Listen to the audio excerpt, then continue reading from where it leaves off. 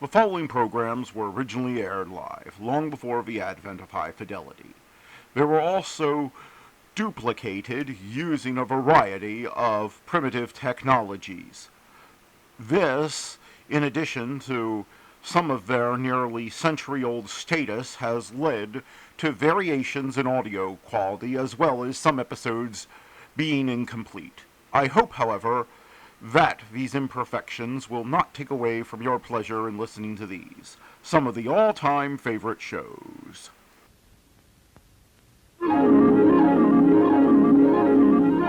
The following program is brought to you in living color on NBC.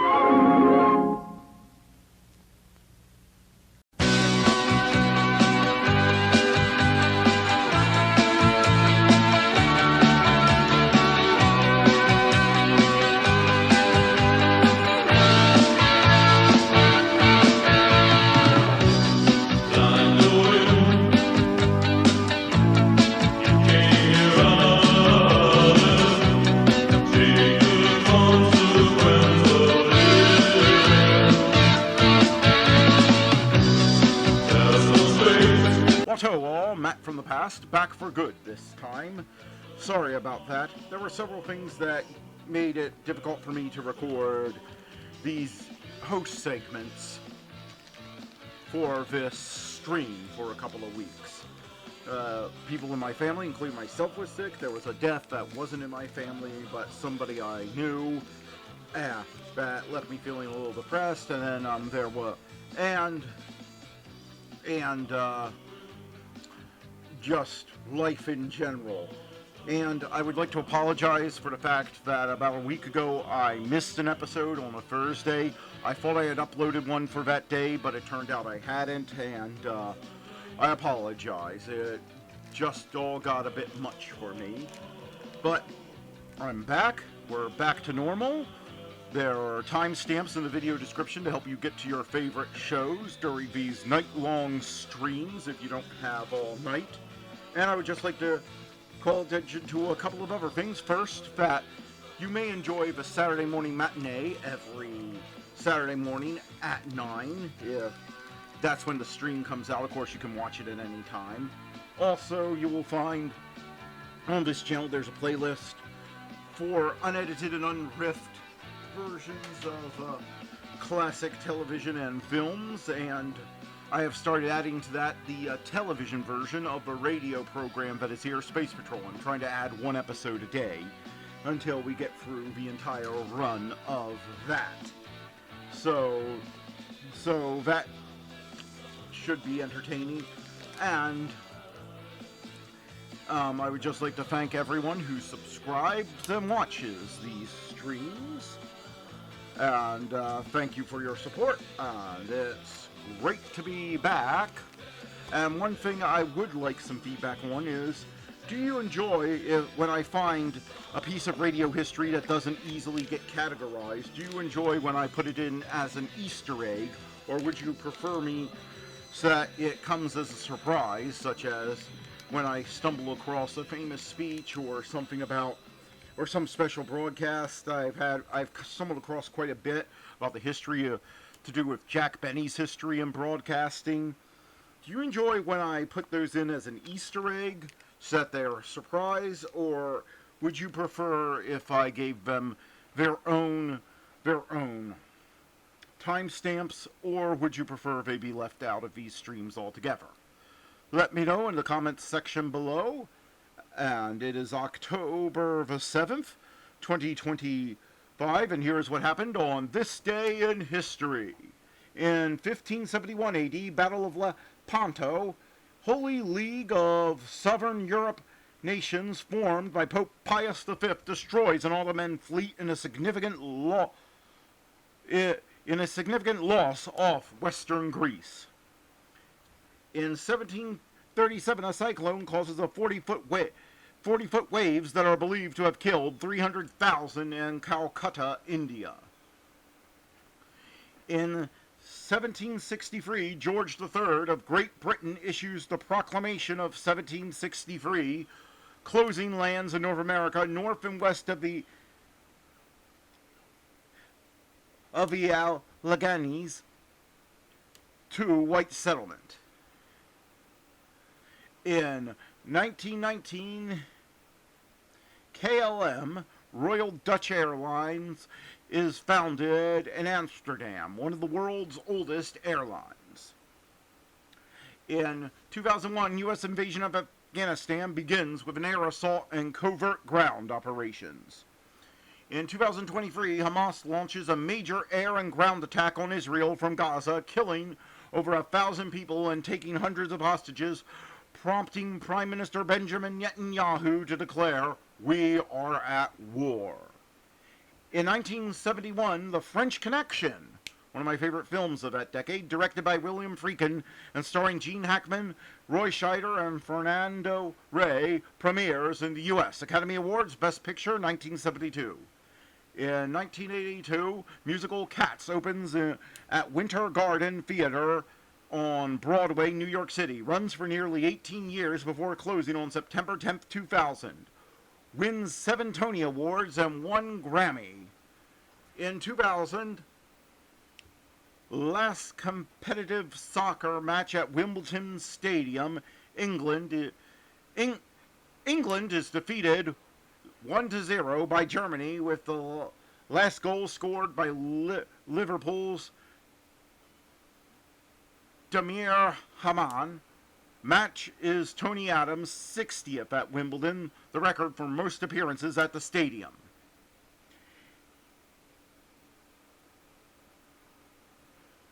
In 1959, Far Side of the Moon is seen for the first time courtesy of the USSR's Luna 3 space probe. Born on this day, Niels Bohr, Elijah Muhammad, Heinrich Himmler, Desmond Tutu, Oliver North, Vladimir Putin, John Mellencamp, Simon Cowell, Tony Baxter, Thom Yorke, is that a name?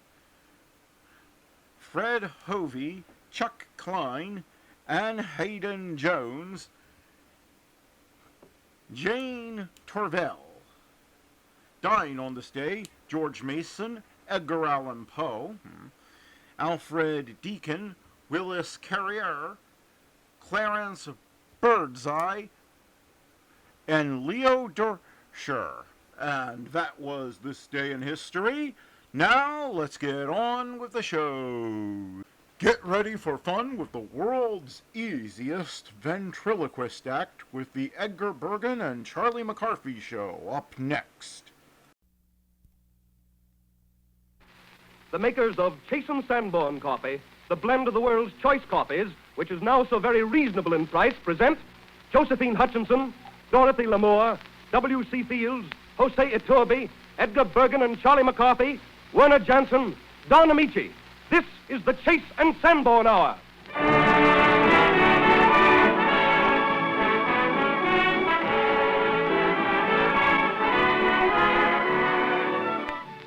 This is the Chase & Sanborn Hour, and this is Don Amici bidding a hearty welcome to Jose Iturbe, who is one of the great pianists of our day, and to Miss Josephine Hutchinson, whose many outstanding performances in the New York theater won her an immediate place among the brightest stars in pictures.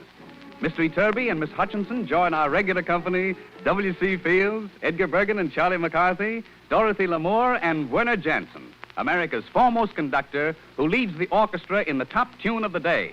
Its title, Carelessly.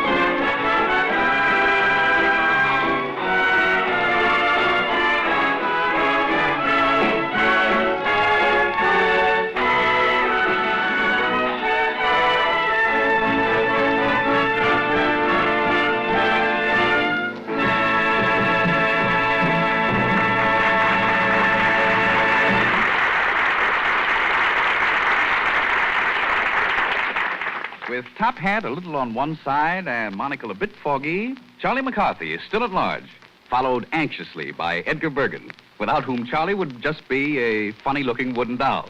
But with two-voiced Edgar Bergen to speak for him, Charlie is well on the way to earning the title of Public Nuisance #1. Nevertheless, we're all very fond of Charlie, and we hope he is fully recovered from last week's slight indisposition. No doubt. I'm sorry to say that Charlie has not improved. And although I've done my best as a practicing physician... Yeah. I wish you'd stop practicing. Yes.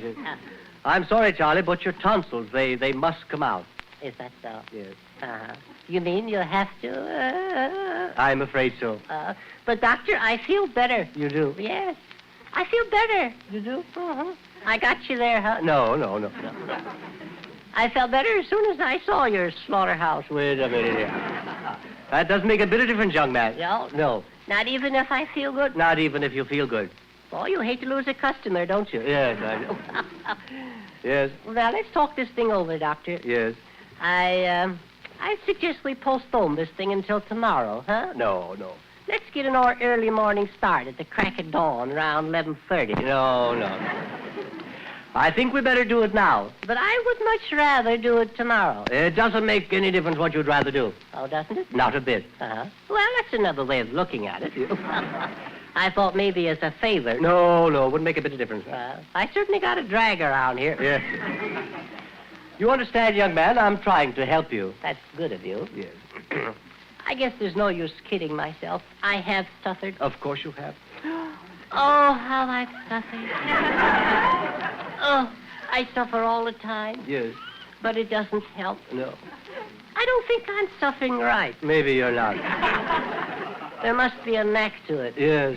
Yesterday I was so weak, Doctor. I was so weak I couldn't even raise my voice. Is that so? I just sat and hung my head. That's the only exercise I had. Yes. How much do you charge for an operation like this, Doctor? Well, of course, I always try to be considered. Well, that's nice. Yes. For this operation, I will charge anywhere from nothing at all up to $300. Is that so? Yes. Oh. Well, I'll take one for nothing at all. And don't skimp on anything either. No. I want hand sewing and all that sort of thing. Yes. Yes, that's me all over. Oh, Miss Lamour, are the instruments sterilized? Yes, Dr. Bergen, they're boiling. So nice. Yes, I have everything ready for the operation, so let's proceed. Yes. Oh, nurse, why are you and the doctor all dressed up in white? For your operation. Is that so? That's nice of you. Yes. I didn't know I was going to have a formal opening. Oh, I should have worn my tuxedo. yes, you should. I'll wear a black dress if you like, Charlie. No, I think you look much better in white. With you for my nurse, I'm going to be sick for a long time. My beautiful one. Your eyes are like it. That will do, young man. Yes. Put your head down. Yeah, well, don't push me. Don't push me, you hear? All right. Don't shove. All right. I'll clip you. All right. I'll mow you down. All right. Get the idea? I get the idea. Yes. I'm a customer here. Yes, I know. I want service and courtesy. Yes, all right. What's the idea of covering me up, nurse? You must keep nice and warm. Oh. I'm not cold. Not yet. I may be cold by tomorrow. I don't feel so hot now. Oh, that's too bad. How's your pulse? Oh, just ducky. How's yours? The anesthetic, please. I don't want any of that stuff. Oh, it won't hurt you at all. You'll drift on and on into oblivion. Is that so? I hope it's a round trip.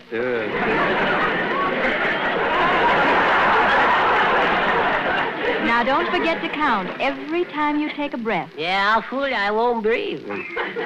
Oh, doctor, Yes, Charlie. if the worst should come to the worst, Yes. if I should decease, Yes. would you see that Skinny Dugan gets my bicycle? Oh, I see. If you die, you want to leave your bicycle to Skinny Dugan. Yes, he's my pal. Well, I shall see that Skinny will get your bicycle. Yes. What? Well, of course.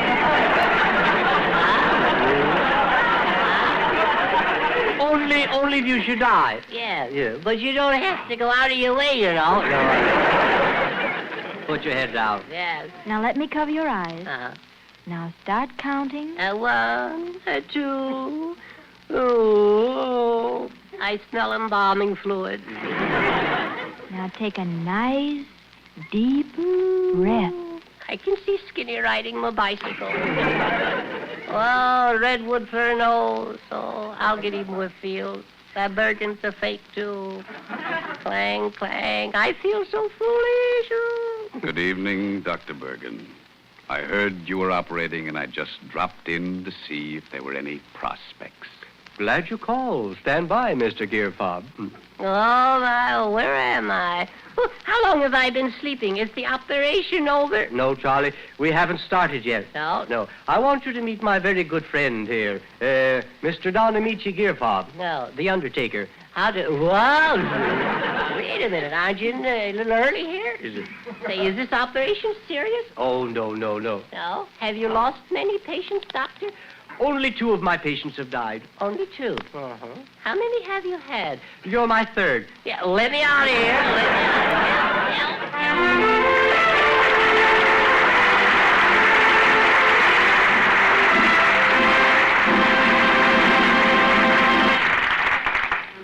Few men so young are as famous in the world of music as Jose Iturbe. He's played concerts in every quarter of the globe, conducted nearly all of the world's leading symphony orchestras, and is one of the greatest pianists alive today. We consider it an honor and are very happy indeed to present Jose Iturbe playing a piano solo written by one of his countrymen, Manuel de Falla, the stirring ritual fire dance. Jose Iturbe.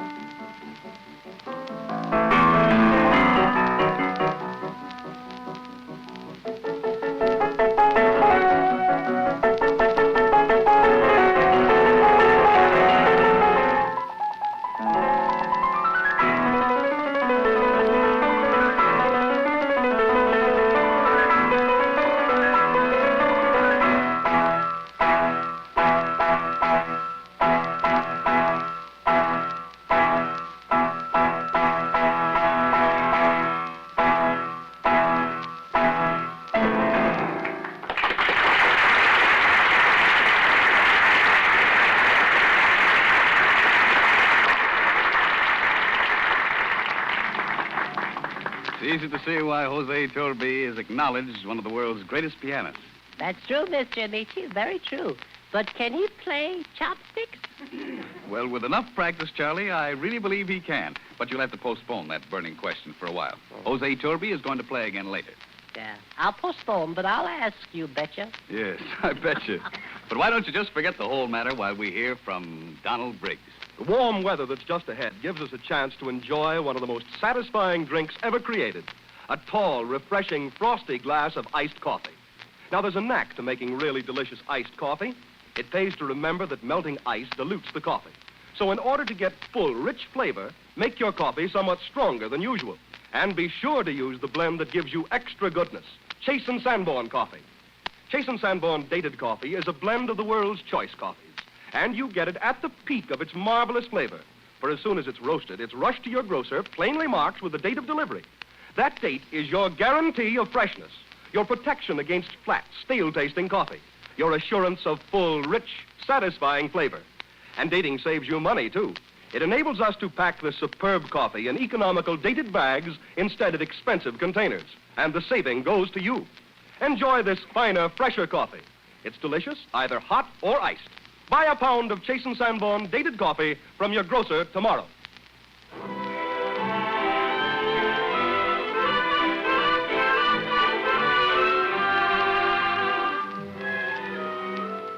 A swell song is always a swell song. But when Dorothy Lamour sings it, somehow it sounds, well, even sweller. That's because Dorothy's vivid personality is in everything she does, whether she's playing a dramatic part before a movie camera or singing a popular song like Beginner's Luck. I've got beginner's luck. The first time that I'm in love with you. Gosh, I'm lucky. I've got beginner's luck. There never was such a smile or such eyes of blue. This thing we've begun is much more than a pastime, for this time is the one where the first time is the last time.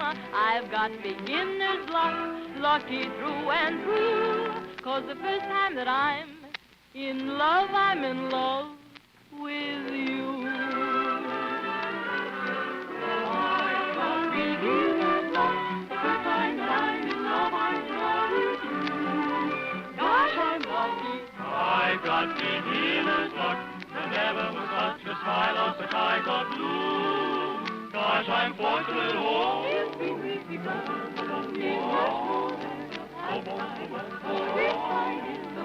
Oh, where the first time is the last time. I've got beginner's luck, lucky through and through. For the first time that I'm in love with you. I've got beginner's luck. The first time that I'm in love with you. I've got beginner's luck. There never was such a smile or such eyes of blue. Gosh, I'm fortunate. This thing we've begun is much more than a pastime, for this time is the one where the first time is the last time. I've got beginner's luck, lucky through and through, 'cause the first time that I'm in love, yes, the first time that I'm in love, for the first time that I'm in love with you.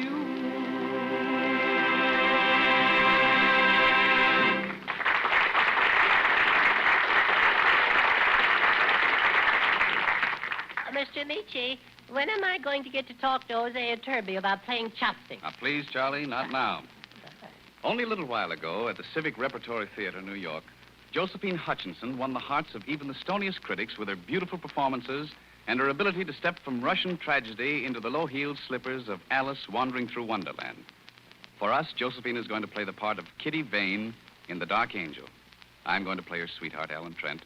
And I think no one could ask for a lovelier, more appealing Kitty Vane than Miss Josephine Hutchinson. Thank you very much, Don.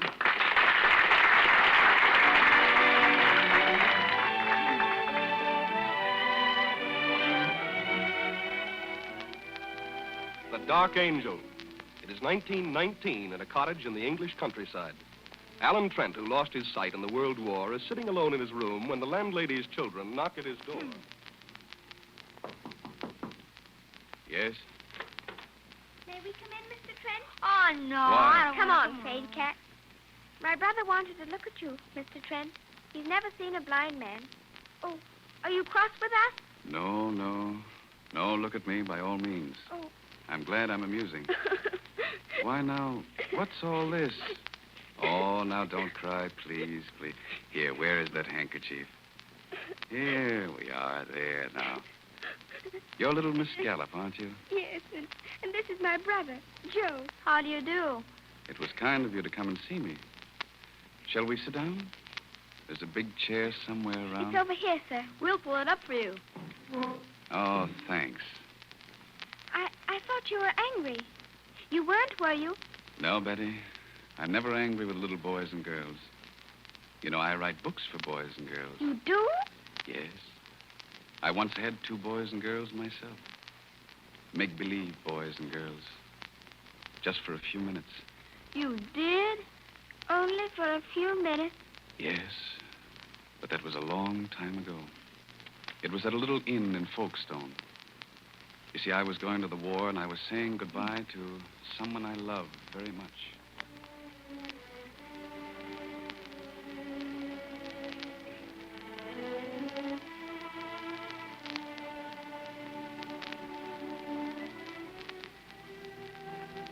Ellen. Ellen, what a feast. What a gorgeous feast. Chicken and wine. And such a beautiful lady. And the flowers. Where did you find them? Oh, they were just growing. I picked them for you. Oh, you darling. You're still a child. Oh, Ellen. I can't bear to have you go. I don't dare even think about this war. Well, don't you think I'm afraid, too? But most of all, I'm frightened about you. That you'll change while I'm gone. But I'll never, never change. You know that. Oh, darling, I love you so much. I always will. Always. Oh, my dear. I wanted to hear that so badly. Oh, but, darling, surely you know. But I've never really been sure. Might be just because we've grown up together. You see, I've always been around. I know. When I first looked through the bars of my crib, there you were. When I saw my first tree, you were in it, peering down. My first bird, my first squirrel. You were always there. But that's what makes me afraid sometimes. You may be just used to me. You may meet some other girl. Why, you sweet idiot, don't ever say that. Why, if you weren't there, I'd stop living. We'll always be together, Ellen. When you come back. Always. Ellen, what's that noise? It's just the guns in France, Kitty. You can hear them from the coast when the wind is this way. They frighten me. And all those men we passed coming down here. Thousands and thousands of them. All going to war. All leaving someone. In a little while, you'll be gone with the rest of them. Now, listen, darling. We've got to play a game. But I can't. Will you play, Kitty? Yes. Yes, Ellen. We must pretend there are no goodbyes tonight. And that the only time I'll ever have to leave you for the rest of our lives is to buy us both a loaf of bread and a bottle of milk. And we've really been married for years, haven't we, Ellen? Instead of just engaged.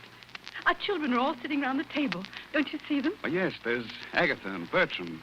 Ellen, don't you think the children should be in bed? Now, first, I want to say a few words to them, my dear. Agatha and Bertram, Mimi and Harold, this is your parents' 25th wedding anniversary. 15th, Ellen. Now, my dear, please.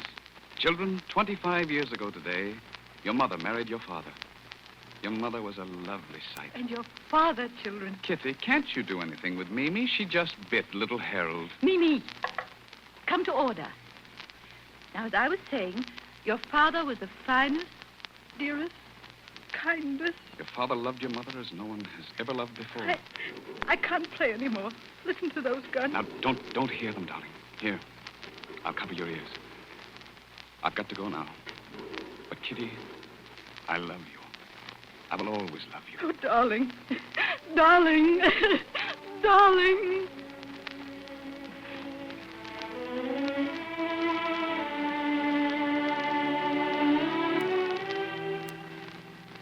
But you loved your children, didn't you, Mr. Trent? Even if you only had them for a few minutes? Yes, I love them very much. Come here and let's have a look at you, Betty. How can you? With my fingers. Let's see now. Oh, why, this is a nice, perky little face. Turned up nose, dimpled chin. Now I know just what you're like. Now do, Joe. Like to have a look at me? Oh, I beg your pardon, Mr. Trent. There's someone to see. What on earth are you children doing in here? We were only... Mr. Trent's going Go to... right out. Go on now. dear. Go on, hurry.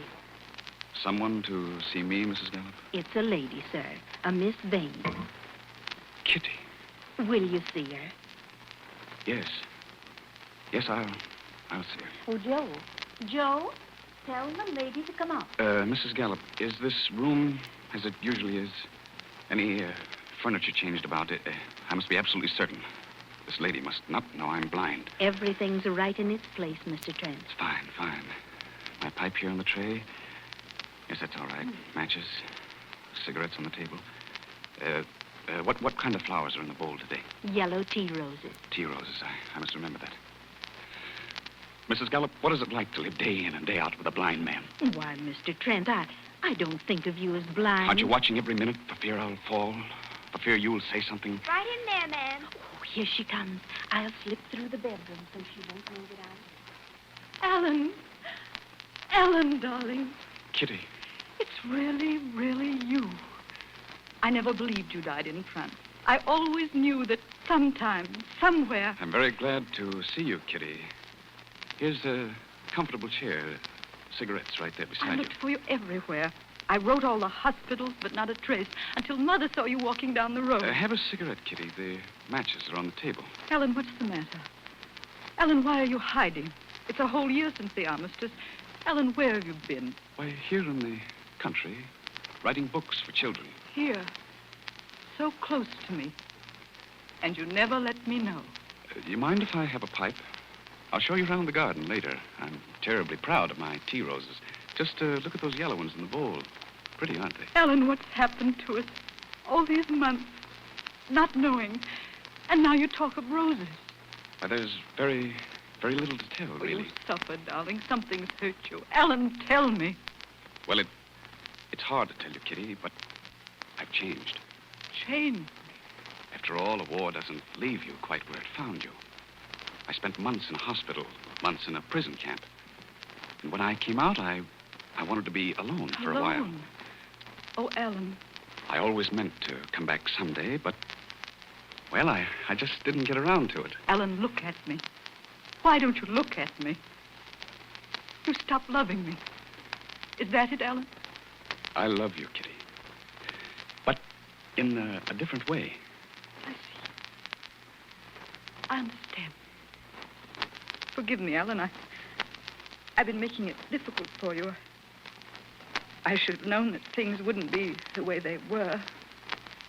This means we won't see each other again. It would be better if we didn't, Kitty. Very well. But before that happens, Ellen, I want to tell you that I loved you then. I love you now with all my heart. Kitty, I did love you. I never loved anyone else. I never will. Goodbye, my dear. I won't bother you again. Goodbye, Kitty.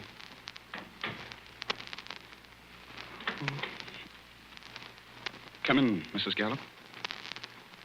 She's gone. And she never guessed. I think I managed very well. But I'm very, very tired. Mrs. Gallup, are you there? Who is it? Who's standing there? Ellen. Oh, my darling, my darling.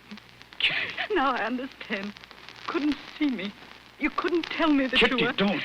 I'm here, darling. Right in front of you. Put your arms round me. Hold me tight. Kitty, stop. Think what it means. Years and years of waiting on me, taking care of me. But it means I'll be alive again, Ellen. How could you know me so little? I'm blind, Kitty, blind. Worse than a baby to take care of. You'll never be alone again, darling. Wherever you are, I'll be with you. Always. Always.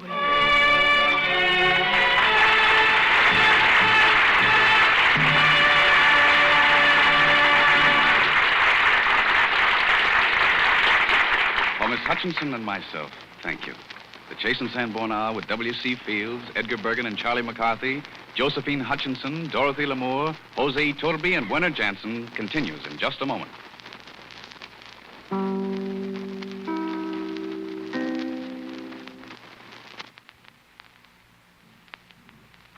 Bum, bum, bum.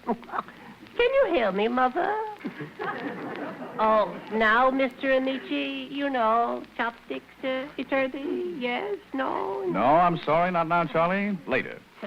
Werner Jansen and his orchestra play a medley of songs written by a man whose gift for appealing melody never fails, Irving Berlin. For years, we've listened to his tunes, danced to them, asked for them, and looked forward to them. And I'm sure you'll recognize your old favorites and some new ones, too, in the Berlin Fantasy.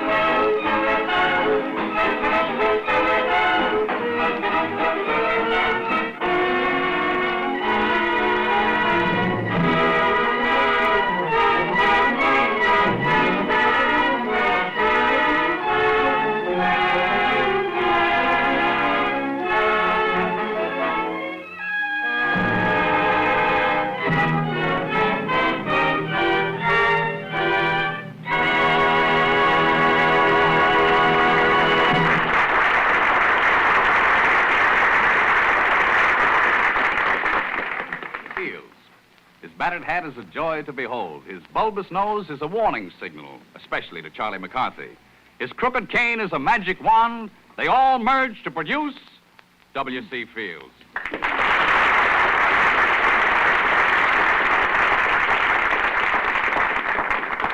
Well, how you feeling, Bill? I'm feeling fine, Don. I just finished reading the synopsis of my new picture, The High Cost of Dying. They're making it over. Now, please, Bill. You must absolutely refrain from using any names on this program. I got a letter today from Chase, well, you know who I mean. Yeah, Chase, I know. Did Sanborn write? I got a letter from the both. I'll read it to you. There it is. Mr. W.C. Fields, Esquire. Care of Townsend Club. Idlewild Lodge, local number 6, Cucamonga, California. Now, please, Bill, do you have to read all that? Oh, just a moment. Dear W.C. Bill, there's no use going any further. Yeah, that's far enough, yeah. We're calling your attention to your remarks of the 29th ultimo, which cards will be forced to communicate with you prior to the 6th Proximo. What's all this ultimo Proximo business? I don't know, and I don't care. Oh, so you won't be dragged into it, eh? Yes, Chase and Sandbar. Now, Bill, please. I'm still reading. Paramount. I guess there's no way to put a stop to this. Right here, I'd be patient, Don. In conclusion, we tell you, all we seem to hear from you each week is Paramount, Paramount, Bill, Paramount. Bill, listen. Yours most respectfully, Chase and Sandbar. That's over with. P.S. Please remember. Oh, now, Bill, this name business is growing into elephantine proportions. Oh, yeah, that reminds me. Did I tell you the story about the elephant? Yes, Bill. Yes, you talked about that elephant picture last week and exhausted the subject completely, and me too. Did I tell you about scurvy breaking out amongst the extras? Yes, you did.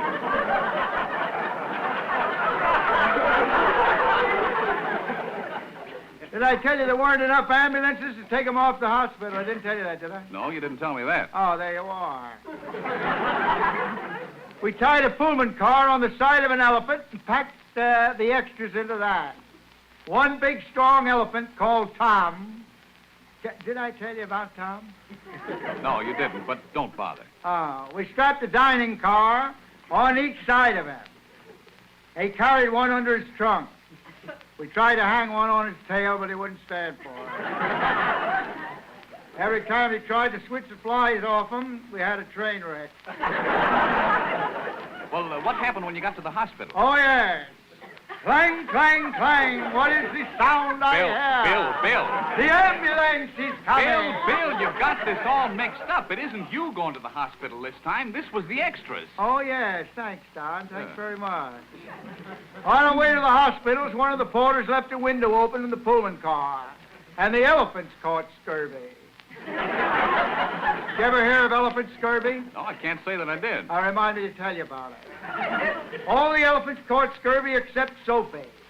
I once had an aunt named Sophie. She tried to do away with herself by hurling her buxom body at the rear of a train.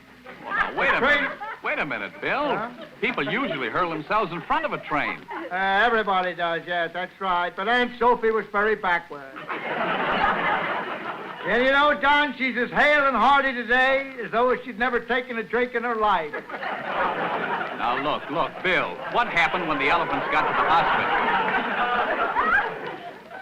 What'd you say? I said, what happened when the elephants got to the hospital? Oh, they wouldn't let them in the hospital. They gave us some lame excuse about the beds all being occupied. Don, did we get into trouble with those elephants? Pull up your chair, man. I want to tell you. And speaking of old devil trouble, here comes Charlie McCarthy. Say, Bill, I don't think you ought to continue having any arguments with him. Everybody's talking about your feud. I wouldn't dignify him by having a feud. Oh, no.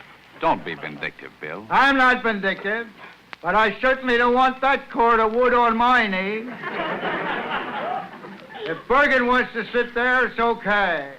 But I don't want any part of him, Don. Did you ever get oak poisoning?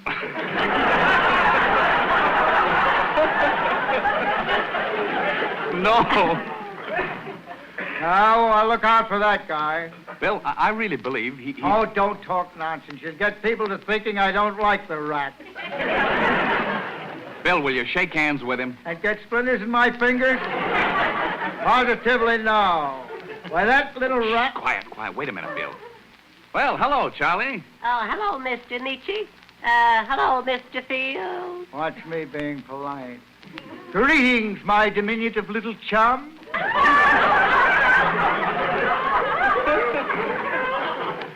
I trust you are feeling fit this evening? Oh, thank you, Mr. Fields. I hope you're feeling fit. I am, fit to be tied. Well, Mr. Fields, I brought you a bouquet of flowers. What you talking about now? As a token of my friendship, a little nosegay. Here it comes. I hope you'll like it. I've taken enough from that guy. Why, what's the matter, Bill? Look at that nosegay. Dog blossoms, poison ivy, and redwood for a nosegay. Redwood for a nosegay, and an ample bit of it, too. Go away, or I'll throw a grub on you.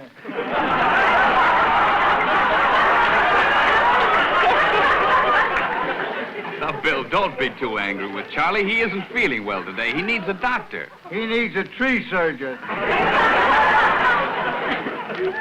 He didn't know when I was reading to Dorothy Lamar about burning of redwood at the opening of the new San Francisco Bridge, I heard him say, Fields better keep his nose out of that.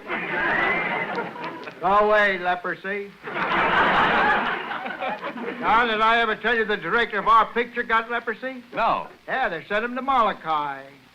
We had to keep the extras on at half salary. The extras have half salary. Yeah, for 18 years. Pending the director's recovery. Well, did he ever recover? Oh, yes. The day he got back, the extras formed a group, making a welcoming speech and presented him with a fitted portmanteau. That means traveling bag. Yes, I know. I thought you did. Did I ever tell you about my grandmother's portmanteau? This was my grandmother on my father's side. She was on his hip for years. A great companion. She was a drunkard, too. Bill, they gave the director a portmanteau. Oh, yeah, you know about it, eh? No, I'm merely quoting you. Oh, they gave him a completely fitted portmanteau, a grip, satchel, cabba, keister, you know. Yeah, I know, Bill. Are you well, going on? It was fully equipped with sleeping shoes, Eskimo mucklocks, folding golf clubs, a wire-haired brush, a wire-haired terrier to match, an old-fashioned razor, a set of dueling pistols, and a picture of the great commoner, William Jennings Bryan. Imagine the extras putting together their little mite to show their gratitude and regard for that director. Yeah, they also gave him a letter in a lavender envelope, fully scented, demanding double pay and leprosy insurance. Well, that was only fair. But now comes the interesting part of the picture. 2 elephants. Excuse me, Bill. One is the Excuse me, spell Bill, and just the a other minute. is the fan. I'd like you to meet Miss Hutchinson. Oh, yes. How do you do, Miss Hutchinson? How are you? 2 elephants, Bill. What? This is Miss Josephine Hutchinson. This is Mr. Fields, Miss Hutchinson. How do you do, Mr. Fields? Oh, yeah. How are you? 2 elephants, Don. Bill. You know Josephine, don't you? Oh, yes. I knew Napoleon, too. My father owned 2 skeletons of Napoleon. Yeah, I know.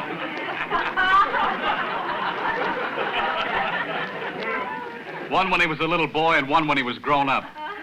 Oh, yeah. Go ahead. I'm beginning to like Charlie McCarthy.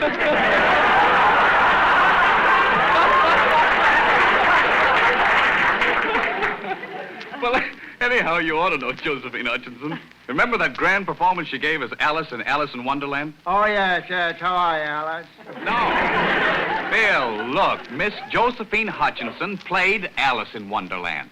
Oh, what do you think of that? That's remarkable. That's marvelous. What a coincidence. All right, Josephine, how are you? We had 2 elephants. One was I'm feeling fine.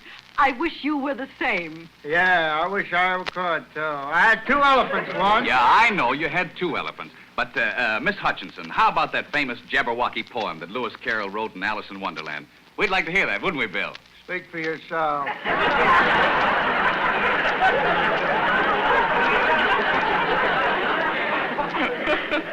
Let me out of this. Why don't you get rid of her? I want to tell you about the elephant. Alice in Wonderland. Oh, yes, I know. I played the egg in the picture version. Oh, really? I know. You must have been the egg that fell off that 12-foot wall. What a memory you have. Mr. Fields, I've often wondered, when you fell off that wall, did you crack up? I didn't bounce. Miss Hutchinson, how about Jabberwocky? Oh, the poem sounds rather silly, but it's amusing. So I fear nothing, and here goes. 'Twas Brillig and the slithy toves. Did she say slimy toes? Quiet, Bill. Oh. Did Gaia and Gimble in the waves. Wait, Oh. she and her cups.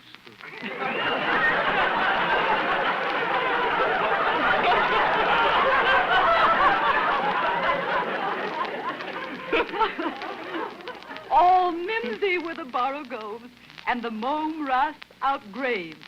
Beware the Jabberwock, my son. Why don't The you jo- stop her? She's had too much liquor in her coffee. That's wonderful, Miss Henderson. Wonderful.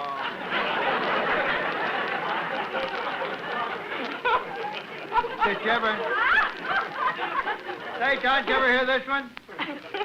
Bruley cob, brittle cob trove, rule, crab McClure, Trilly O'Brab, knock McClure, draw, Freebie Krantz, Rome. Pretty little thing, you like to think that down? Bill, that's grand. But Miss Hutchinson was reciting a poem. Oh, yeah, how rude of you, Don. Go ahead,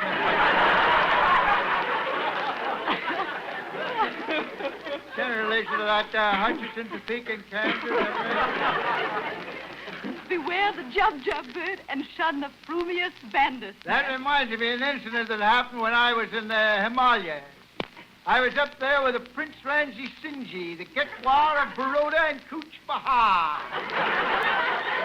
We were killing tigers and civets in deepest Darjeeling. Are you through now, Bill? For the nonce, hand me a cup of tea, will you please? Go ahead, Miss Hutchinson. Now, this verse is especially for you, Mr. Fields. I know you appreciate good poetry. Oh, yes, I do. He took his vorpal sword Bang, and... bang! We turned on the machine gun on the rhinoceros.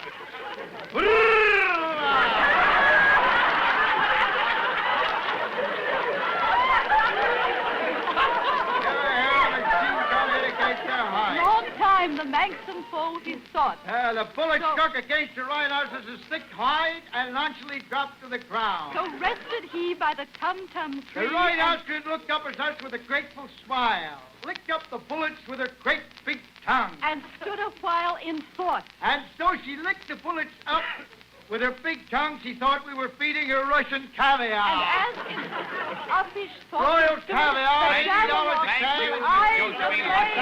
Thank you.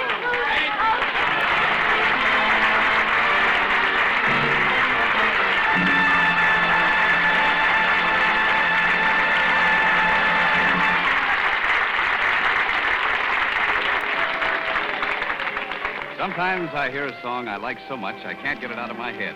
This time it's a song of Hawaii. And to me it's like a rolling sea on a moonlit shore. Sweet Leilani.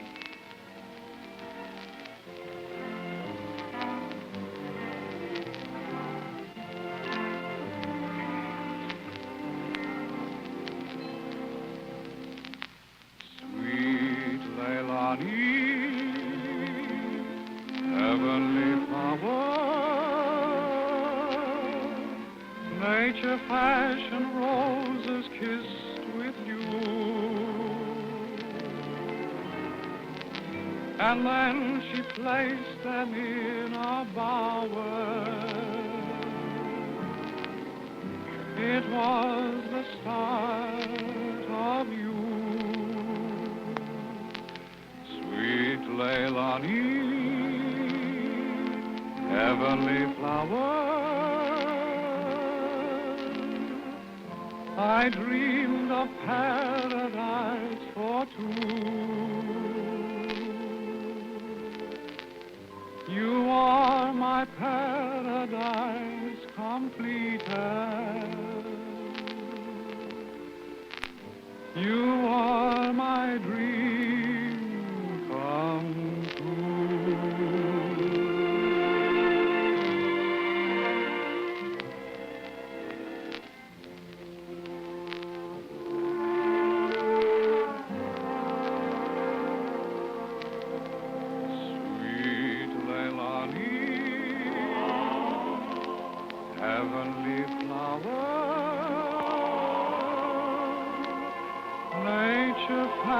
and roses kissed with dew.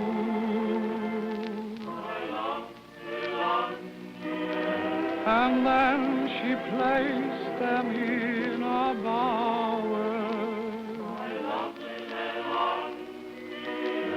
It was the stars of you,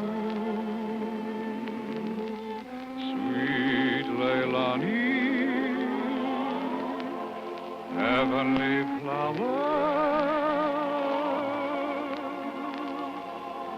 I dreamed of paradise for two.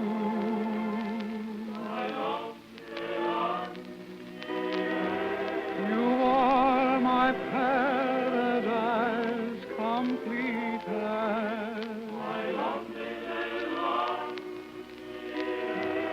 You are my dream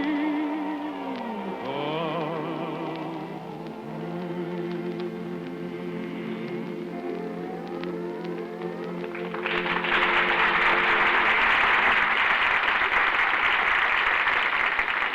Every summer, iced coffee becomes more and more of a favorite as a warm weather drink. But when you make it, please remember that unless you're careful, melting ice can dilute the flavor. So take two precautions. Measure your coffee a little more generously than usual, and be doubly sure to use the blend that has a richer, fuller flavor, Chase and Sanborn coffee. This blend of the world's choice coffees is guaranteed fresh and full-flavored by our dating and rapid delivery plan. As soon as it's roasted, we rush it straight to your grocer, clearly marked with the delivery date, so you always get Chase and Sanborn dated coffee at the peak of its marvelous flavor. What's more, dating does away with the need for costly containers. Instead, we use an economical dated bag that saves you money. Enjoy this delicious coffee often, hot or iced. Buy a pound of Chase and Sanborn dated coffee from your grocer tomorrow.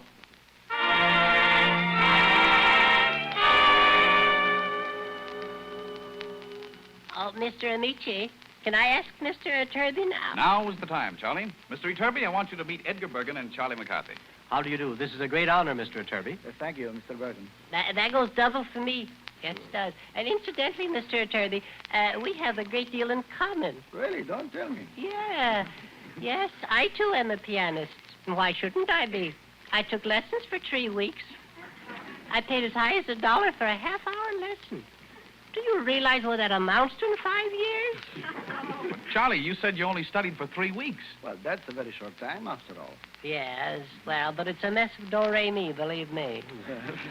I can sympathize with you, Maestro McCarthy, because in Europe, I paid up to $1,000 for a lesson, you know?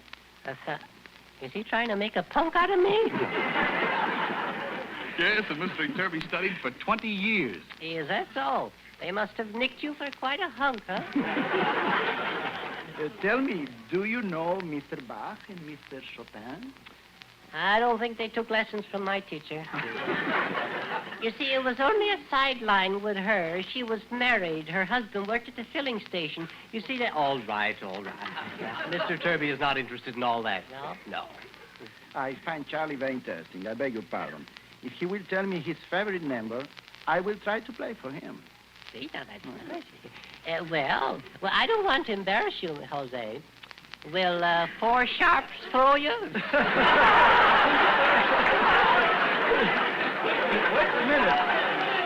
Wait a minute. It will be difficult, but for you, I'll try it. All right. My favorite number is chopsticks. I used to knock him in the aisles with that number. All right, but may I suggest Parsifal without the orchestra or with the orchestra? Yes, you may suggest it, but I still want chopsticks. And then there's Tchaikovsky's Symphony Pathétique. Yes. Gentlemen, my mind is made up. It's chopstick, and I am not to be dickered with. Why must you be so rude, Charlie? I haven't forgotten that $1,000 a lesson crack you made. Oh, I see. And I don't think he can even play chopsticks. If any man, not to mention any names, if he can play it, I think he should come right out and say so rather than beat around the piano. All right, okay. I accept. I'm going to play for you chopsticks, but may I ask you, in which key do you prefer? Which, getting technical, huh? Well, Charlie, you've asked for it, and you're going to get it. Jose Turby plays chopsticks.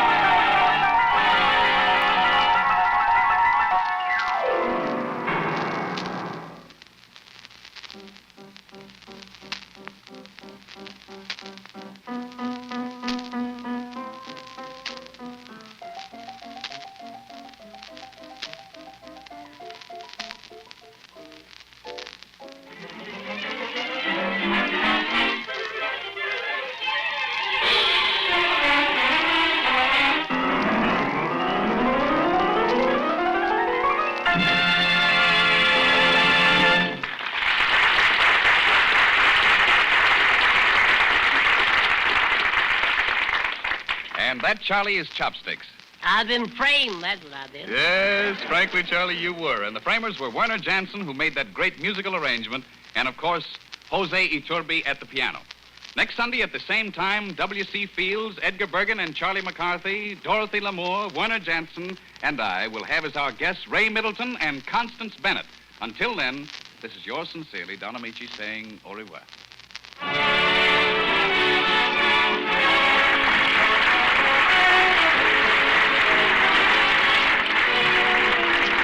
Heard on this program, A Beginner's Luck from Shall We Dance, This Year's Kisses from On the Avenue, Sweet Lalani from Waikiki Wedding, and The Big Show from Jerome Kern's Head Over Heels.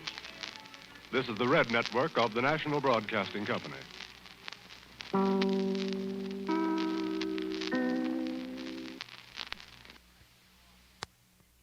It's away from the sound of music. And Bing Crosby is up next. When the blue of the night reach the goal of the day. Someone waits for me.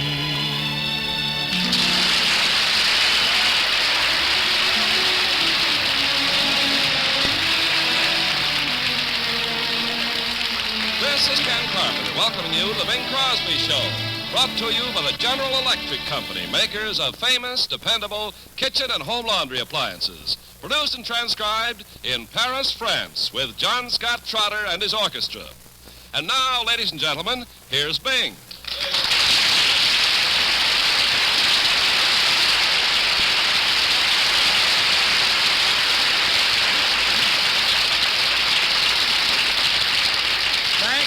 Thank you very much.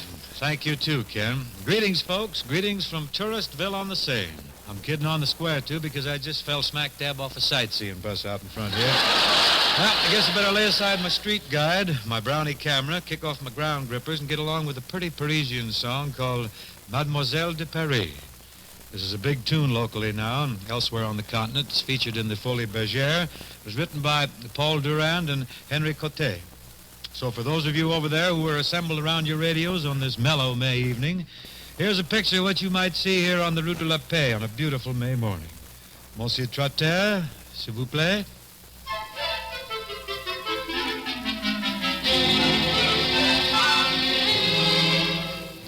When you stroll down the Rue de la Paix on a beautiful morning in May, it's heaven on earth, you'll agree, just to meet Mademoiselle de Paris. She's got a style famous in town. Even her smile goes with her gown. Bonjour, mademoiselle, blonde and petite, comme tu es belle. That means how sweet. She's so chic and adorable, no one thinks it deplorable when men all turn around just to see Mademoiselle de Paris. You bet girls get a kick from her, learn each cute little trick from her. In their hearts they would all like to be Mademoiselle de Paris. Light of heart, fancy free, she's the spirit of spring in Paris. She has those with the zing to them. She's got curves and they cling to them. Sheer silk stockings and shoes number 3, Mademoiselle de Paris.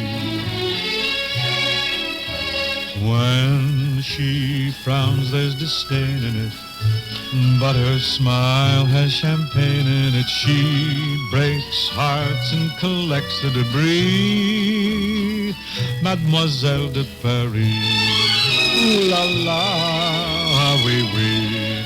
So you'd better look out in Paris.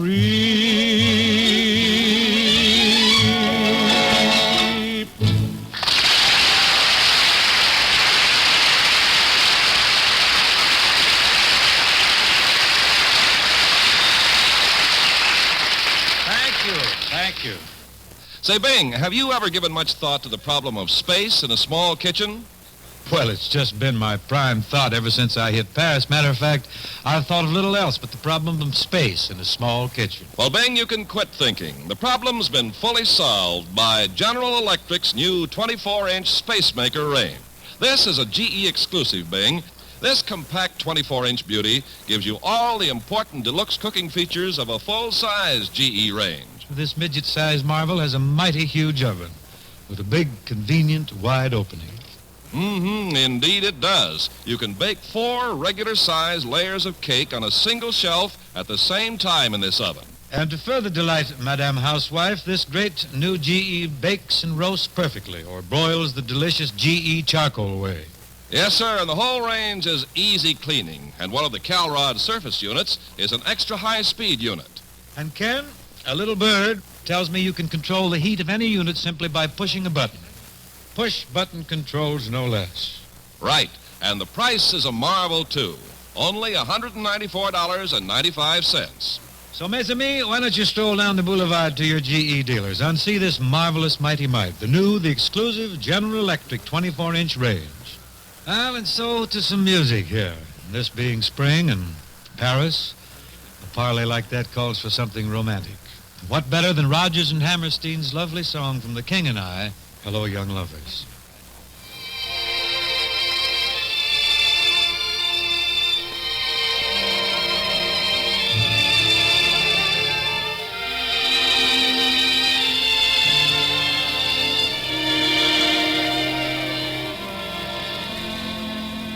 Hello, young lovers, whoever you are. I hope your troubles are few. All my good wishes are with you tonight. I've been in love like you. Be brave, young lovers, and follow your star. Be brave and faithful and true. Cling very close to each other tonight. I've been in love like you. I know how it feels to have wings on your heels and to fly down the street in a trance. You fly down the street on a chance that you'll meet, and you meet, but not really by chance. Don't cry, young lovers, whatever you do. Don't cry because I'm alone. All of my memories are happy tonight. I've been in love like you. I've had a love of my own like yours. I've had a love of my own.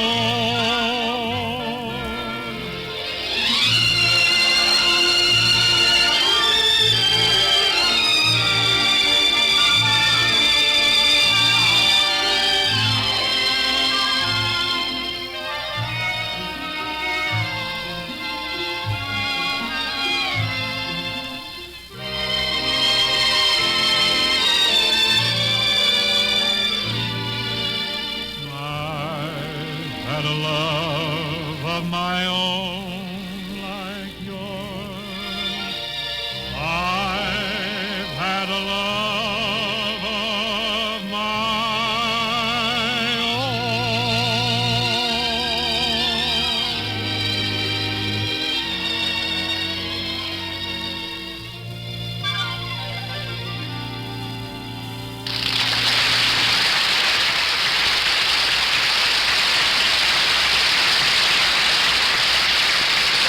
Thank you. Now, ladies and gentlemen, it gives me a good deal of pleasure to present a young man who was brought over here at great expense to his father, Mr. Lindsay Crosby.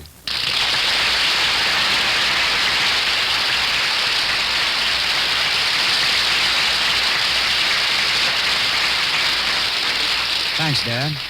Got a song for us tonight, Lynn? Yeah, I thought I'd sing Ma Petite Folie. Ma Petite Folie. Oh, you're going to sing a French song, huh? Well, as long as we're in France, I think someone should. Vous avez raison. Vous êtes très intelligent, mon petit monsieur. Vraiment, vraiment. Please, you're killing my song. Ma Petite Folie, the song that Lindsay's about to sing in French, will be recognized as a number that Guy Mitchell popularized in the States, a song called My Truly Fair. Go ahead, mon petit monstre, with Ma Petite Folie.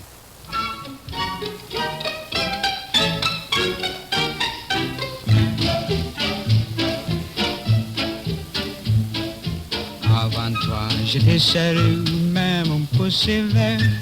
Mais tu m'as mis la tête à l'envers et tu es merveilleux. C'est toi ma petite folie, toi ma petite folie, mon petit grain de fantaisie. Toi qui bouleverse, toi qui renverse, tu sais quoi était ma vie. Au début, j'étais surpris, j'ai trouvé bizarre que tout est libre à minuit encore pour battre les tapis. C'est toi ma petite folie, toi ma petite folie, mon petit grain de fantaisie. Toi qui bouleverse, toi qui renverse, tu sais quoi était ma vie.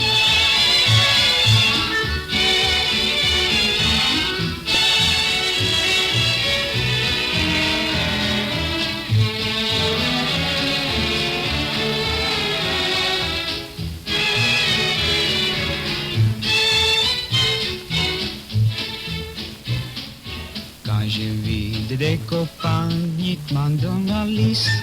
C'est le dîner, aller dans l'office ou dans la salle des bains. C'est toi ma petite folie, toi ma petite folie, mon petit grain de fantaisie.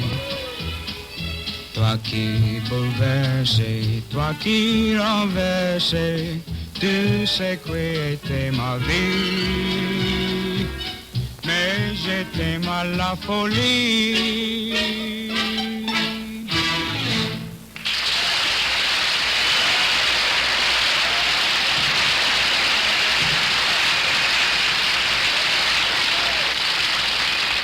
Very nice, Lindsay. Very continental. I wouldn't be surprised if before very long you'll be known as the Guy Michel of France. Who is Guy Michel? Guy Mitchell. Dear boy. Say, this program isn't broadcast in France, is it? Now, don't worry, you're safe. Actually, I thought your French was very good. Thanks, Dad. Then I don't have to study anymore, huh? You will be up and at your French lessons at dawn. Well, that's one way of looking at a vacation. We'll think of some way out of it. Meantime, run out now and grab yourself a brioche or a croissant or something. I got a song here I want to do, an old standard. It's quite a favorite called Sleepy Time Gal. We've got Mr. Buddy Cole at the piano.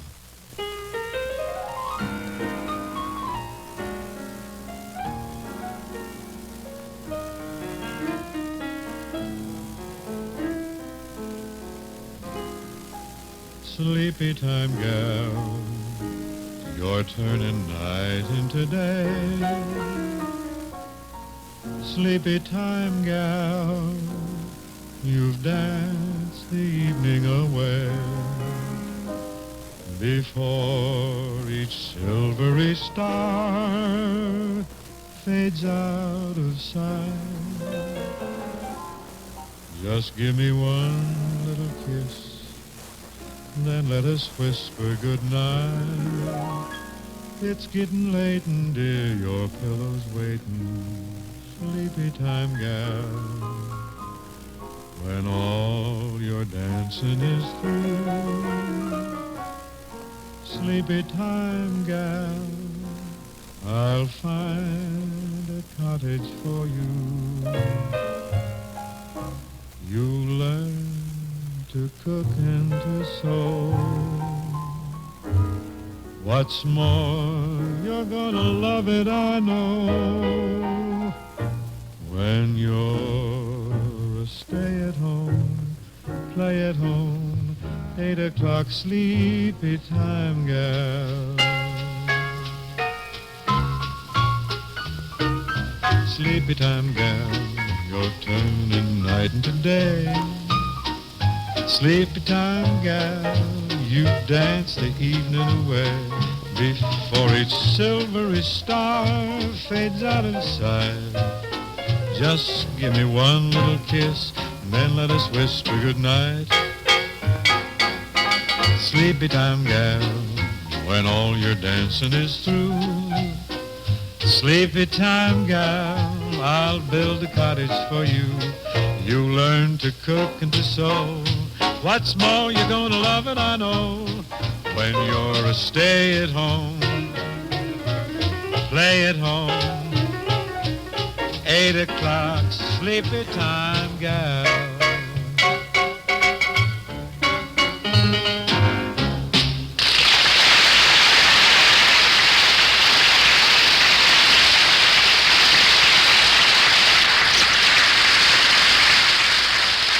Thank you, buddy. Now, Ken, would you mind telling all the wide-awake gals who are listening about the new 1953 General Electric automatic washer?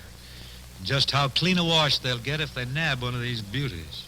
The whitest, brightest wash in the universe, and the easiest. That's because a General Electric automatic washer does the whole job automatically. GE's wonderful activator action launders clothes gently, individually, piece by piece, just as if done by hand. And clothes never come out tangled or matted or dripping wet. Tell me, Ken, what are the chances of dirty water draining back through the fresh laundered clothes, like it does in those tumbler-type washers? No chance whatsoever. You see, the GE washer spins so fast that the dirty, soapy water is literally lifted out, up and over the top. It can't drain through the clothes. There aren't any holes for it to escape through. And how low is the price of this General Electric automatic washer, Only about $3.90 a week after a small down payment. Your dealer can give you the exact terms. You better see him. Everybody. Now, folks, we present a carefree member of our troupe, our strolling violinist, Mr. Joe Venuti.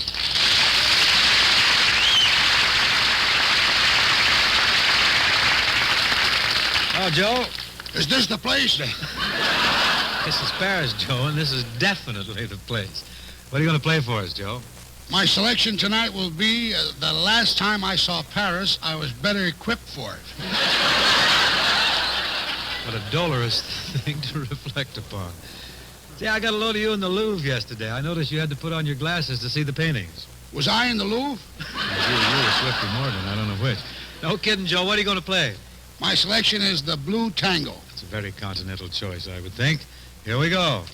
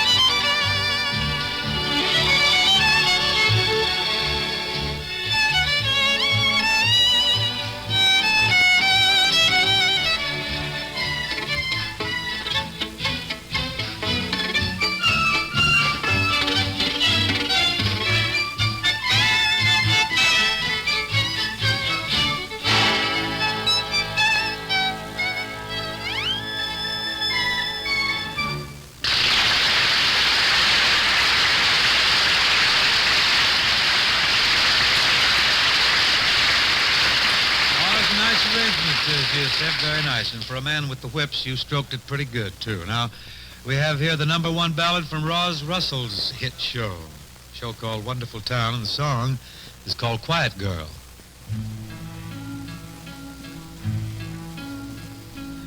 I love a quiet girl. I love a gentle girl, warm as sunlight, soft, soft as snow. Her smile, a tender smile, her voice, a velvet voice, sweet as music, soft, soft as snow. When she is near me, the world's in repose. We need no words. She sees, she knows. But where is my quiet girl? Where is my gentle girl? Where is the special girl who is soft, soft as snow? Somewhere, somewhere, my quiet girl.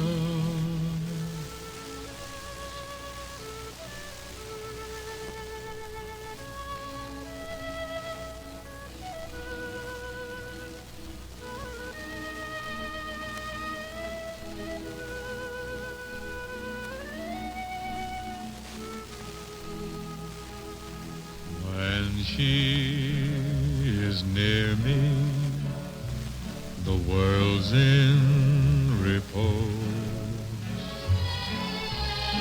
We need no words. She sees, she knows. But where is my quiet girl? Where is my gentle girl?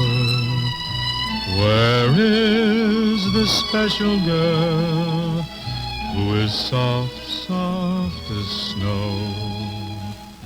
Somewhere, somewhere, my quiet girl.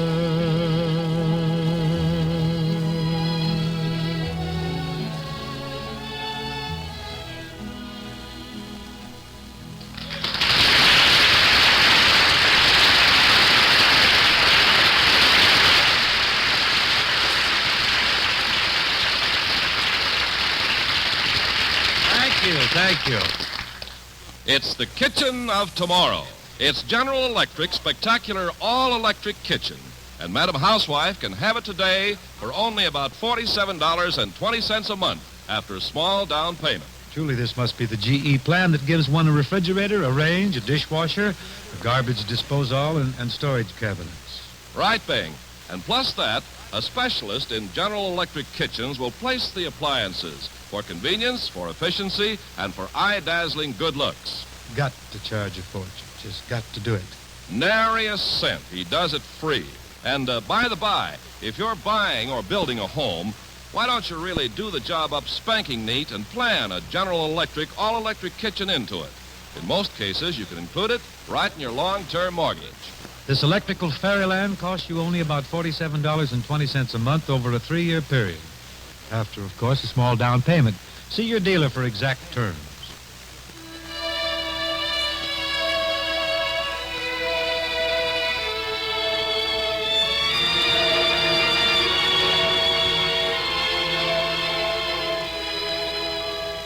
Some enchanted evening,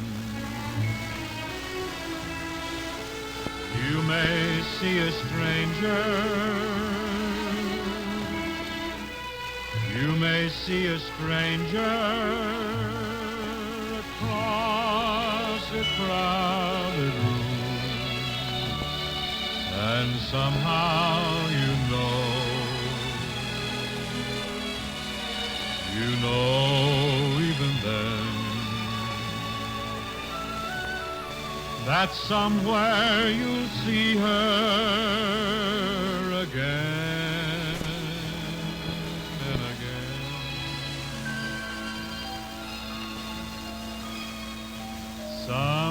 enchanted evening. Someone may be laughing. You may hear her laughing across a crowded room. And night after night, and strange as it seems, the sound of her laughter will sing in your dreams.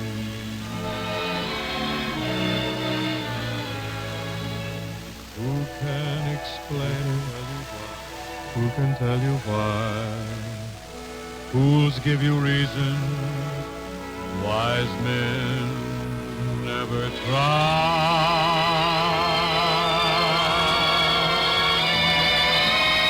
Some enchanted evening,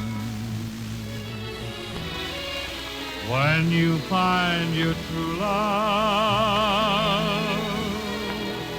when you feel her call you across a crowded room, then fly to her side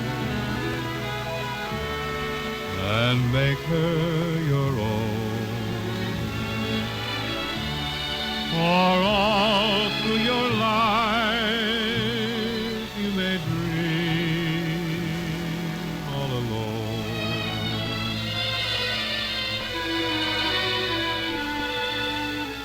Once you have found her, never let her go. Once you have found her, never let her go.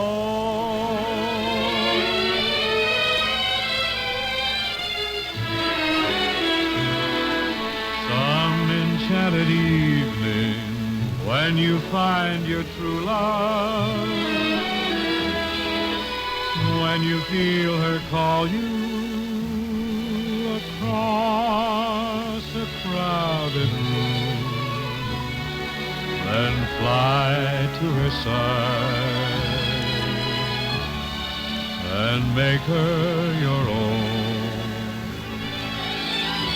For all through your life you may dream all alone.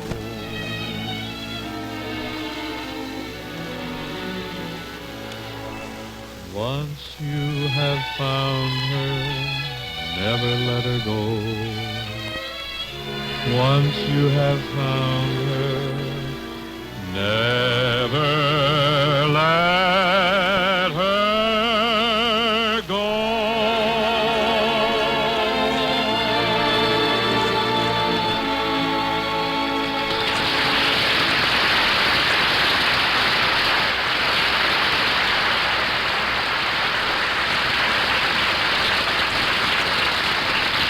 Thanks, folks. Thank you very much. Now my thanks to Lindsay and to Joe Venuti for joining us this evening. We hope to see you next week when we all get together again for a session from lovely Paris. In closing, I'd like to remind you about General Electric dependability. You can't see it, but it's there in every single GE appliance you buy. You can put your confidence in General Electric. Good night, and thank you very much.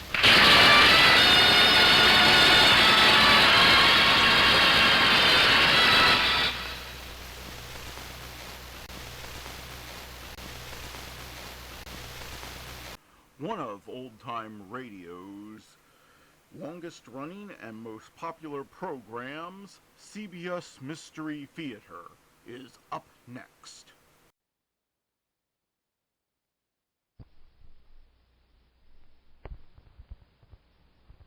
KOIN in Portland. CBS News is next, and then CBS Radio Mystery Theater.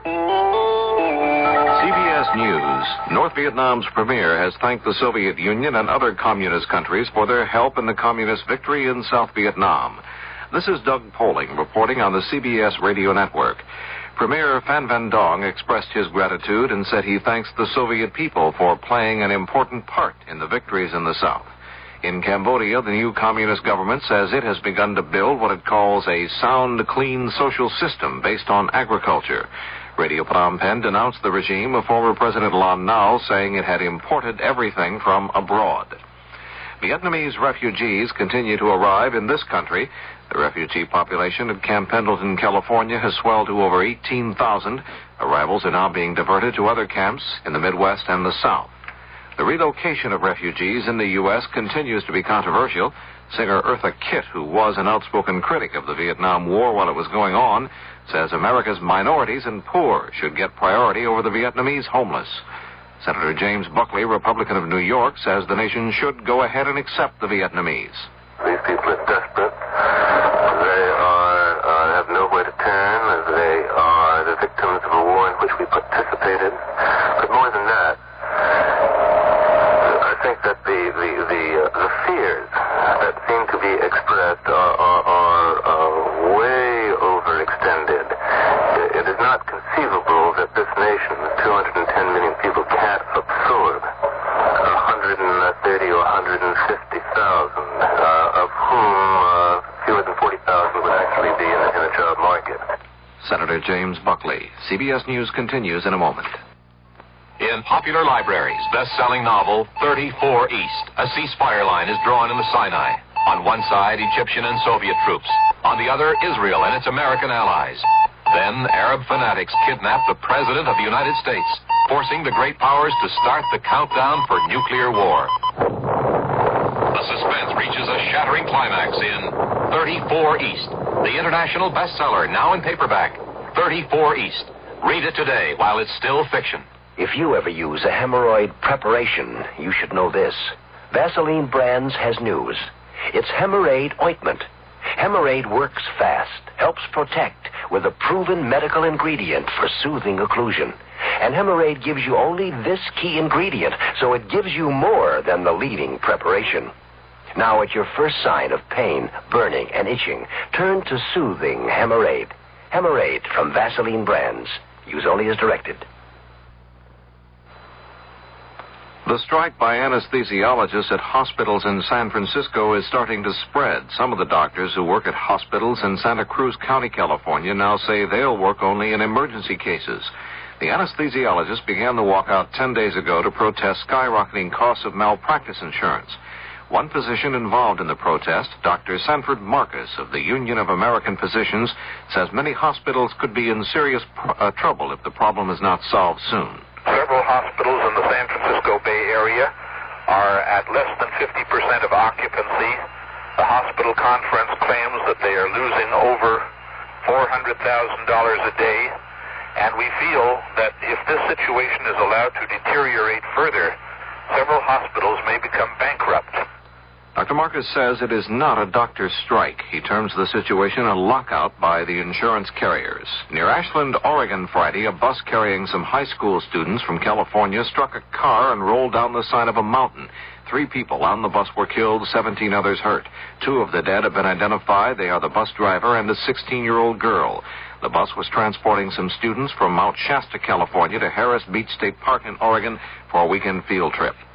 President Owen Lee Staley of the National Farmers Organization says the NFO will appeal a ruling by the Internal Revenue Service revoking the tax-exempt status of the organization. Staley says the IRS did so on grounds the NFO markets its members' products. Staley maintains the NFO acts only as a bargaining agent for members who actually make their own sales.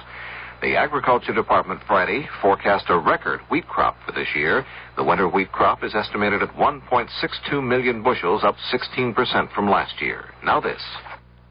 Hey, summer's coming. Have a good year, America. Get on Goodyear now and save. Get summer off to a great start with 20% savings on Goodyear Polyglass radial tires. Get on Goodyear now and save. Goodyear Polyglass radials are built to last up to 30,000 miles. And now through Saturday, you get 20% off the regular price at participating dealers and Goodyear service stores. Have a good year, America. Get on Goodyear now and save. Have a good year. Here's a riddle. Name a giant that lives in the ocean but can't breathe underwater. A giant that sings songs but has no vocal cords. Give up? It's a whale. one of the most fascinating giants that ever lived. And what's more, these giants have enormous brains and impressive intelligence. Let's use some of ours to save them from extinction. A message from the National Audubon Society and its local chapters. After 8 weeks of talks, the UN Conference on the Law of the Sea ended the current session Friday in Geneva. Delegates remain far apart on revision of the laws governing the use of the oceans. Another meeting will be held next March. Doug Poling, CBS News. The Oregon House Revenue Committee has cleared a bill to let people vote in the primary election next spring on whether the state gasoline tax should be increased by a penny a gallon. The House approved and sent to the Senate a bill to limit the total award in medical malpractice suits to $400,000, and the Senate approved and sent to the House a bill that would require lending institutions to pay interest on mortgage reserve accounts. A 40-year-old former Oregon State prisoner, Richard Marquette, pleaded innocent in Salem today to a murder charge in the death April 19th of Betty Wilson of Sia, Oregon. Circuit Court Judge Val Sloper of Marion County set Marquette's trial for June 2nd. Mrs. Wilson's dismembered body was found under a bridge near Salem. Marquette was arrested 3 days later. A report by the U.S. Soil Conservation Service and the National Weather Service predicts excellent water supplies for much of Oregon this coming summer. The snowpack ranges from 50% above average in the northern portion of the state to 4 times the normal amount in the southern portion.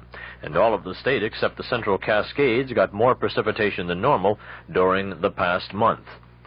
A research group says the Public Utility Commissioner's staff is not doing its job of representing the consumer's side in a rate increase request by Pacific Northwest Bell Telephone Company. The Oregon Student Public Interest Research Group made the claim in a report.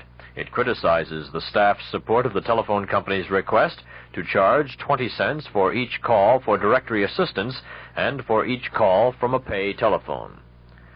The weather for the Portland metropolitan area: variable cloudiness tonight, Saturday, and Sunday. Increasing chance of afternoon and evening showers or thunder showers. Little cooler Saturday with the highs in the middle 70s, lows near 50 degrees, highs Sunday in the middle 60s, light winds tonight, and southerly at 5 to 15 miles per hour on Saturday. Chance of measurable rainfall, 20% tonight, 30% Saturday, and 60% Saturday night. Right now in downtown Portland, the temperature stands at 63 degrees. That's KOIN News to 11:08. I'm Bill Garrity. The CBS Radio Mystery Theater presents...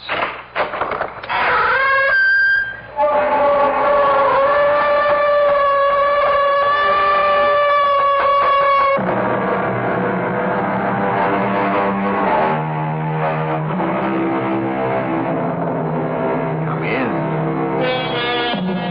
Welcome. I'm E.G. Marshall. The Bible speaks of a voice that cries out in the wilderness. And yet, there is an even vaster wilderness than the trackless, arid desert that is spoken of in the book. This is a wilderness so terrifying that it stretches out even beyond infinity. It is a wilderness of boundless, limitless space. But, desolate though it may be, this is not a quiet wilderness, nor is it empty.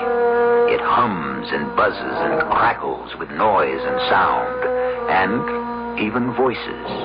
Yes, there are voices that cry out in this wilderness, too. Voices that are not human, but voices that weep and laugh and threaten. Where are those production schedules, Bert? Production schedules? Yes, production schedules. You're chief engineer. I didn't make them up. I didn't think it was necessary. What are you talking about? We'll be out of business. Out of business? How could we go out of business? We get more orders than we can handle. That doesn't matter. We'll be out of business anyhow. Why, Bert? Just tell me why. Because the world is about to come to an end. Oh. Where did you hear this? On the radio. The radio? I didn't hear it. I know that. It's something that you can only hear on my radio.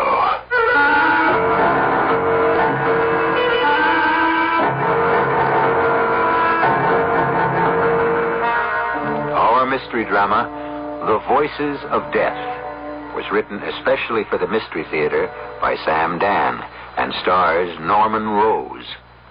It is sponsored in part by Uncle Ben's Long Grain and Wild Rice and Buick Motor Division. I'll be back shortly with Act One.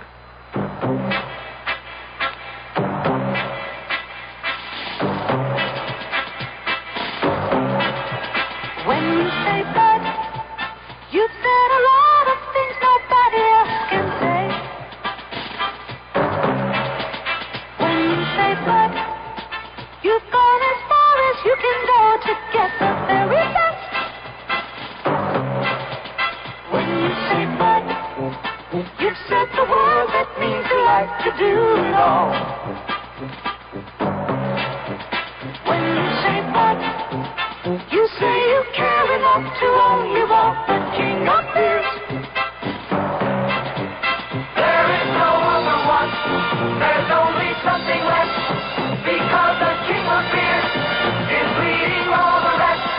When you say Budweiser, you've said it all. Anheuser-Busch, St. Louis.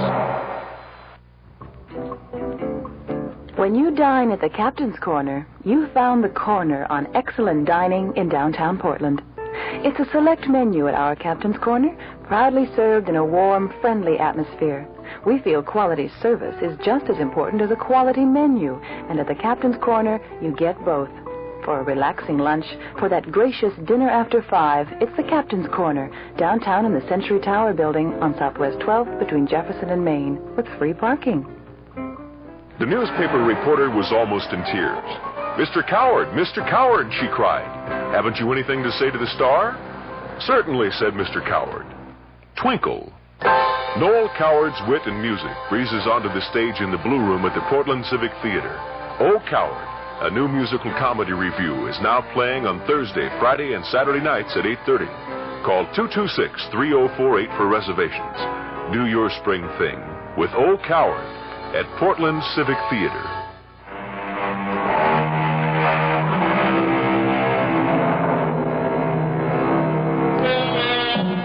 If you ever took one of those ordinary round 1-quart ice cream containers, a handful of paper fasteners, a couple of paper clips, some number 36 enameled copper wire, a small piece of silicone or galena, and a pin or two, and transformed it all into a radio set, well, you're not as young as you used to be. Unbelievably, it worked. You could hear the Paul Whiteman Orchestra and Will Rogers and President Coolidge. How unbelievably primitive your crystal set would seem now. But is it possible that your cat's whisker might still receive a message that simply is not getting through the marvelously sophisticated equipment we have today? Yes, Miss Hastings? It's Mr. Cartwright of National Industries. He wants to congratulate you. Tell him that I'm in a meeting. And you've got 4 other calls on Well, hold. tell them all I've gone to Outer Mongolia for the afternoon. Oh, yes, Mr. Fowler. Oh, what should I say if they ask me why? Oh, tell them I had to buy some yak butter. And, yes, Miss Hastings, could you come in? Oh, wow. Now, Miss Hastings, would you mind retyping this letter? It's not very long. I've marked the words that aren't spelled right. Oh, Mr. Fowler, it's not that I spell them wrong. It's just I leave out the E in all words that have an I and an E. I write receive and believe. I don't know why I do that. Well, maybe we better send you to a psychiatrist. Oh, I'd be afraid to talk to one of those people. Mr. Fowler, now that you'll become president of the company, will you need me anymore? Miss Hastings, what kind of question is that? Well, I thought you'd want a new secretary. Somebody who looks like she might be a secretary to the president. Miss Hastings, for 24 years we've been a team. When I get promoted, you get promoted. Now what's it doing outside? Well, Mr. Davis would like to see you. Oh, Arthur, send him in. Yes, sir. And remember, Miss Hastings, I before E, except after C. Hi, Bert. Busy? Now, what is this, Arthur? You feel you have to be announced now? I don't become president until tomorrow. Yes, tomorrow. Yes, and even then, I'll probably still be the same sweet, lovable Bert Fowler. Now, what's your problem, Arthur? Problem? Who says I have a problem? Well, you look like a man with a problem. Do I? Well, how are things, Bert? Now that you've deftly changed the subject, I may add I'm being swamped with requests for my bio. Well, 2 of them, anyhow. Why not? You're a famous man. I will be after tomorrow. Tomorrow? Yes, I knew it would happen one day. I said it 25 years ago. Remember, Arthur? Do you remember 25 years ago? Remember what? Oh, you don't have a sentimental bone in your body. Oh, how can you say that? I'm paying alimony to 2 wives. We both came here the same week, didn't we? 2 raw youngsters just out of college, and we did pretty well. Bert. Yes, Arthur, what is it? Well, I guess there's only one way to say this. You're not going to be made president of this company. What? But I'm not? The board of directors met last week. The decision was made to name Ron Anderson. Ron Anderson? Oh, you can't be serious. Now, the board wanted me to break the news to cushion the shock. Oh, I see. Because we're old friends. It's quite perceptive and sensitive. Everybody agrees that you're entitled to greater recognition and that, well, a special title will be created for you. But it won't be the title I deserve. President. And more money, a lot more money, stock options, bonuses. Yes, thank you, Arthur. Excuse me. Yes, Mr. Fowler? Take a letter, please. My personal stationery. Today's date. To the chairman of the board. Dear Frank, please accept my resignation, effective immediately. I'll sign it the moment you've finished. But you can't do it. I've just done it. Now, listen to me. Please don't. Just please. Mr. Fowler, did I just hear you say that... No, now, Miss Hastings, please go back to your desk. I want that typed immediately. Don't you type one word. Now, everything's going to be just fine. You just go out to your desk, Miss Hastings.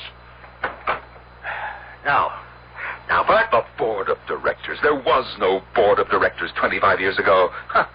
How high and mighty we've become. We now have a board of directors. Just calm down. I walked into this company 25 years ago, and it was going down for the 3rd time. This pathetic little 2x4 fly-by-night. But you have to realize... Whose ideas turned this company around? Yours. Whose designs made the difference? Yours. Nobody denies that, Bert, but times have changed, and you don't have the right image for the president of the company. Oh, really? Let's talk about images, shall we? Who worked out the circuit that enables this company to create the world's best image on a screen? It's a new ball game. Well, if it is, you can play it. You represent the past. Bert, you're too old. What? At 53, I'm too old? No, it's the way you dress and the way you cut your hair and the way you impress people. You're just... Well, I guess the only way I can put it is that you're just too World War II-ish. Whereas Ronnie Anderson... Ronnie Anderson is an idiot. No, he's not really an idiot.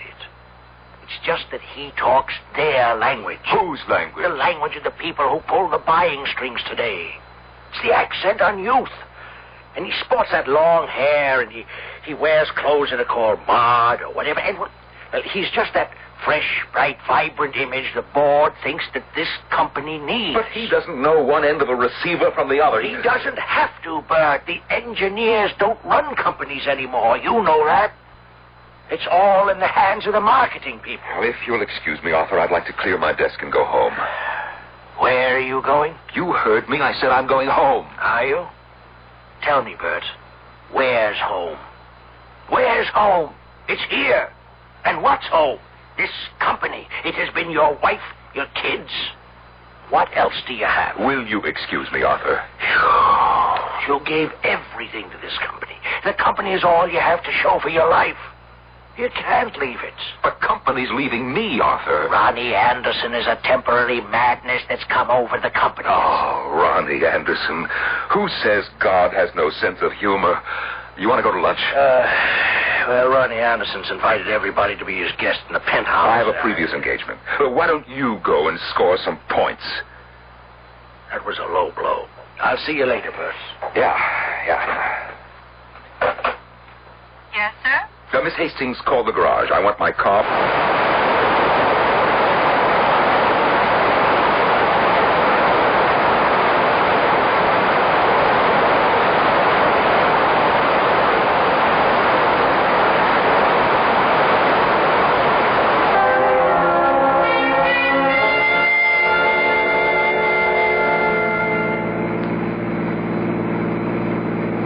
do for lunch, Mr. Fowler? Isn't it a beautiful day? Oh, I can't remember ever doing anything like this before. Anything like what, Miss Hastings? Oh, driving out in the country during the middle of a working day. Oh, the woods are so beautiful. Yes. Now, you've been my secretary for so many years, Miss Hastings, and, well, I know so little about you. For example, why have you never married? Well, because no one ever asked me. You never married because no one ever asked you. And I never married because I never asked anyone. Why are all those cars parked along the side of the road? Oh, well, according to those signs, it's a garage sale. Oh, what's a garage sale? Oh, people want to get rid of a lot of old things around the house, so they just hold a sale. What a coincidence. I'm an old thing that was gotten rid of today myself. You know, I feel an affinity for this place. Let's stop and browse about.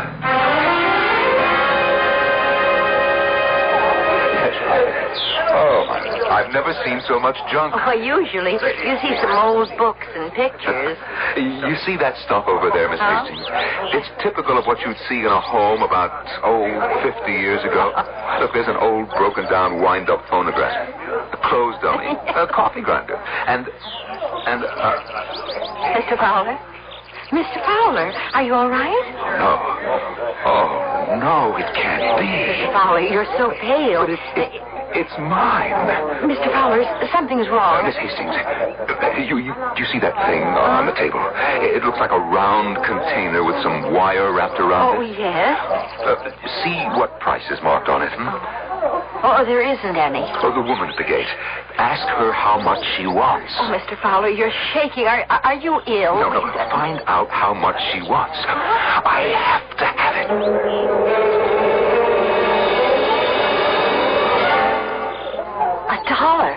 $1. Well, I'd have given her 1,000. Well, now it's yours. But it was always mine. Mr. Fowler, are you saying you once owned this, whatever it is, and now, by I don't know what kind of coincidence, you just came across it again?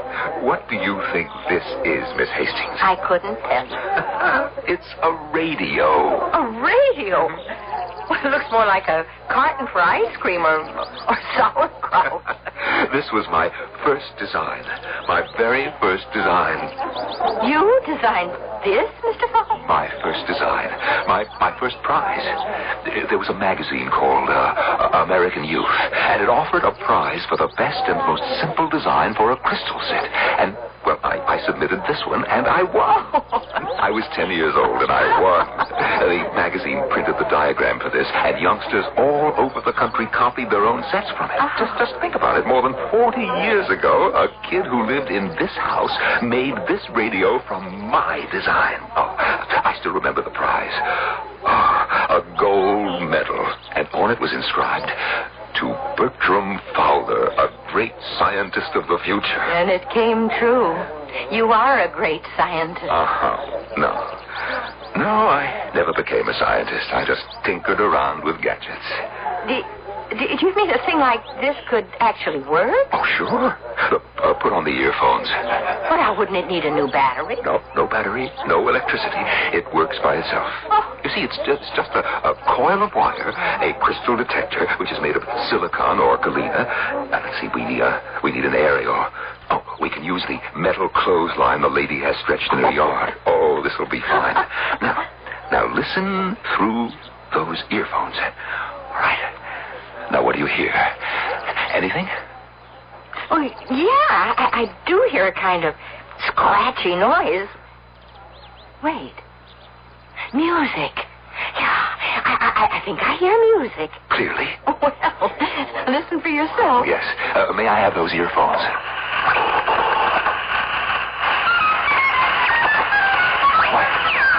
Why, that's the music of Paul Whiteman, King of Jazz. Has been brought to you from the Grand Hall, Ritz-Carlton Hotel in New York City. Whiteman? But it's not possible. And now for the news. President Coolidge said today that he will call for a 3-hour naval conference in Geneva, Switzerland, to be attended by Mr. Fowler, what's wrong? Oh, somebody help me. We need a doctor. Please. Oh, Mr. Fowler, don't faint.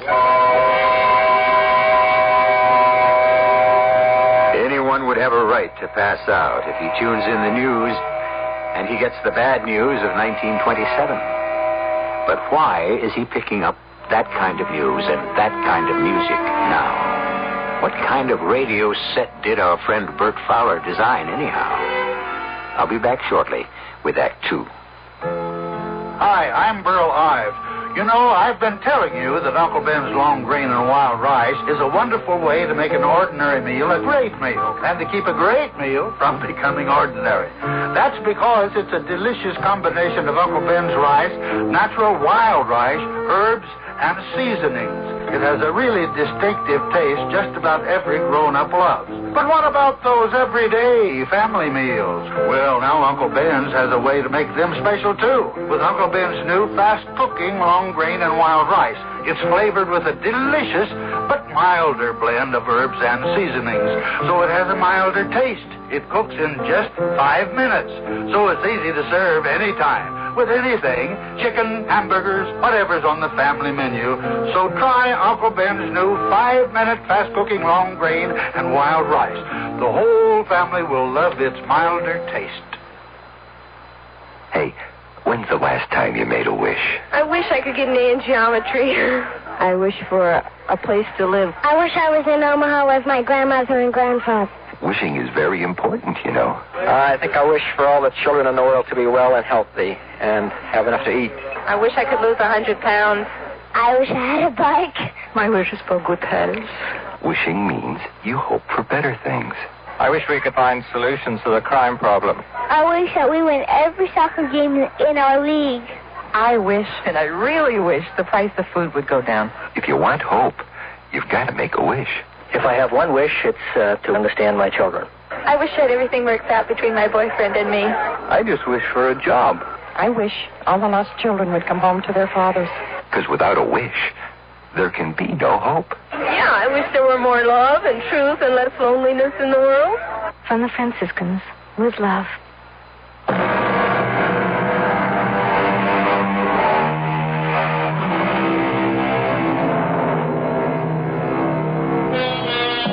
I shot an arrow into the air.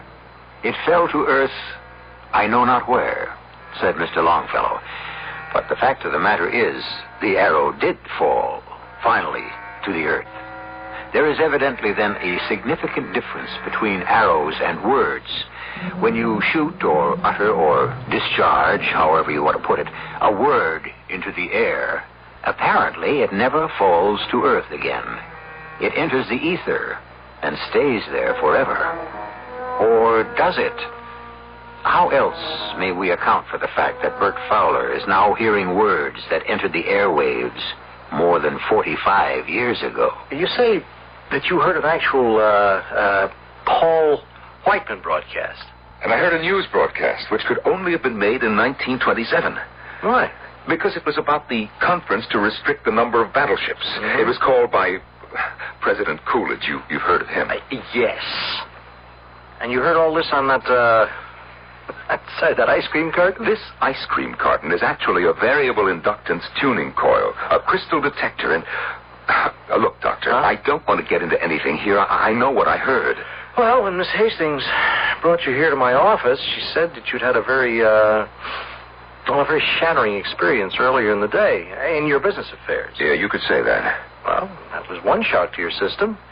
And then you encountered this radio, which was made from a prize-winning design of yours. Now, you were only a child at the time, so that's a second shock. All right, but what does all this have to do with what I heard? Well, the present has suddenly become unbearable. And you're escaping back into a beautiful, promising past? Now, what you're saying is that for one reason or another, I imagined all this, Well, yes, that's what it comes to, Mr. Fowler. Listen, I put on these earphones. I scratched that crystal with the cat's whisker. All I got was static. Doctor, am I okay otherwise? Oh, you check out first rate. Hey, listen. Let me know if you raise any more of that 20s jazz, huh?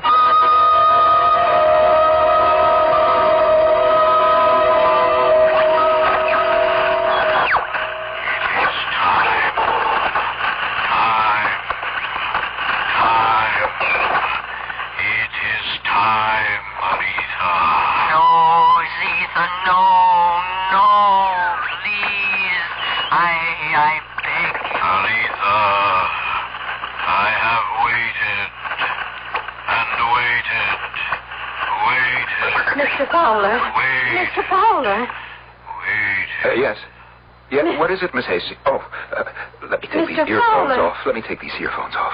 You're due at a meeting in Mr. Anderson's office. Oh, yeah, that's right. You know, Miss Hastings, I'm hearing the strangest voices on this old radio of What mine. kind of voices? Well, I don't know. Oh, Mr. Fowler, I wish I could hear the voices you say you hear. They're there. They're loud and clear. Bert, we're no longer competitive. There's not a company in the world that can match our quality, Ron. Yeah, but we've got to cut costs. We can't.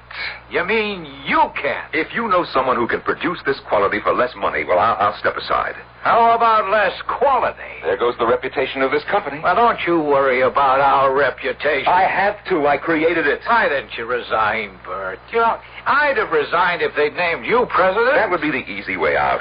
Well, you'll simply have to find some shortcuts. If you put us back with the rest of the pack, why should people buy our product? That's my job, marketing. You turn it out, I sell it. Just like that, huh? You're not keeping up with the current market. Neither is your friend, Arthur Davis. What about Arthur? Well, I almost fired him today. Why? He has a lot to learn about publicity. That little thingamajig of yours, that crystal set, just because it won a prize almost 50 years ago, he thought it was worth sending word to the press. For that you'd fire him? Here's that old magazine. It's dead and gone, and pictures of kids in short haircuts and knickers, and this crazy-looking carton with all those clips and fasteners. And you're our executive engineer. Ron, you may have missed the point. The image is old-fashioned. The direction is backwards. Nobody cares about yesterday, Bert.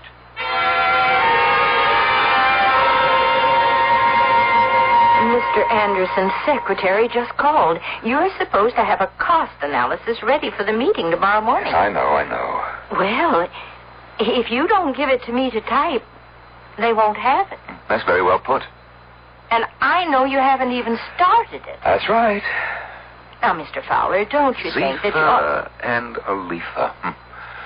Zitha is a man's voice. It sounds like a man's voice. And Aletha, it must be a woman's voice, but who are they? Who are they? Mr. Fowler, should I call back and tell Mr. Anderson's secretary the report will be ready? Yes, you do that. Or else, well, tell her it won't be ready. Any way you feel. But, Mr. Fowler... And now, Miss Hastings, you must excuse me. Are you going to listen to that thing again?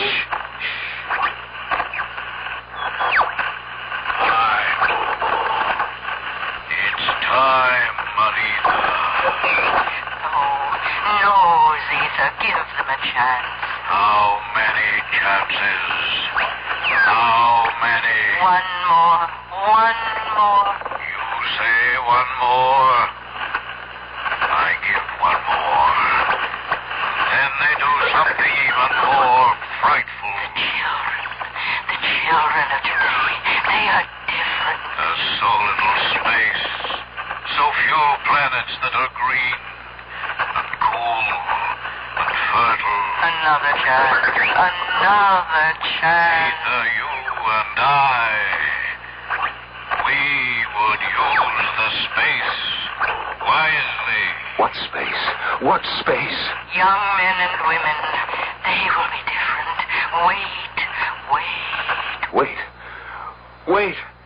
Wait for what? Mr. Fowler, are you all right? Why, what's the matter? Oh, you've been shouting, wait. Wait for what? Oh? Have I? Now, Mr. Fowler, ever since you came across that thing... You look at it as if it's some sort of poisonous snake. It's really a very primitive device. And it gave so many children in less affluent times a wonderful creative outlet. Hey, wait. The children. The creative children Are they the ones Zephyr and Aletha were talking now, about? Mr. Fowler, you have to go upstairs to that meeting. They have been phoning for you. Oh, yes, the meeting. Meeting.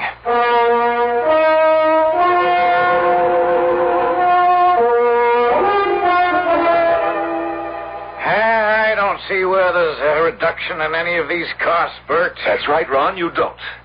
I thought we agreed that we would cut costs. No, as a matter of fact, I think we have to increase them. You know what you're saying. Certainly. I'm the president of this company. I set the policy. I am not aware that the board has canceled its commitment to quality. I see. So you want to take this to the board? Absolutely. You're supposed to be the hotshot, but how much ability does it take to sell cheap junk? If you're any good, you should be able to sell quality. I would like to remind you that the board has already chosen me over you. Ah, then what are you worried about?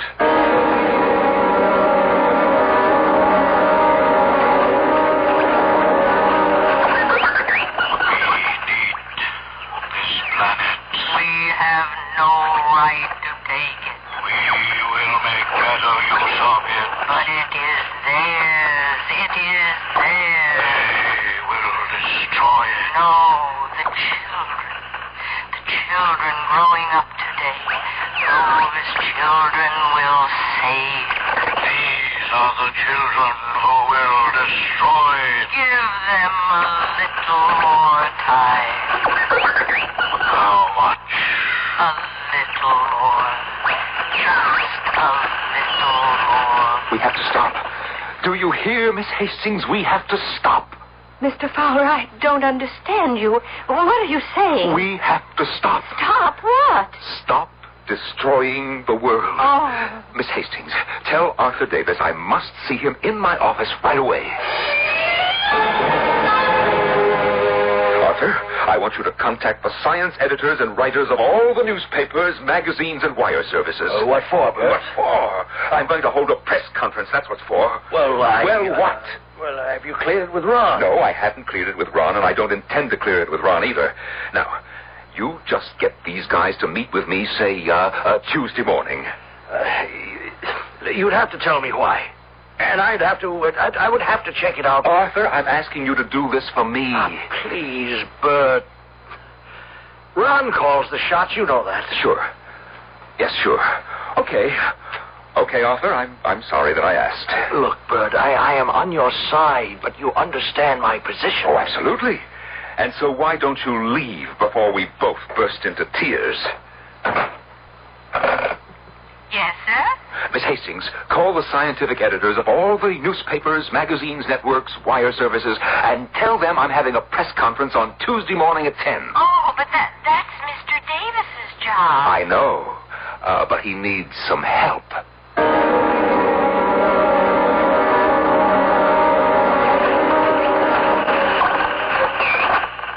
Wait, Aletha.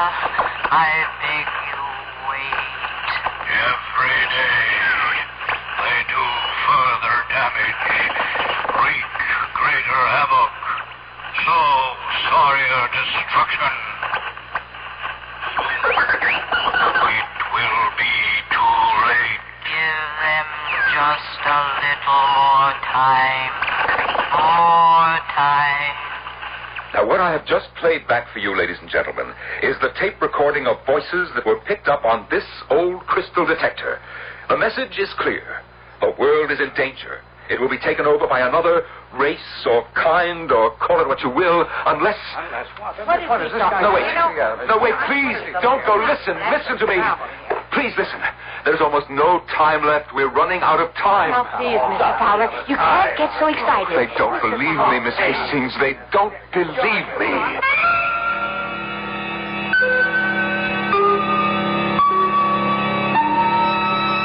Well, do you believe him? The air of the night is filled with voices, and not all of them are heard by everyone. It is said that some men hear the rhythm of a different drummer. What about the rest of us? If we do not hear that drummer, does that mean he doesn't exist? Right now, all we're sure of is this. You exist, and I exist. And I shall return in just a few moments with Act 3. There are times when you feel like rolling, when the whole world's standing by, and you know just where you're going, and you know you're riding high. When the rest of the world is crying, you hit the road and you climb, 'cause you're a free spirit, one of a kind. There's a lot of free spirit at your Buick dealers. If you're thinking about a new car, he has lots of bright, shiny, free-spirited Buicks for you to choose from. If you're thinking used car, your Buick dealer has a good selection of those, too. If you want a checkup for your present Buick, or to get your car in shape for a trip, his service department has everything it takes. Free spirit at your Buick dealer. It's part of every deal. One of a kind. Who knows how to help you solve your shopping problems? Your Better Business Bureau knows. Sam Spade, private investigator. Oh, Sam, I'm so glad you called. You sound rattled, Angel. I'm frantic, Sam. I went to buy the carpet for the office, and I got so confused. There are too many kinds. I didn't know what to ask or what to buy. I'll help you, young lady. Mercy, who are you? I'm the man from the Better Business Bureau. Now, when you're choosing carpet, make sure you pick a long-wearing one that'll go with your walls, draperies, and upholstery. Beware of so-called fantastic bargains. And don't buy a carpet that isn't labeled as to fiber content. Oh, Sam, now I know what to look for and ask before I buy a carpet. You floor me, Angel. Just another helpful tip from your Better Business Bureau.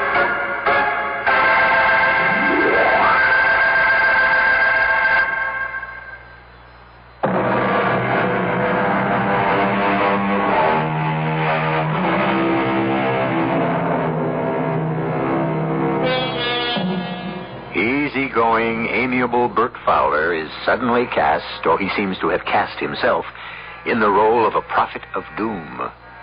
A role that is certainly alien to his nature, but one that he seems powerless to reject.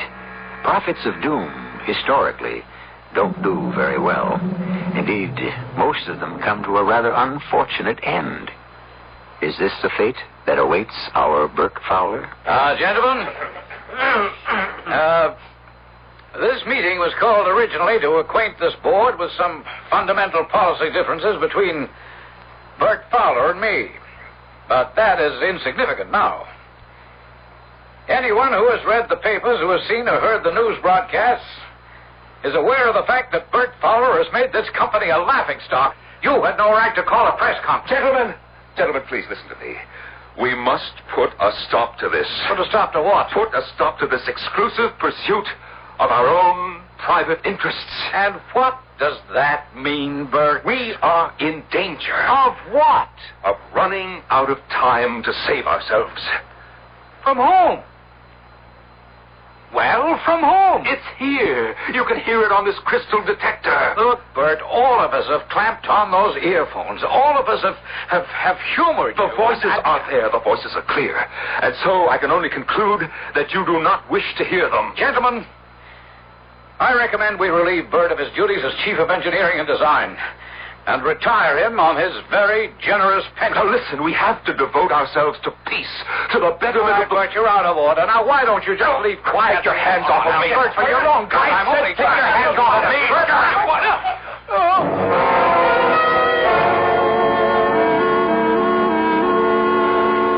Not so good, Mr. Fowler. Oh, I don't know what came over me, Doctor. A fine crusader for peace you turned out to be. You slugged the first guy who disagrees with you. Yeah. Doctor, what am I doing here in this hospital? Well, you're going to be observed. What does that mean? Well, this will give you a chance to cool off. I will write a high-sounding report filled with all kinds of technical statements that no layman could understand and no two doctors would agree on. I do hear these voices. Yes, of course. Then you admit they exist. I agree that you hear them. Oh, Doctor, what am I going to do? Face reality. What I hear is real. Well, there are many realities.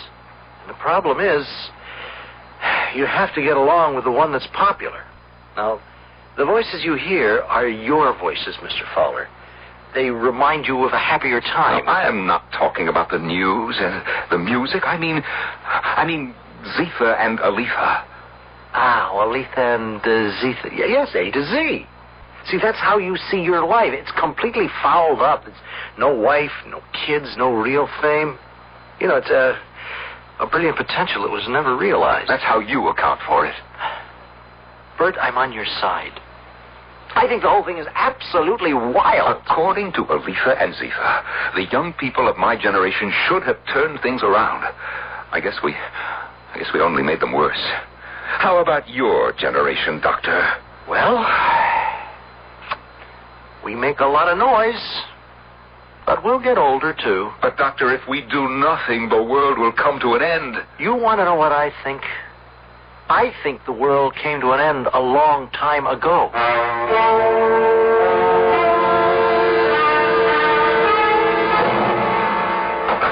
Welcome home, Mr. Fowler. Thank you, Miss Hastings. The company told me I should stay on as your secretary. That's one of the bonuses you get at the end of the rat race, assuming you've been one of the bigger rats. Although I don't know what my duties are. Well, you come to the apartment every day at 9, and you're going to put in a full day's work. That is, unless you'd rather go get yourself another job. Oh, no. No, Mr. Fowler, I'll never leave you. I'll stay as long as you want me. Now, Miss Hastings, all our lives, we've been looking out for number one. You follow this? Yes, sir. And so, despite all the other theories, that is the basic reason the world has gone to hell. Do you agree? If you say so, Mr. Fowler. Yes. People have to start looking beyond themselves. We just have to do things that will turn the world around. Yes, Mr. Fowler. Now, this is something that has to begin at the top. Once the leaders understand what their true mission has to be, we can save ourselves. Now, I've drawn up a list of important people. After all, I was somebody myself. There's no doubt about that, Mr. Fowler. I have worked with people in government, in the military, in industry, and not just here, but also abroad. And I'm going to put it to these people. Now, here's the list, and I want you to put through some calls for me. I have Admiral Chadwick on the phone, Mr. Fowler. Oh, thank you, Miss Hastings. Hello, George. You got my letter? What do you mean, what's the punchline? But no. No, I'm serious. We all have to unite against this new menace. We have to change our self-centered thinking. George, you know I'm not crazy. Sure. Oh, yes, we'll get together for lunch one day. Right. Bye. Well, at least he returned the call. I'm sorry, Mr. Fowler. Who else have you tried? Oh, Mr. Cartwright of National Industries. He always seems to be in a meeting.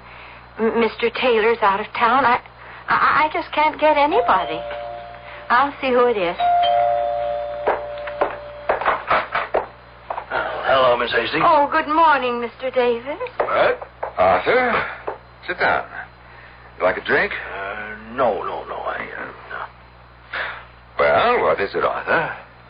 I like to think that we're still friends. If you like to think so, by all means.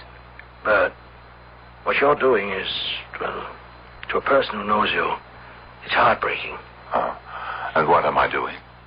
You're making a damn fool of yourself. The way you write letters to people and the way you call them on the phone and try to waylay them in the offices. Bert, you look ridiculous. Do I? Bert, it's tragic to see you ending up like this, an eccentric, a crack brain, a nut. And besides, Yes? Well, there's the company. But I've retired. I'm no longer with the company. Your name will always be associated with the company. And so what you're doing is a reflection. What do you suggest I do? Oh, enjoy life. You're still comparatively young. You have plenty of money. Arthur, friend to friend, if you were me, how would you go about it? Go about what? go about getting people to listen. Nobody wants to listen to what you have to say, Bert. I know, but how can I dramatize my message? You just answered your own question. Dramatize. Call attention to yourself somehow. Make people listen. Do something. Yes? Oh, I don't know. But something that would just explode all over the front pages. Oh, yes. Thank you, Arthur. But I want you to know we're still friends. Oh, it's heartwarming to hear that, Arthur. I wish you'd forget about those voices. But how can I forget? I hear them so clearly. Now listen, put the earphones on. I tried, but I just can't hear. Or you don't want to.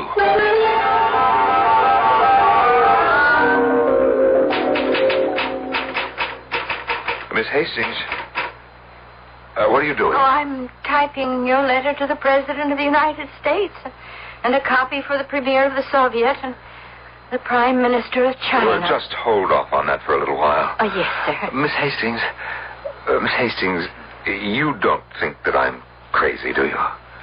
Oh, no, sir. Well, take the rest of the day off. I'm thinking of trying a different strategy. Yes, sir. Arthur was right. He said I should try something that would explode all over the front pages. Now, what do you mean, Mr. Fowler? I simply have to make people take me seriously.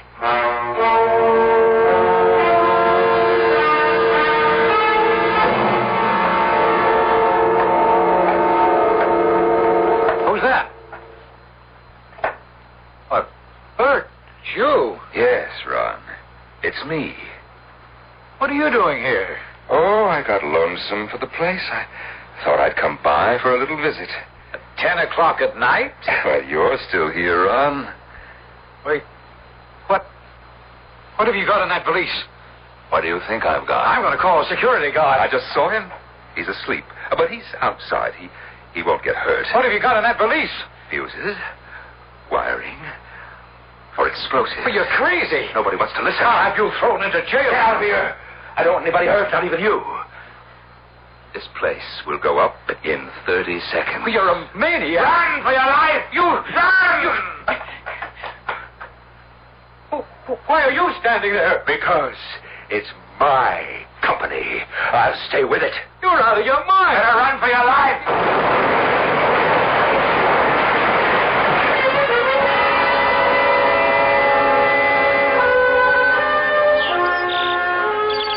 How is he this morning, Miss Hastings? Oh, he seems to be fine, Doctor. And where's the crystal set? Oh, he hasn't asked for it since I don't think he even remembers it. Oh, hello, Mr. Fowler. Hello? Oh, yes, hello, Doctor. Yeah. They treating you okay? Oh, just fine. Good. Between you and me, Bert, is that what it was all about? I mean, you were so completely upset at not being made president that you just blew up the company for revenge? I don't know what you're talking about. Well, you're lucky to be alive. How you survived that explosion just defies all explanation. She can explain it. Miss Hastings? Oh, that's not her name. No, her name is Aletha. Aletha. And she loves me. Oh. You love me, don't you, Aletha? Yes, I love you. Because she loves me. That's the reason the world is still ours. She doesn't want me to be destroyed with everyone else. Oh. Well, all right. Do you understand, Doctor? I tried. Yes, but no one wanted to listen. And the world will only last as long as I live. And afterwards? Zitha and Aletha will take it for their own people. Isn't that so, Aletha? Yes. Yes, Mr. Fowler. That's so. Well, I guess it's up to me to keep you alive for a long, long time, Mr. Fowler. Oh, thank you. Thank you, Doctor. I want to stay with her as long as I can, because I love her. I always loved her.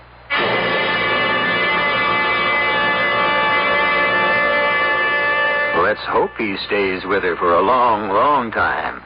Because if her name is Aletha, we are all only safe as long as Bert Fowler lives. Well, you must admit the end of the world could happen any time for any number of reasons. Just add Bert Fowler to the list. At any rate, I'm reasonably sure the world won't end before I come back in just a few moments.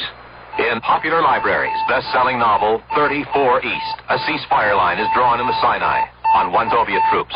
On the other, Israel and its Americans. Then, Arab fanatics kidnap the President of the United States, forcing the great powers to start the countdown for nuclear war. The suspense reaches a shattering climax in 34 East, the international bestseller, now in paperback. 34 East. Read it today while it's still fiction. Last year, this kid came close to being just a name on a tombstone. What saved him was Ellen Costigan. She knew what to do because we taught her life-saving. That's the whole business of the American Red Cross. Sometimes we do big life-saving jobs like sheltering 500,000 people. Sometimes they're little, like helping an old lady get to the supermarket. Life. It's worth saving. What a shot! Give us a hand. All right.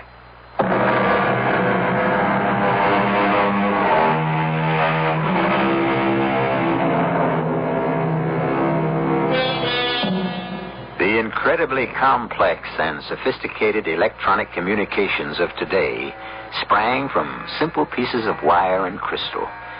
The fantastically complicated jet airplane originated in some pieces of wood, cloth, and bicycle wheels.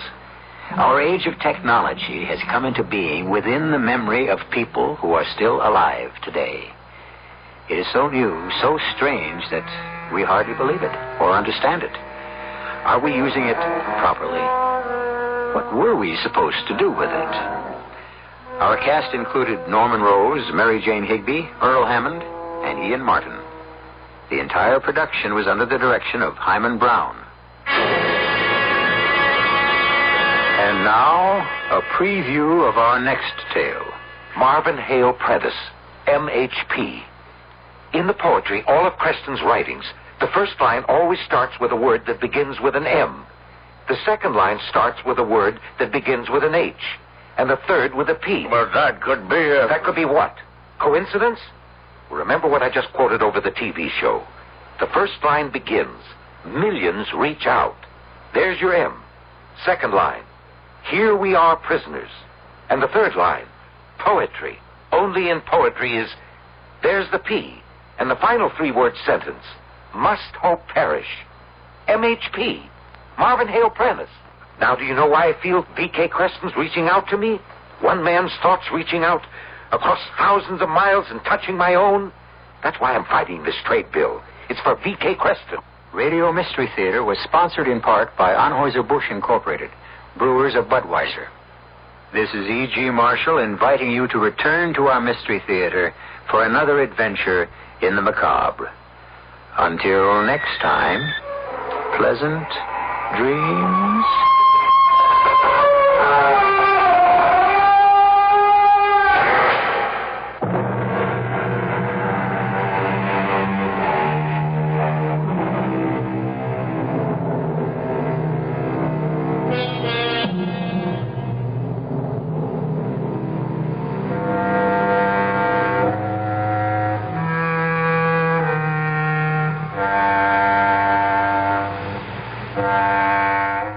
Bright and beautiful music from midnight to 6.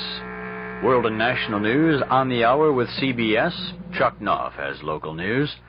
From KOIN in Portland, my name is Bill Garrity. Have a good night tonight and a better day tomorrow. And have a lovely weekend, huh? It's 12 midnight.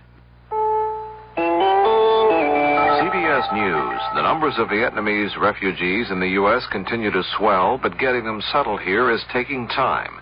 This is Doug Poling reporting on the CBS radio network. It's thought there are now about 113,000 refugees from Indochina in America, Temporary camps set up for them are jammed. Camp Pendleton, California, with 18,000 temporary residents, is so full, arrivals are being diverted to other parts of the country. One official says the relocation of Vietnamese into new jobs and homes around the country is going much more slowly than expected and could take up to 6 months. Leon Marion, head of the American Council of Voluntary Agencies, blames government red tape. He says only those Vietnamese with previously established American sponsors or relatives have started leaving the camps. A South Vietnamese refugee ship which survived a rocket attack while fleeing Saigon limped into Guam Friday with 700 persons aboard. The vessel had 3 holes in its sides and was still flying the South Vietnamese flag. Some of the passengers said about 7 people were killed when the rockets hit the ship. More news in a moment. If you ever use a hemorrhoid preparation, you should know this. Vaseline Brands has news. It's Hemorrhoid Ointment.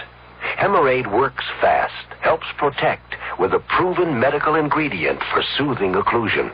And Hemorrhoid gives you only this key ingredient, so it gives you more than the leading preparation. Now, at your first sign of pain, burning, and itching, turn to soothing Hemorrhoid. Hemorrhoid from Vaseline Brands. Use only as directed. The first big Hollywood film of 1975 will arrive on the scene next week, and of all things, it's a cynical look at Hollywood itself.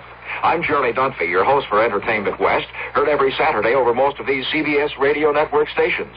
Tomorrow I'll be talking with director John Schlesinger about his film Day of the Locust, a grim story of Hollywood and the world in 1938. And we'll hear his thoughts on why an Englishman like himself can so easily capture a slice of American life. That's Entertainment West tomorrow on the CBS Radio Network. One of the world's leading oil magnates has arrived in Latin America. George Nathanson has a report from Mexico City. The Shah of Iran arrived in Mexico City to a thunderous and typical warm Mexican welcome. Officially, the purpose of this state visit is to strengthen the bonds of friendship between the two countries. Unofficially, it is third world unity confronting the powerful industrialist nations.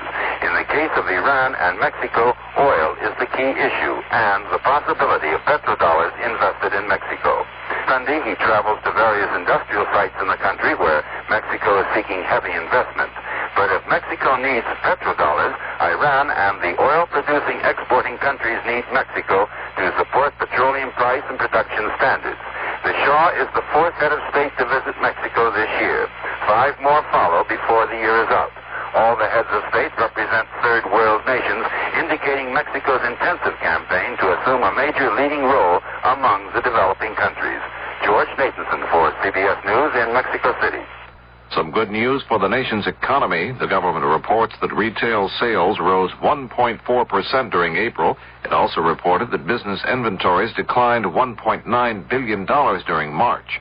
Assistant Commerce Secretary James Pate talked about the significance of the inventories decline. This is encouraging news, of course, because the liquidation of the excessive stock of unsold goods is absolutely essential to a recovery in the economy, a resumption in production, and a pickup in employment.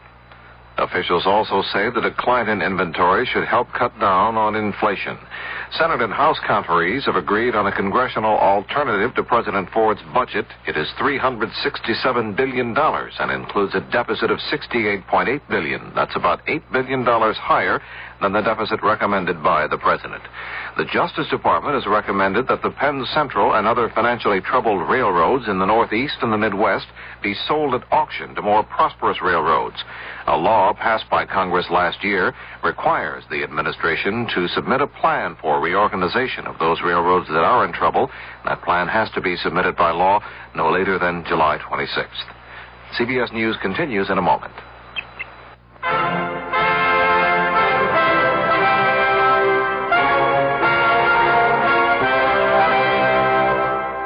In God we trust. America speaks.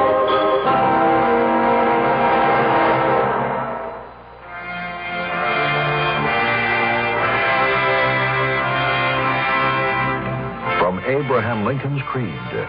I believe in God, the almighty ruler of nations, our great and good and merciful maker, our Father in heaven, who notes the fall of a sparrow and numbers the hairs on our heads. I have a solemn vow registered in heaven to finish the work I am in full view of my responsibility to my God, with malice toward none, with charity for all, with firmness in the right, as God gives me to see the right. Presented by the Catholic Communications Foundation. A federal health official told a congressional hearing on Friday that a birth control pill for males may be available in 5 to 10 years. Dr. Philip Korthman of the National Institute of Health said current research into such a drug is producing promising results. Doug Poling, CBS News, said. Classic British comedy in the form of Steptoe and Son is up next on nightly old-time radio shows.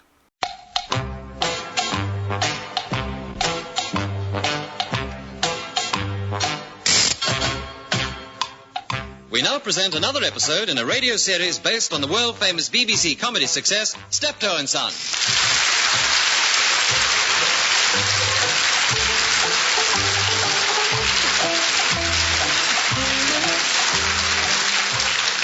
With Wilfred Bramble as Albert and Harry H. Corbett as Harold.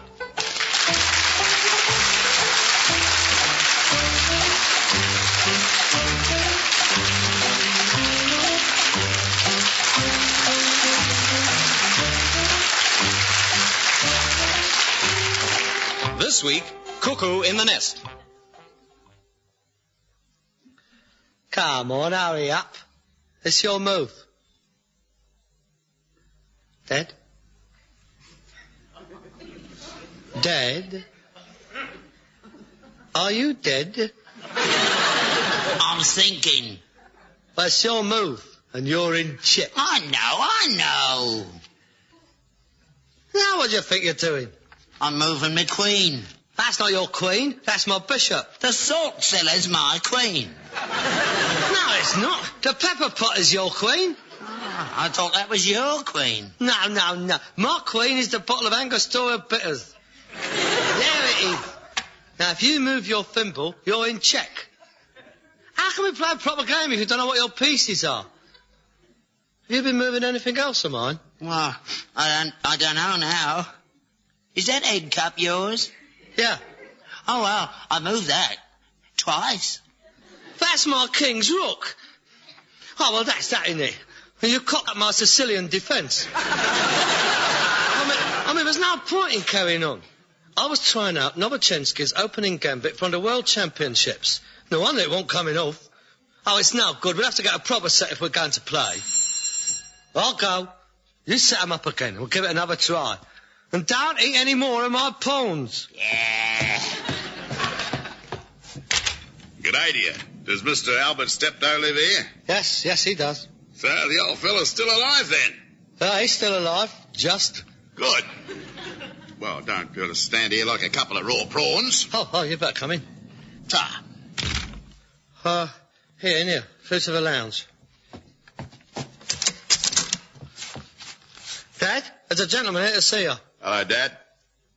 Who are you? You don't recognise me, do you? Well, it's not surprising. You haven't seen me for 45 years. I wasn't knee-high to an abo's wife once when I left. I'm Arthur. Arthur? Arthur? Yeah, Arthur. Arthur? Arthur? Yeah. Arthur? It can't be. Not Arthur. Arthur, yeah, Arthur. Arthur? Harold, this is Arthur. Is it?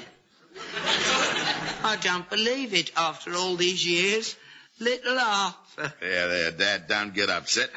Yeah, let's have a Captain Cook at you. Yeah, you're just the way Mum described you. A bit older, a bit smaller, but I'd know you anywhere. Excuse me. Oh, Harold, this is your brother. Oh, my brother? I ain't got a brother. Yes, you have, son. Arthur. Arthur? Yeah, Arthur. He's your older brother. Don't be daft. It can't be. I'm an only child. I've always been an only child. Arthur's your stepbrother. A stepbrother? Yeah, well, I met Arthur's mother before I met your mother. I see. And? Well, we were engaged for 6 years. And then one night, I couldn't control myself any longer. And then after that, she went off me. I'm not surprised. Well, then, Arthur come along, see? But she wouldn't marry me. She got in the cricket club. She said marriage and athletics didn't mix. And then she got picked for the women's cricket team to Australia. Leg spinner she was. And I never saw her again. And then I met your mother, and that was that. Oh, what a very nice story. That is very savoury. You never told me you had another son. Well, it was a long time ago. I haven't seen him since he was 2 years old. I didn't even know if he was still alive. Well, I am, alive and kicking. So you're my kid brother, eh? Yes. So it would appear. Where are you staying? Well, Pop, I'll tell you, I haven't as yet made any arrangements. I've only just fallen out of the flaming aeroplane. But I understand there's a million flop houses up around Earl's Court, so I suppose I'll make me way up there and have a look at... No, son, you don't want to do that. Why not? He can stay here with us. We ain't got any room. Of course we have. We'll make room. You wouldn't want your brother living with strangers, would you? Yeah. He's just arrived all the way from Australia. He can have your room. Oh, wait a minute. Yeah, you can make a bed up down here. Down here? For the time being. That's very decent of you, Harold. I'm obliged to you. Oh, yeah, but... Well, that's settled then. Yeah, I must say it's good to be back in the old country, in the bosom of me family. A man needs roots. Roots? You're not staying, are you? I mean long. It's a holiday. Well, I don't know, young Harold. I'm thinking of staying here for good now. I've been about a bit, you know. Done everything. Walkabout, sheep shearing, cattle driving, gold mining, pearl fishing. Ah, marvellous. Yeah, sounds much better than it is here. Bingo and telly, that's all we got. You'll be brought to tears here, especially when the rainy season starts. Rain? Love it. When you've spent 7 years on the outback without seeing a drop, you've got no idea how beautiful rain is. Yep, I think this is the place for me. Well, excuse me barging in like this. Oh, blimey, not another one. How much longer are you keeping me out there? Stone the flaming crows, the taxi driver. I forgot all about you. Yeah, £5.10, please.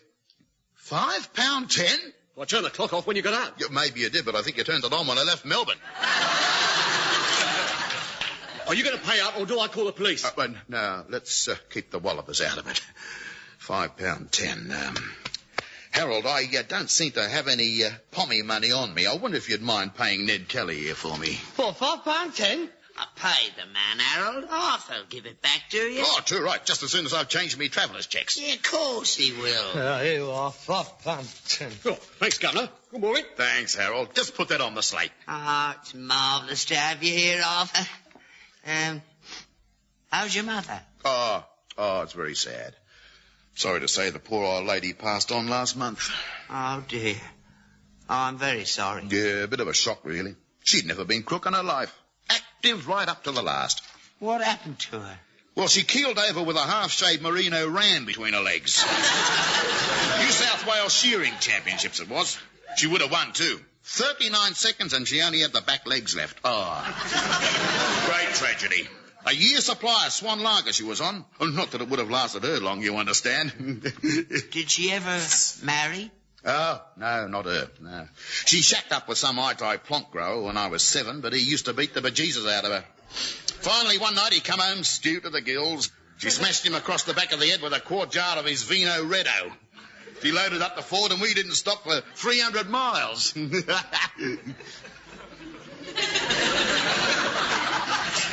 My mother was a school teacher. A very lovely woman, very gentle. A lady she was, my mother. I don't believe a drop of alcohol ever passed her lips, did it, Father? Oh no, Harold. Not your mother. Salvation Army she was. Yeah, that's right. A very pious lady. Well. Funny how a fella can have two Sheilas so different, ain't it, eh? Yeah. How very amusing.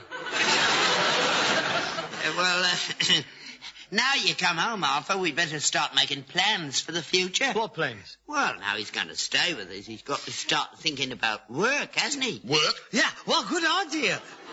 Yeah, I'll take you down the Labour Exchange first thing in the morning. They're digging a new tube tunnel, and they do use a lot of Commonwealth labour. No. Just wait a minute. I didn't come 12,000 miles to dig me way across flaming London. Oh, I'm so sorry. Perhaps you has a trade or a profession. Well, no, not exactly. No? Neither of you. Well, I'm different. I don't need one. I have my own business. It's family business, and Arthur's family. He's coming into the business. I'm going to make him a partner. That is a very handsome offer, Dad, which I am delighted to accept. No. Look, I've sweated my guts out building up this business. I'm not going to stand by here and watch a perfect stranger walk in here. He's not a perfect stranger. Here's Tommy. He isn't to me. He's my son. My eldest son. I see. That's the way it is, huh? Right, well, I'm sure you have a lot to talk about if you'll both excuse me. No, leave him be, Pop. He'll be all right. Must be a bit of a shock to the young fella, me just turning up out of the blue. He's bound to be a bit jealous. Oh, I can't understand it. After all I've done for him. Well, he'll get over it. Give him time. Well, I'm going up to my room to clean up. I'll just pop outside first and point Percy at the porcelain. And then I'll tell you what I'm going to do. As it's my first day home, I'm going to take you and the young fellow up to town, and I'm going to buy you both some slap-up tucker and a bonza frog cap. Oh, that'd be marvellous. Yeah. There's just one thing. I wonder if you could see your way clear to lending me a few quid. Just till I cash me traveller's checks, you understand? Yeah, of course, son. Anything you want. 5, 10? Better make it 20. No, I'll tell you what. Make it around 50. Then I won't have to keep coming back to you. 50 it is. Yeah, thanks, Pop. Oh, it's so good to see you again, son. You don't know what this means to me, having both me sons around me. You've made an old man very happy. Well, it's great to be home again, Pop. Oh, by the way, I've got a little present for you. Have you? Oh, how lovely. Just what I've always wanted. A boomerang.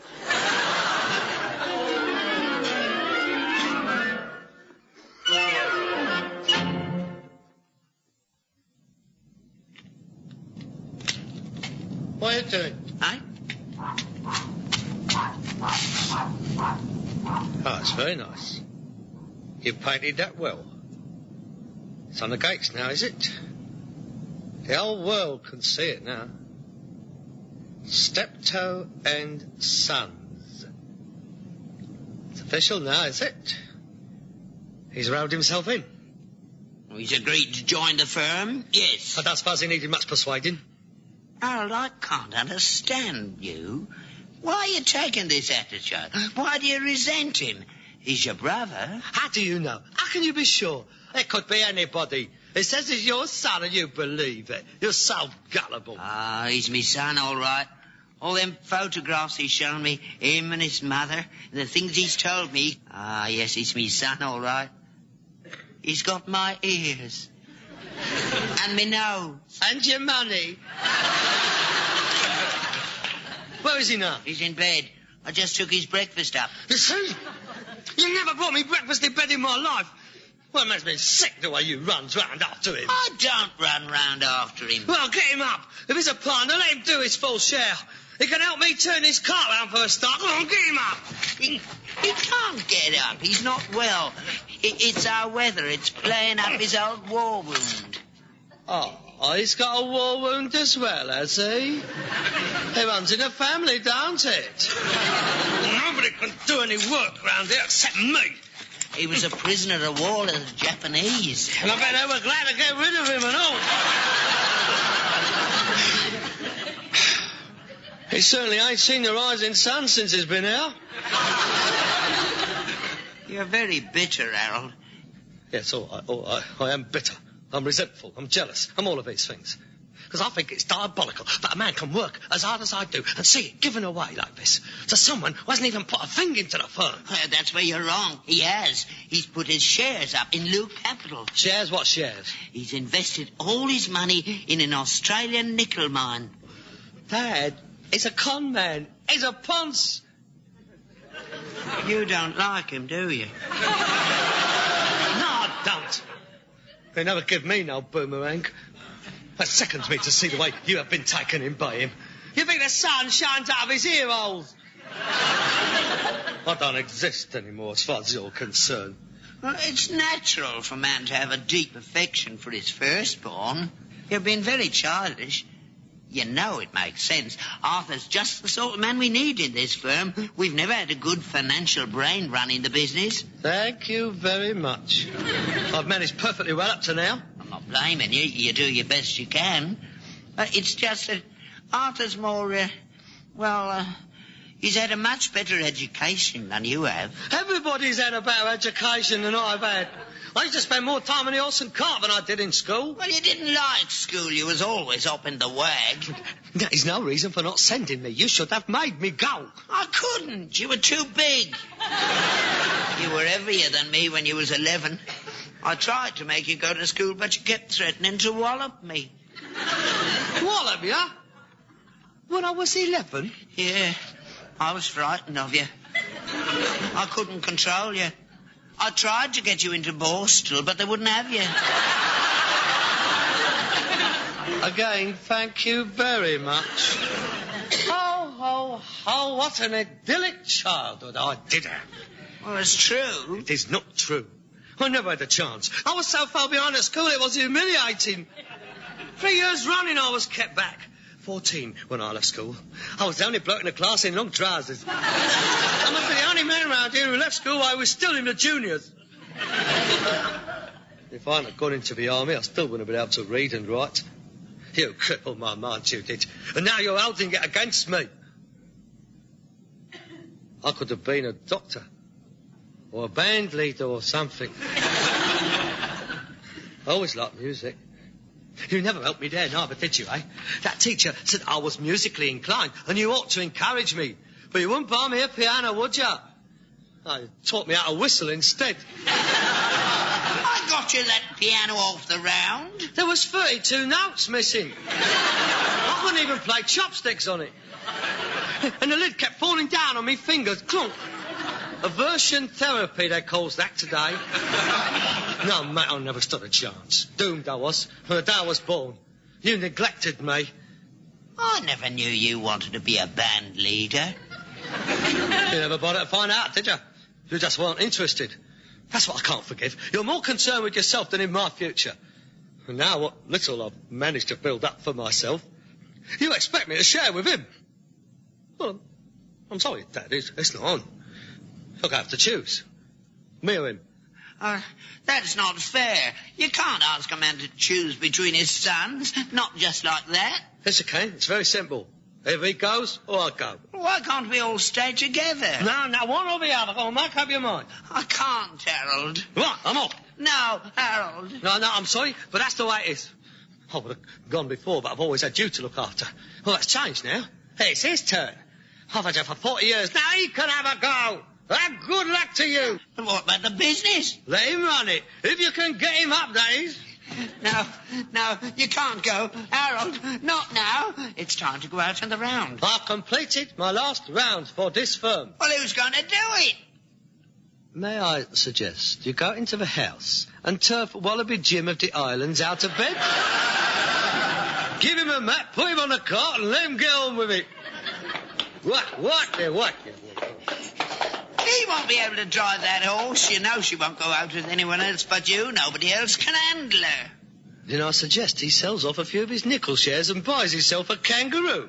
I'm sure he'll be at home in one of them. He'll be able to hop round in no time. Goodbye. Harold, no, don't go. Come back. Yeah, he'll be back. Shut up. Hello, Dad. Oh, what a lovely morning. Afternoon. Yeah. Oh, the old wall wound's still playing me up, Dad. Oh, I know now how you must feel. Oh. Still, perhaps in a few days I might be able to start giving young Harold a bit of a hand round the station. He's gone. Gone where? He walked out. Oh, that's a blow. Still, he'll be back when his old gut starts rumbling. By the way, Dad, I wonder if you could lend me another fiver. There's a horse running at Kempton Park. Yeah, and there's one in the stables rearing to go as well. Eh? Get your finger out.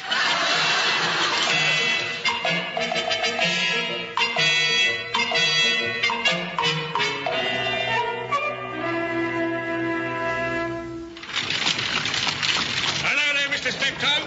Whoa! Hello, Lenny. How's it going? Not so bad. How do you like being out on the cart after all these years? Oh, I'm too old for this game now, Lenny. When I'm up, I can't get down, and when I'm down, I can't get up. You seen Harold lately? Not for 3 weeks. You know he's set up on his own. Yeah. I saw him pushing his handcart last week. Handcart? And he got a horse? No. He didn't look well. He's lost a lot of weight. He didn't seem too keen on me seeing him. Pride, I suppose. Why don't you two get back together? I'd like to, Lenny, but I don't know where he's living. Well, I do. He's got a room in Paddington, Cairo Road. Oh, it's the right sort of doss house. I've got the number here somewhere. Yeah? Yeah.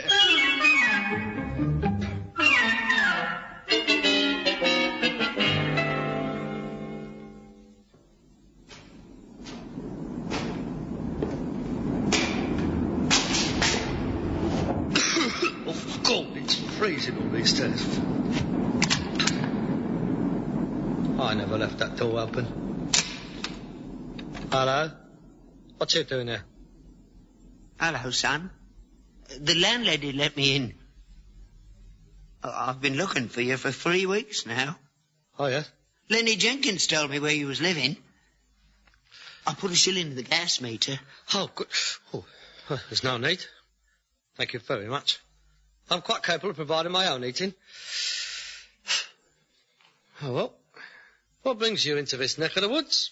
Oh, I was worried about you. I hadn't heard of you, and I was wondering how you was getting along. Oh, I'm very well, thank you. I'm doing nicely. You're not going to stay in this place, then? Oh, good heavens, no. Oh, no, this is just temporary accommodation until I find something more suitable. I've seen a quite nice little mews cottage that I'm thinking of renting. I say, would you excuse me while I makes my tea? Would you care for some toast? You've only got 2 slices of bread. Yes, well, I'm offering you one. No, that's all right. I've already had a big dinner. So you're doing well, then? Oh, yes, I can't complain. Business is coming along very nicely. You've got yourself a horse and cart, then? Oh, yeah. I'm very pleased with it. It's a 4-year-old horse. 17 hands. Beautiful animal.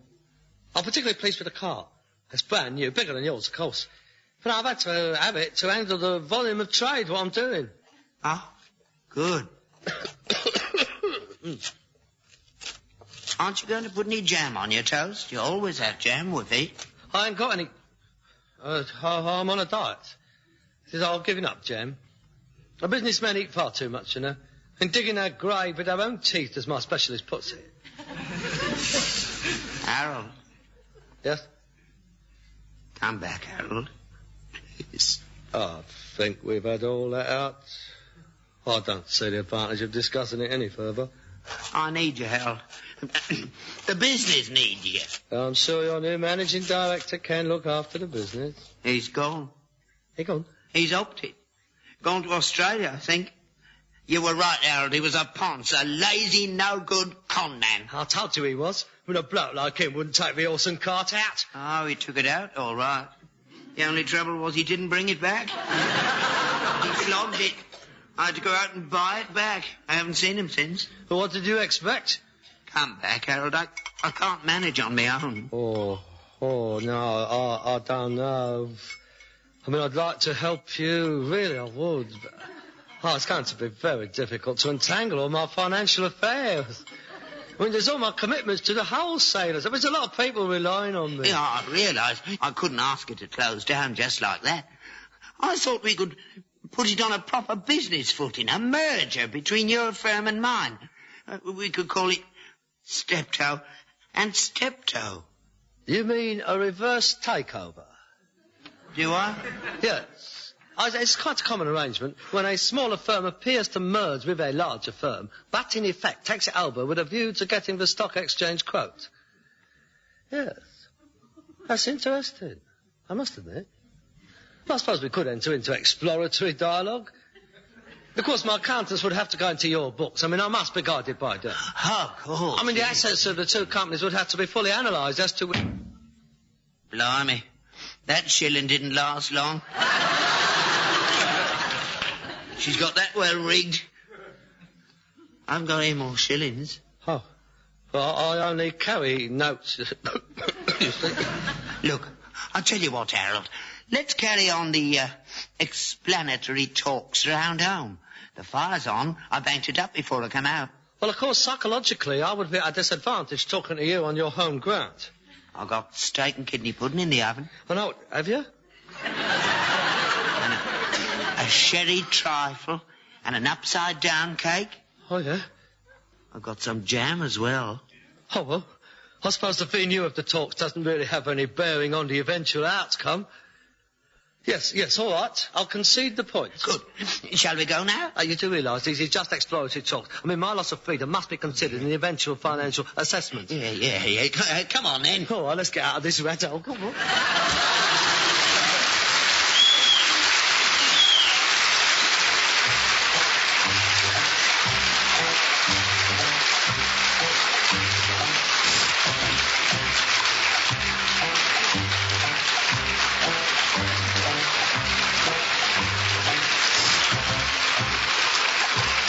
You've been listening to Wilfred Bramble and Harry H. Corbett as Steptoe and Son, with Kenneth J. Warren as Arthur. Other parts were played by David Brierley, written and adapted for radio by Ray Galton and Alan Simpson, and produced by Bobby J.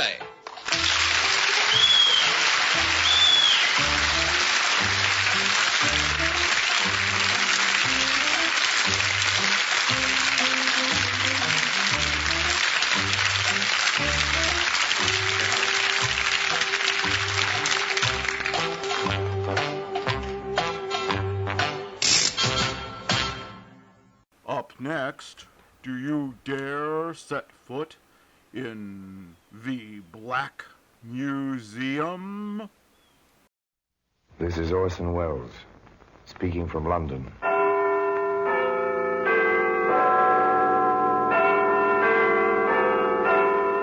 The Black Museum, a repository of death.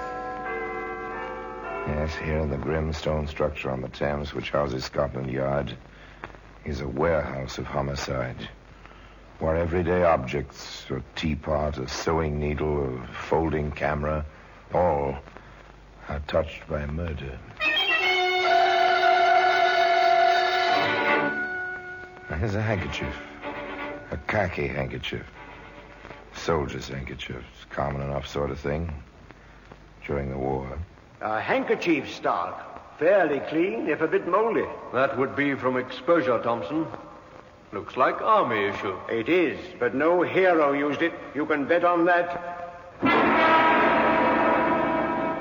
Well, that handkerchief can be seen today in the Black Museum.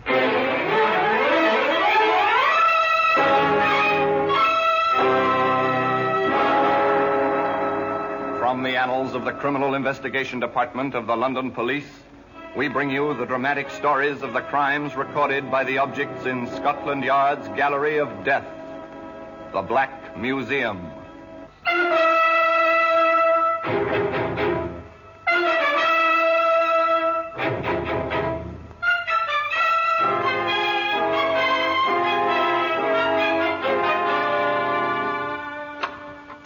Well, here we are at the Black Museum in Scotland Yard. Just come into this silent room. Outside, the Thames is busy with London's river traffic, and just upstairs, police communications tap from the teletypes, ring from the telephones. But here, as I say, is silence.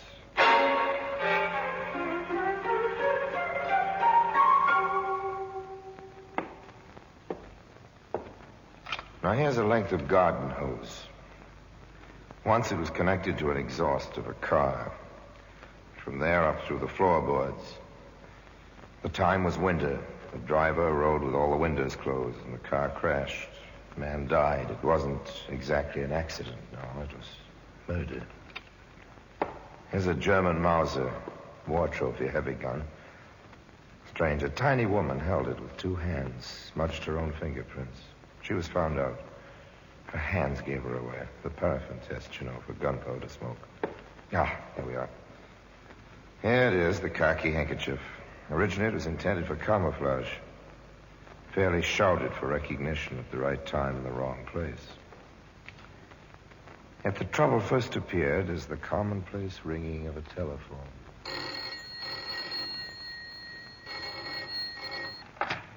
Hello? Mrs. Lyons? Yes? This is Liz Hart. How are you? Oh, fine. And you? All right. I'm a little worried, though. Kathy's so late getting home. Is she with Doris? Well, they're not here. I thought Doris was with Kathy at your house. Oh, dear. Now, where have they got to? Oh, probably stopped at one of their friends' houses. Now, don't you worry. Kathy will come home with my Doris, and both of them will be full of stories. So ordinary, so commonplace. One mother worries, the other doesn't. And later, around 6, the worrier, Mrs. Hart, Kathy's mother, speaks to her husband. You'll have to speak to Kathy when she gets home. Isn't she home? It's practically dinner time. I thought she was in her room. She's off somewhere. Oh, John, I'm so worried. You call the places where she might be? Hours ago. No one's seen her. Well, we'll have to wait until 6:30. Then I suppose we'll have to start looking for her. Oh, when will Kathy learn to let us know? 6:30. No Kathy. No word from Kathy. This time the telephone rings in the Hart household. Mrs. Lyons is calling Mrs. Hart. Yes. I assumed you'd call me if Doris turned up with Kathy at your house. Oh, dear, I wonder where they can have gotten to. A frantic Mrs. Hart cradles the telephone, looks to her husband. Together they leave the house, go out into the darkening street to ring doorbells.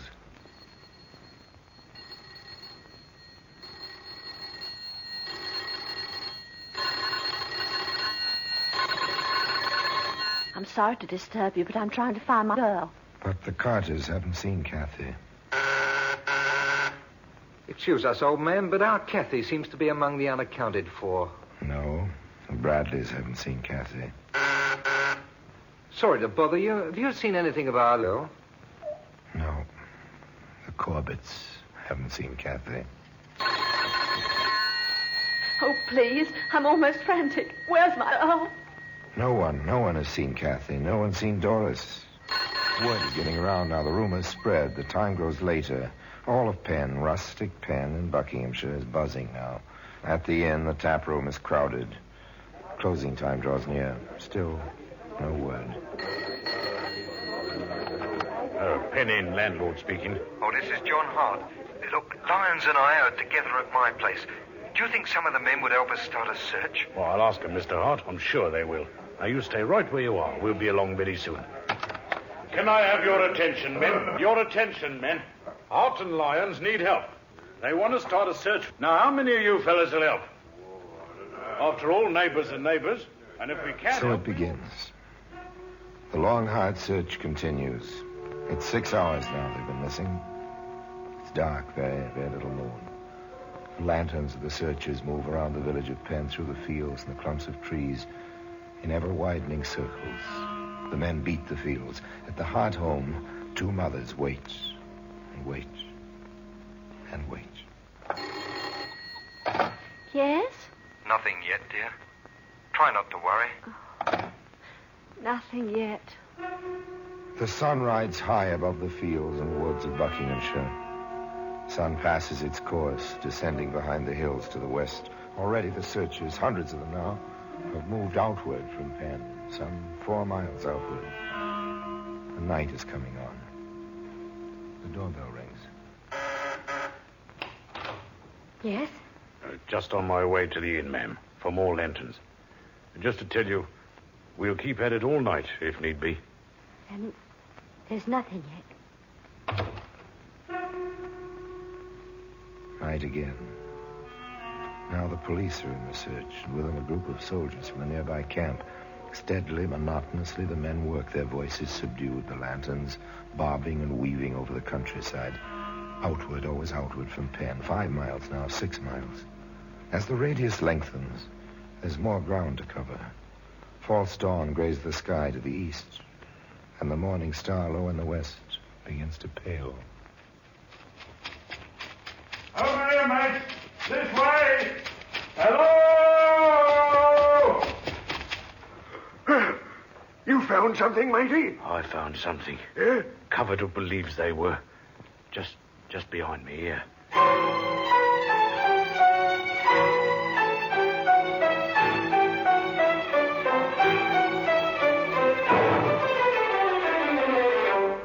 Found. The weary men brought the terribly tragic news back to Penn. In the little wood with its running stream where the bodies were found, 2 of Scotland Yard's inspectors, Thompson and Stark, took over together.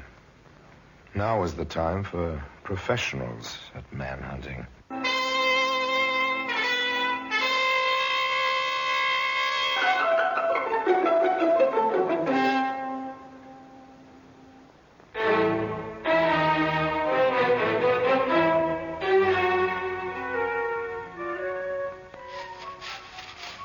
What have we got, Stark? Not much. Barely anything to go on. Gas mask container, wooden, out near the road. I don't think they were killed here, do you? No, chances are against that. One of the men brought me this. A handkerchief, Stark. Fairly clean, if a bit mouldy. That would be from exposure, Thompson. Looks like army issue. It is, but no hero used it. You can bet on that. There are tire marks and an oil patch over to the right. Truck tires. Double rear wheels. Army truck, it looks like. Plaster casts. The men are making them now. Army truck, army handkerchief. Anything else? Not yet. All right, let's get out of here. We've got a killer to find.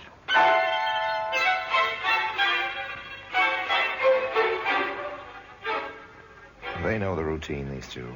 But grimly they set about the work. Stark takes the gas mask container, the plaster casts, the handkerchief to the experts at the yard. Thompson stays on in Penn. He visits a different kind of yard. Doris and Kathy were once my pupils, Inspector. I have a very personal reason for wanting to help you. But just how can I? It doesn't need me to tell you, miss, how observant children can be. Now, it occurred to me that some of the kiddies in your school who live near the Hart's home might have noticed something unusual on their way back from school. Of course, it's only a shot in the dark, but a child might remember something that a grown-up would forget. I see what you mean, Inspector. Right then. Now, who in your class lives near the Harts? Let me see now. Linda Carter. Oh, yes, and Kenneth Bradley. They're playing just over there. Come with me.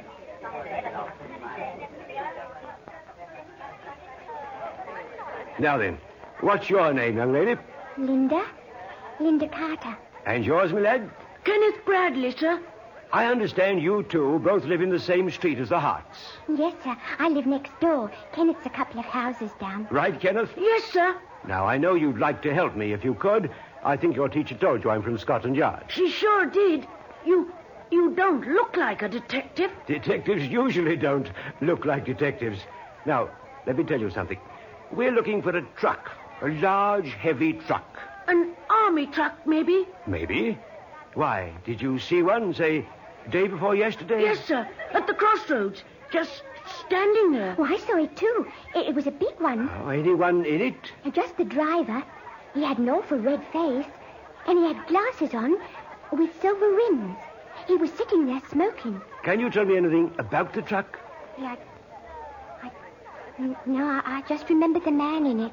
It looked like a wireless truck, but it didn't have any aerial. There were those big double wheels on the back, and a number 44 on the door, and a red and blue square on one side. And the tailboard had some letters. JB, I think. And on the front bumper there was BAT, CPM. Battery C, prime mover. Anything else, Kenneth? Not that I can think of, sir. No, sir. How old do you think the driver was, Linda? Oh, 26. You seem very sure. Did you ask him? No, sir. But he looked about my father's age, and Daddy's 26. I heard him say so. Thank you, Linda. You too, Ken. You've been very helpful. When you come to London, I'll see to it that you're shown through the yard. You'll like that, I'm sure, eh?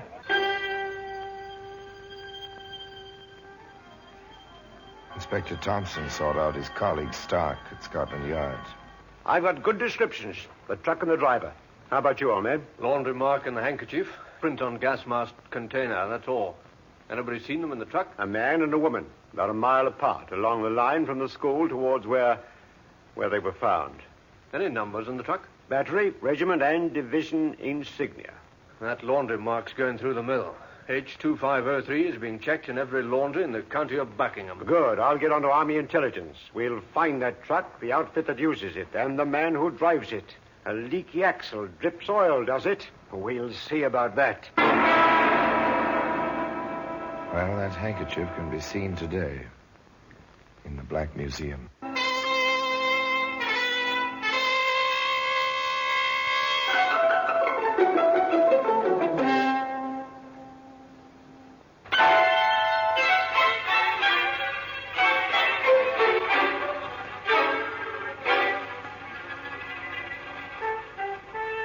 Now it was routine, except for the unforgettable sight of leaf-shrouded bodies in the wood.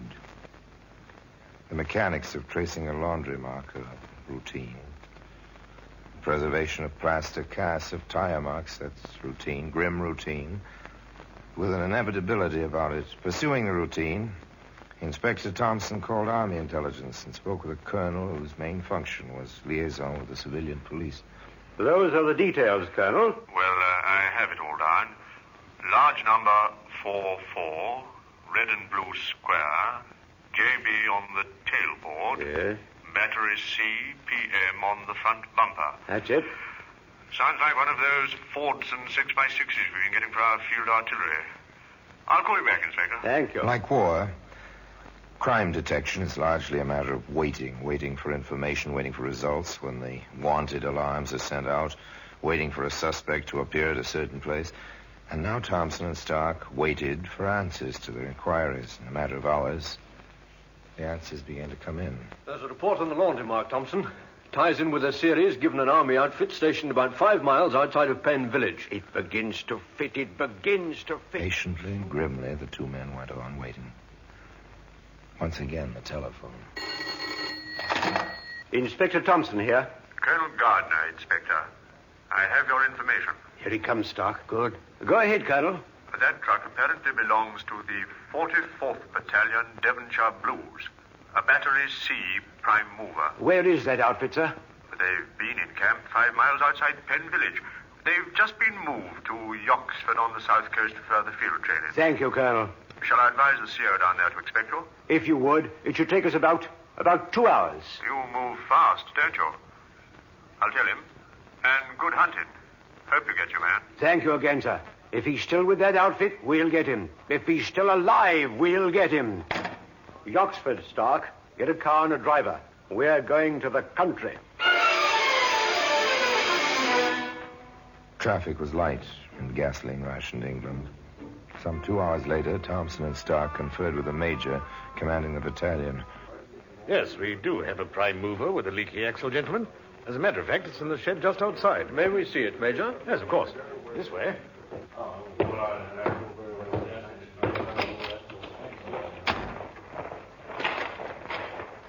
I have the tire cast, Stark. Good. And our accommodations are still a bit primitive. No proper garage facilities. We just moved into this setup day before yesterday. We understand, Major. You've been having much trouble with that truck? Oh, yes. A few days ago, just before we broke camp near Penn, and that's over in Buckinghamshire. Yes, we know the place. We released the truck to the maintenance depot. Apparently, there isn't much they can do with it. The main differential is a problem. Well, there we are. JB on the tailboard. Have a look at the inside, will you? I'll take the tires and the markings. Check. 44 on the door, yes. Big enough. The lad could hardly miss it. Red and blue square. Our battery shoulder patch, Inspector. Yes, I thought so. Markings all checked. Let me see now. The tires. Falling in here, Thompson. Yes, tires checked with the cast, Stark.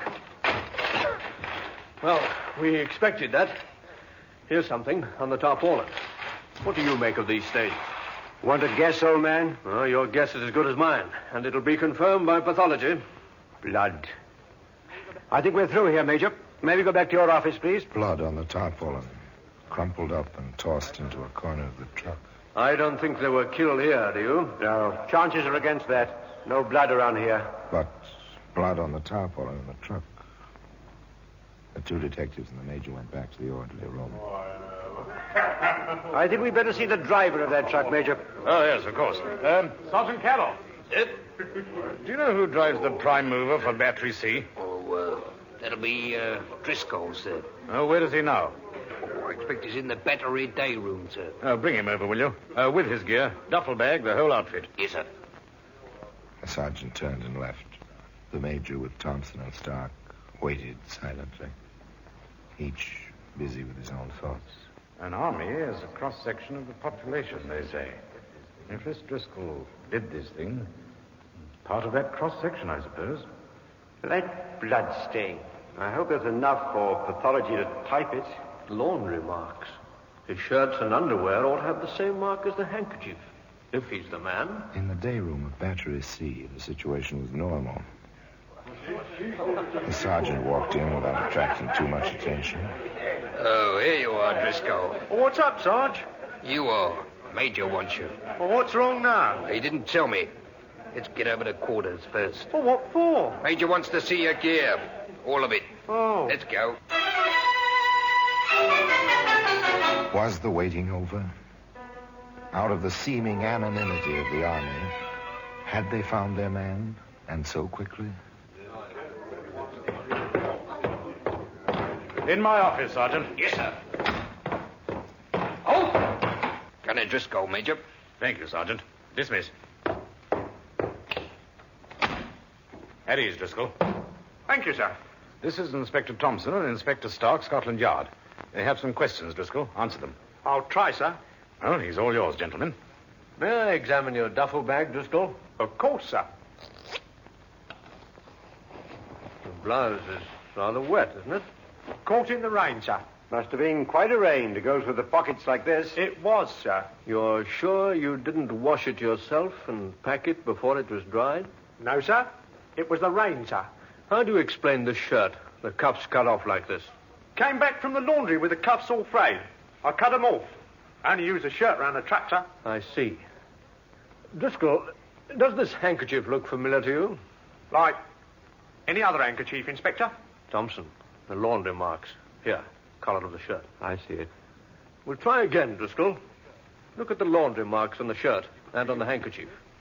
Seems to be yours, doesn't it? I wouldn't know about laundry marks. They're identical, aren't they? Have you had a handkerchief like this recently? All the army issue is the same, sir. We get a lot of trouble getting things back from the laundry. Someone else could have had this handkerchief. Rather a careless laundry, Driscoll. Sorry, sir. Yes, sir. Have a look at this tarpaulin, Driscoll. Yes, sir. What's your guess about those stains? Grease, sir. That shape? That color? Might be blood, sir. This tarpaulin comes from your truck, Driscoll. I never saw the stain, sir. Might be someone swapped this one for mine. Driscoll, where were you on the 19th, 3 days ago? Maintenance depot. Repairs. Leaky axle. Did they repair it? Well, they couldn't. Not in the time we had before we moved down here. I see. Anything else, Stark? Not at the moment. Major, we'd appreciate it if you'd hold this man under escort. There are still a few inquiries to be made. Yes, of course, Inspector. Oh, Sergeant, in here, please.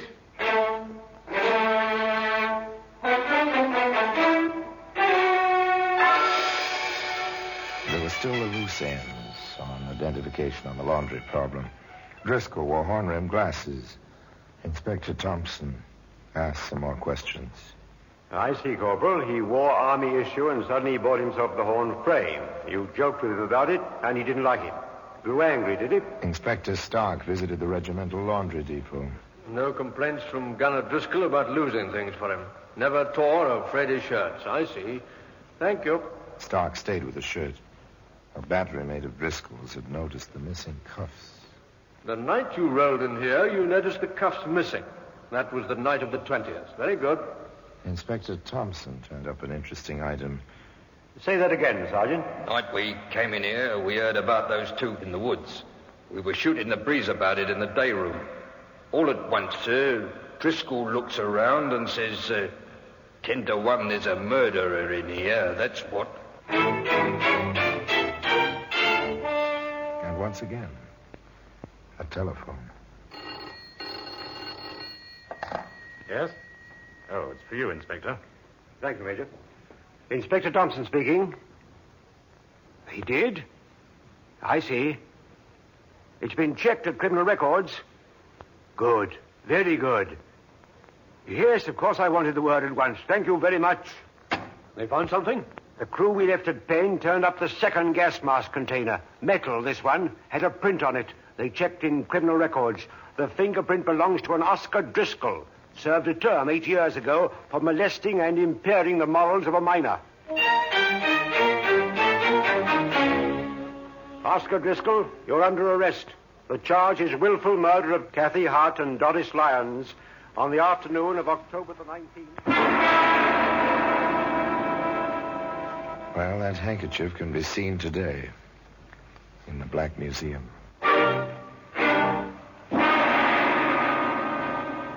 The defense, of course, was insanity. The defense tried to prove that Driscoll suffered from schizophrenia, split personality, that he had no recollection of what he'd done, and therefore no legal responsibility. The jury brought in its verdict, and finally, this man died at the hands of the public executioner. There was apparently no doubt in the minds of the jury that this man had known and planned exactly what he'd done. At any rate, the khaki handkerchief remains in its usual place in Scotland Yard in the Black Museum.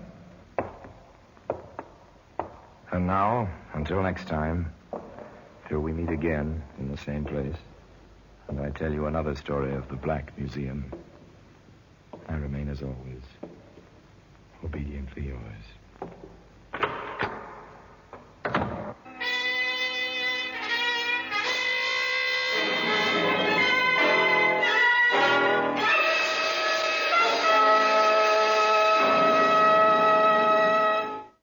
Join one of fiction's most famous detectives for adventure with The Adventures of Sam Spade, coming up next. By transcription.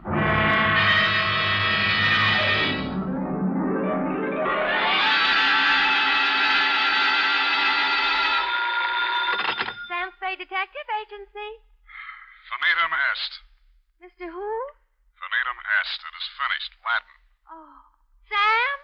What's left of me, sweetheart? Well, where are you? What happened? Who did it? Here, everything, and what? What? No, I asked you first. Sam. Now you're making sense. Well, did that Mr. Mortuus get in touch with you? Demortuus nil nisi bonum. Oh, Sam, stop it. Second year Latin, F. Speak well of the dead. You mean he's dead? If you have tears, prepare to shed them now. This one ends up worse than Rigoletto. Have your extra handkerchief ready, get some organ music on the radio, and I'll be down to dictate my report on the tears of Night Caper.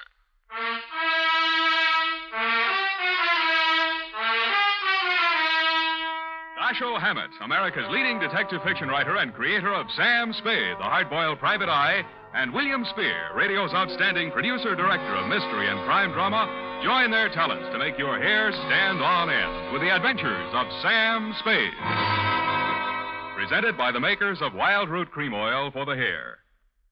You know, just a little Wild Root Cream Oil in your hair can mean a world of improvement in your general appearance. Just try it and see. See how Wild Root Cream Oil Hair Tonic grooms your hair neatly and naturally, relieves dryness, and removes loose dandruff. Yes, you'll be glad to discover that just a few drops of Wild Root Cream Oil make a big difference. So if you've never tried it before, get the 25-cent Get Acquainted size and ask for it by name.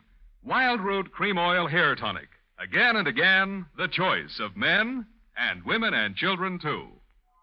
And now, with Howard Duff starring as Spade, Wild Root brings to the air the greatest private detective of them all in the adventures of Sam Spade.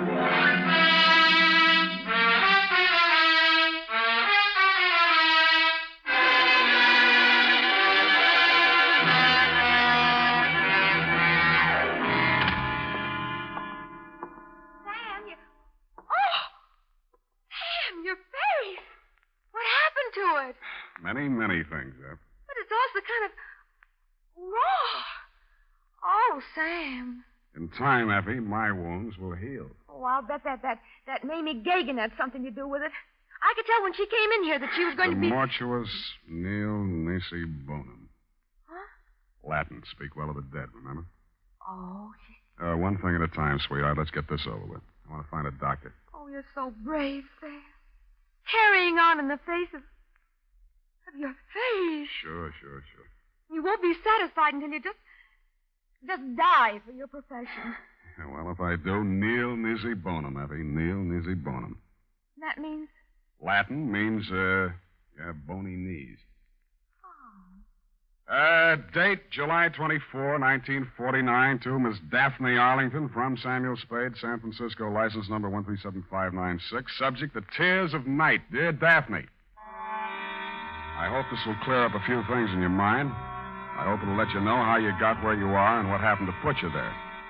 It all has an illogical beginning, middle, and end. At 3, yesterday afternoon, my loyal secretary and confidant, Miss Effie Perrine, a doll, who has been rehearsing a Cockney play for television, flung open my office door and said, Miss Mamie Gagan to see Mr. Spade.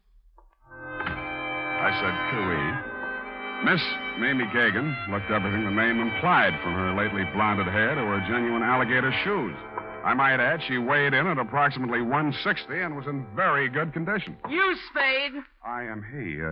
Sit down, please. Ah, Don't you believe me? I hate gumshoes. They all stink. Something in your background. Perhaps as a girl. I'm just assuming that you were one. All gumshoes are nosy. They talk too much. That's why I don't like them. Here. For me? Who else, stupid? Oh. Well, it says, pay to the order of Samuel Spade, $100, signed Mamie Gagan, co-signed Johnny McCall. All right, is it good? You wise guy or something? Sure it's good. I'm the treasurer. Get your hat. In this weather? We gonna go see Johnny. McCall? Yeah. Why are we going to see Johnny? Johnny wants you should do something for him. What does Johnny want I should do for him? Come on, Spade. What's the matter with you? He'll tell you. I just love to hear you talk, Mame. That's all. All this gassing ain't getting us nowhere. The boss is waiting. Gumshoes talk too much. Yes, ma'am. Well, maybe we do, but ours is a lonely profession. Mamie led me to a large Cadillac parked in a no-parking zone. She tore the ticket up and ate it. We got in and charged through traffic towards Burlingame.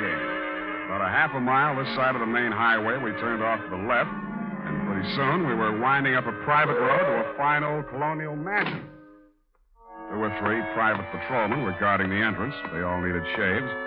They kind of nodded as we went up to the front door. Naturally enough, it didn't open, but a peep shutter did. Yeah. It's me, Feely. This is the private peeper the boss wants to see. Open up. Okay.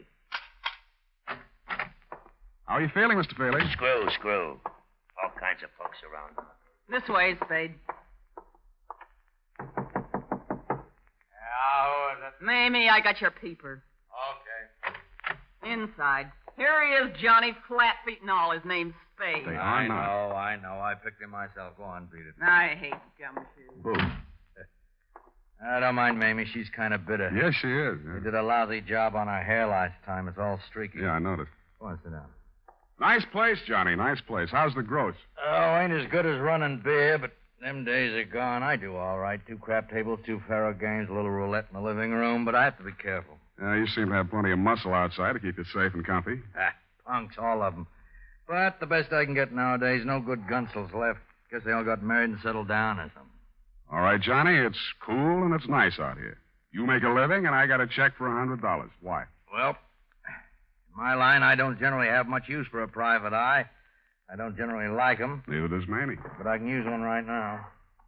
Ever see this before? No? Well, it's a little bit of necklace. Necklace case. Called the Tears of Night or something. Yeah? It's worth quite a chunk of Geetus. These 4 diamonds are good stuff. Dame named Daphne Arlington left it here a week ago when she went in for a plunge at the roulette table. She left it for a standby till she raised the cash. Kind of a screwy dame. You know, a widow with a lot of money. Boyfriend named Lenny Eppich. He paints or something. Well, she sent me a check today for the 5 G's she lost, and I just want you to take this thing back to her. That all? Yeah, that's all. I got my dough, she gets a necklace. You're a licensed bonded investigator, insured, it's safe with you. I couldn't trust any of my punks with it, and I don't like to be seen in public, so you just take it back. It's all very simple. Uh-huh. Now that you've told me how simple it is, suppose you give me the unexpurgated sequel. Did her check bounce? Yep. All right. You want a drink? There wasn't any check, Sam. She called me a couple of hours ago and said if I didn't have this thing back to her by tonight, she'd call a load of cops and come out here and tear the joint apart. Not such a screwy dame at that. You're stuck. You telling me. If she comes with cop, I'm closed for season. I'm getting old. Oh, you're not old, Johnny. Feely was running the table. I didn't know he'd taken this thing for security till we counted up.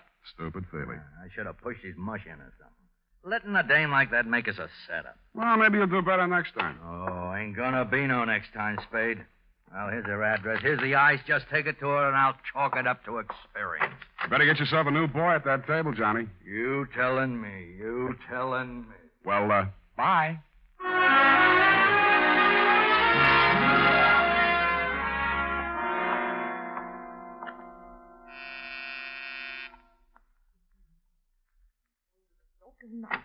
Lenny, I thought you'd never get here. The performance begins at 8:30, and you know how the traffic is, and if we're going to have a bite to eat... You aren't Lenny. Where's Lenny? I don't know, Miss Arlington. I'm supposed to deliver some jewelry. Jewelry? That would be mortuous. Mortuous. Mortuous. Yes, but I... What are you looking at?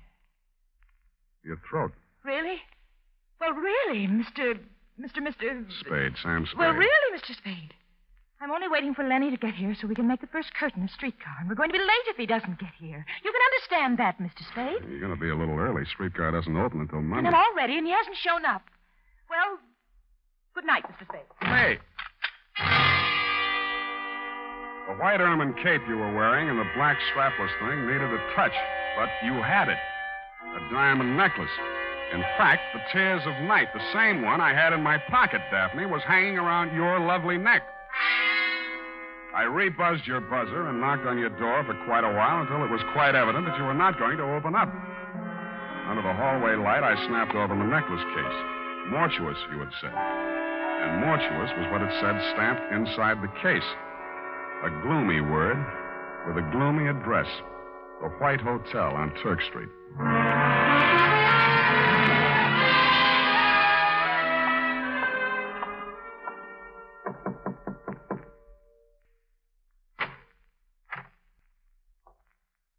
Hannibal Mortuous. At your service, sir.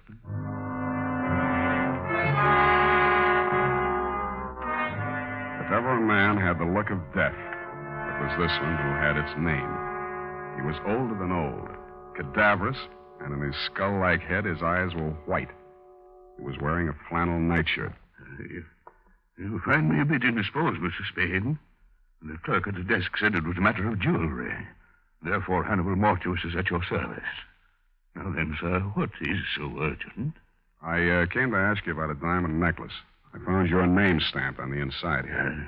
House of Mortuous, most respected name in diamonds, as well as all the lapidary arts. Most respected. Fine jewels and the name Mortuous is synonymous the world over. I am the last of 4 sons. But continue, Mr. Spade. Well, I just want you to take a look at this. Uh-huh.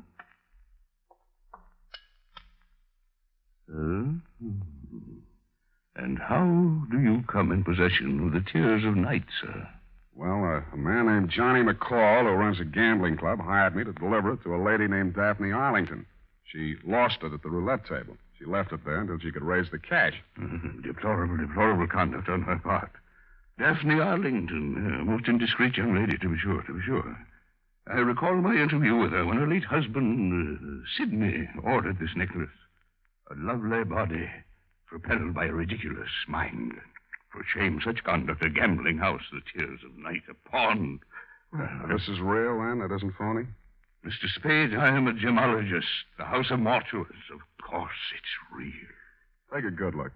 When an artist creates a dazzling thing of beauty such as this, would he be so unlikely as to forget the time, the patience, the agony of his creation? See how each stone is carefully mounted to capture every single pinpoint of light. Mm-hmm. An incomparable masterpiece. An incredible money. How much money? On the wholesale market, about 10,000. Arlington? He paid 25, but he had it, as I say, incomparable. Yeah. Yeah, well, I saw another one just like it tonight. Ridiculous. The finest workman at best could only create a crude resemblance. This kind of work demands an artist or an artist. But tell me, Latent in Anguis Herba, huh? My second year Latin escapes me. Snake in the grass. Something wrong? Something wrong, yeah. You were concerned for the safety of this piece. I have a small safe in my room. You may have the key if you care. I'll take it with me. Thank you, Mr. Mortuus. My pleasure, Mr. Spade. Omnia mortuus bonum vocat est.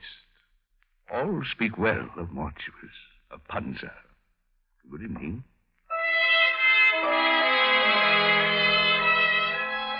In the dismal lobby of the White Hotel, I asked the night clerk for some wrapping paper and 20 cents worth of stamps. It was a hunch, plus the fact that outside in the street I spotted two of Johnny McCall's unshaved gorillas. They were looking up at the front of the building. Mr. Mortuus must have switched off his light or something because their eyes suddenly dropped and I saw them separate, one on each side of the front door. With shoulders carefully hunched, I stepped out into the lonesome night. I hoped they would think I was carrying my .38, which I was not. They didn't. Here's the paper, Candy. You want to ask him for a match? Candy's nearsighted. That's too bad. This him, Ernest? Got a match, Spade? Yeah, not so close. Candy asked if you got a match. He's a dummy, Candy. He don't answer. Got a match, Spade? What did I tell you? He's a dummy. He don't look like no dummy. Take your hands up. He's a dummy, all right. Ain't you, Spade? See, he's a dummy, Candy. I told him about you being nearsighted, and he wouldn't answer. He don't talk. Go on, smart boy. Tell Candy how sorry you are about him being nearsighted. I told you he was a dummy, Candy. All private eyes like you. Candy asked you a question. He wants to know if all private eyes is like you. I don't like no dummy. We ask questions, and he ain't told us nothing. That makes him a dummy. Maybe we find out something if we went through his pockets. Yeah, even a dummy's got pockets. Ain't that right, dummy? Hold him, Candy. All right, boys. You played the scene real good, and I'll see what I can do for you. Hey, he talked. Yeah. Make him talk again, Candy. Yeah. Make him talk bigger, Candy. Bigger. Bigger. He talks real nice, but he don't say much. Think maybe he's tough, Ernest? Yeah, maybe. Hold him up. See? He ain't so tough. No,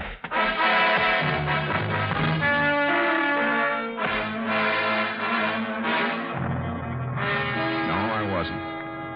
I didn't feel like talking on that quiet little street where the only noise was my face pounding on their fists.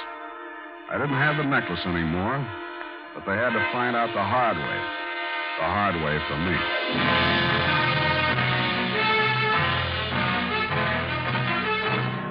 The makers of Wild Root Cream Oil are presenting the weekly Sunday adventure of Dashiell Hammett's famous private detective, Sam Spade.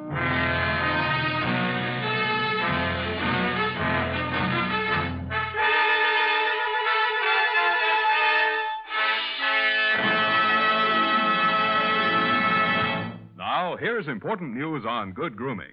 If you want the well-groomed look that helps you get ahead, socially and on the job, listen. Recently, thousands of people from coast to coast who bought Wild Root Cream Oil for the first time were asked, how does Wild Root Cream Oil compare with the hair tonic you previously used? The results were amazing. Better than 4 out of 5 who replied said they preferred Wild Root Cream Oil. Remember, non-alcoholic Wild Root Cream Oil contains lanolin. It grooms the hair naturally, relieves dryness, and removes loose, ugly dandruff. So if you want your hair to be more attractive than ever before, get the generous new 25-cent size of Wild Root Cream Oil, America's leading hair tonic, on sale at all drug and toilet goods counters. It's also available in larger economy bottles and the handy new tube. By the way, smart girls use Wild Root Cream Oil, too, and mothers say it's grand for training children's hair. Get Wild Root Cream Oil. Again and again, the choice of men and women and children, too.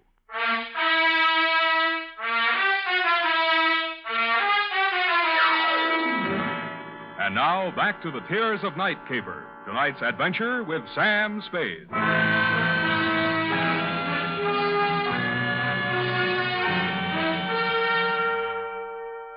I remember trying to wake up a couple of times. I was dreaming that we were driving along in a giant Cadillac. Big Mamie was sitting on my lap. She was eating a diamond necklace and spitting out cherry pits, which Mr. Mortuus grabbed, looked at through his jeweler's glass, and then tossed into a roulette wheel. Then we had a blowout and the whole car vanished with everybody screaming, "Demortuous, demortuous."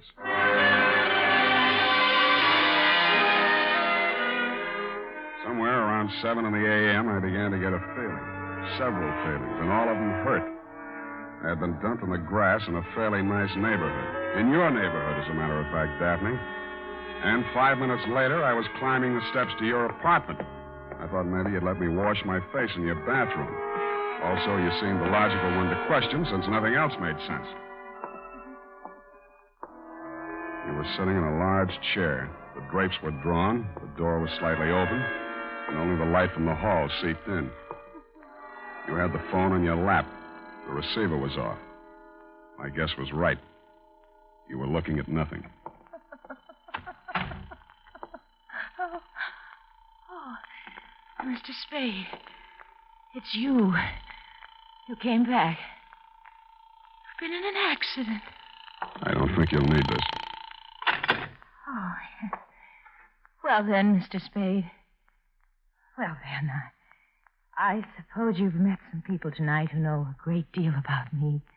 A gambler, a jeweler. Did they tell you about Lenny Eppich? No. He's really a dear, Mr. Spade. Quite the nicest boy I've met since Sidney was killed in that horrible automobile accident.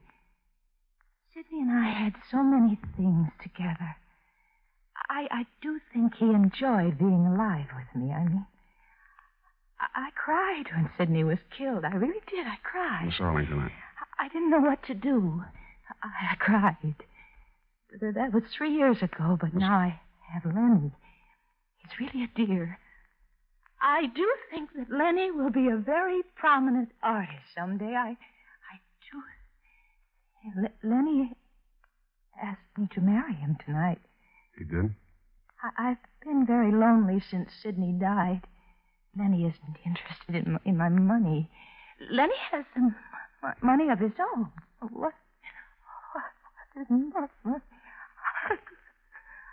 can't seem to get my tongue adjusted to my mouth. Did that ever happen to you, Mr. Spade? Sometimes, yes.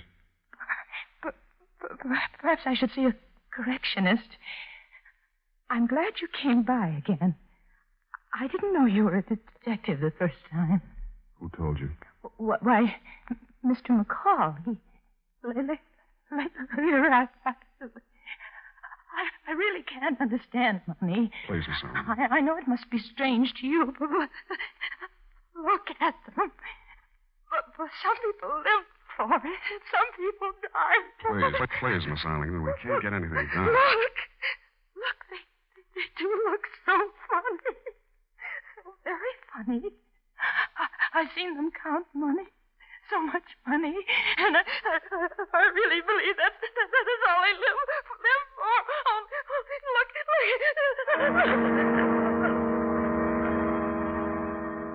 You were pointing at something across the darkened room.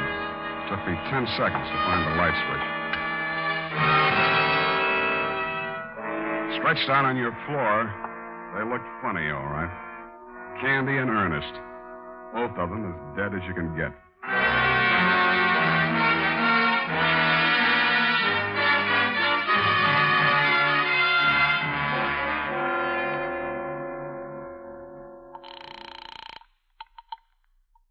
Hello, darling. Darling, I've been waiting all night. I knew you'd telephone and give me your answer. I knew you'd marry me. Your name, Lenny Eppich? Why, yes, but I was expecting... My name's Spade. I'm a private investigator. I'm calling from her apartment. Daphne's? Now, listen. There's been a couple of murders here. Murders? She's had quite a jolt.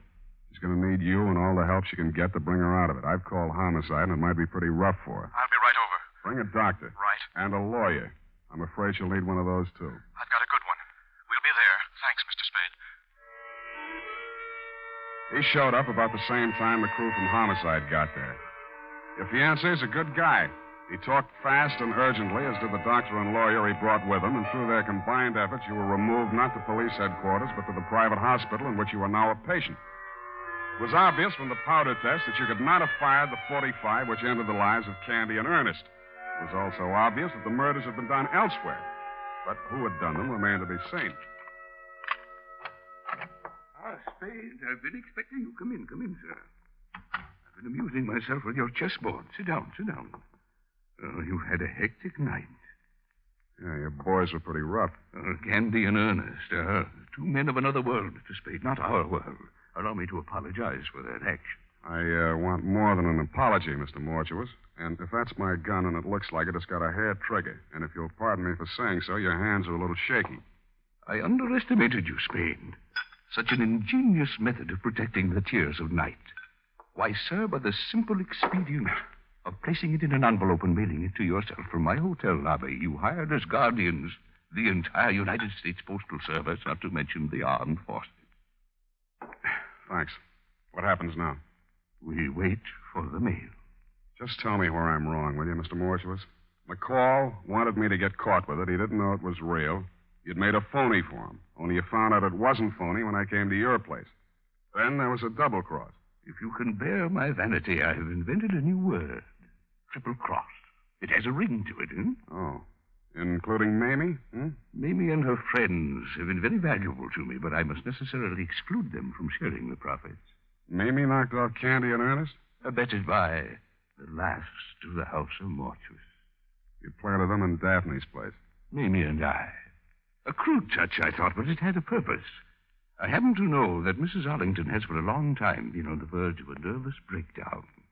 With 2 cadavers in her living room, she was very unlikely to discuss a bogus necklace with the police. And I doubt very much if she knew she was wearing the original or the imitation. Flighty girl. That's the lousiest thing the House of Mortuus ever did. She walked in and found them. If you had merely returned the real necklace to her, it would have been simple to make an exchange, and none of this would have been necessary. But then... I know. You just sit here and wait for the mail. We wait for the mail. What about your other playmate? I'm afraid I'll be sought for a murder or 2 or 3 this night. Mamie. She got it, too? Yes. Where are the police going to find her? Oh, in my hotel room, which I departed hastily once the room clerk had informed me of your ingenious method for protecting the necklace. I shot her there. You were cheap. Cheap, sir? I don't understand. A $10,000 necklace? It's not quite a king's ransom, you know. The tears of night are worth 5 times that. I'm afraid I misinformed you as to their value. I didn't want you to become suspicious. You are a really horrible, terrifying old man. I suppose you think you'll get away with it. I don't intend to get away with it. An old man, yes, but I intend to spend my remaining years... They'll pick you up before you get to the airport. I doubt that. I shall turn the tears of night into cash. And with a well-laden purse, I shall guarantee to elude the police over half the world. In 2 years, perhaps 3, they'll get me. But I have spent the money. We have a visitor. Caution, Spade. I do shoot well. Answer it, tell them to go away. I'll be right beside you. All right. Open it. One side, Spade, I got a gun. Obvious. Mamie. I thought I'd find you here waiting for the mail. You dirty. You didn't do such a good job on me. Caution, my dear. I have a gun, too. Everybody but me. I can last long enough to let you have it. Not so good, my dear.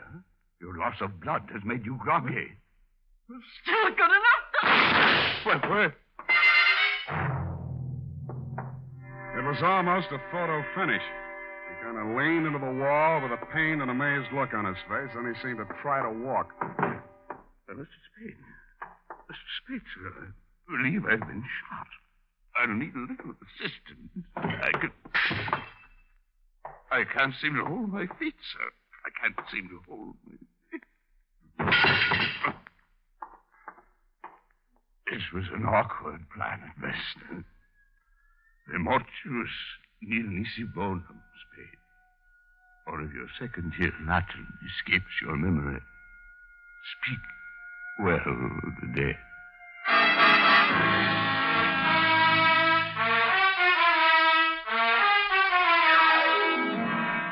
Period and a report. All those people. 4 in all. And that poor girl, Daphne. How she must have felt when she saw it. Oh, Sam. Yeah, that was pretty bad. You poor darling. Well, it's about time. Now you go right home. In fact, fact, I am going to take you home. Yeah? Then what? You are a registered nurse, maybe? Well, Go type that up. I am completely well, and when you return, we shall Indian wrestle. Certainly, sir. And now, listen to this. Shopping note. Tonight or tomorrow, get a family-sized bottle or handy tube of Wild Root Cream Oil, America's favorite hair tonic. Hey, Matt, how about we check in with Fibber, McGee, and Molly next? That sounds good to me. The Fibber, McGee, and Molly Show.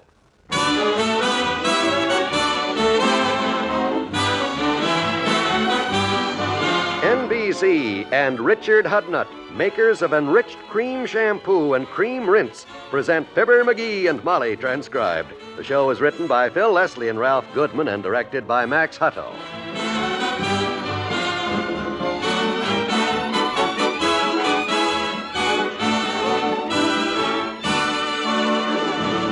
We'll join Fibber and Molly in just a moment. Even though the big guns of a shooting war are silent today, another war, a vicious and bitter war, continues.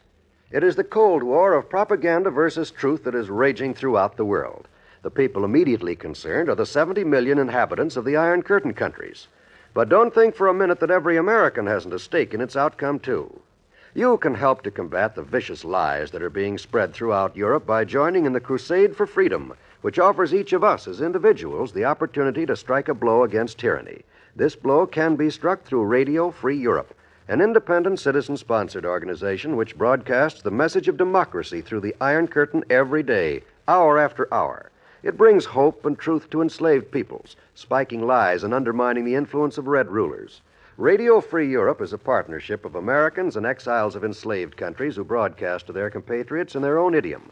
Join the crusade by contributing your truth dollar. Send your contribution to Crusade for Freedom, care of your local postmaster.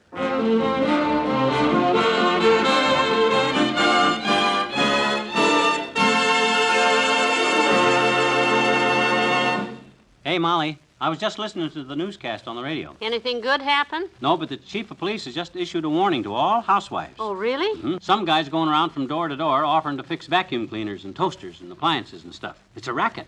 A racket? One of the oldest. Oh. You see, what the guy does, he tinkers with your vacuum or your toaster a while, and then he says, "This is a bigger job than I thought, lady. I'll have to take this down to my fix-it shop." Well? Well, he don't even have a fix-it shop. Oh. He just loads the stuff in a big truck and takes it to some other town and peddles it. Well, that isn't honest. It's a good thing the chief of police got wind of it. They'll catch this guy, but it just goes to show how careful you women have got to be. I should say so. Oh, how did the chief find out about it? It seems that when he come home for dinner last night, he found his wife sweeping the rug and making toast in the oven. So he took her down to headquarters for questioning. She made a full report. Oh, that poor girl. What a lecture she must have listened to. Sure. I'm glad it wasn't me. Oh, I can just hear my lord and master now. How could you be so stupid, Molly? Let a total stranger come in here and Please, kiddo, this ain't funny. This is serious. That's not the only rackets being worked on housewives these days. You take the old envelope swindle, for instance. Every day, some woman... The what swindle? The envelope swindle. Grocery boy! There's the old timer with the groceries. You go talk to him a minute. I'll go get an envelope and show you what I mean. Okay, dearie. Just put them there on the sink, Mr. Oldtimer. Already done it, daughter.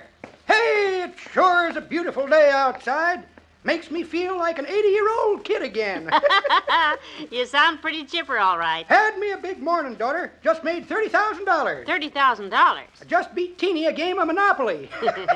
For a while there, it looked like I was going to have to tear up the tracks to get that last railroad away from her, but... Hello there, Johnny. I was just telling daughter Hey, here... look, old timer. I bet it's going to rain today. I bet it's going to rain in the next 10 seconds. Well, that's a cheerful greeting, son. Prettiest day of the year, and you come along I bet you $3 it rains. How about it, $3? Daughter, you better get the boy to bed and take his temperature. Sun's shining, there ain't a cloud in the sky. The envelope swindle, Molly. Now, watch this. Oh, I wondered what you were trying to What are you two whispering about? You ain't fixing to go outside and turn a hose on the window, daughter, because no, I'm staying right here. Come on, you want to bet? $3. $3 says it rains in the next 10 seconds. Well, there's something funny going on here, but... Well, okay. Here's my $3. It's a bet. Here's my $3. Now put the money here in this envelope and we'll seal it up. Okay. That's it. Good. Now I'll put the envelope in my pocket. Just a minute, Johnny. If you don't mind, I'd feel better if daughter here held the envelope. Nothing personal, of course. I just don't trust you, that's all. Okay, here, Molly. You hold the envelope. Now we'll count up to 10 seconds. And if it don't rain, I win the money. That's right. 1, 2, 3, 4, 5, 6, 7, 8, 9, 10. Yeah, it ain't raining, Johnny. I win.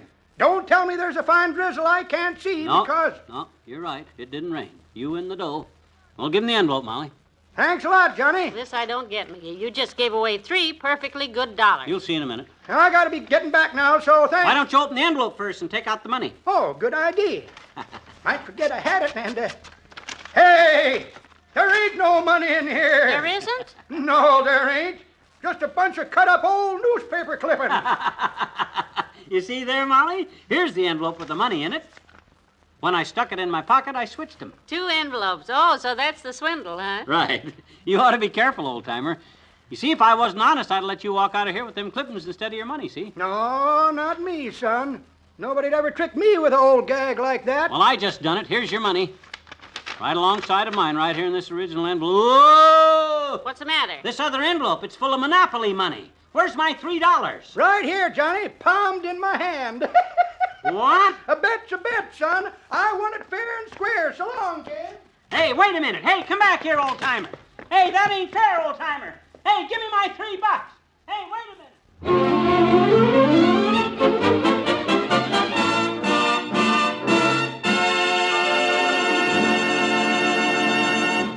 Back to Wistful Vista in a minute. Hello, I'm your Richard Hudnut beauty advisor. Here's exciting beauty news for you busy women. It's about an amazing shampoo that gives your hair a beautiful egg sheen in just 3 minutes' time. This remarkable beautifier is called Richard Hudnut Enriched Cream Shampoo. It's made with real eggs, powdered in a wonderful cleansing formula that suds right up even in hardest water. Every drop of this golden lotion cream shampoo is enriched with egg protein. And since hair itself is protein, it naturally benefits from this affinity of protein to protein. It's nature's own way to put a beautiful sheen in your hair. You'll love the way your hair gleams, smooth and shiny as bridal satin. And ladies, nobody's too busy to take a minute more for Richard Hudnut Cream Rinse. It seals in that fine glimmer and gleam, protects it with a fragrant beauty finish.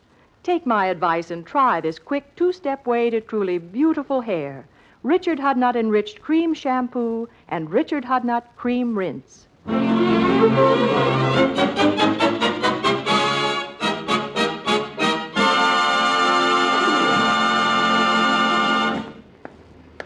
Well, that's the last time I ever used the old-timer for a demonstration on how to swindle people.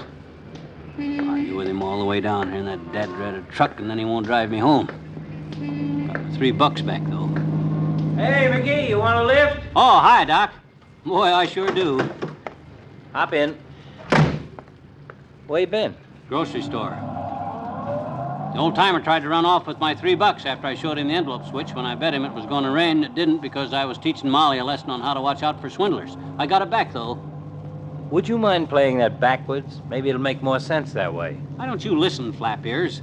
I was telling Molly about this vacuum cleaner racket that's going on around town. Oh, yeah, I read about it. You mean where they pick it up to fix it and skip with it? Didn't happen to Molly, I hope. No, I put her wise to that jip, all right. But there's a lot of other swindles going on, and I'm trying to educate the kid.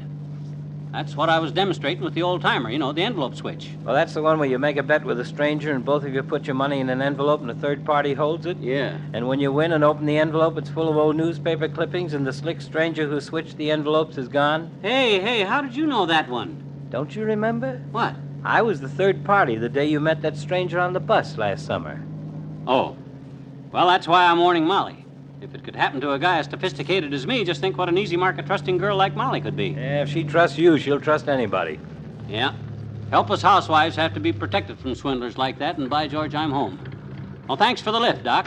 Anytime, McGee. Oh, Doc, before you go, about that deal on the bus. Don't worry, I won't mention it to Molly. Don't forget 10 of that 20 you gave that man was mine. Gee, that's right, I forgot.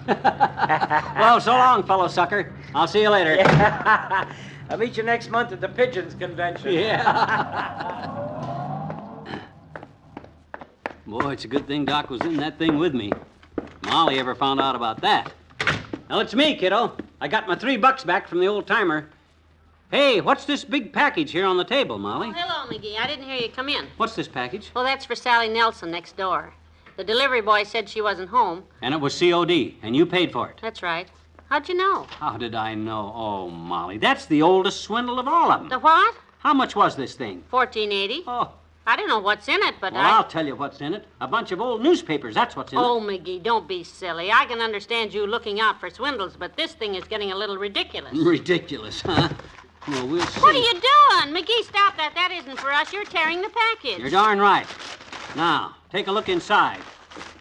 Heavenly days. Nothing. Just full of old newspapers. Oh. Now maybe you'll believe me when I say to be on the lookout for swindlers. Oh, brother, $14.80. Down the drain. Oh, dear, what a chumpa. I feel terrible about this. Well, maybe I'm being a little harsh with you, but gee whiz. I know, and here I was just thinking how silly that woman was who gave the man her toaster and vacuum cleaner. Well, we all make mistakes, and the way to remember them is to pay for them. This just cost you $14.80, so maybe you learned your lesson. It certainly was an expensive one. Will you split it with me? No, ma'am. I'm not being chintzy or anything, but just as a lesson, so you'll remember to be more careful. You're right. I made the mistake, so I'll pay for it. Well, I guess it isn't too bad. Could have been $50 or something like that. Thanks, dearie. You're so understanding. Yeah.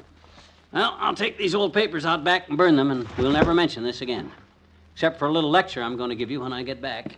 It's time you learned a few things about being alert and on your toes. Oh, Molly, how could you be so stupid? I sure walked into that one with my neck sticking out. Come in. That's that same man. You better watch out because I'm sorry to trouble you, Mrs. Mcgee. Oh, hello, Sally. Come in. You see, I've been out all day, and I know. I wish you'd have been home a while ago. You could have saved me $14.80. $14.80? On that phony COD package the man delivered. Oh, then it did come. Is that how much it was? $14.80? I beg your pardon? Well, the old Civil War newspapers.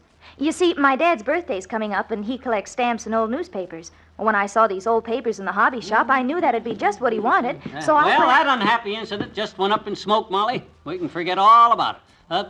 What's the matter, kiddo? Oh, hi, Sally. Did Molly tell you about that silly thing she just did? I don't blame her for looking so embarrassed. You see, this guy comes to the door and he tells her he's going to...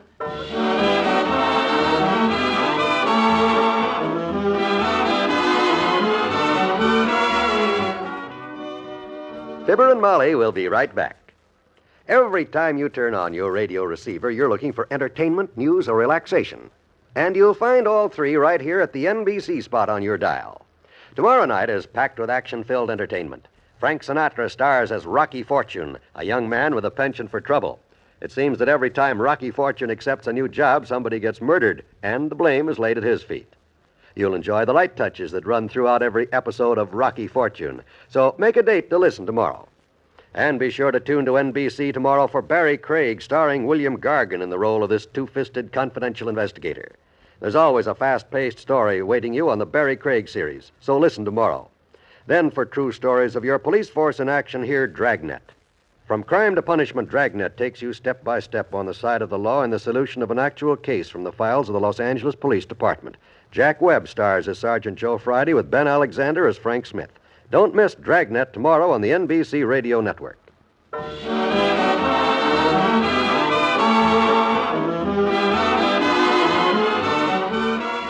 Did you read about the big birthday this week, Mcgee? 2 million Girl Scouts are celebrating their anniversary. Yeah? The 42nd birthday of the Girl Scouts of the USA. 42nd birthday? My gosh, think of that. I wouldn't take any of them kids to be over 10 or 12 years old. Oh, no, Mcgee. The organization is 42 years old. I knew that I was making a joke.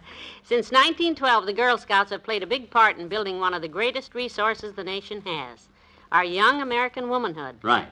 And Molly and I would like to join millions of other appreciative Americans in wishing the Girl Scouts a happy birthday. Good night. Good night, all.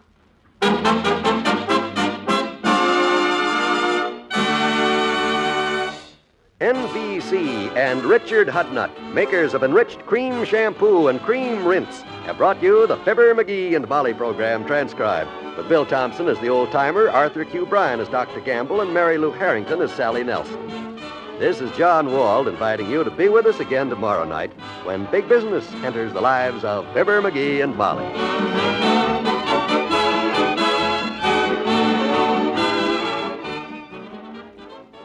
Hear Youth Wants to Know with guest Eugene Lyons on the NBC Radio Network.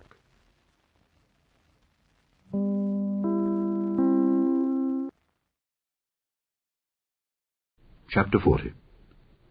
And the Lord spake unto Moses, saying, On the first day of the first month shalt thou set up the tabernacle of the tent of the congregation, and thou shalt put therein the ark of the testimony, and cover the ark with the veil. And thou shalt bring in the table, and set in order the things that are to be set in order upon it, and thou shalt bring in the candlestick, and light the lamps thereof. And thou shalt set the altar of gold for the incense before the ark of the testimony, and put the hanging of the door to the tabernacle. And thou shalt set the altar of the burnt offering before the door of the tabernacle of the tent of the congregation. And thou shalt set the laver between the tent of the congregation and the altar, and shalt put water therein. And thou shalt set up the court round about, and hang up the hanging at the court gate.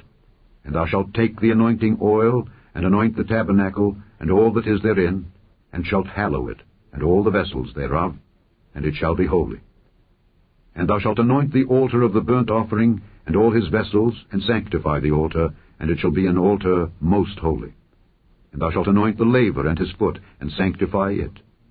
And thou shalt bring Aaron and his sons unto the door of the tabernacle of the congregation, and wash them with water. And thou shalt put upon Aaron the holy garments, and anoint him, and sanctify him, that he may minister unto me in the priest's office.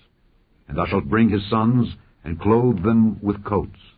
And thou shalt anoint them, as thou didst anoint their father, that they may minister unto me in the priest's office.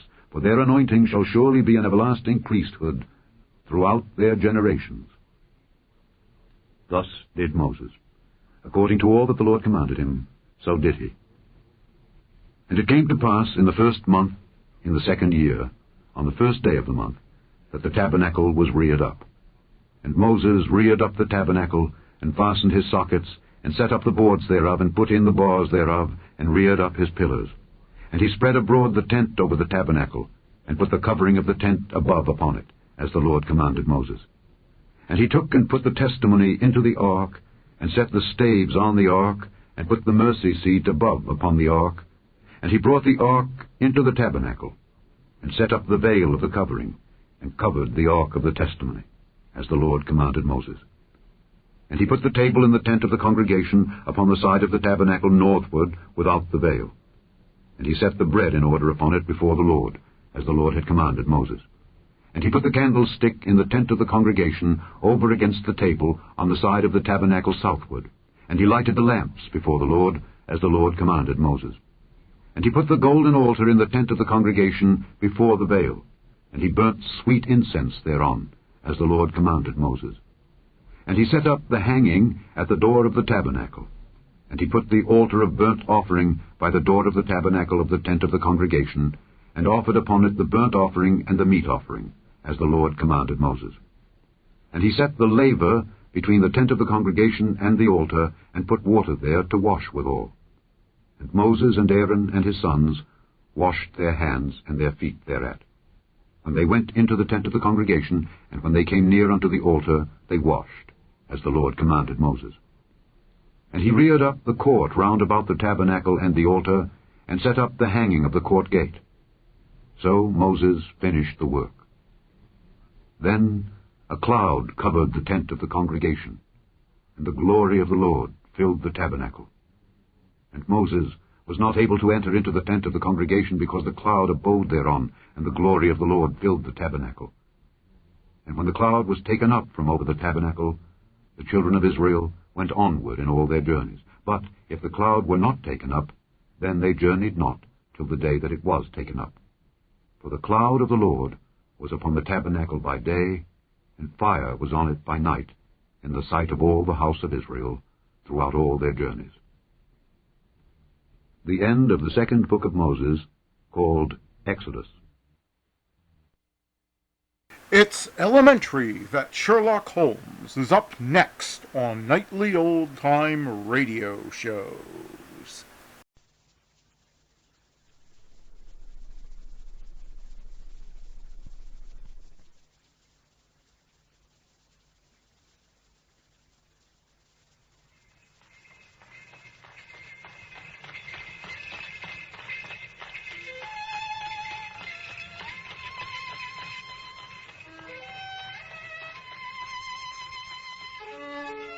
The Adventures of Sherlock Holmes, the original and immortal stories of Sir Arthur Conan Doyle, dramatized anew, with Sir Ralph Richardson as Dr. Watson and Sir John Gielgud in the role of Sherlock Holmes.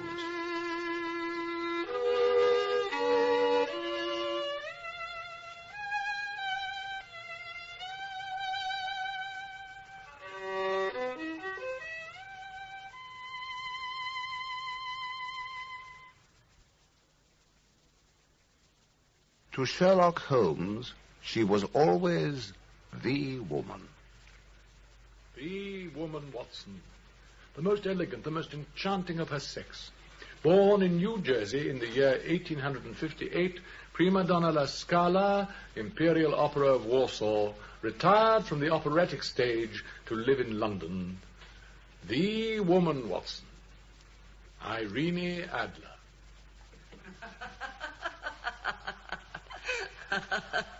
I remain, Mr. Sherlock Holmes, yours very truly, Irene Adler.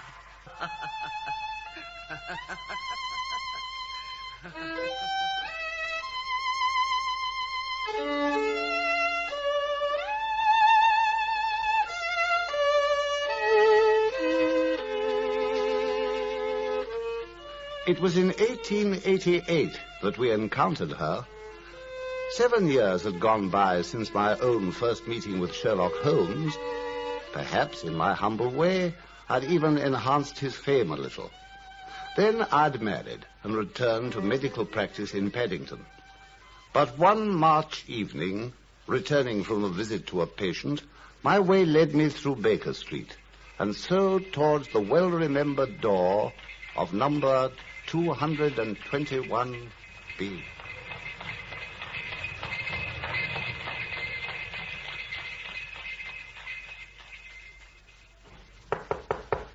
Who is it? Oh, Watson, what a splendid piece of luck. I'm delighted, really. You're the very man I most wanted to see. You're very kind, Holmes. Sit down, my dear fellow, sit down. The old chair. Oh, you can't think how lost I've been lately without my Boswell. Oh, thank you, thank you. By the way, you didn't tell me you intended to go back into practice. But how'd you know I had? You know my methods, Watson. If a gentleman walks into my room smelling of iodoform and with a bulge in his top hat to show where he secreted his stethoscope, I'd surely be very dull indeed if I didn't know he was an active member of the medical profession. Oh, poor myself, Holmes. It's the old story. It's as clear as daylight when you explain it. And yet, I'd say my eyes were nearly as good as yours for observation, you know. Oh, you think so, do you?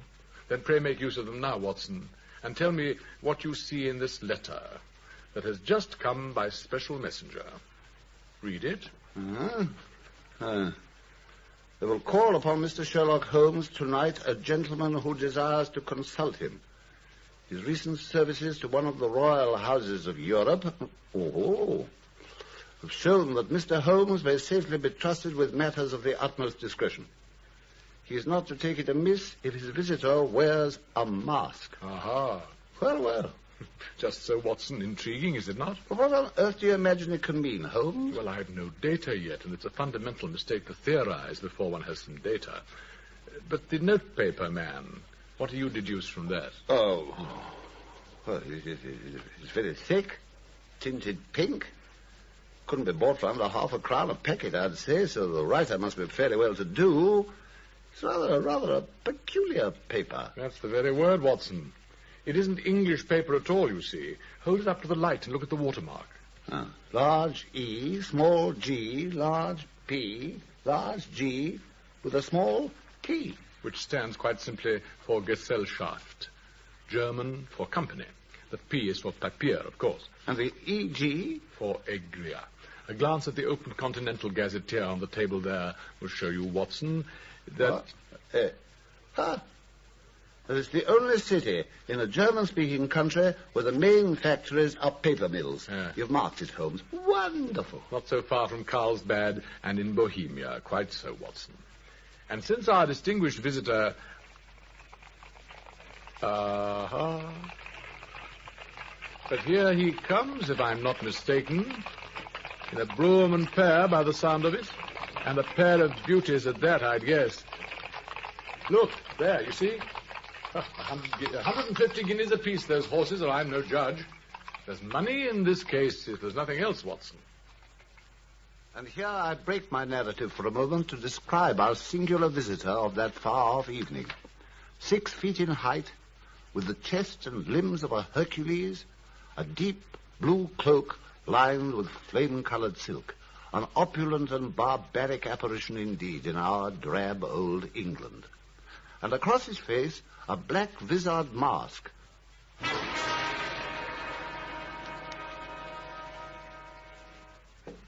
You had my note, Herr Holmes? I did indeed, sir.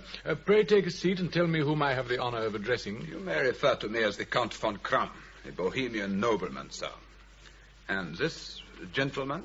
Oh, this is my colleague, Dr. Watson, upon whose honor and discretion you may completely rely. Most certainly. I'm not in the habit of discussing my private affairs before a stranger, however discreet. Well, in that case, No. Sit still, Watson. You must confide in both of us, or neither, Your Majesty. What? Why should you think... Watson, pray take His Majesty's mask. It is a needless inconvenience. Yeah, you are right. I am the king. Why should I attempt to conceal it from your sharp eyes? Why, indeed. Your Majesty had hardly spoken a word before I was aware that I was addressing Wilhelm Gottsreich von Olmstein, Grand Duke of Kassel-Fallstein and hereditary King of Bohemia. I have come incognito from Prague for the purpose of consulting you. Then pray consult Your Majesty. The doctor and I are all attention. The facts are these, then, gentlemen.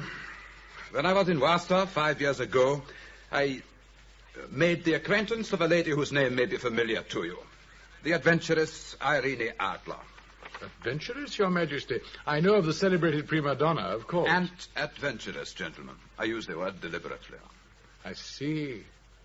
I take it, then, that Your Majesty became somewhat indiscreetly involved with this young person.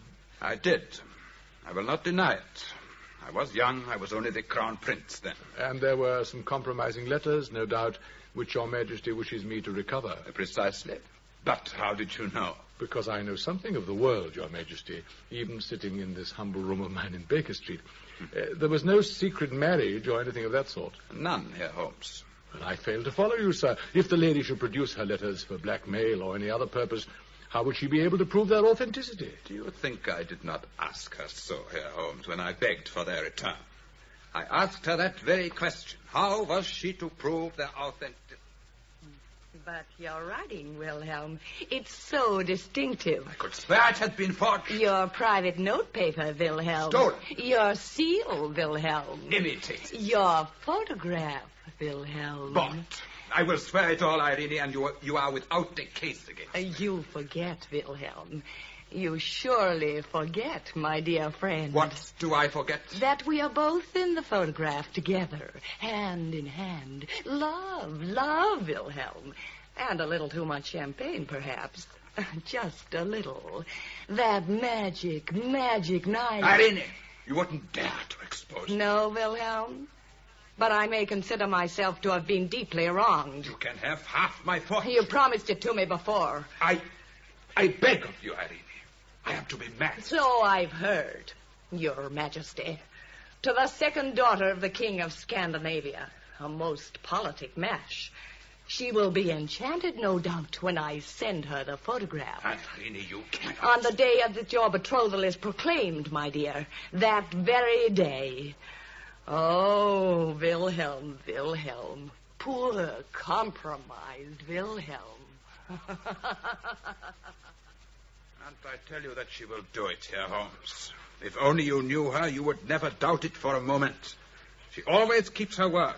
There are no lengths she would not go to rather than that I should marry another woman. So it appears. You've made some attempts yourself, sir, no doubt, to recover the photograph. 5, and none successful. And when will your betrothal be made public, Your Majesty? On Monday next. Oh, then we still have 3 whole days, Watson. It's really quite a pretty little problem in its own way. You must place yourself entirely at my disposal, Herr Holmes. That my marriage should take place is of political consequence to all Europe. I should be most happy to save all Europe as soon as I've dealt with 1 or 2 other small matters that are already engaging my attention at the moment. At Your Majesty, Dr. Watson will show you out. But do you promise me success? Your manner is somewhat casual, I may say. If you leave me an address, I shall drop you a line. You will find me at the Langham, under the name von Kramp. Thank you. And as to money...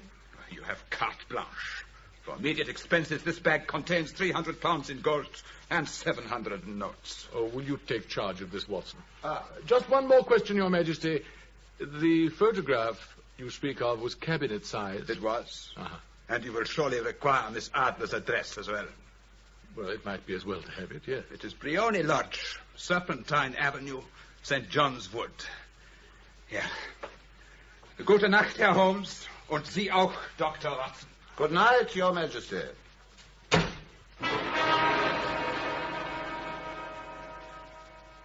So began, then, our problem of averting the threatened scandal in Bohemia. I called on Holmes next evening and found him in the disguise of a drunken-looking horse groom.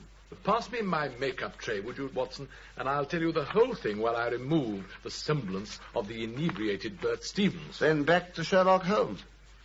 Well, no, into someone else, I fancy. Yes, an amiable nonconformist clergyman, I think.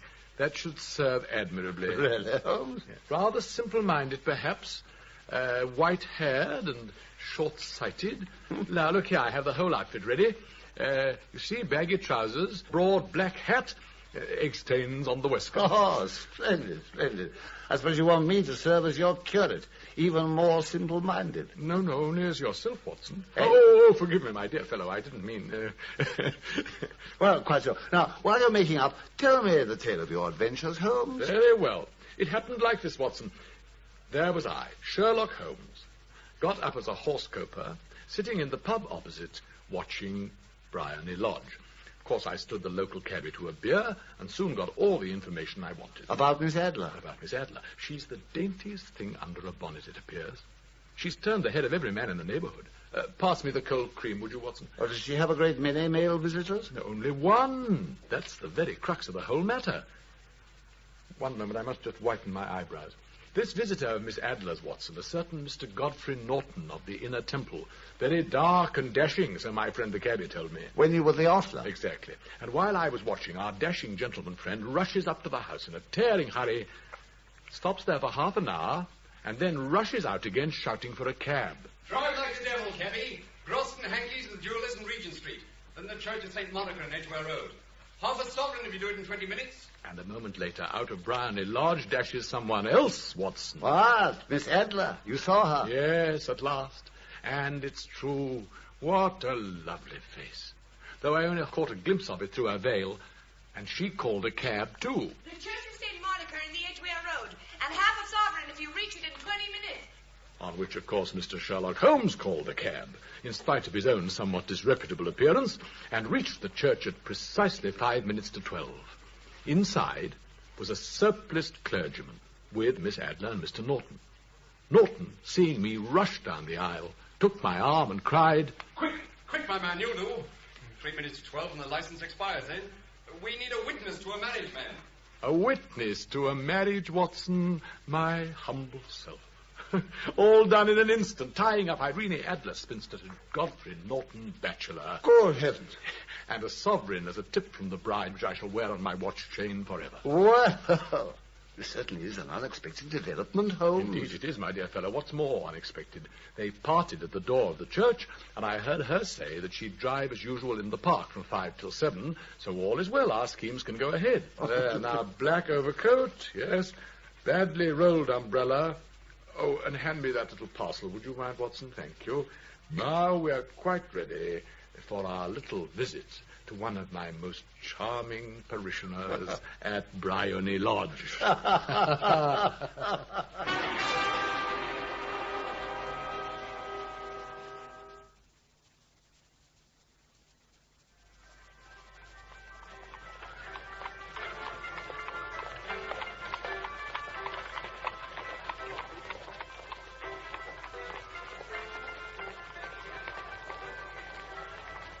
Good. Here we are, Watson. Almost there.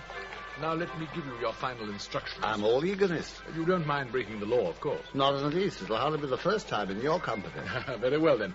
Now, whatever happens, Simply do exactly what I tell you. Do I ever do anything else? You'll find rather a busy scene when we reach the house. I've already made arrangements. Some little unpleasantness, perhaps. A fight among some drunken guardsmen, for instance. I take it they'll be Confederates of yours. Certainly. The street will be full of my Confederates. I think I've engaged almost every out-of-work actor in London. Oh, the place will be thronged, Holmes. What am I to do? You just take this parcel, Watson. Quickly, put it in your pocket. What on earth is it, Holmes? A kind of bomb. A kind of pray what? don't drop it. Yes, Watson. It's just an ordinary plumber's smoke rocket, fitted with a cap to make it self-lighting when it's thrown. And what do I do with this remarkable device? Why, you throw it, Watson. You'll station yourself in the shelter of a laurel bush, which you will find growing immediately outside the sitting-room window. And when I'm inside the house... But how do you manage to get in? Just wait and you'll see.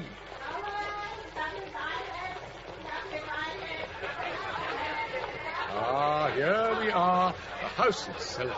And everyone ready in their positions. Wonderful, Holmes. I've never seen a more admirably stage-managed effect. Yes, observe the group of guardsmen, particularly Watson, stationed just at the spot where Mrs. Norton's carriage will arrive. Those soldiers look spectacularly drunk. Well, of course they do. They're my star performers. Now, there's the bush you have to hide behind. You see it? The definite aureola? Oh, always so well-informed, Watson. Precisely. The window's open, as you see, and you'll be able to hear me say, all I want is a glass of water, please. Which is my cue, I take it. Precisely. Then you throw the rocket through the window into the room and start a shout of fire. The place will fill with smoke. There will be complete confusion. I shall reappear to join you, and then we shall return to Baker Street wiser than we came. Wiser? What do you mean? Miss Adler will have shown me where the photograph is hidden. I can't believe it. Aha, but here she comes, Watson. Look, that's her cab now. Get under cover, man, quickly, while I begin to play my part. Good luck, Reverend. Thank you. Here, who do you think you, sir? Lie off me, will you? This is on the blooming street. Lad, leave him alone, can't You you? think there is so big in your blooming kitchen, have you? Gentlemen, I pray you to restrain yourselves. I beg you to stand back, gentlemen. Let the lady alight from her carriage. Step aside there. How dare you create a disturbance before my house? Next time now, look here. You can very well shut up for one now. Take that. Oh, gentlemen. Step aside, I say. Let me pass. You shut your face, will you? Gentlemen. Watch out, Reverend, you get hurt. Oh, my head. My head. Oh. Poor old fellow, he's hurt. My lady. Well, what's wrong? Oh, it's the old minister. He's hurt, my lady. We can't leave him lying here. Bring him into my sitting room, then. Oh. Poor old fellow, when he was only trying to help me. Here, you. Give us a hand, will you? Thank you. Careful now. Through this way. Watch the step, my man. Oh, thank you. How very kind. Thank you. I'm better now. Please don't let me be any trouble. Just lie quietly for a moment, sir. It was most good of you to come to my assistance. The wretches ran off when you fell. You're very kind indeed, ma'am. All I want is a glass of water, please. Certainly. I'll have it fetched for you at once. Thank you. Fire! Fire! Fire!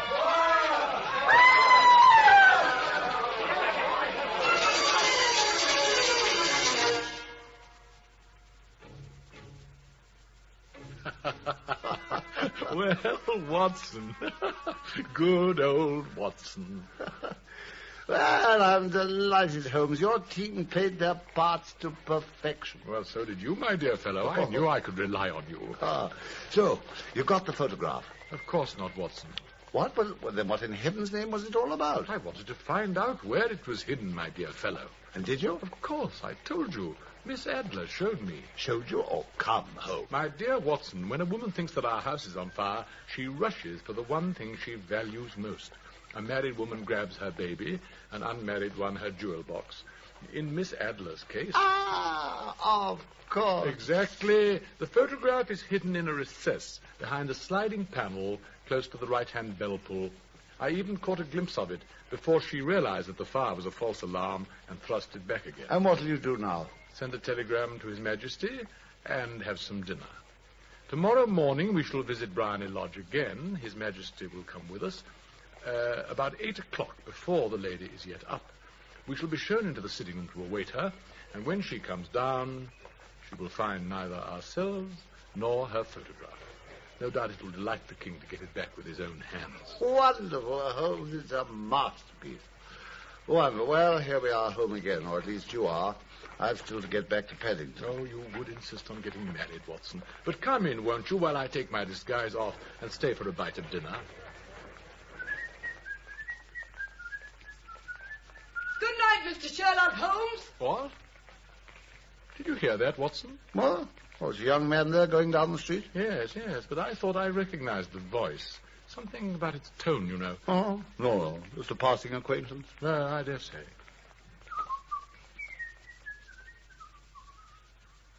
I am delighted here, Holmes. Quite delighted. I take back my suspicions about your lack of interest. Your Majesty is very kind. I presume all we have to do now is to search the hidden panel while they go to fetch her. Simplicity itself. I'll ring the bell. And you tell me she is really married, Sir Holmes? To the English lawyer named Norton. But here's her housekeeper.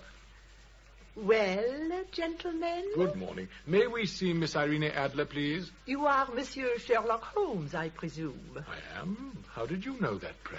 My mistress told me to expect you. She left with her husband by the 5:15 from Charing Cross to the continent. She's left England? For good, monsieur. Herr Holmes, the photograph. Quickly, through this way. Monsieur, may Oh, great heavens, Watson, she can't be gone. Looks like it.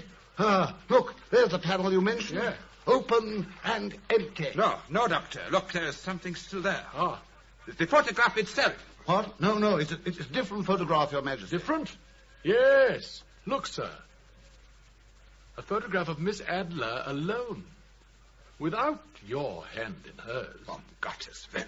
What does it mean, Herr Holmes? Why, she's actually fooled me. Me, Sherlock Holmes. Oh, there's a letter, too, Watson, with my name on it, dated midnight. Dear Mr. Sherlock Holmes, you really did it very well. I had been warned against you and told that if the king employed an agent, it would certainly be you. Even after I had shown you what you wanted to know, I still found it hard to think evil of such a dear and kind old clergyman. But I have been trained as an actress myself, you know. Male costume is nothing new to me. I slipped it on as quickly as I could while the bomb still smoked, and followed you and your friend to Baker Street, and so made sure I really was an object of interest to the great Mr. Sherlock Holmes.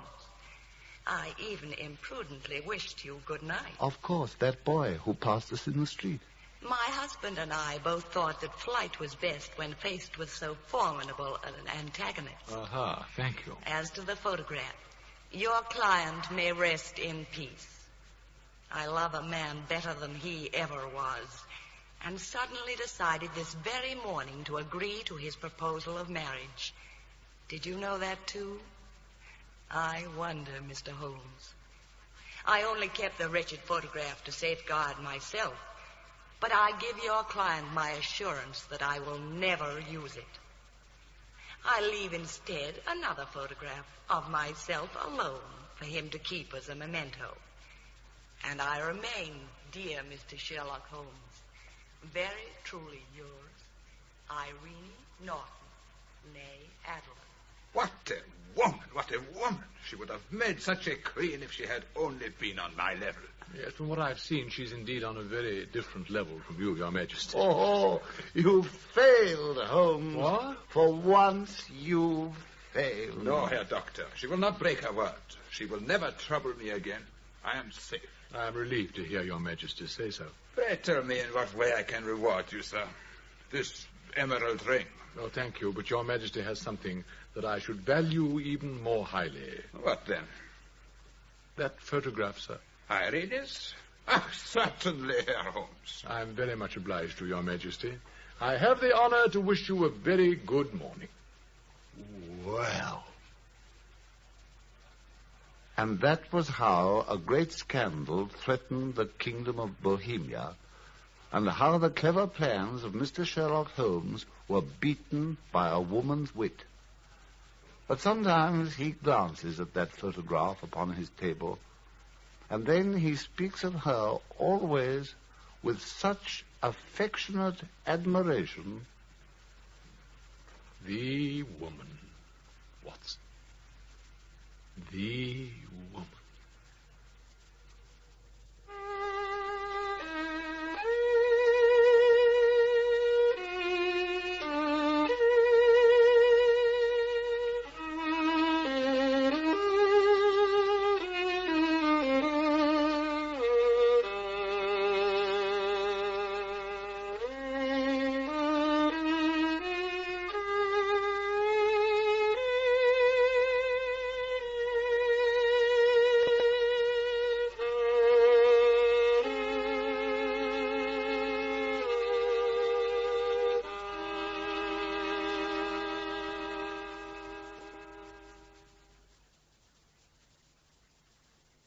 The Adventures of Sherlock Holmes, based on the original stories of Sir Arthur Conan Doyle, have been dramatized anew with original music composed by Sidney Torch.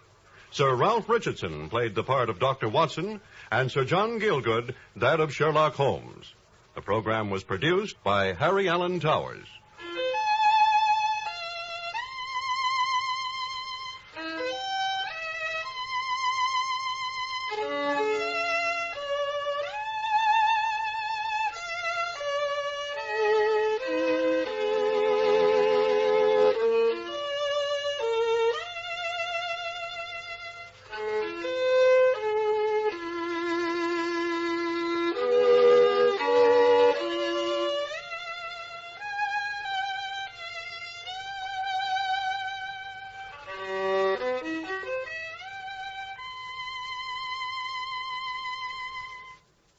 Now it is time to go back to Dodge City with Gunsmoke.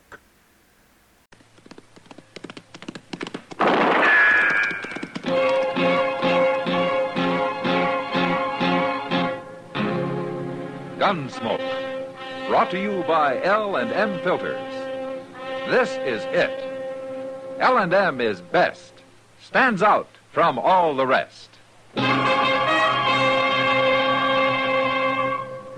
Around Dodge City and in the territory on West, there's just one way to handle the killers and the spoilers, and that's with a U.S. Marshal and the smell of Gunsmoke.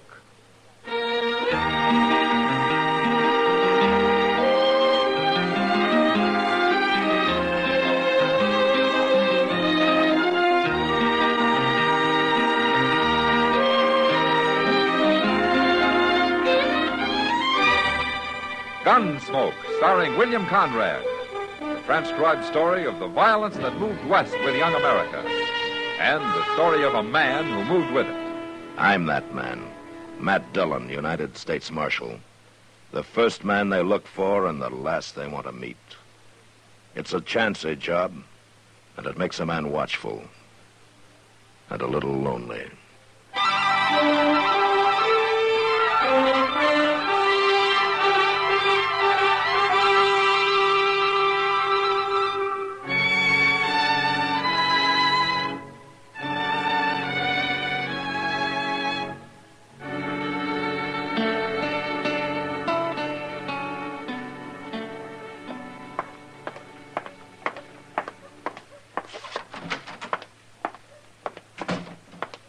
Dillon? Yeah, what, Chester? Mr. Dillon, you better come. Emmett Bowers is out there in the street, and he's about to shoot a man down unless somebody stops him. Oh, what's the trouble? Why, this fellow's accusing Bowers of stealing his horse, Mr. Dillon. What? That's what he's doing. Now, that doesn't make sense. Who is the man? I don't know. I never seen him before, but Bowers is getting awful mad at him. Oh, where are they? Right outside at the hitch rail. Yeah. And he must be drunk to call Emmett Bowers a horse thief. Oh, he don't look drunk to me. I'm through arguing with you, mister. You're wearing a gun. If this is your horse, you can claim it with that. Bowers. What? Oh. Marshal, I'm about to kill this man. Well, I think we can settle this without a killing. Now, what's the trouble? This idiot's been calling me a horse thief. I won't take that from no man. I'll blast him wide open. Take it easy, Bowers. Now, you say this is your horse, mister? Of course it's mine. And you think Bowers here stole it? What else would he be doing with it? I own over 200 head of horses, you fools. More likely I'd give one away than steal one. Emmett Bowers is one of the biggest ranchers in Kansas, mister. I don't care what he is. That's my horse he's been riding. See the brand? Bar S. That's my brand, and I can prove it. Yeah, it's a Bar S, all right. What difference does it make? I buy horses with all kinds of brands on them. Where'd you buy this one, Bowers? Fella come by the ranch yesterday with half a dozen horses for sale. I bought all of them. Maybe them others is mine, too. He told me he bought them horses from a man named Pringle up in Wyoming. Now, what's your name, mister? Disha. Charlie Disha. Where are you from, Disha? Well, I had a place down on the Canadian River, Marshal, but I went broke. Uh-huh. All I had left was my horses. How many horses? 17. The only one they didn't steal was the one I was riding. Yeah, you're a long way from the Canadian River. I come up here looking for a job. I'm broke, Marshal, plumb broke. Can you prove that the Bar S brand is yours? Well, I got the certificate of registration. It's in my sack over at the stable. All right, why don't you go get it? And we'll ride out with Bowers and look at those other horses. I'll get it. Right now. I think that man's a liar. Yeah, he might be, Bowers. But if he isn't, you sure got stuck. And I'd hate to be the man that stuck me, Marshal.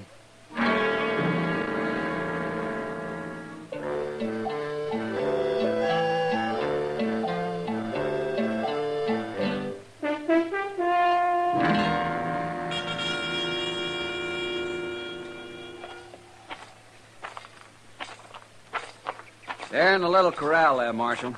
I told the men not to turn them out till I'd had a chance to ride them.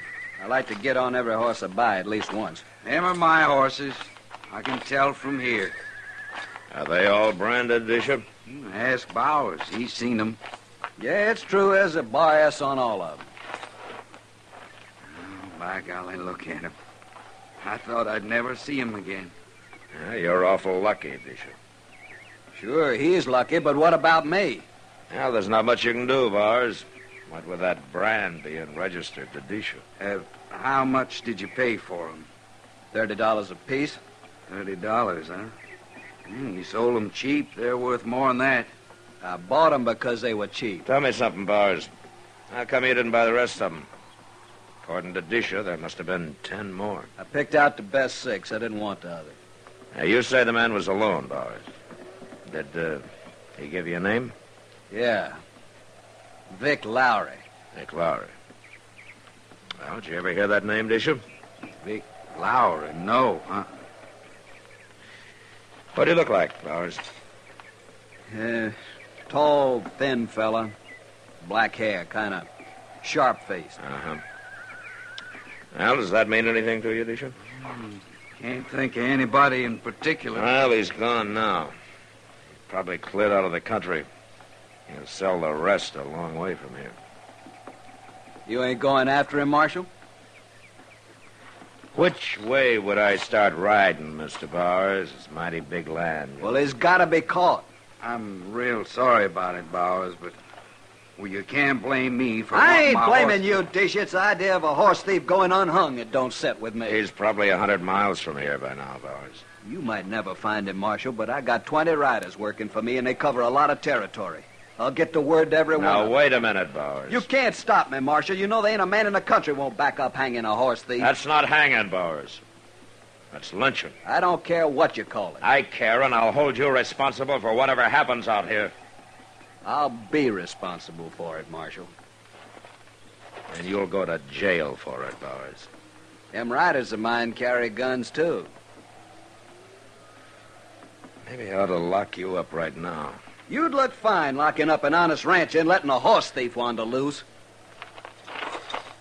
Disha, go get your horses. We'll help you drive them to Dodge.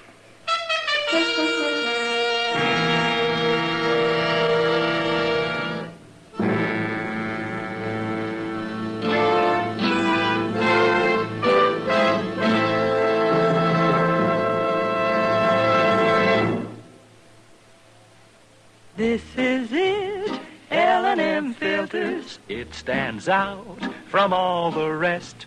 Miracle Tip, much more flavor. L&M's got everything. It's the best. L&M is best. Stands out from all the rest. L&M's got everything. Everything? Everything. Best flavor? L&M stands out for flavor. The Miracle Tip draws easy. Lets you enjoy all the taste. Best filter? L&M stands out for effective filtration. No filter compares with L&M's pure, white Miracle Tip for quality or effectiveness. Best tobaccos? Highest quality tobaccos. Low nicotine tobaccos. L&M tobaccos. Light and mild. Every way, L&M is best. Stands out from all the rest. How easy they draw. How mild they are. L&M is sweeping the country. It's America's best filter tip cigarette.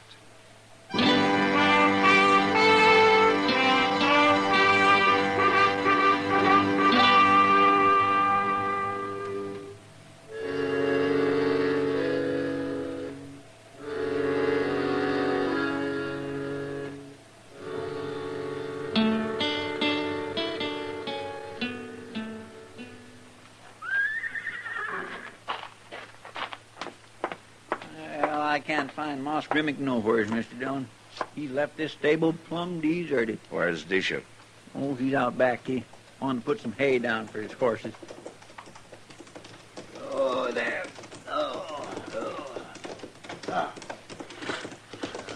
Stands too quick fighting that rope. There's Moss now. Yeah.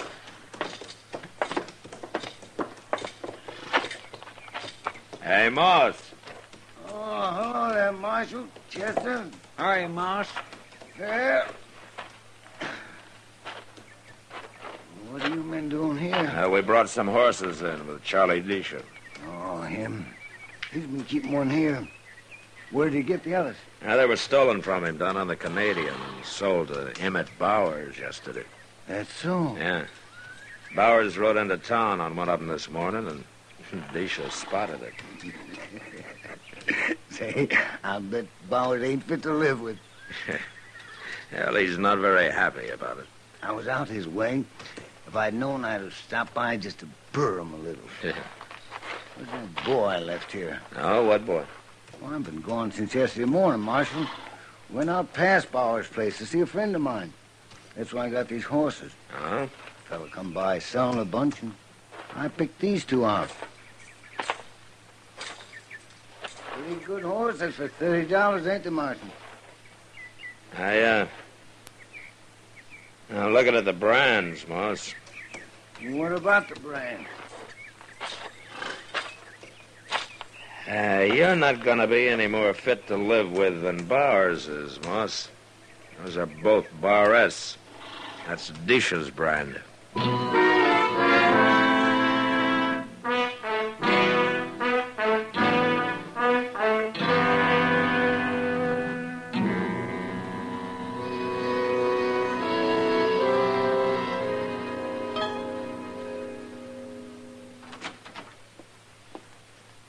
Why, Kitty. Well, come in. I don't know what's proper. Lady coming into the marshal's office this way. Oh? Well, the only thing not proper about it is that it doesn't happen often enough. Sit down, Kitty, sit down. That is, if you can find a chair that isn't busted. Thanks, Matt. Yeah.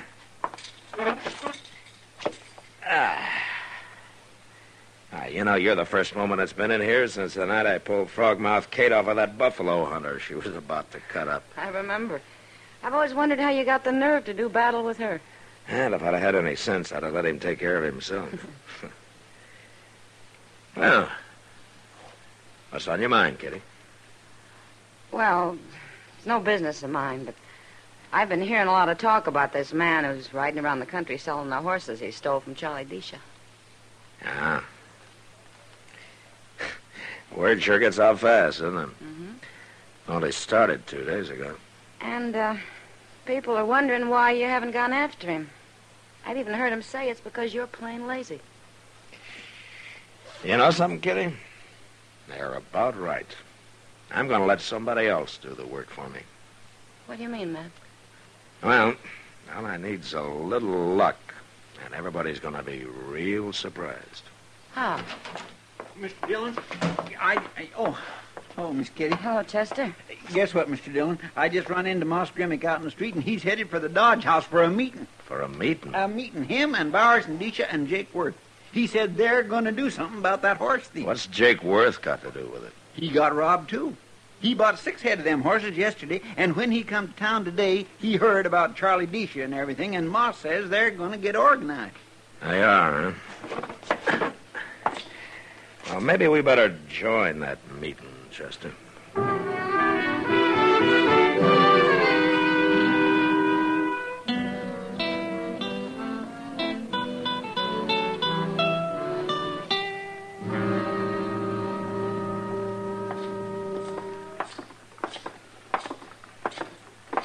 Mr. Dillon, Moss says he ain't never saw Jake Worth so mad. Well, you can't blame him much.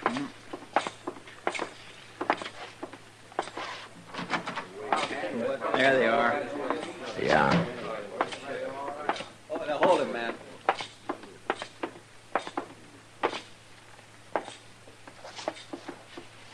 Well, am I interrupting something, gentlemen?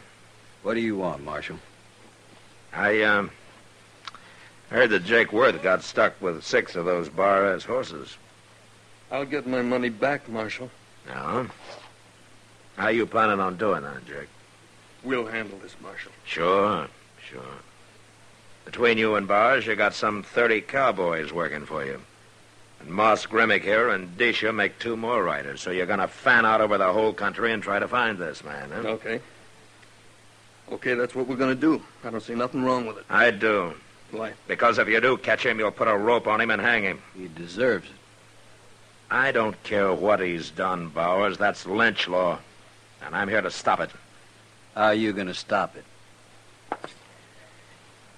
Well, I could throw all 4 of you in jail and hold you there. What kind of an idea? But I don't want to do that. No, it wouldn't help anyway. So I'm going to ask something of you men. Ask what? Give me a few days. Just a few. A week at the most. What are you going to do, Marshal? Nothing. Nothing? That's right. You don't make good sense. Look, Bowers, you've known me for a long time. You and Jake and Moss have. Sure. Of course we have. Well, do you trust me or don't you? Up till now, we have. Now, this isn't over. I'm asking you to give me a chance to let me handle this my own way. All I want is 1 week. Well, I don't know. What do you men think? It's okay with me, as long as I get my money back. Bowers? I ought to know better, but go ahead, Marshal. We'll give you a week. No more. Good. Now, do you agree, too, Disha? These fellas know better than I do, Marshal. All I want's the rest of my horse. Now, I'm not making any promises, Disha. It's too long a chance for that. Oh, sure. I understand. All right. Good day, gentlemen. Chester? Yeah, that's a crazy sounding idea. It may as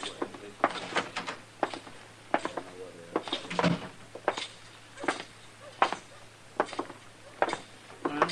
You think they mean it, Mr. Dillon? Now, they'll hold off for a week, Chester. I know. Yeah, but what if you don't have any luck? Well, then there might be a lynching. What are you going to do? Here, Chester. Here's $20. $20? Take it. $20? What for? Look, you and Charlie Disha are going to get real friendly. Well, I want you to keep him out of the way. Get him drunk. Do anything you want with him. But what for? Now, there are only 2 of Disha's horses left to sell. And when it happens, I got to hear about it before Disha does. So you stay with him. And if you run out of money, let me know.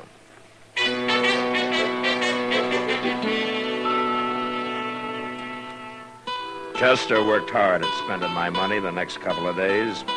He even came back twice for more. But it was worth it.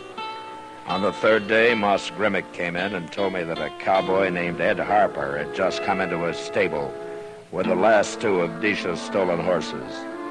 I sent word to Chester to get Disha sobered up if necessary and bring him along. And then I walked over with Moss to talk to Harper. I give this fellow the bad news as soon as I seen that bar S brand, Marshal. It kind of broke his heart. That's not often a plain cowpuncher can afford a couple of extra horses, Moss. That's him, by the door.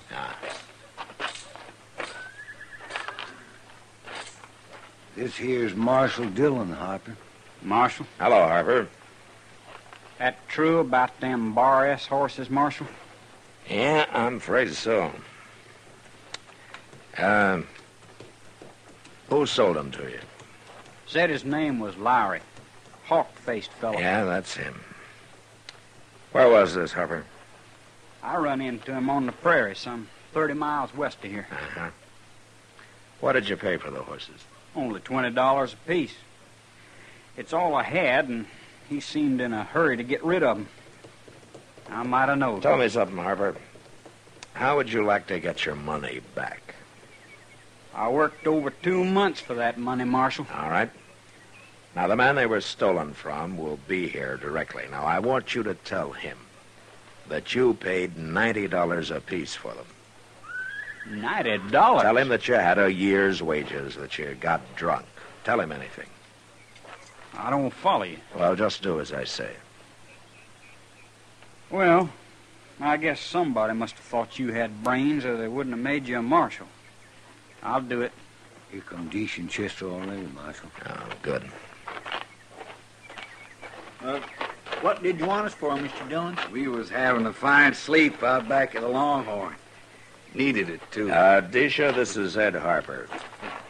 Harper? Hello. Harper brought the last 2 of your stolen horses in. We did. Say, I got every one of them back now. Yeah? Oh, but I'm sure sorry for you, Harper. What'd you pay for them? $90. Oh, well, that's not bad. I mean, they're worth that. I paid $90 apiece. A piece? Well, you must be crazy. I got paid off my job, and I'd been drinking. Oh. Oh, well, that's too bad. I'm awful sorry about it. Yeah, but you're rich now, Disha, what with all them horses. Now you can sell them legal. I gotta sell them, Chester. But not here. No? Why not? Oh, 'cause I heard that up in Dakota Territory, horses cost near twice as much as they do here. That's true, Disha. I've heard that myself. I'm going to drive them up there and sell them. But I'll be back, Chester. I promise I'll be back.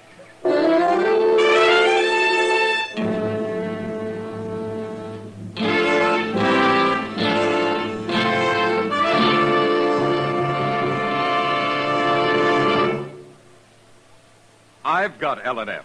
I've got L&M. I've got L&M. And L&M's got everything. Best filter. No filter compares with L&M's pure white miracle tip for quality or effectiveness. Best flavor. The miracle tip draws easy. Lets you enjoy all the taste. Best tobaccos. Highest quality tobaccos.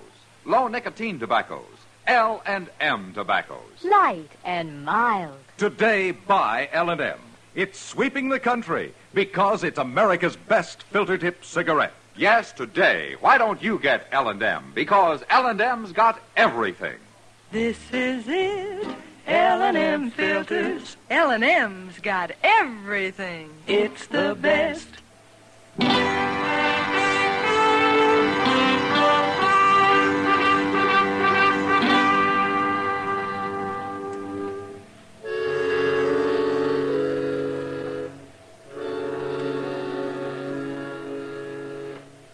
We helped Disha gather his horses and herd him to the edge of town. Then we said goodbye and watched him head north. As soon as he was out of sight, we took up his trail and followed him. He didn't ride north for long.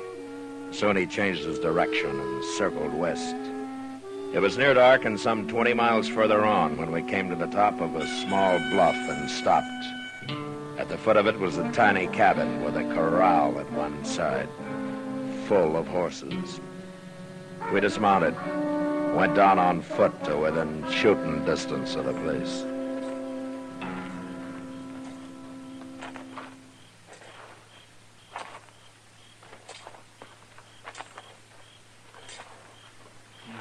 lamp going in there now, Mr. Dillon. Yeah, well, this is close enough, Chester. We'll just squat down here and wait. What are we waiting for? Why don't we just go on in? There's no reason to bust in there and kill somebody when we don't have to. That's true. Of course, you could say that I'm lazy, letting Disha do my work for me this way. Oh, now you're thinking all that talk back in Dodge. What do they know? Bunch of money grabbers. Mr. Dillon? Sit tight, Chester. Look, he's coming out the door. Why, that ain't Disha. I've got him. He's through. Yeah. Come on.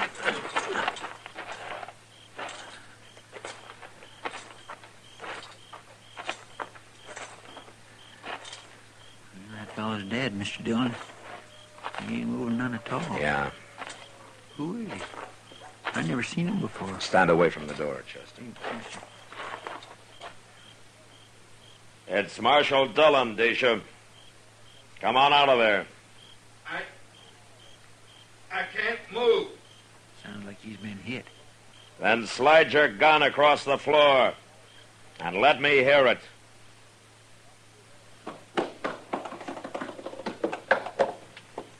Okay, Chester.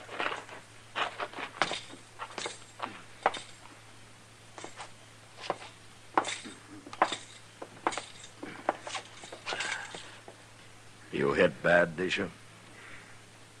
I don't care. If I killed him. You killed him. Good. He tried to cheat me. You don't believe in cheating, huh? Well, it's different with your partner.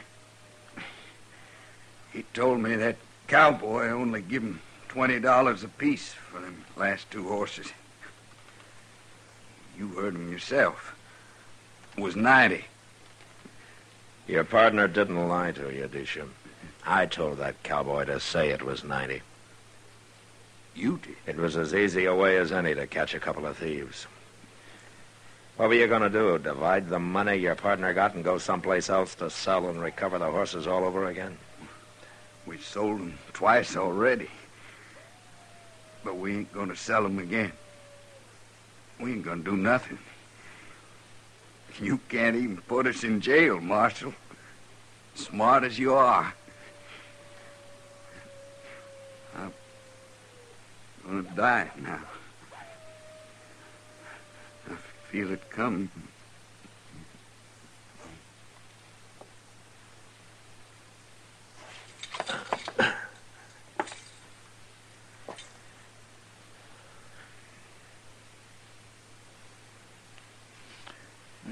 I guess he was right about jail, Mr. Dillon.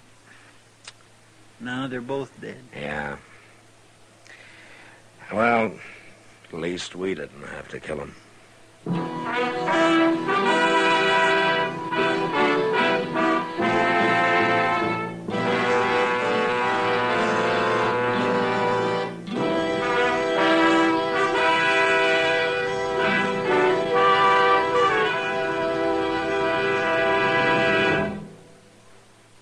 And now our star, William Conrad. Thank you, George. Mild and plenty quick on the draw. That's L&M for you. And the pure white miracle tip on the business end of every L&M filters out everything but the taste of the world's finest tobaccos. All you have to do is pick up a carton of L&Ms and you'll see what I mean. L&M stands out from all the rest.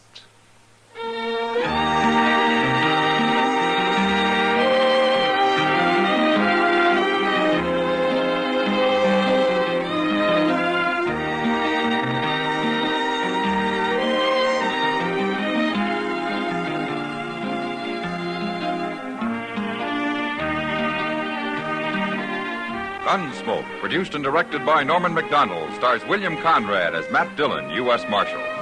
Our story was specially written for Gunsmoke by John Meston, with music composed and conducted by Rex Corey. Sound patterns by Tom Hanley and Ray Kemper. Featured in the cast were Harry Bartell, James Nusser, Vic Perrin, Sam Edwards, and Joe Cranston. Parley Bear is Chester, and Georgia Ellis is Kitty.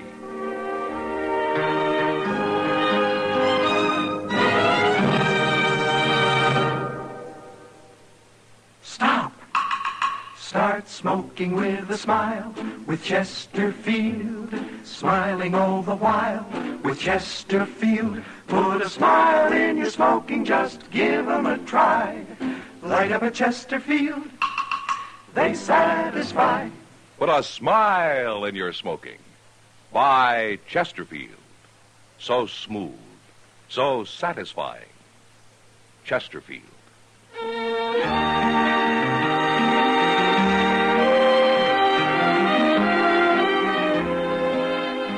Gunsmoke salutes National Baseball Week. Baseball, America's greatest game, is an important part of our way of life. Why don't you make it a point to get out to your local ballpark this year and root for the home team? You'll have the time of your life, and baseball needs your support. Listen to Gunsmoke again next week, transcribed for L&M Filters.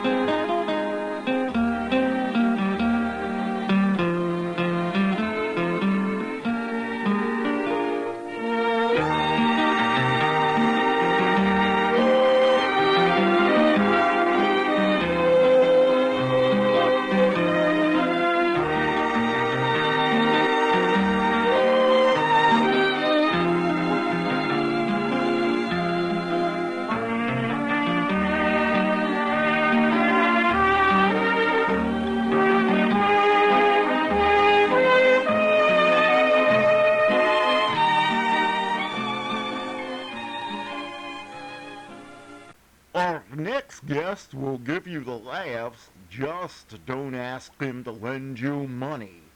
It's Jack Benny coming up next.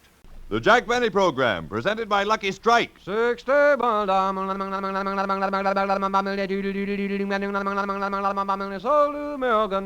your own taste and throat be the judge. For smoothness and mildness. There's never a rough puff in a Lucky Strike. For smoothness and mildness. There's never a rough puff in a Lucky Strike. Yes, let your own taste and throat be the judge. For smoothness and mildness. There's never a rough puff in a Lucky Strike. And that's because... LSMFT. LSMFT. Lucky Strike means fine tobacco. Fine, light, naturally mild tobacco that gives you smoothness and mildness. And no wonder. For years, Lucky Strike has maintained America's largest and most complete cigarette research laboratory. Prior to the auctions, the buyers for Lucky Strike send sample tobacco leaves from all tobacco-growing areas to this great laboratory for scientific analysis to help determine which tobaccos are really fine. And this is only one phase of the constant research that helps guarantee smoothness and mildness in every single Lucky Strike you smoke. So smoke a Lucky. Let your own taste and throat be the judge. For smoothness and mildness, there's never a rough puff in a Lucky Strike. So round, so firm, so fully packed, so free and easy on the draw. Make your next carton Lucky Strike.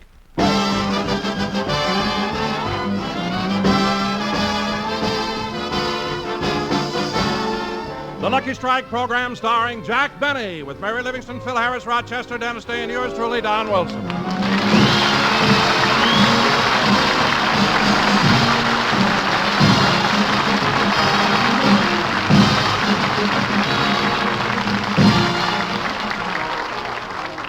And now, ladies and gentlemen, once again it is my pleasure to introduce the star of our show.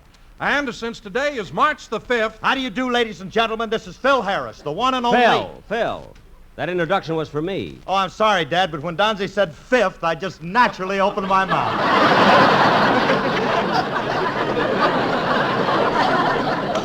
Well, cork it up again and sit down. Continue, Don. Yes, ladies and gentlemen, this is the month of March. And as you all know, March comes in like a lion and goes out like a ham. And here he is, Jack Benny.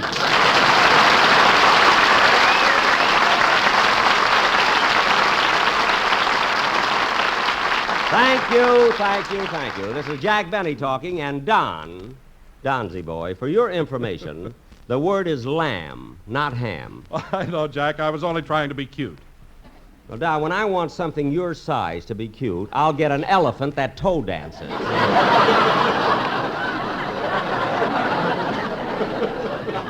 So the next time... Oh, Jack, let's not start off the program with an argument. Mary, please, I'm admonishing Don for being overly facetious.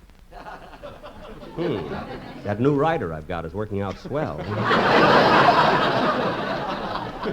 Anyway, Don, there are more interesting things to talk about in the month of March. Oh, you're right, Jack. I guess I could have talked about March 21st. Yes, that's the first day of spring. Or March 17th. That's St. Patrick's Day. Or March 15th. That's... Yike! Mary, don't make me nervous. Hey, Jackson, what's so exciting about March the 15th? Well, since you don't seem to know, Phil, I'll tell you. March 15th is the day you pay your income tax. Income tax? What's that? Phil, income tax is a portion of a man's salary that is sent to the government to help the financial support of the country. Gee, this is interesting. Certainly. As a matter of fact, when a man receives a salary check, it already has a basic deduction of 20%. 20%? That's 1/5. How do you do, ladies and gentlemen? This is Bill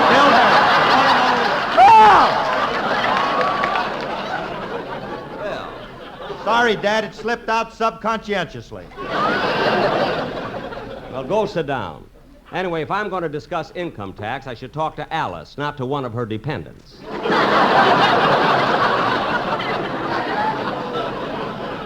Jack, why do you keep insulting Phil like that? You treat him like he's a nobody, and he's got a lot of talent. Tell him, Livy, lay it on him.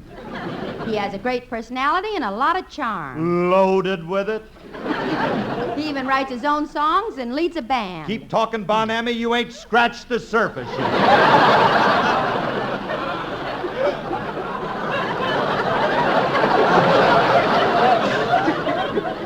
He also sings and makes records. Oh, well, won't you come with me to Alabama? Let's go see my dear old mammy. And not only that, he... What's the matter? Just talking about him made me sick. I know what you mean, Mary. Now, look, kids.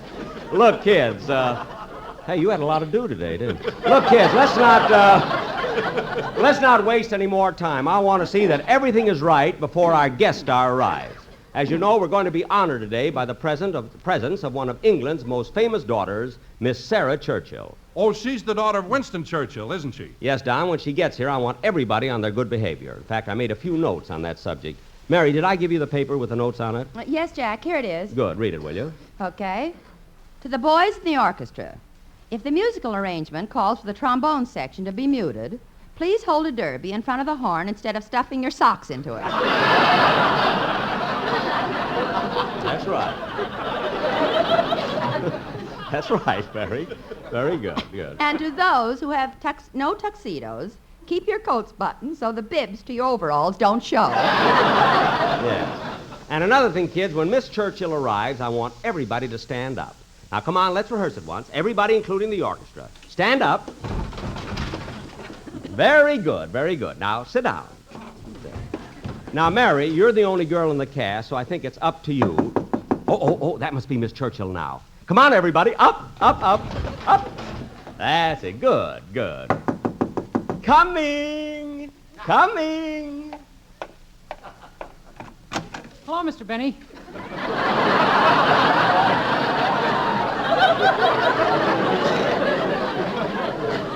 Come on, kid. Why is everybody standing up? Well, that's to show respect. Well, it's about time. I've got 2 shows, you know. Sit down, boys.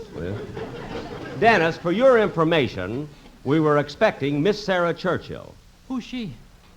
Who's she? Miss Churchill is not only a great actress, but she also happens to be the daughter of Winston Churchill. Who's he? Dennis, think back to the years of the war. Okay. Now, who was it who went from London to Casablanca? Then the next thing you heard, he was in Paris, Tehran, Yalta, and Potsdam. Now, who was it? Bob Hope. Yeah, and Jerry Colonna was in the House of Lords. Anyway, since Bob Hope's daughter, Sarah Churchill, hasn't arrived yet, let's have your song, will Okay. you? Okay.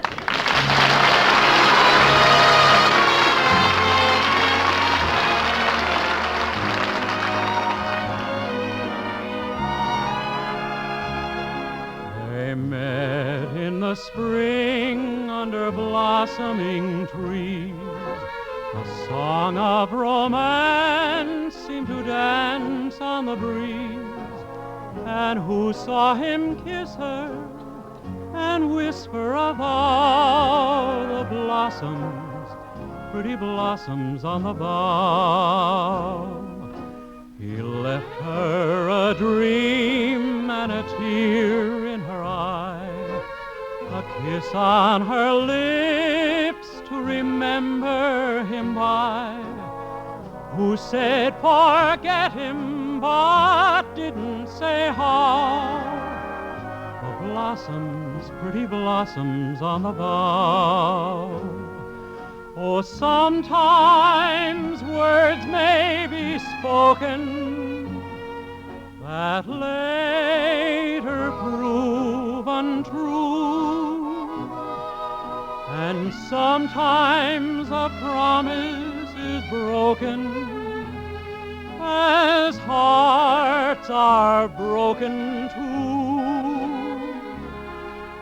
A year has gone by, it's springtime again. She waits all alone and she sighs now and then.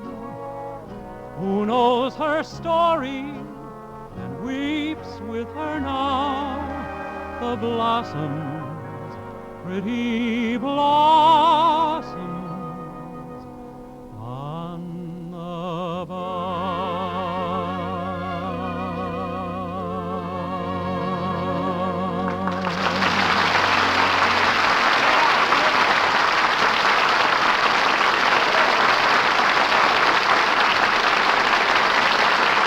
That was Blossoms on the Bough, sung by Dennis Day. And Dennis, that was wonderful, absolutely wonderful. And you want to know something, kid? What? I don't mind praising you and giving you compliments because you haven't got a head for it to go to.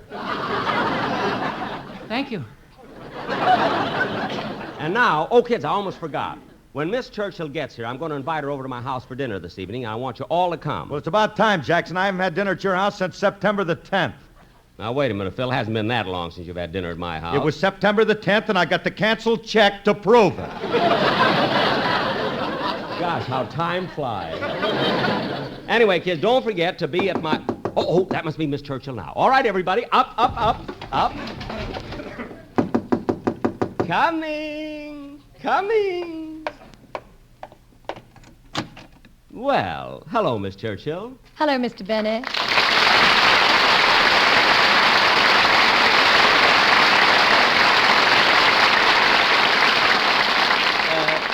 Come in, Miss Churchill. Come in. Mr. Benny, why is the orchestra standing up? Well, I thought it was a kind of a nice thing to do. You know? Oh, I see. Thank you. That chap in the Shakespearean costume is rather cute. A Shakespearean costume? Yes. That fellow at the drums. He's wearing tights. Tights? Oh, my goodness, Sammy forgot his pants. Sit down, gentlemen, and fast. Well,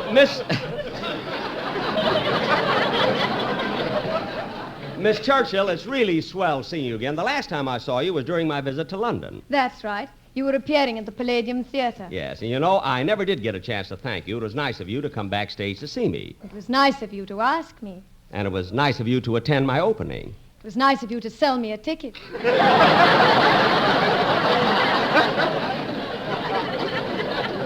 Yes, yes. But, gee, I was thrilled in London. All those historical sites there, Buckingham Palace, Westminster Abbey, Piccadilly Circus, the Leaning Tower of Pisa, the changing of the... Mr. Benny. Uh-huh? The Leaning Tower of Pisa is in Italy. Oh. Well, doesn't it lean over into London just a little?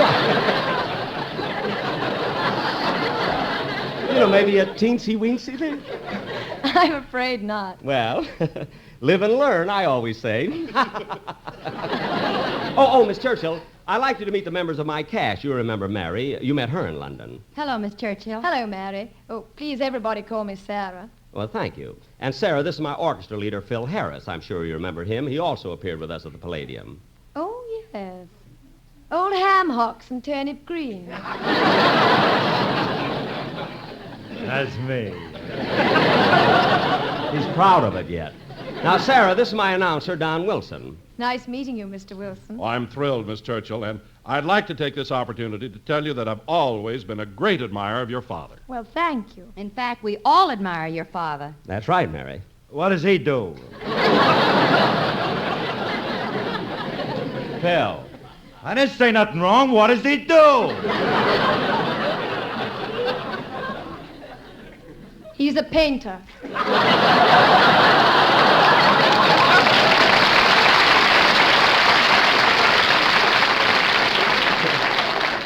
Very good, Sarah, but on him it was lost. Now, let's see. Oh, yes, there's just one more member of the cast I'd like you to meet. This is our singing star, Dennis Day. Oh, hello, Dennis. How do you do, Miss Churchill? Deucedly jolly of you to guest on our little wireless jamboree today. Yoicks, bubble and squeak, and a penny a pitch. Now, Dennis, be sensible or I'll have to admonish you for being facetious. What does that mean? I'm going to crush your head like an egg. So watch it, kid. By the way, Sarah, are you enjoying your stay in America? Oh, very much. There are certain things that still puzzle me. Puzzle you? What are they? Well, your movies, for instance. Last night I went to see a very funny picture called Francis. It's an amazing story about a talking mule. A talking mule? Yeah, that is amazing. Yeah. Such grammar. Grammar? I know exactly what you mean, sir. I seen Francis, and once when that mule was talking, instead of the past perfect tense, he used the past indicative and wound up with a dangling participle.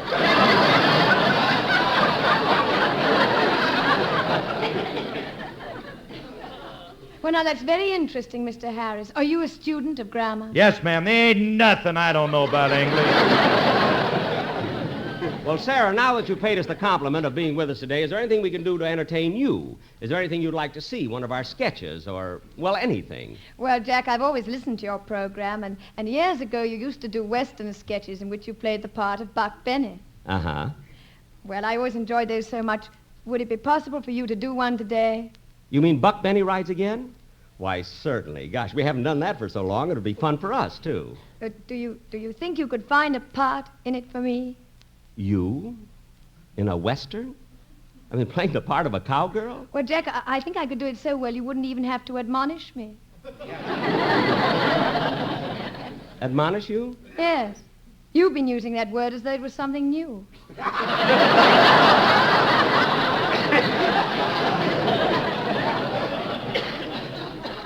Well, it is to me. You see, I have a new writer now. But there is a part in the sketch of a school marm that I think you would enjoy doing. Oh, I'm sure I will. Sarah, I've been meaning to ask you, for being a guest on Jack's program, is he paying you in dollars or pounds? Well, to be frank, Mary, when I brought up the subject of money, Jack said we could settle that after the show. Oh, brother. Why, what's wrong? Now you're going to find out what your father meant by blood, sweat, and tears.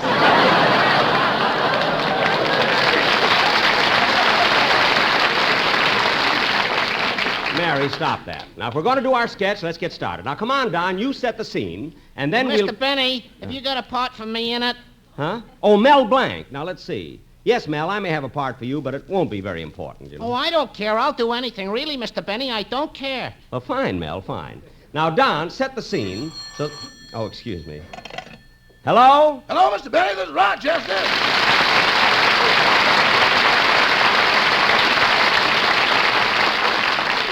What is it, Rochester? Just thought I'd tell you I'm preparing the dinner you're giving for Miss Churchill. Good, good. How's the roast beef coming along? Pretty good, boss, but I've never seen a piece of meat with so much fat on it. What are you talking about? That roast wasn't so fat. It wasn't. When it melted down, I oiled everything in the house, filled the car, and sold the rest to Glenn McCarthy.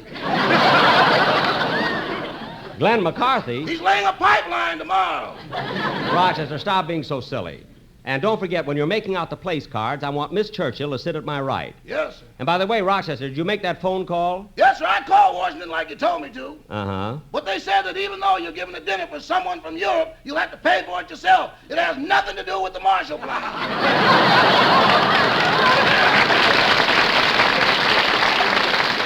Well, forget it. It was just a thought. See you later, Rochester. Goodbye. Oh, say, boss. Yes? What time are you going to bring your guests for dinner? Right after the program. Oh, then I better go lock the door to the back porch. Why? You don't want people coming in to use the Bendix while you've got company.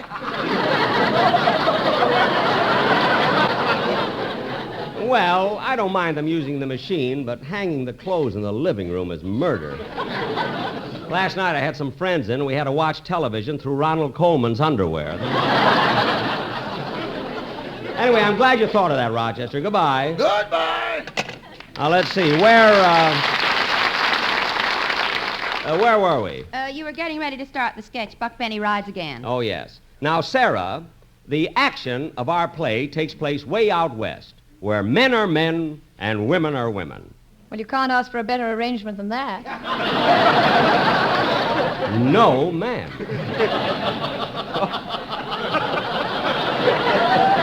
All right, Don, set the scene. Buck Benny Rides Again. Ladies and gentlemen, our play tonight opens at the ranch of that fearless, hard-riding cowboy, Buck Benny. Curtain music.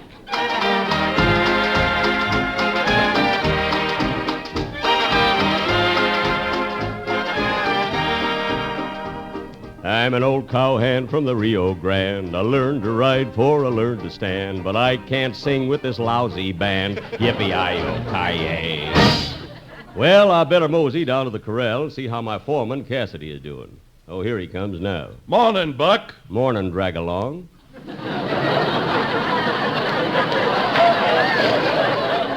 Say, Drag, what you blushing about? Well, just a few minutes ago I did something silly. What was that? I was sitting on my horse singing Empty Saddles. I see what you mean. You're the only man I know who rides side saddle on both sides.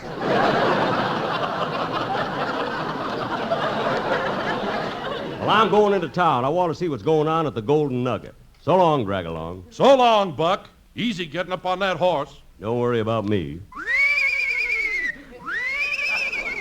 Steady, boys, steady. Steady there. Buck, you're supposed to get up on the other side. Oh, Mel don't care.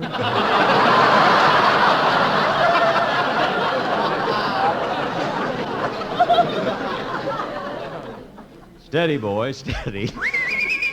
There we are. Giddy up, citation. Giddy up.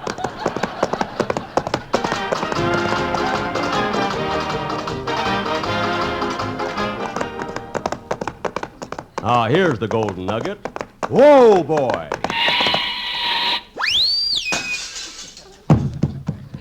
Doggone, just once I'd like to come in through the door. Now, there's my girlfriend, Calamity Livingston. Hiya, Calamity. Hi, Buick. Buick? That's Buck. I'm sorry, those holes in your head fooled me. Fools everybody. Well, Calamity, how about having a drink with me? Don't mind if I do. Good. Bartender, bourbon and water. What's for the lady? The water. Stand aside, Calamity. I want to hear some music. I'm going to play that jukebox at the other end of the room. Have you got a nickel? Who needs a nickel? See that coin slot? Yep.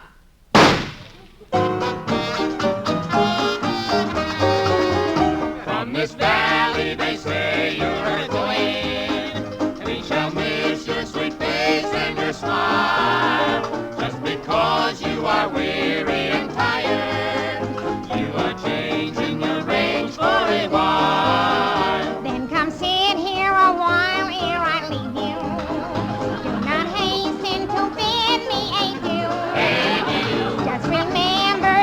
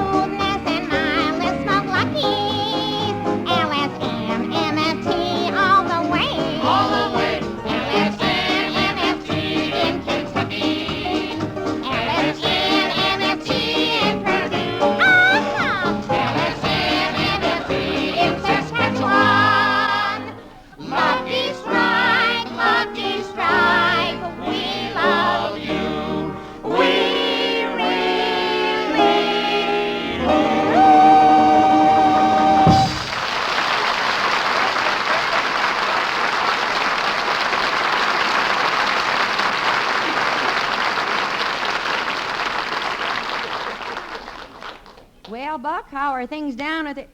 Why, Buck, you're crying. Them ballads always get me. I guess because I'm the sentimental type. Hey, Buck, I've been looking for you. What's wrong, Dragalong? Cattle rustlers just raided the new school marm's place. Cattle rustlers? Doggone, they've been terrorizing this area for nigh on to 20 years. Come on, let's rush over there. See you later, Calamity.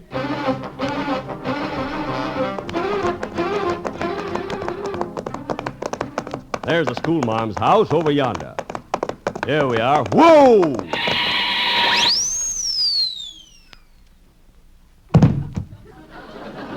Ula mai ko dong sang ko yang men ko bus te ka her thamar ko nyo thong dong. Ao lang sap to ola maling tapal song along.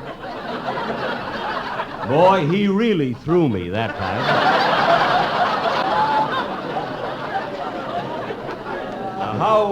How am I ever going to get out of China? You're not in China. Those are my houseboys. Oh, who are you, ma'am?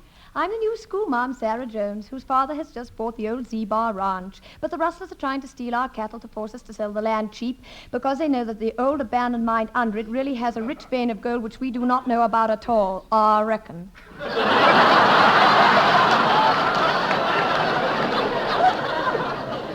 Well, that takes care of the plot. Can you talk a little more Western? I sure can, partner. Huh? I reckon. Good.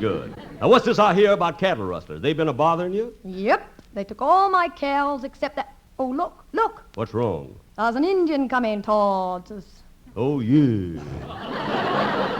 But he don't look dangerous. I'll talk to him. How? Me friend. Me tired. Make long journey. Come all way from Hudson River. Hudson River? Why they call river Hudson? You have to step down to get into it.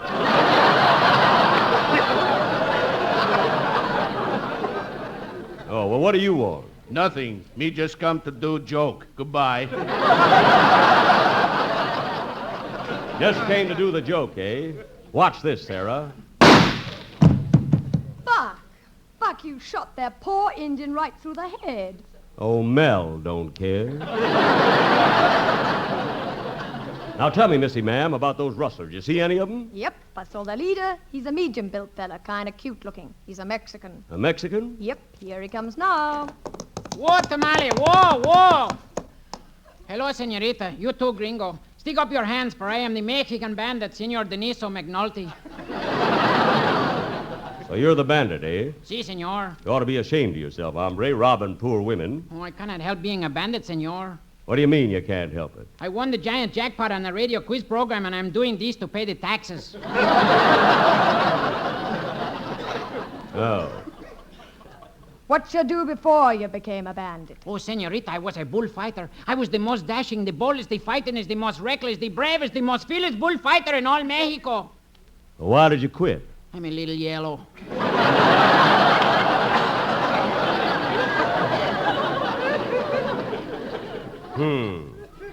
Senior McNulty, why don't you reform and get to be an honest citizen like Buck Bentley? Like him? Ho, ho, ho. I am laughing. Why? What's wrong with me? You are supposed to be the great cowboy. Can you roll a cigarette with one hand? Not on this program. And now, Deniso, because we're a little late, I'll arrest you in the name of the law. To arrest me, you must catch me first. Giddy up, tamale, giddy up. Quick, he went that way. Let's grab our pintos and we can head that hombre off at the pass, partner. That was my line, Sarah, but you read it swell. Come on. Let's get on our horses and chase him. We're a-gaining on him. Yep. Why do we keep passing the same scenery? They expect it in westerns. Now, where's my gun? We're close enough for me to take a shot at him. I gotta take careful aim now. I got a beat on him. There. Oh. Buck, what happened? I shot my own horse.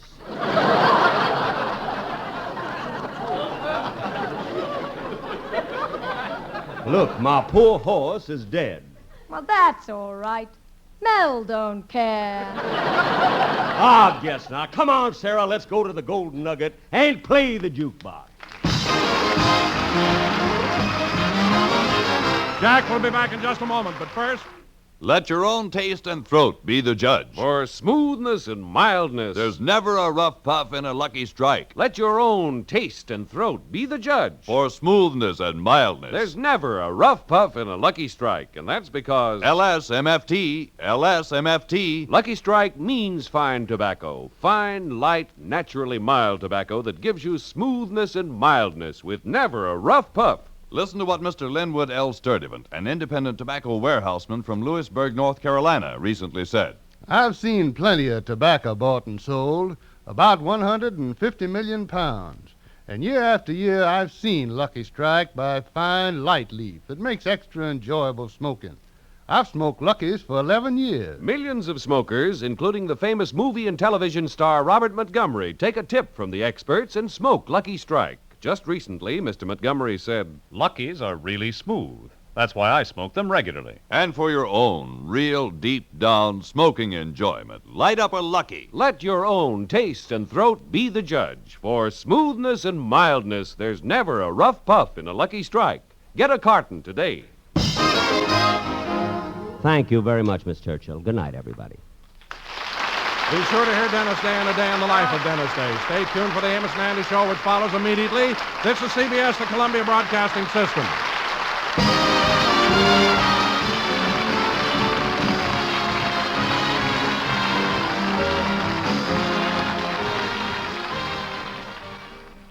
Are these tickets for the game that was just played or the one that's going to be played next year? What do you care? I'm not taking you.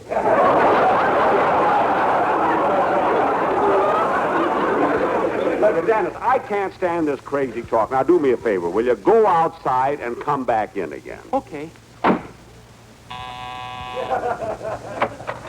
Oh, hello, Dennis. Howdy, Bub.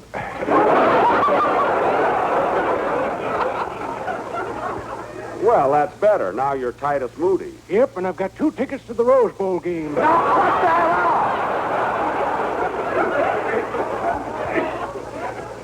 Look, kid, what did you come over here for anyway? Well, I wanted you to hear the song I'm going to do on the program. Well, why didn't you say so? Let's hear it, will you? Okay.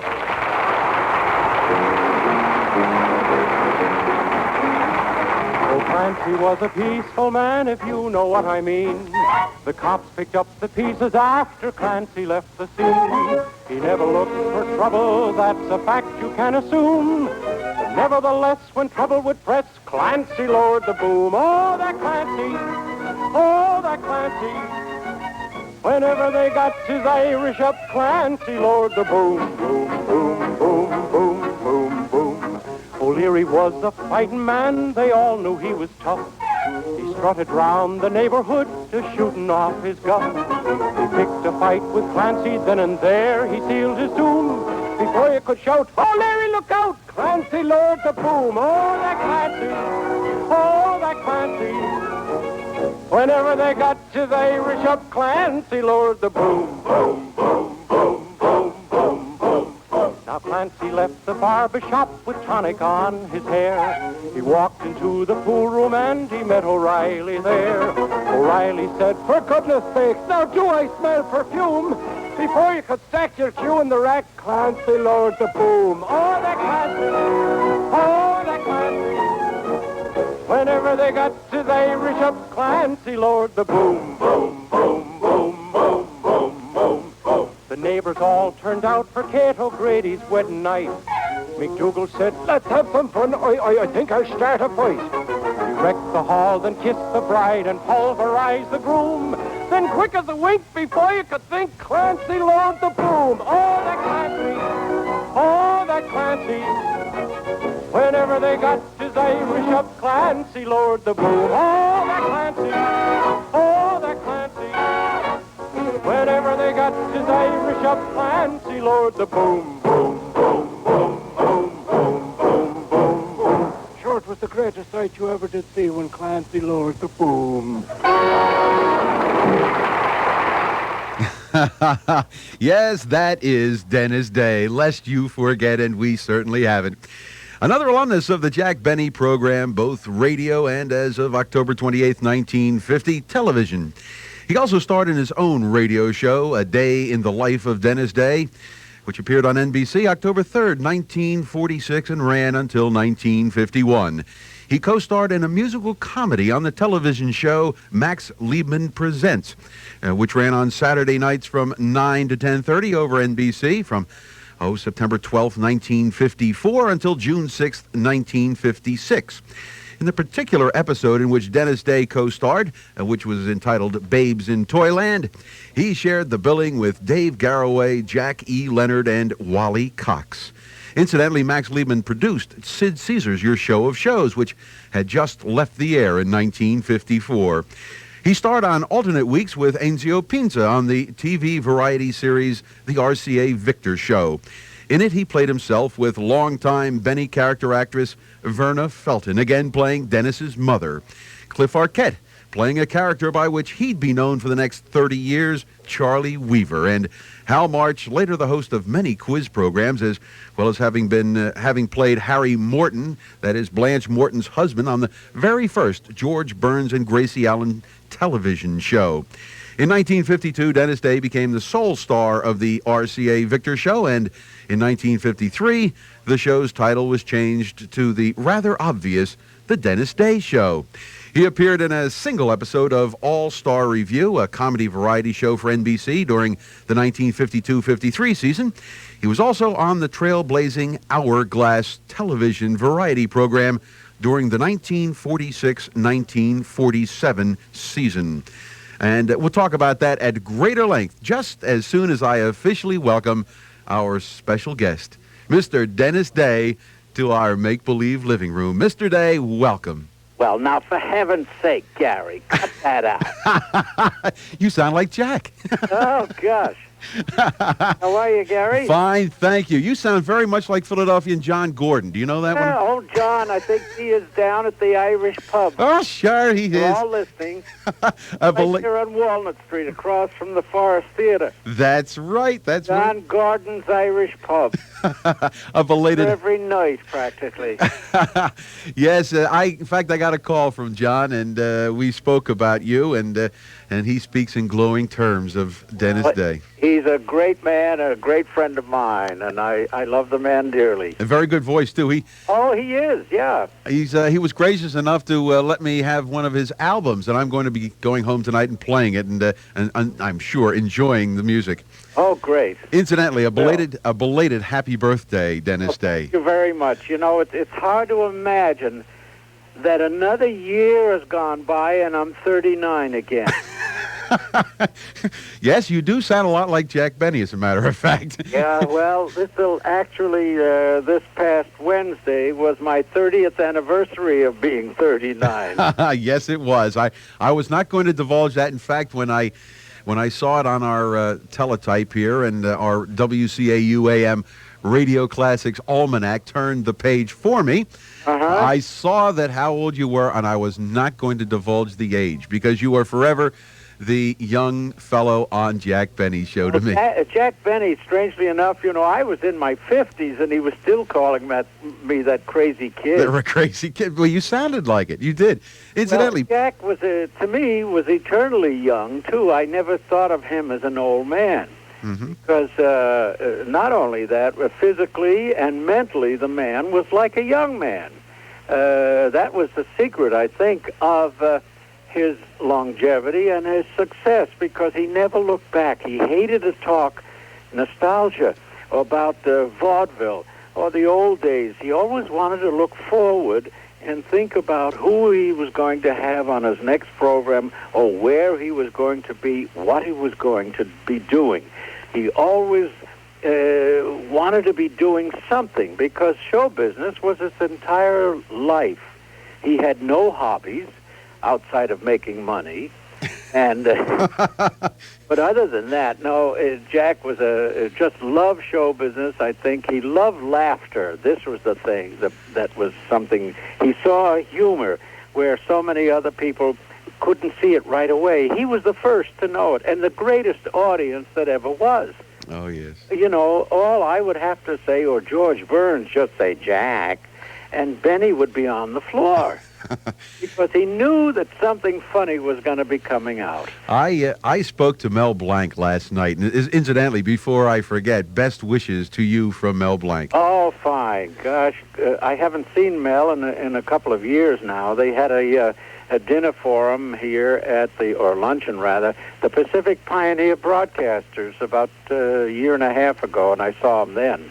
And he still looks fantastic, the man of 1,000 voices. And he was in the top of his form last night as we were talking. And I came into the studio tonight, and after having talked to many of my cohorts here in the studio about the interview I did last night, and the consensus of opinion was that I should not take a paycheck because I enjoyed the interview more than Mel Blanc did.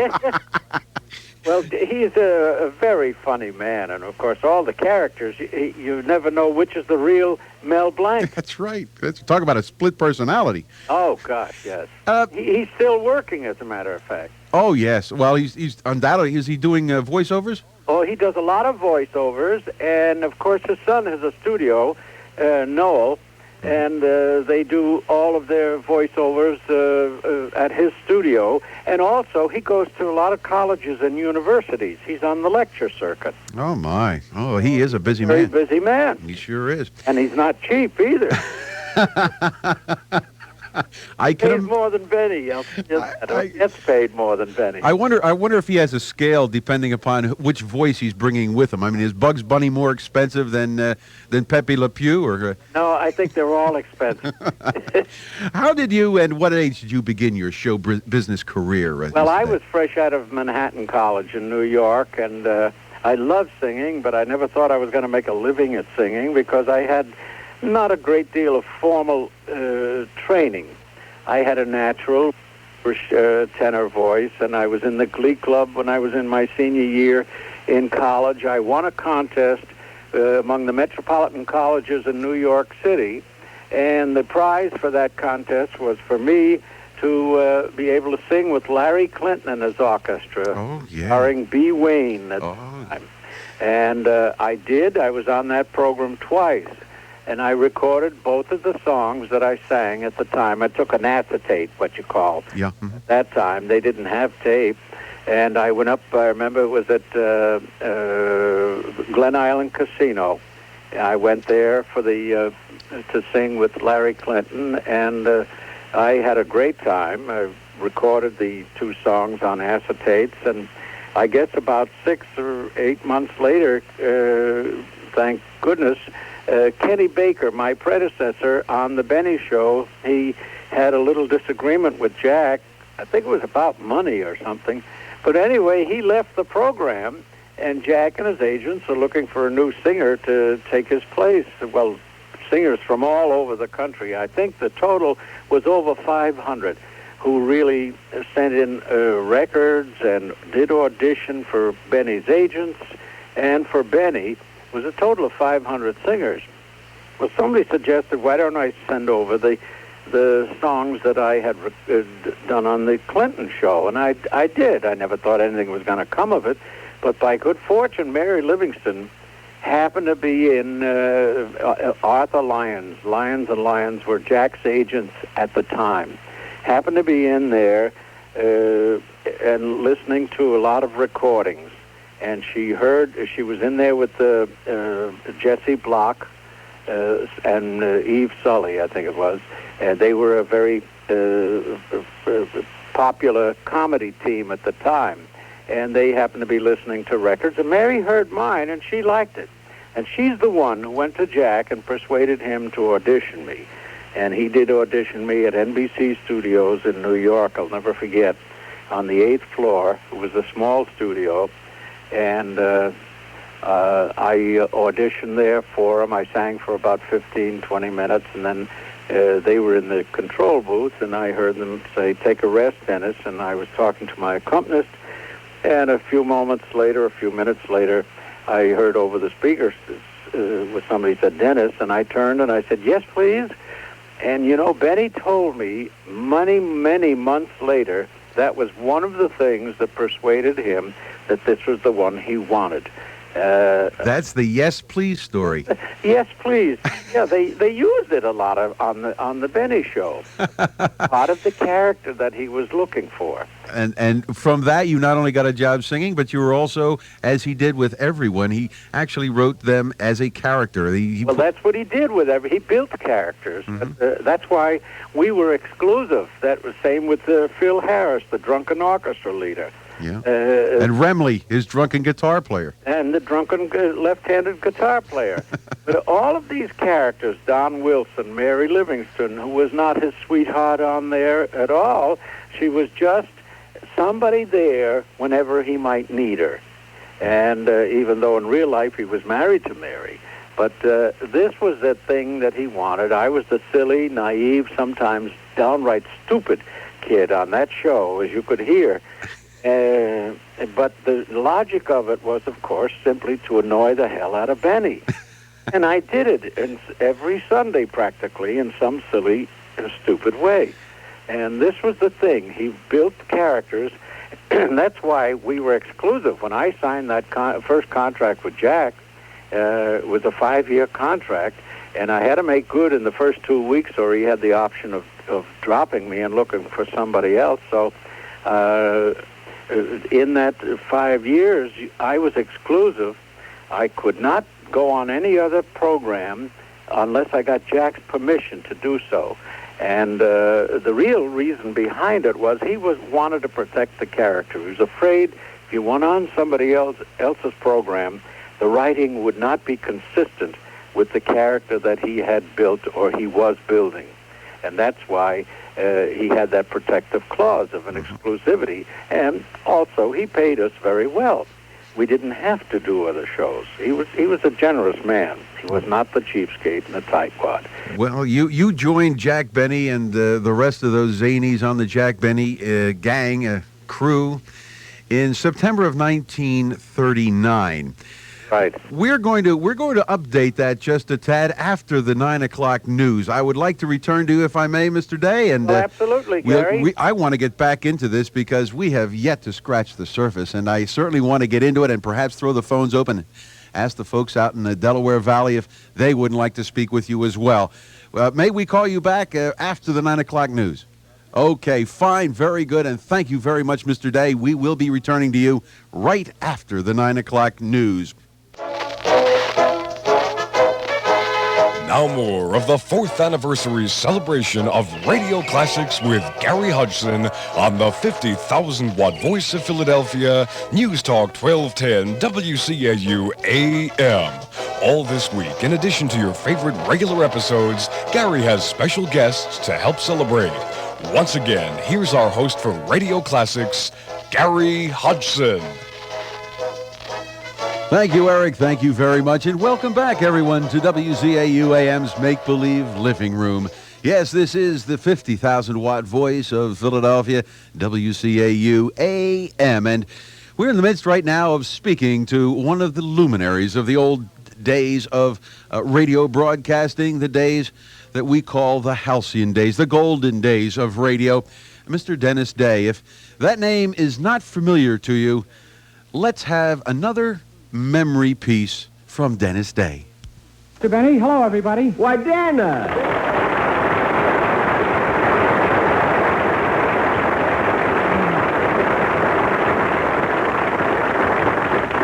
Gee, it's sure good to see all of you again. Good seeing you, Dennis. I sure miss you, kid. Yeah, you know, even though I hate to see our vacations end, there's something nice about all of us getting together again. Yeah, that's right, Mr. Benny. Here we are starting a new series. Yes, sir. Are you looking forward to a good season? I sure am. So am I. That's good. In fact, this will be the best season I ever had. Why? I'm quitting your show.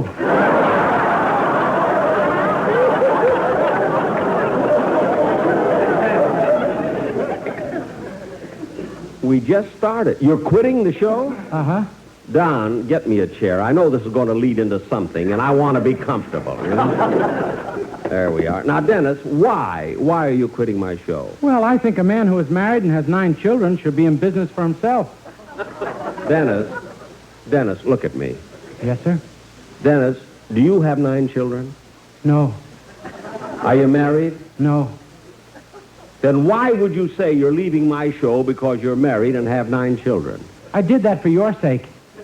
My sake? I didn't want people to know I'm quitting because of the lousy salary you pay me.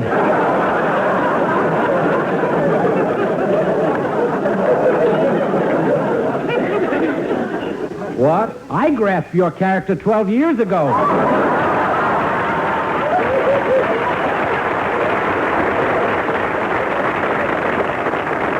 Now, wait a minute, Dennis. Look, I'm not going to get mad. It's the first show. I'm not going to get mad. Now, wait. No, I'm holding my temper, see? I'm not getting mad, am I? Am I getting mad? I'm not getting mad, am I? I'm not getting mad, am I? Now, Dennis, look. Put your eyes back in. No.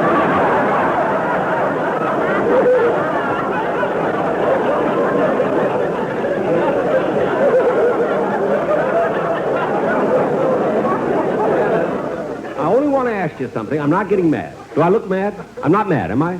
I'm not. Now, I just want to ask you something. How can you say I pay you a bad... It's a darn good salary, isn't it? Yeah, when you pay it to me, but all of June, July, and August, no money at all. Well, of course I don't pay you during the summer. We're off the air those 3 months. We are?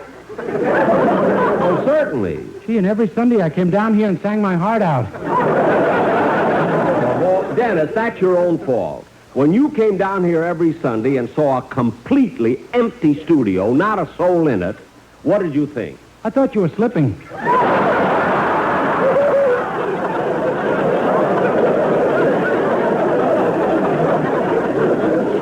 Slipping? And it's about time, too. Nobody can last forever. Now cut that out! Look, Dennis, this is the start of a new season, so I'm not going to lose my temper. But I thought... No, I'm not going to get mad, Dennis. Just say it. Yes, Will you? sir. Yes. I'm not getting mad. Just say it.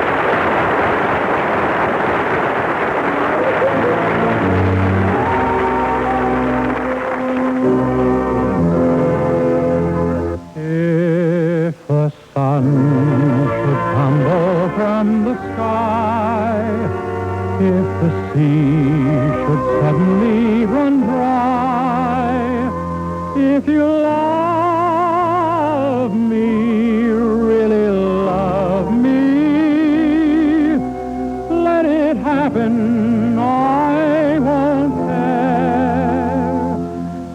If it seems that everything is lost, I will smile and never count the cost. If you love me, really love me, let it happen, darling. I won't care. Shall I catch a shooting star? Shall I bring it where you are? If you want me to, I will. You can set me any task, I'll do anything you ask. If you'll only love me still. When at last our life on earth is through, I will share eternity with you. If you love me, really love me,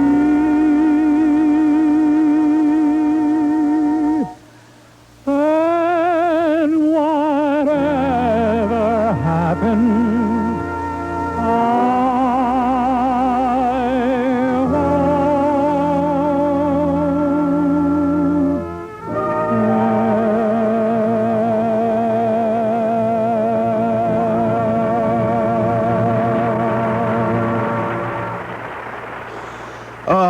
Dennis Day, that is beautiful. The voice of an angel. Ah, sure, it is the voice of an angel.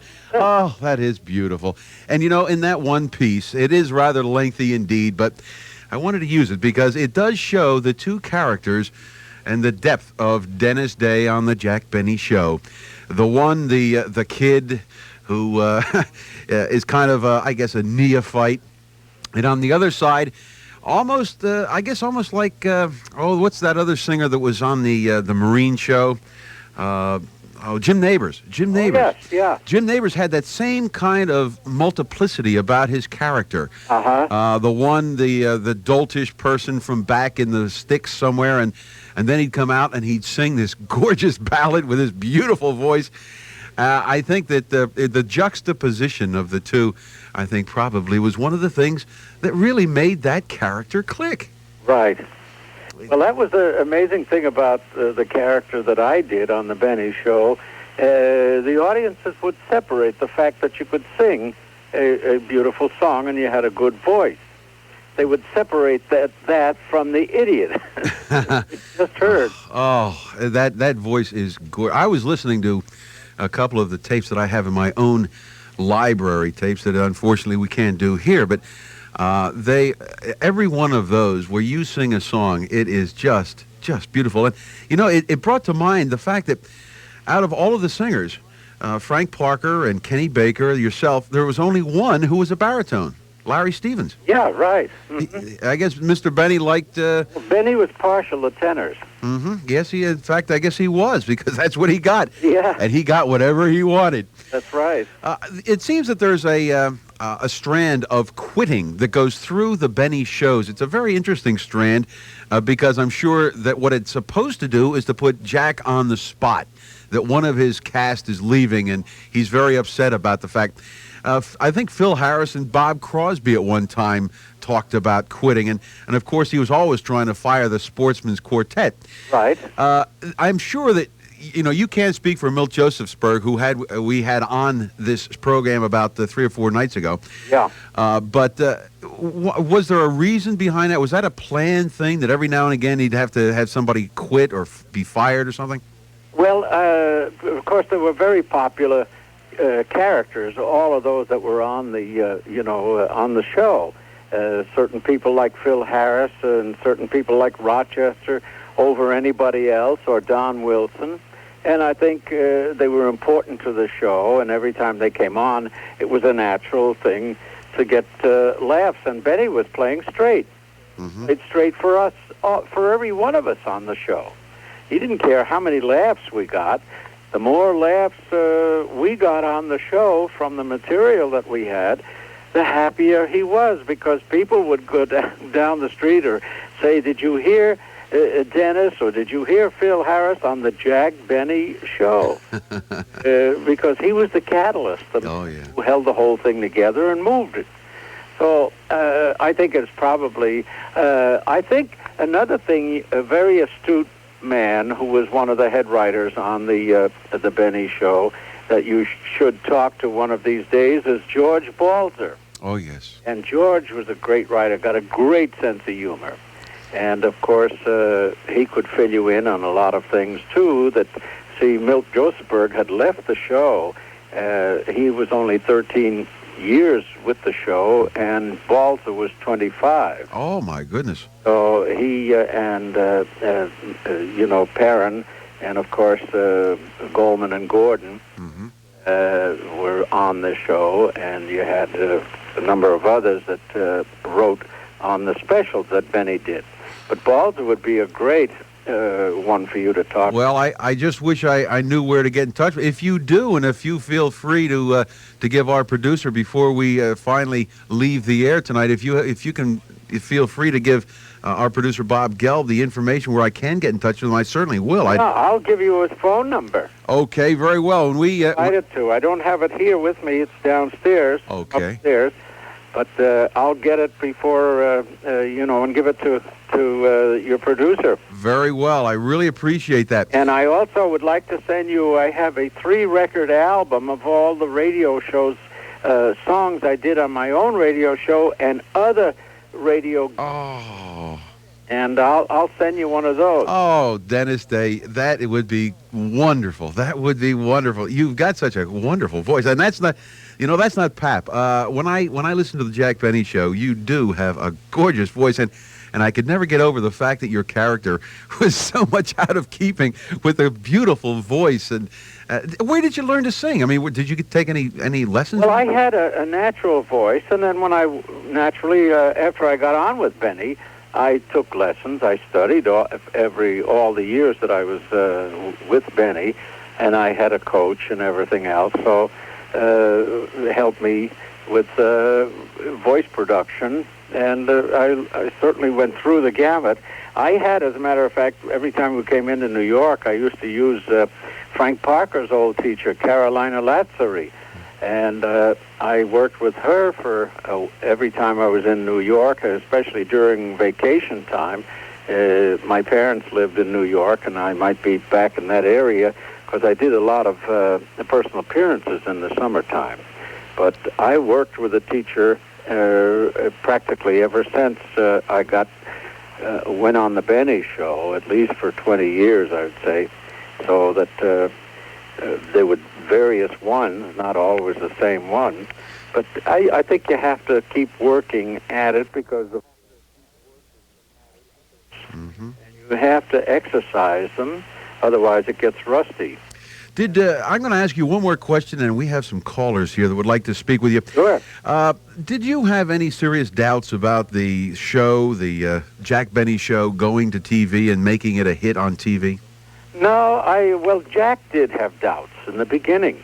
He wasn't sure just exactly what he was going to do, and he had a lot of doubts of how he would evolve on television, what he would do, and then he finally did the thing where he came out and did a monologue first, and then they would go from that into a funny thing happened at the last week or at the house or something like that, and that's where they started bringing in guests. Of course, Jack always had a lot of guests on the radio show. Oh, yeah. Then on TV, he would find out who's the hottest thing or whatever, and he would bring them on, and where he could get some comedy out of it. He must have felt awfully uncomfortable, and the hottest things were rock and roll groups back in the 50s. Oh, my gosh, yeah.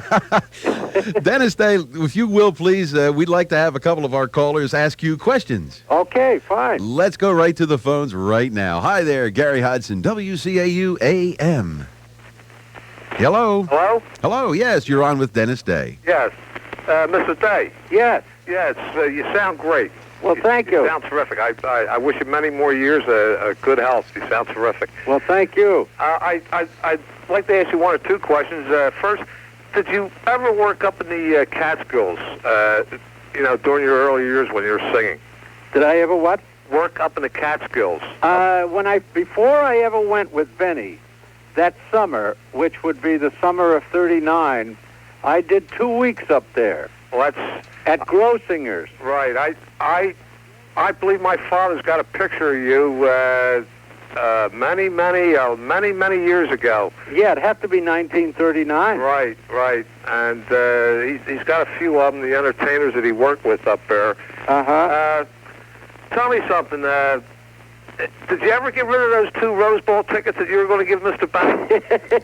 No, I used them the next year. Well, if I was going to say if you still had them, I'd wait till after the show's over and find out where I could write you at and ask you if you still had the 2 tickets. I don't honestly have them. That was all in the script. I know that, but yeah, it was just. I wish I did. Like I said, I wish you many good years, and you sound terrific. Oh, thank you. Thank you very much. It was a pleasure listening to your show and Mr. Benny, believe me. Thank you, and all the best to you. Thank you very, very much. Oh, that's funny. If you have the Rose Bowl tickets, I'd like to buy. Collector's items. That is the greatest thing about radio, because your imagination just takes you by the nose or by the brain and leads you wherever the person that's producing the show wants you to go. That's right. Oh. And you painted your own picture. That's right. Everybody listening, you painted your own picture. That's right. I remember the first time that we did the Jack Benny's Fault on television. Now, we had done it numerous times on radio, and everybody had a certain picture in their mind, because through the sound effects, the steps going down, the moat, the snapping of the alligators. Oh, yes. And all of the chains rattling when the door opened and everything. But when we did it on television, I think the next day, if you walk down the street, somebody come up to you and say, that's not the way I saw it. And you go another 10 feet, somebody come up and say, that's not the way I saw it. Everybody had their own picture in their mind. They painted their own picture. And it was very difficult to conform to what they had in their mind because there were a million different pictures that they all had. You know, when you said that, you sounded like Sheldon Leonard just a second. Oh, yeah. You sounded like the town. I saw Sheldon, I guess about a year ago, because they had a Benny memorabilia thing here at the Savings and Loan, one of the Savings and Loan. And anybody who worked on the Benny show, the writers and all of that, the producers were all there. And it was quite a thing. And Sheldon looked great. Oh, that's Elliot Lewis was there. You know, he played Frank Remley. I would just love to get into the pipeline and talk to those folks and have them on the show. Boy, unfortunately, they're on the other side of the continent, and our pipeline doesn't quite run that far. So if there's anything you can do to help us out on that, I certainly would appreciate it, Mr. Oh, Dennis. sure. I'll tell you where you can get a hold of all of these people would be through the Pioneer Broadcasters. The West Coast Pioneer Broadcast. Okay, West Coast Pioneer Broadcasters? Yeah. Okay. And they have an office, I think, at the Home Savings and Loan on Sunset and Vine, where the old NBC studios were. Oh, yes. All right, I will investigate that possibility, and unfortunately our time has expired. But oh, my gosh. Mr. Dennis Day, you said to Mr. Benny in that small piece we heard earlier, quote, nobody can last forever. Well, Jack Benny and his talented cast can and will, as long as there are folks still around who demand clean, wholesome fun, and as long as programs such as Radio Classics proudly offers those beautifully nostalgic sounds of yesteryear to a new generation thirsting for quality and consistency in entertainment. Thank you, Mr. Dennis Day, for gracing our make-believe living room on this, our 4th birthday. And incidentally, please consider Radio Classics in your future plans when you visit Philadelphia. Oh, I certainly will. Well, the welcome mat is out for you, and I again... think I may be in Valley Forge next March the 15th or 16th, around that time. Well, we will put the welcome mat out for you at that time. Please plan on stopping over. We're not that terribly far. I know that, only about 30 miles or so. That's true. Thank you. I certainly will be there, and I'll give you a call. Listen, I'll talk to your producer now that we're going off, and I'll give him some of the information, and I'll get the address. I'll send you the album. I want you to have them. Thank you very much. And thank you for having me on. Dennis Day, it is indeed our privilege. Thank you very, very much for being with us in our make-believe living room on this, our 4th anniversary. The Aldrich Family, featuring the adventures of Henry Aldrich, is coming up next on nightly old-time radio shows.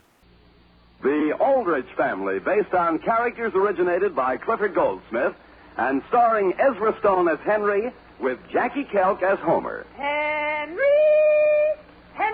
Aldrich. Coming, Mother.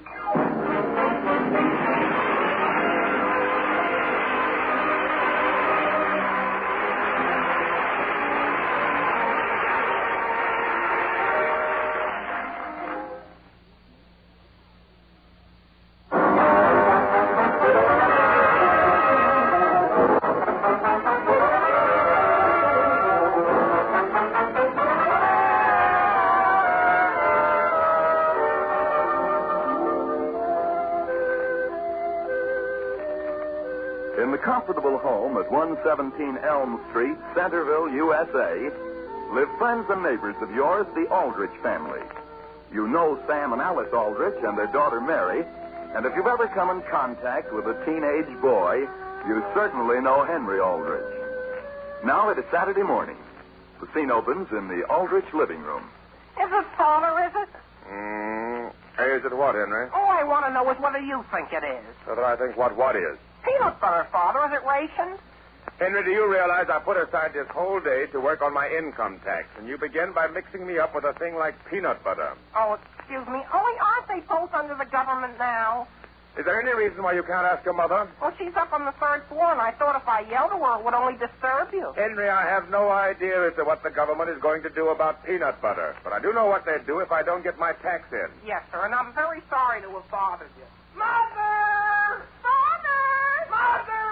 Henry!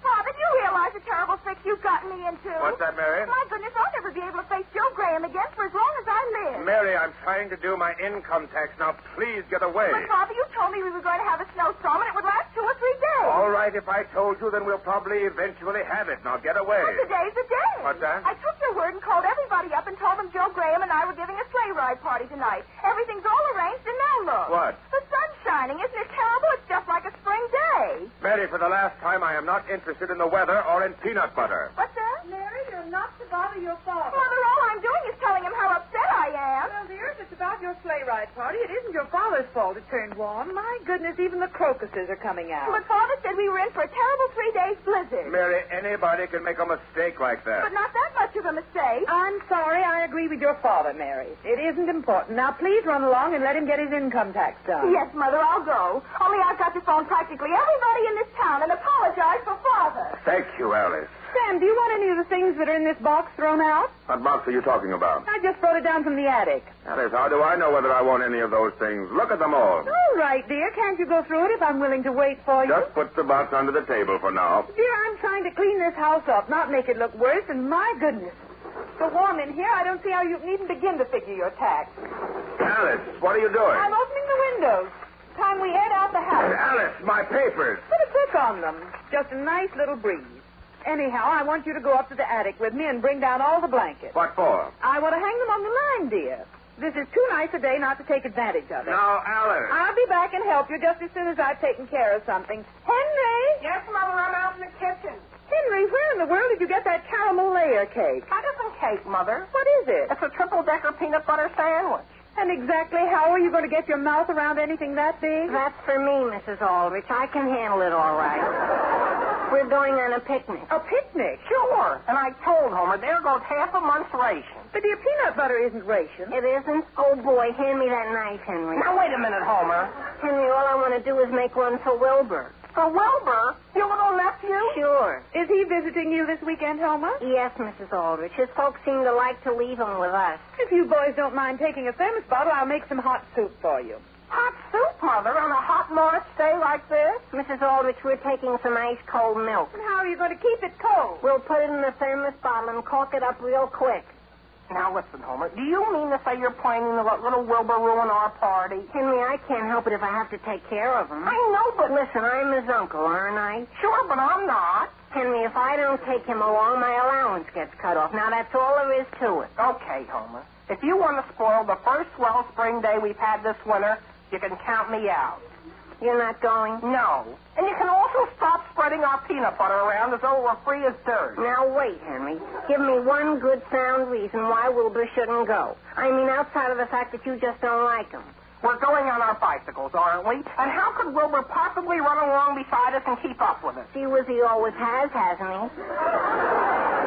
You mean he can trot for 11 miles, that little kid? Sure, that's why I want to give him a peanut butter sandwich. And besides, it isn't 11 miles to Kendall Point. It's only 8. It's 11. It's 8. And if he gets tired, he can ride our handlebars. Hold on, I'm telling you, it's 11 miles. Okay, where's your father? Where's your father? He'll know how far it is. Sure he will. I know how far he'll say, Father. Mr. Aldrich, we want you to settle something. What's that? Father, how far would you say it is over to Kendall Point? How far? 13 miles. 13. 13, not 8. Are you sure it isn't 11? Or 8. 13. Now, please get away from all these papers. But, Father, don't you think it's entirely too far for a little kid that's only 12 to run 13 miles all the way out there and 13 miles all the way back just so Homer can take care of him? Now, listen, Henry. Part of the way would be on handlebars. Homer, will you please stop waving that knife with the big gob of peanut butter on it? Oh, gee whiz, I didn't even know I had it in my hand. Now, just stand back. Better yet, get out of the room. Boys, what are you making your sandwiches in here for? We aren't, Mother. Father's just trying to show Homer what a big mistake he's making. Mrs. Aldrich, wouldn't you say Kendall Point is about 8 miles from here? At the far end of the lake? Well, that must be about 15 miles. 15 miles? Homer, will you look at that gob of peanut butter right in the middle of my income tax? Oh, gee whiz. that my peanut butter? Homer Brown. I can scrape it up. The government will never know what it was. Alice, is there any reason why I can't put Homer's name down as one of my dependents? I don't know why you shouldn't, Mr. Aldrich. My father does, and my uncle does. Your uncle does, Homer. Sure. He sends me $25 every Christmas and puts me down every March 15th. Homer, do you mean your Uncle Wilbur? Oh, no, Wilbur's my nephew. He depends on me. Homer, stop waving that peanut butter. I know what I'll do with it. Well, now you're safe. Homer, did you put all that in your mouth at once? Homer, you all right? Henry, take him out and pour some water down Oh, here. come on, Homer, old timer. Don't try to look where you're going. I'll just lead you.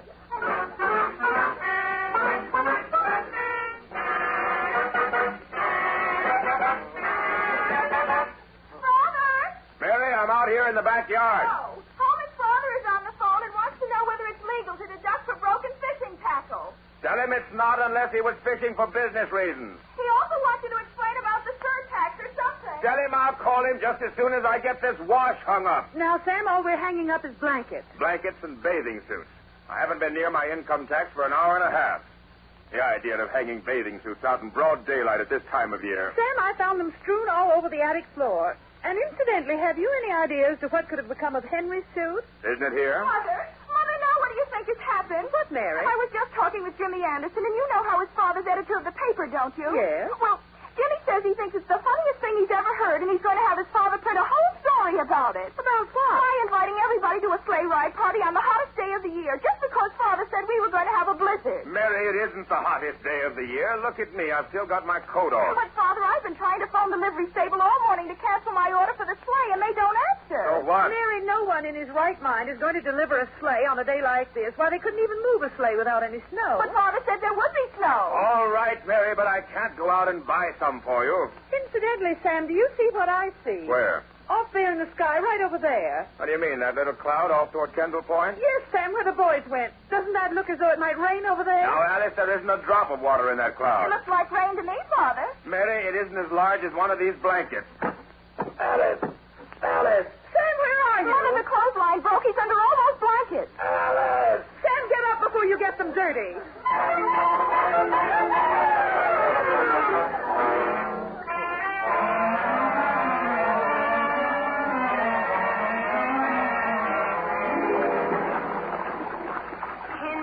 Did you see me dive off that rock? Yeah. Boy, it's cold, isn't it? Cold? It's wonderful. Oh, I didn't mean cold. I mean it's just a little cooler than I thought it would be. Well, this is the first time we've been in this year. Naturally, we've got to get used to it. And at this end of the lake, it's still warmer than if we'd gone all the way up to Kendall Point. I think. Sure it is. Toss me that towel, Homer. Here. When you get through with it, hang it on that bush that our clothes are under. Okay. Well, I'm glad we didn't bring Wilbur. Same here. Even if it did cost me the price of a movie to get rid of him. Sure. And the beautiful part of it is, Homer, he went into that movie before 11 o'clock, and he'll be out before 3. Sure. You let him take a sandwich in with him? Sure. The big triple-decker peanut butter. Wasn't that being fair with him? Sure, gee whiz. That was more than generous. Henry, what are you shaking for? I'm not shaking.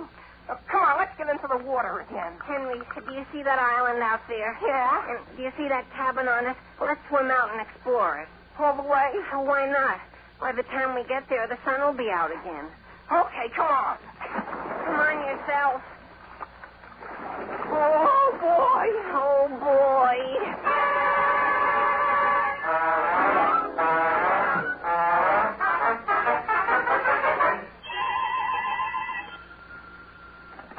Hello, Sam Aldrich speaking. Sam, this is Alice. Hello, where are you? I'm downtown shopping, dear. Did you take the blankets in? Take them in? I didn't know I was supposed to. I thought you wanted them to air all day. But, Sam, don't you realize it's raining? Raining? When did it begin to rain? At least a quarter of an hour ago. And, Sam, you said it wasn't going to. I did? Yes, of course. And I took your word and wore my brand new spring coat and hat down here. Hold the line a second. I want to look out the window. What for? Yes, Alice, it's raining. It's raining quite hard. But that's a sign it's going to stop as quickly as it began. Sam, it's even turning cold. Now, please bring the blankets in right this minute, dear. But, Alice, my income tax. And they're all wet anyhow. Now, Sam? Yes, Alice, I'll get them in. Goodbye. Goodbye. Is that you, Mary? Yes, and my goodness, has Mrs. Johnson phoned? Mary, you're just the person I want to see. Go out, please, and bring in the bedding. But, Father, I just rushed home to get an umbrella because you were wrong about it not raining, and I simply have to run back over to the Townsend. What for? Because I haven't been able to get word to them that I'm not having a sleigh ride. But, Mary... Well, that's a fine thing. Hello. Hello? Is this Sam? Yes. This is Elizabeth Brown. Who? Elizabeth, Homer's mother. Oh, yes, hello. Sam, I'm sorry to bother you, but is little Wilbur over there? Wilbur? No, he went along with the boys out to Kendall Point. Oh, my goodness. They took Wilbur all the way? Yes, they're going to spend the day on a picnic. And you let them? Sam, I don't want to criticize, but didn't you realize it was going to rain? Elizabeth, it's probably going to stop any minute. Just the same, but this time Wilbur's probably wringing wet. There isn't anything to worry about, Elizabeth. I know some people that live down there on Kendall Point the year round, and I'll give them a call right away. What good will that do? I'll tell them to take an umbrella and go out and look for the boys and make them come into the house. Now, don't you worry.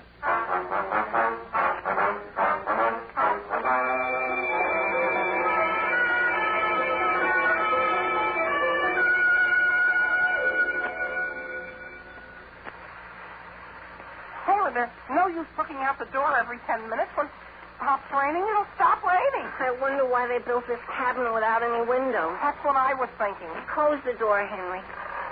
Are you getting cold? No. What makes you think I'm cold? I thought for a minute you were shivering. Oh, no. Ever since I squeezed my bathing suit out, I feel a lot more comfortable.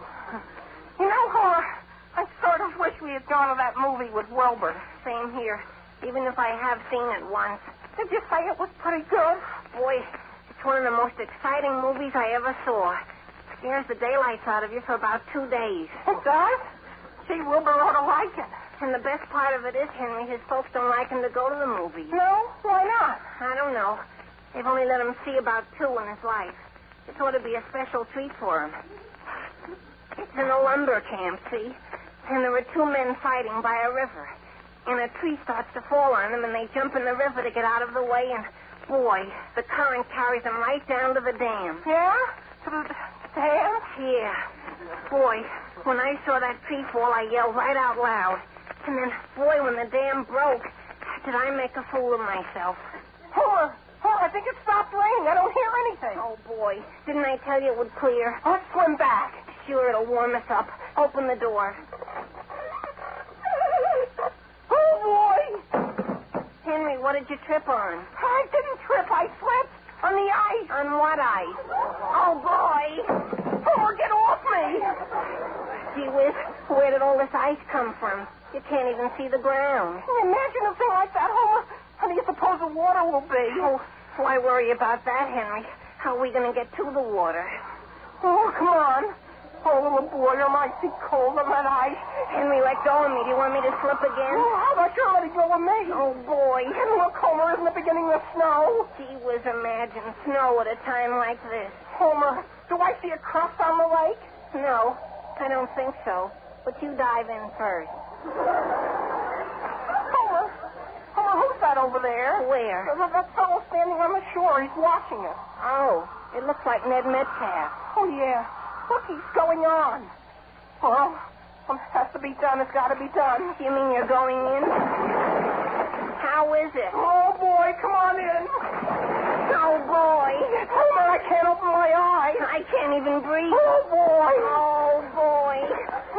You know, I'm sort of glad that Metcalf saw us go in. Why? He's gone to school Monday morning, and I tried to tell him we've been in swimming in a snowstorm. They wouldn't have believed it. I'll say. They would have just said we were crazy.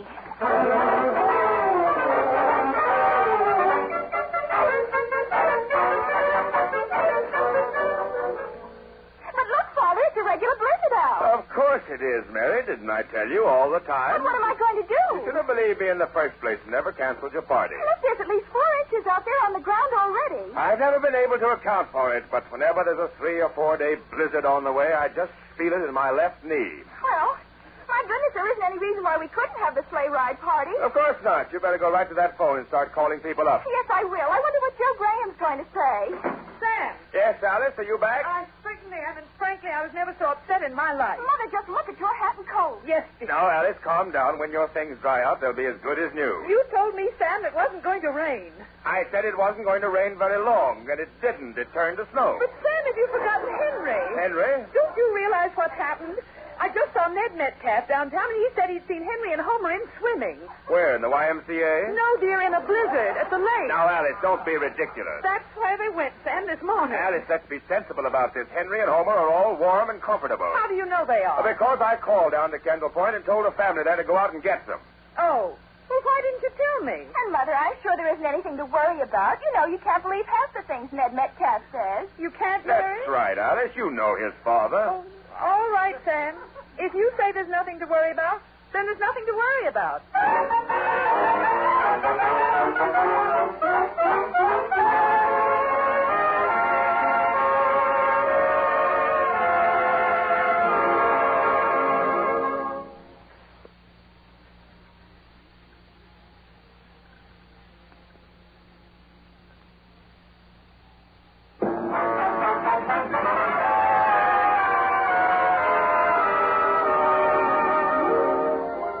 Now, getting back to the troubles of Henry Aldrich.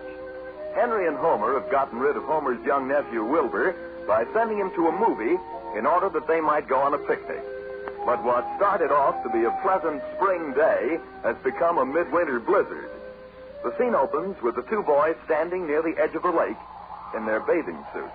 Oh, that isn't the darndest thing I ever saw. Have you found them yet? No, Homer, of course I haven't. Now, let's wait a second, Henry. Let's try to remember exactly which bush we left our things under. Oh, I thought it was this bush here, but everything looks so different, covered in snow. I know one thing. I'm not going all the way back to town in a snowstorm on a bicycle wearing this darn bathing suit. Oh, dig in the snow, Homer. Our clothes must be here someplace. Which tree did we hang the towel on? How would I know? Well, all we have to do is look for a white towel, Henry. Sure, that's covered with white snow. Homer, I found something. Where? Come on, help me dig. But gee whiz, where? It's something hard. It must be my shoe. Oh, boy. Look at it, Henry. Homer, is that my shoe? We'll hit it against that tree and knock some of the snow off. Okay. Gee whiz, that isn't my shoe. That's a peanut butter sandwich. It is? Give me a bite. You know, Homer, I should think frozen peanut butter would be very good. Sure. It ought to taste like peanut brittle. Homer, look, I found my pants. Oh, gee whiz, look at them. They're frozen stiff. Wait a second. I'll help you unbend them. Go easy, Homer, go easy. Do you want to break them? You certainly can't put them on until we unfold the legs, can you? Here. Oh, boy, even if I get them straightened out, how can I get into them? Henry, take a look at what I just stepped on. What is it? It's the thermos bottle. Didn't your mother put hot soup in it? No, we put ice-cold milk in it. What did we do that for? Hey, look, Homer, look what I just picked up. What is it? Oh, are you blind? It's my sock. Stand back while I knock the snow off. Henry, are you sure that's a sock? Well... Oh, boy. Gee whiz, I knocked the heel right off it.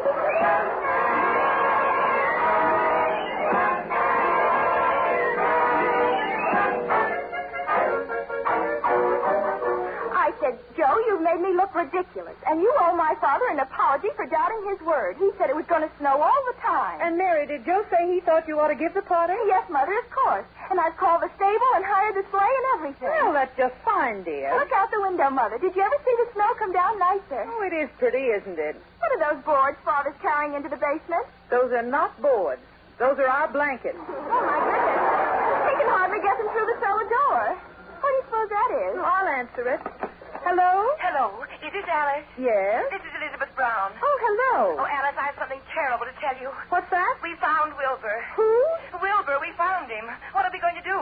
What do you mean, dear? He fought his way back to the snowstorm, and he came running into the house just frightened to death. Really? And Alice, I've never seen anyone so white. And he was so upset he could hardly talk. But where are Henry and Homer? That's the terrible part. What's that? All I could get out of Wilbur was an enormous tree almost fell on them. Oh, my goodness. And the boys jumped into the water, and then Wilbur says the current started carrying them down toward the dam. Oh, my goodness, and then what? Wilbur said he was so frightened he just got up and ran home. Oh, my goodness. Is Will there?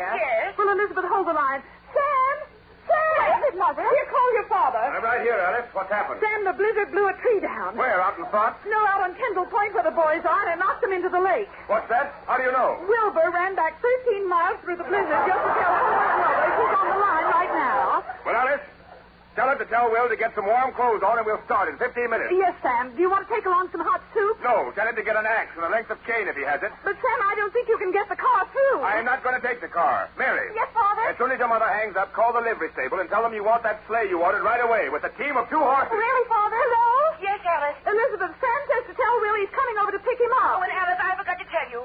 Wilbur said that when a tree fell, it broke the dam. Oh, my goodness. Sam, the dam at the lake is broken. East Centerville's going to be flooded.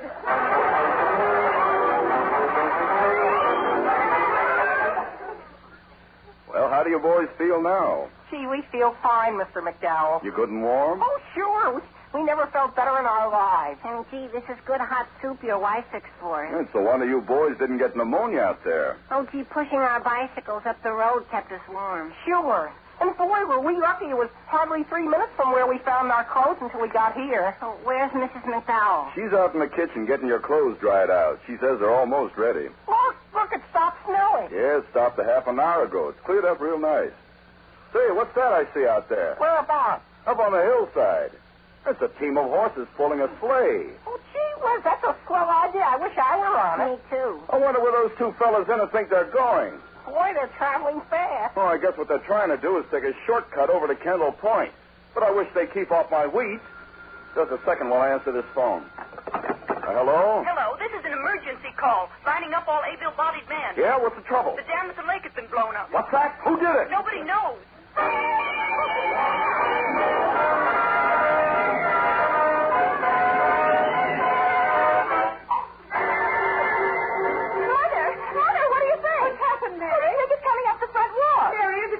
Henry and Homer. It's Henry and Homer, all right, but Father isn't along. Henry, you poor thing, come here. Oh, Mother, I was just going around and back and hang my bathing suit up. Dear, come in here. Are you all right? Yes, sure. Why do you ask that, Mrs. Aldrich? We never felt better in our lives. Oh, I don't see how you can, Homer. I happen to know exactly what happened. What happened, Mother? What do you mean? Wilbur is home, dear. Oh, is he? Yes, Homer. You mean he told my folks? Yes, and the poor boy was never so frightened in his life. He was? Oh, boy. Homer's mother said he was simply hysterical. He still can't talk. Didn't I tell you he'd be scared, Henry? Gee, I can't blame him. I was myself. And I should think you would be. Gee, when that tree started coming down, I thought, boy, I can't stand it. You poor boy. And then when I saw the water pouring over the dam, I thought, gee, I'll close my eyes and it'll be all right. And, Henry, do you remember the whole thing with horror, too?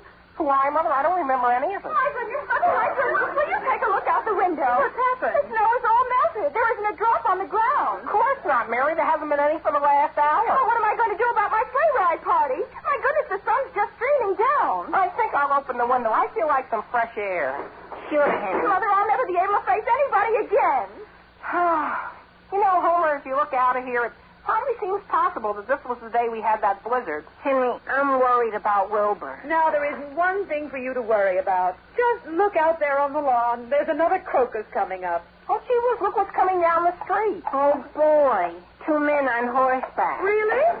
And they haven't got any saddles. Look, Mother, look, it's Father and Mr. Brown. Who? My goodness. Mother, where have they been, horseback riding?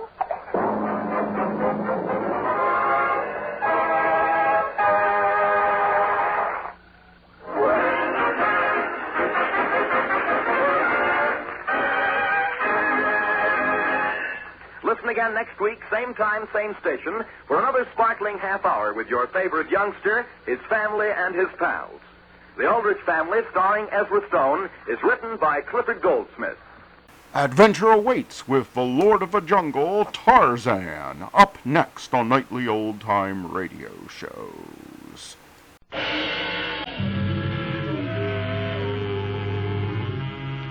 Tarzan and the Diamond of Asher.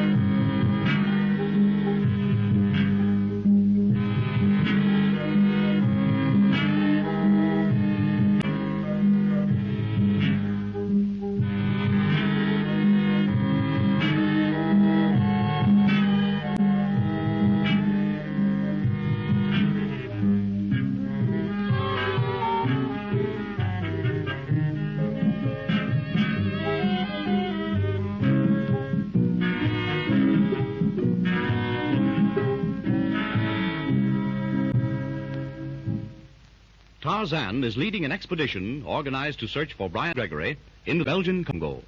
Among the party are Gregory's father and sister. Following them are Atan Tom and Lal Task, who are determined to get possession of a map showing the location of Asher. They believe Tarzan has this map. In camp on the bank of a tributary of the Ubangi River, Tarzan kills a crocodile in defense of Larson. Wolf secures a sleeping potion from the native witch doctor and puts it into Gregory's canteen. Magra exchanges Wolf's water bag for Gregory's. Next morning, Larson comes from his tent and calls to Tarzan. Tarzan? Yes, Larson, what is it?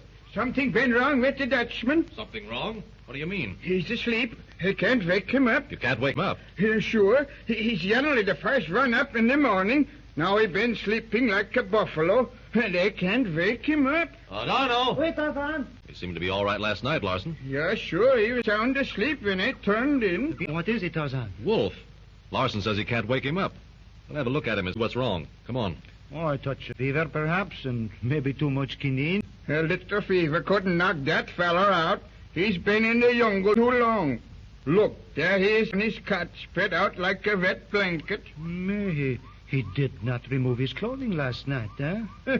He sure been dead to the world. Wolf.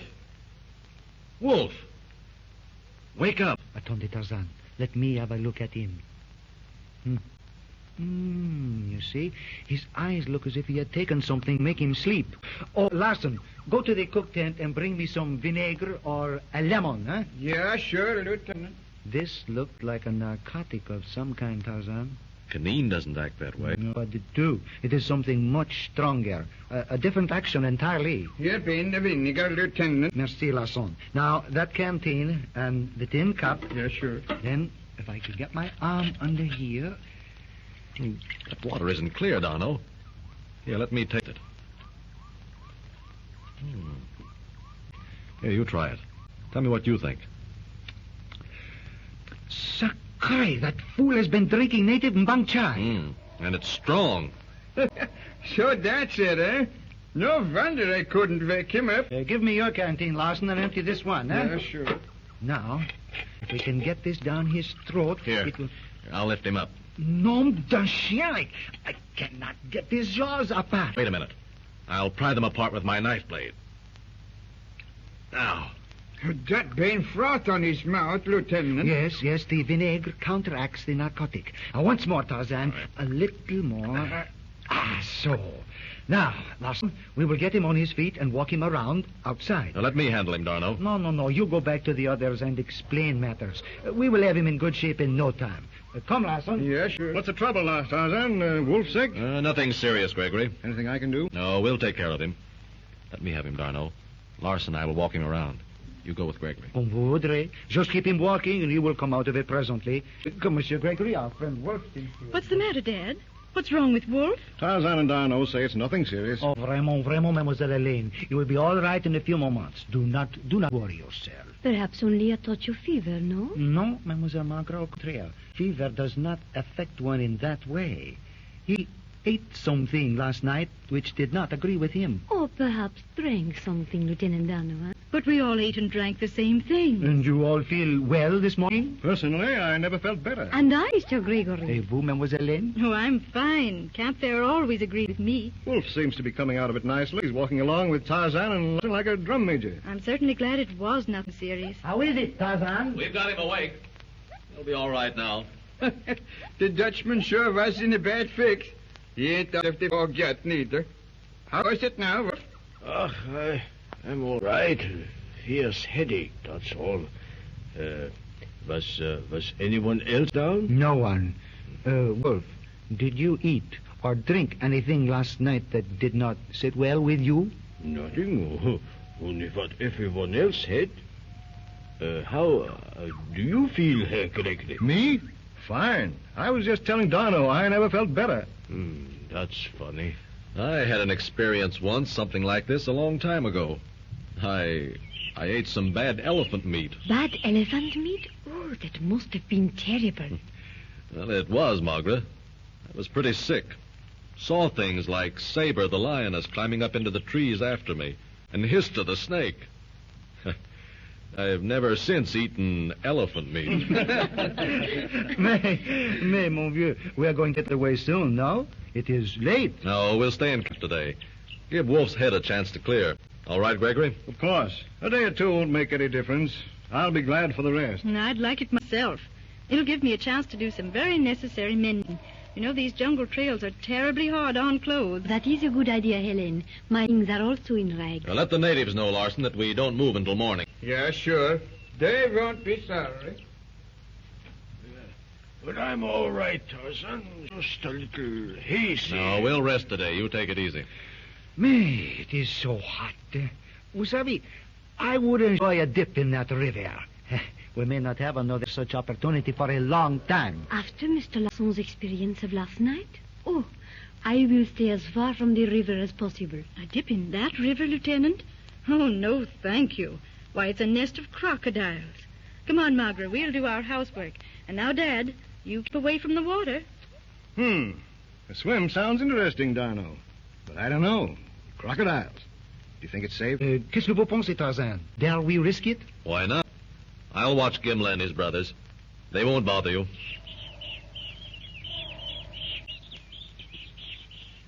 The early rays of the sun splintered the gray waters of the river into silver spikes as Tarzan, Darno, and Gregory slip off a plunge in its cool depths.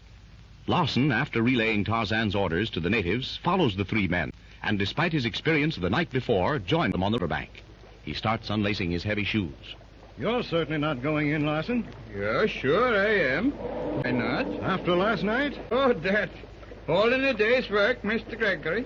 If a feller stopped doing things in the jungle every time he got in a bad fix, he would have to stay in the tent all day. Well, if you've got the nerve, you can't scare me. I'm going in too. Wolf sprawls on a blanket in the shade of a tree not far from where Helen and Magra, seated before their own canvas shelter, are busy with their mending. Hand me that spool of thread, will you please?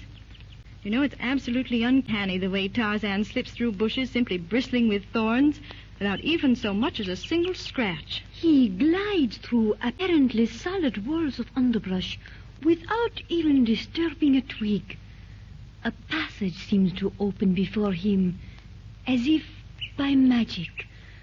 Oh, he's wonderful, Helen. Yes, he's pretty much of a... Why, Margaret. Why, this forest god of ours seems to have made quite an impression on you. Oh, no, I am only interested. Interested nothing. Margaret, you're in love with him. It's in your eyes. Oh, Helen, no, it is only that I am interested in him as a study in human nature, Oh, Earth's noblest thing, a man perfected. But seriously, Helen, night before last, I suggested to you that you give your map to Tarzan to keep for you. You have not done so. Oh, the excitement of last night, Tarzan killing that crocodile, drove it completely out of my mind. I'll give it to him, though, at the first opportunity. But can't you tell me why? Not now, perhaps later. But you will do so today. Just as soon as we're all together again. Yes, Margaret. Sprawled on his blanket, the sullen wolf tries to figure out how he got the sleeping potion meant for Gregory the night before. He realizes he's been tricked. But how? By whom? No one was aware of his meeting with the witch doctor, nor of its significance. At the thought of the native medicine man, Wolf climbs to his feet and goes to his tent, to reappear with the black snake whip grasped in his hand.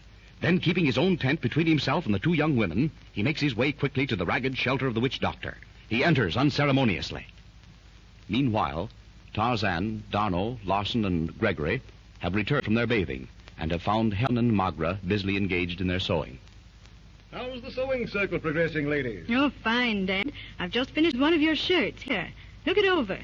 Before I started to work on it, it looked as though you'd crawled through a whole mile of barbed wire entanglements. I think I go take a look at Wolf. He certainly got hold of something that put him out. He was stretched on that blanket over there beside his tent a few moments ago. I thought he was asleep. I saw him go toward the native quarters. He was carrying his whip. I think I'll take a turn through camp. I won't be long.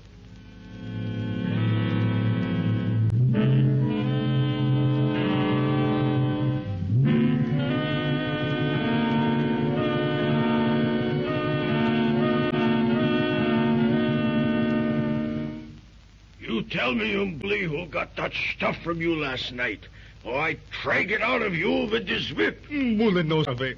No one take that one. Then it was you, you black devil. You put that rotten stuff in my canteen? No, partner. Bully no do. A couple of good cuts with the black snake will do you good. No, Billy wants it. Speak up. Partner, no whip. Bully. Bully no do. No sabe. No gosha. All right, then. Maybe this will bring it out. No, partner. No whip. Bully no sabe. No gosha. No gosha. Hey, come on, speak up. This is the only way to handle you, you savages. Wolf raises the heavy black snake for another blow. Suddenly his arm is caught from behind in a grip of steel.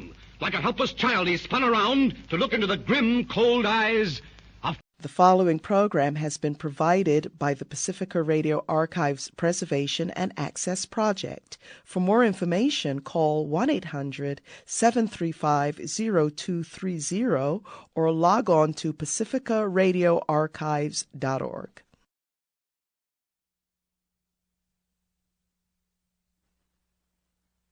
I didn't know I was going to talk, really, and I'm not going to talk very long. What can I say? The man who we are here to talk to, who will talk to us, that is Martin Luther King. I think it's very important to remember that this moment in 1968 is a kind of culmination of things that began in this country quite a long time ago, and specifically speaking, in 1954, with the Supreme Court decision outlawing segregation in the schools, and in 1957, when Martin was thrown that ball in Montgomery, Alabama, when Rosa Parks refused to stand up because her feet hurt. Now, we watched in this 11 years, in this 13 years, depending on the point of view, in this country, a terrible descent. What Rosa Parks was saying in Montgomery in 1956, and what those Negroes were saying when they were marched for 389 days, the country did not want to hear and did not hear. And as time rolled on, and kids, including people like Stokely Carmichael, were being beaten with chains, thrown into jail, marching up and down those dusty highways, trying to change the conscience of this country. Still nobody heard, and nobody really cared. And poor Martin spent most of his time in and out of jail, as all of us know, trying to redeem what we claim we live by, the principle of love your neighbor, the principle of if it happens to you, it's happening to me. The principle John Donne talked about, when he said that any man's death diminishes me. But in this country, race and Christianity and power are so tied together in self-interest, what one takes as self-interest, that no one heard it. It's only now that people are beginning to suspect that something terrifying has happened, and with our consent, because we do know that we cannot fight a civil war, which is what this ferment is about, because I am your brother. I was born here. My father's and my father's blood is in this soil, and nothing will drive me from this country. It also belongs to me.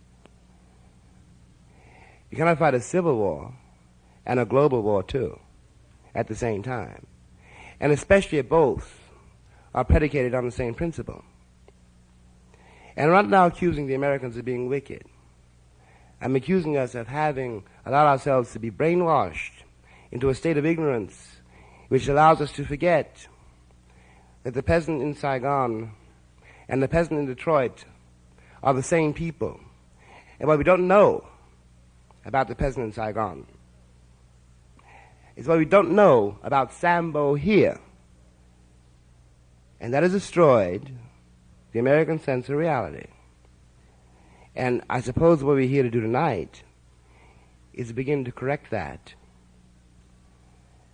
are people who can believe that I was happy on the levee picking cotton, or happy in the mines digging coal, and giving all this away to other people for their wealth, and unable to protect my house, my woman, my children, are people who can believe that I did this out of love for other people, and that I was happy doing it, and that all those songs and dances I learned while I was doing it meant that I was happy. Can believe anything. And I'm afraid that the people who claim to represent us in Washington these days, from the president on down,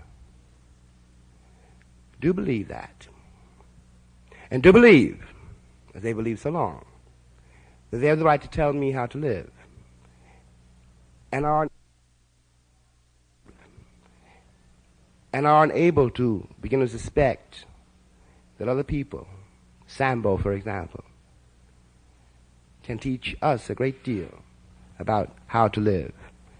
That's all I have to say, really. I think that the most hopeful thing that is happening in this country now is that finally, cities being blown up, the isolation of black and white being more severe than it's ever been before, the great, great gap between all of us in this country, all over this country, and the fact that the government does not in any way whatever respond to what the people feel, is finally forcing all of us to realize that the life of this country is in our hands. It is not as it was thought of 10 years ago when Martin and those kids were marching up and down those highways, a Negro problem or a civil rights problem. What it is for all Americans now, and I mean this literally from the very bottom of my soul, it is now a matter of life or death, and it's up to us. Thank you.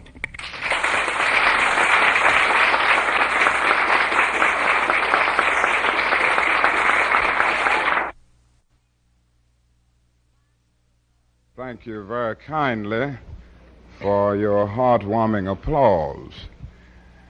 I need not pause to say how very delighted I am to be here and to see each of you out this evening and to see you here in such large numbers. I'm so happy to have the opportunity of hearing these eloquent statements this evening. I've been speaking. I think this is about my fourth speech today, so I have about spoken out.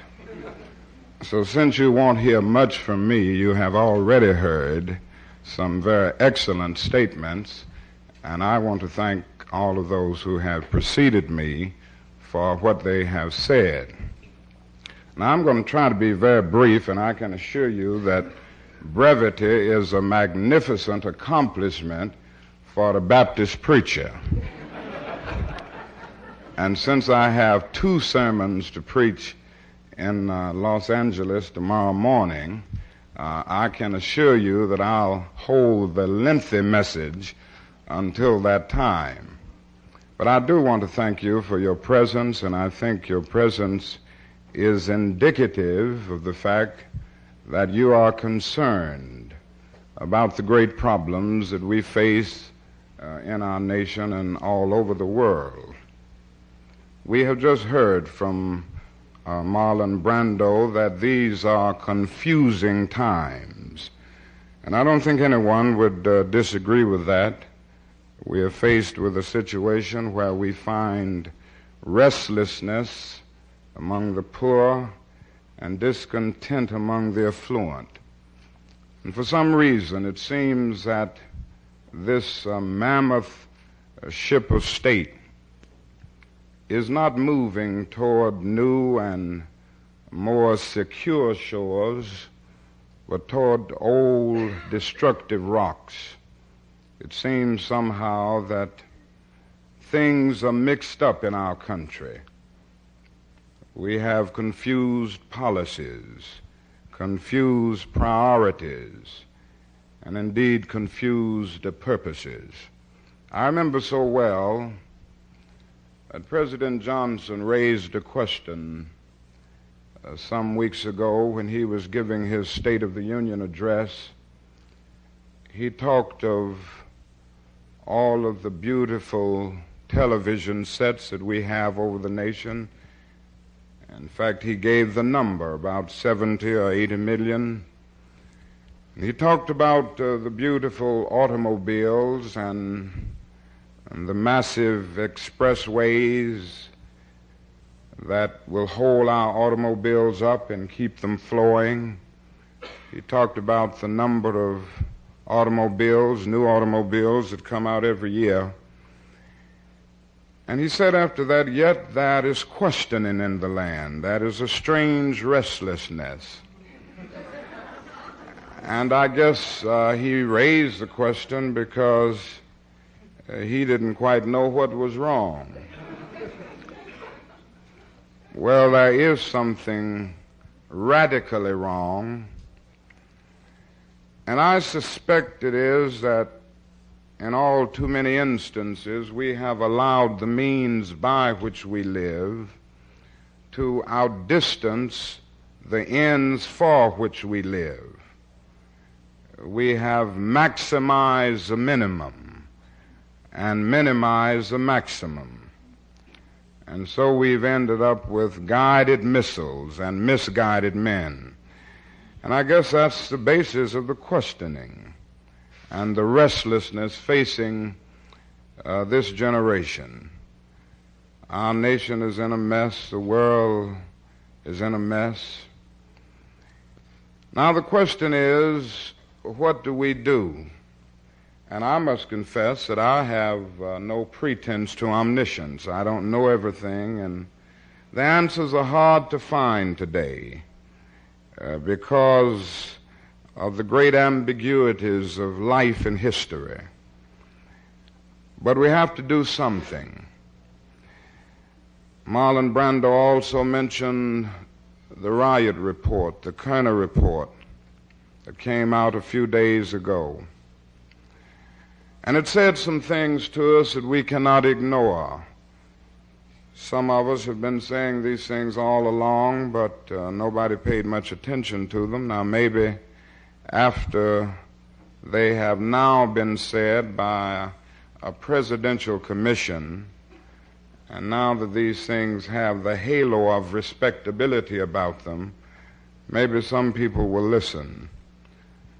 But in gloomy and realistic terms, that report pointed out that our nation is moving toward two societies, one white and one black, separate and unequal. And the fact is that with this kind of move taking place, hatreds are deeper, tensions are greater, misunderstanding will be wider. But the commission report didn't stop that. It brought out another thing that is often painful to hear, and yet it must be heard if the problems that we face in our nation are to be solved. And that is the fact that racism is still at the center of our nation. We must honestly face the fact that America is a racist society. And we must see racism for what it is. It is a myth of an inferior people. It is a tragic notion that one group has all of the worth and all of the knowledge, all of the significance, all of the purity, and another group has all of the inferiority, the worthlessness, and the impurity. And whenever racism is a basic philosophy, whether it is expressed overtly or whether it is subconsciously or latently held, it always brings into being an absolute disrespect for human personality. Now, the first thing that must be on the agenda of our nation is to get rid of racism in all of its dimensions. And it means that white America will have to do something positively, affirmatively, and meaningfully in order to bring all of God's children into the mainstream of the life of this nation. It cannot be done short of something massive. And it means that those who have not known the pathology of the ghetto will have to somehow take that empathetic journey and join hands with those who have been denied and who have been hurt and who have been exploited for so many years. Massive programs are needed, and that means billions of dollars. And the question is whether the affluent part of America is willing to make the sacrifice so that everybody will be able to live a creative life. I was saying earlier this afternoon to a group that sometimes the bootstrap philosophy can be exaggerated. Certainly, people should try desperately to lift themselves by their own bootstraps. But we must always understand that this cannot be an absolutistic philosophy. There's only so much that anybody can do. I was on a plane the other day, and a man started talking with me, and he said, the thing about your people is that they don't do anything for themselves. And he went on to say that all of the other ethnic groups have come to America, and they face problems just like your people, and yet they lifted themselves by their own bootstraps. And I looked at him and tried to talk with him in understanding terms. And I said, you know, it doesn't help the Negro for insensitive, unfeeling white people to say that other ethnic groups who have been in this country 100 or 150 years and who came voluntarily have gotten ahead of him, and he's been here almost 350 years, and he was brought here involuntarily in chains. And I went on to say to him that no other ethnic group has been a slave on American soil. And then I went on to bring out to him that the nation made the black man's color a stigma. And the fact is that when his color was made a stigma, that brought about a great sense of depression. There was no way to change it. And even linguistics and semantics conspired to make the Negro feel that he was nobody. If you open Roget's Thesaurus, you will find there are some 120 synonyms for black. And virtually all of them represent something low, degrading, nasty, smut, dirty. You'll find about 130 synonyms for white.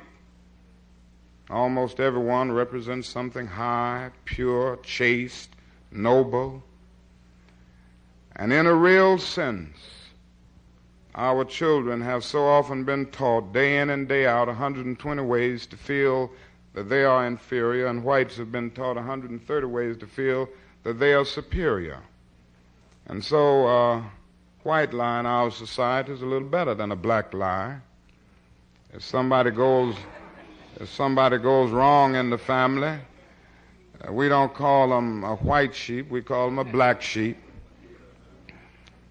If we get mixed up in other ways with the law, we don't call it white male, we call it black male. We don't whiteball people, we blackball them. Now, this sounds a bit humorous, but it is true, and one can see what happened after generations of oppression and denial, and a feeling that was developed because the color was made a stigma, that you are nobody. And so many Negro boys and girls grew up feeling this, that they didn't have any dignity and any worth. I went out a few months ago to a program where my son and daughter were appearing. They are attending an integrated school in Atlanta, and they were the first Negro kids to go to this particular school. And they had a program that night entitled Music That Made America Great. And both my son, my oldest daughter were in the choir, and they were singing the music that made America great. And I listened to the music, and they had the music of various ethnic groups, beautiful music. And then I was waiting to hear some other music that I knew was great, the most original music on American soil, some of the most beautiful music that has ever come forth. Sometimes it emerges in sorrow songs, but it has some gentle sighings and glad thunders at times that can touch the soul, and it gave people hope. It lifted them. Great music. And I waited for it. And I never will forget that that concert came to an end. And there was not the singing of one Negro spiritual, or none of the music that has come into being out of the black people and out of the suffering and the agony of the black people of this country. Instead of that, the program ended with the singing of Dixie, and I looked at my son and my daughter having to end the program singing Dixie, the music that made America great. And I sat there and all but wept within. And I said to myself, how can they ever feel that they are somebody if they feel that they have no heritage, if they feel that they've done nothing or given nothing to the life of the world and to history? And how can these white students ever get rid of their prejudices and their feelings of inferiority or superiority until they know these things? And somehow we will never have an integrated society until we see these things, until we come to see that integration is not a problem, but an opportunity to participate in the beauty of diversity. And these things don't always get across. I was trying in my little way to get this over to that man who didn't understand this. And I had to finally tell him another thing that is often overlooked. I had to say to him that nobody, no group has totally lifted itself by its own bootstraps. I reminded him of the fact that in 1863 a document was signed by Abraham Lincoln, which was to free the Negro from the bondage of physical slavery, but it didn't give him any land to make that freedom meaningful. You know, it was something like keeping a man in prison for many, many years and suddenly discovering that he is not guilty of the crime for which he was convicted, and then just going up to him saying, now you are free. But you don't give him any bus fare to get to town. You don't give him any money to get any clothes to put on his back, nothing to get on his feet in life again. Every code of jurisprudence would rise up against this. But yet this is exactly what America did to the black man. It simply said you are free. And by the thousands and millions, 4 million to be exact, they stood there penniless, illiterate, not knowing where to go and what to do. And the irony of it all is that at that same time, through an act of Congress, our government was giving away millions of acres of land in the West and the Midwest, which meant that it was willing to undergird its white peasants from Europe with an economic floor. But not only did it give the land, It built land-grant colleges to teach them how to farm. It provided county agents to further their expertise in farming. It provided later on low interest rates so that they could mechanize their farms. And today, millions of these people, thousands of them at least, are being paid millions of dollars a year in federal subsidies not to farm. Senator Eastland, whom you may know, gets about $125,000 a year not to farm on various sections of his plantation in Mississippi. And yet these are the very people who tell the black people of America that they must lift themselves by their own bootstraps. Somewhere we must come to see that there is a massive job to be done, and it cannot be done without massive concern and without an understanding that that is a great deal of repentance that must take place. Now, we in the Southern Christian Leadership Conference are still trying. The job is often difficult, and I can say to you that it is terribly frustrating. Often we all feel that we are struggling in a situation where the problem is basically insoluble. And yet, in order to live, you've got to maintain hope. You've got to go on in spite of. You've got to have that something that the existential philosophers call the courage to be. And so we're trying to go on in spite of. And as we go on, we need the support of all people of goodwill. The problem can only be solved when there is a kind of coalition of conscience. Now, I'm not sure if we have that many consciences left. Too many have gone to sleep. But there are some left. And we've got to be that something that Arnold Toynbee, the historian, refers to as a creative minority, ready to do battle for the sacred, vital, valid issues of life, ready to do battle for the principles of justice and goodwill and peace and brotherhood. There are a lot of poor people in our nation. We've seen them in various ways, but so often we don't allow ourselves to see them. And therefore they become invisible. The invisible poor. I would not fool you when I say that I've been in the Delta of Mississippi, and I've been in the little shacks of people who earn less than $400 a year. I wouldn't be fooling you if I told you that I've been through the slums of Chicago. I lived in one. I've been through the slums of Cleveland. I lived there for about 6 months last year. And I would not be telling you an untruth. And I say to you that I've seen young Negro men and women not earning enough money, and their parents not earning enough money to begin to function in the mainstream of life. I've seen the lead poisoning in their houses. I've seen the rats and I've seen the roaches. I've seen them. Because they didn't get much sleep that night, they had to stay awake to keep the rats away from their children. I've seen these things with my own eyes. And sometimes out of despair, out of agony and out of the ache and anguish of their daily lives, they try to forget it all and they try to escape.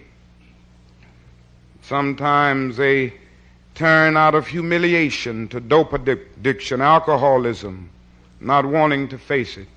Sometimes a father will end up leaving his family because the welfare law says that a family can't get welfare if there's an able-bodied man in the house. And here he is unemployed, not able to get a job, but he's in the house. And so for humanitarian reasons, he ends up deserting the family so that the children can get something to eat. I've seen these things happen. Now the job facing the nation today is to get rid of poverty.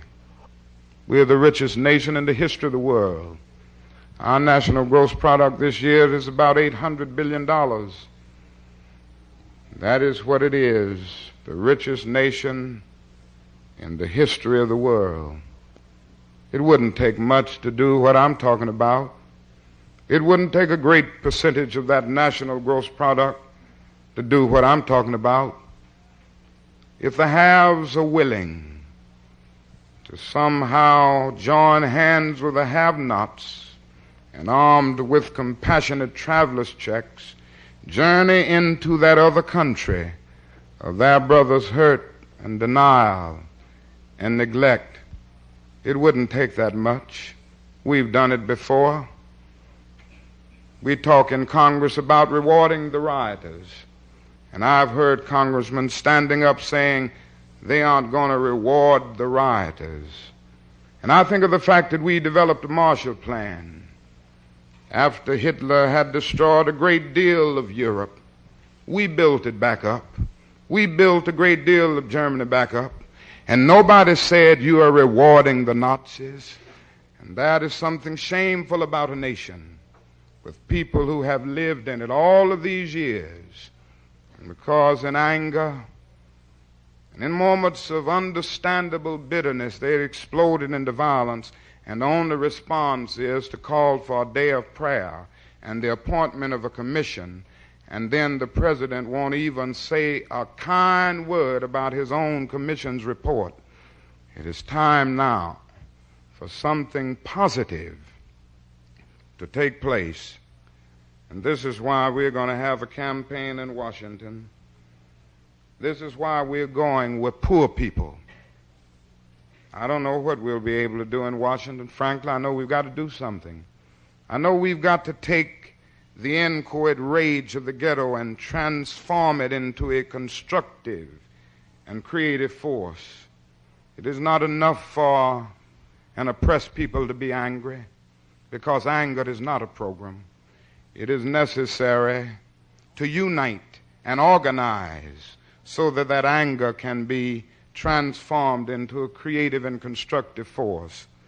And this is what we are trying to do in our Poor People's Campaign in Washington, taking the power of direct action, keeping this issue before the attention of the nation, and developing a movement that is dramatic and attention-getting, so that for at least 60 days, nobody in this country can overlook the fact that there are poor people around. And we solicit your support as we go to Washington, not to beg, but to demand jobs or income now. Now, there's one other thing.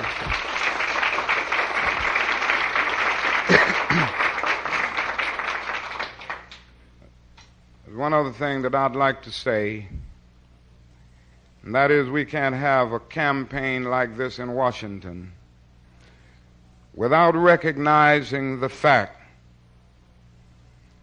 that as long as the war in Vietnam is taking place, we cannot seriously address ourselves to the great problems, and the blight, and the despair, and the slum conditions of our cities.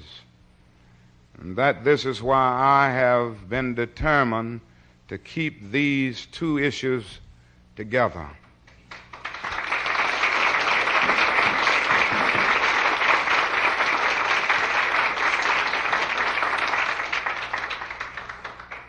There comes a time when silence is betrayal.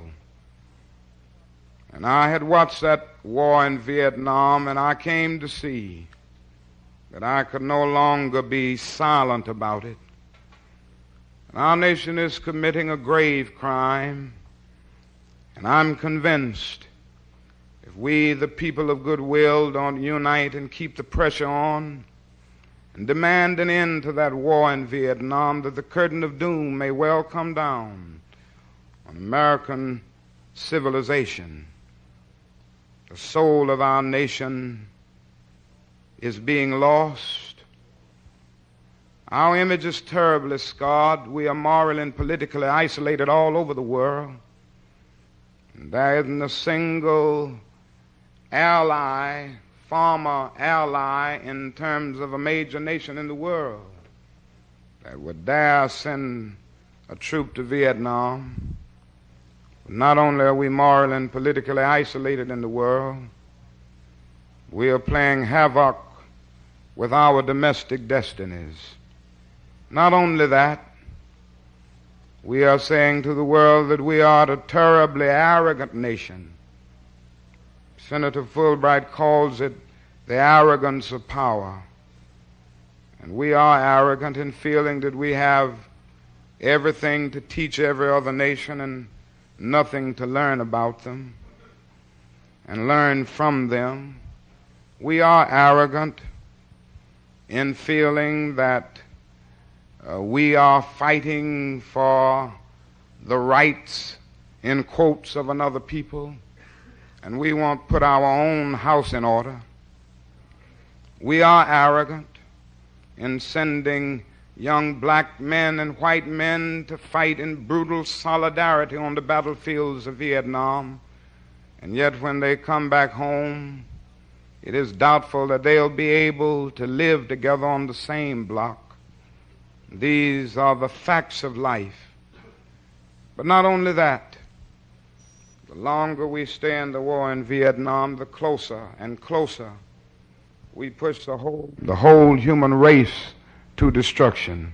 So we must oppose this war. We must oppose it because it's evil, it's unjust, it's inhuman, and because it can destroy everybody.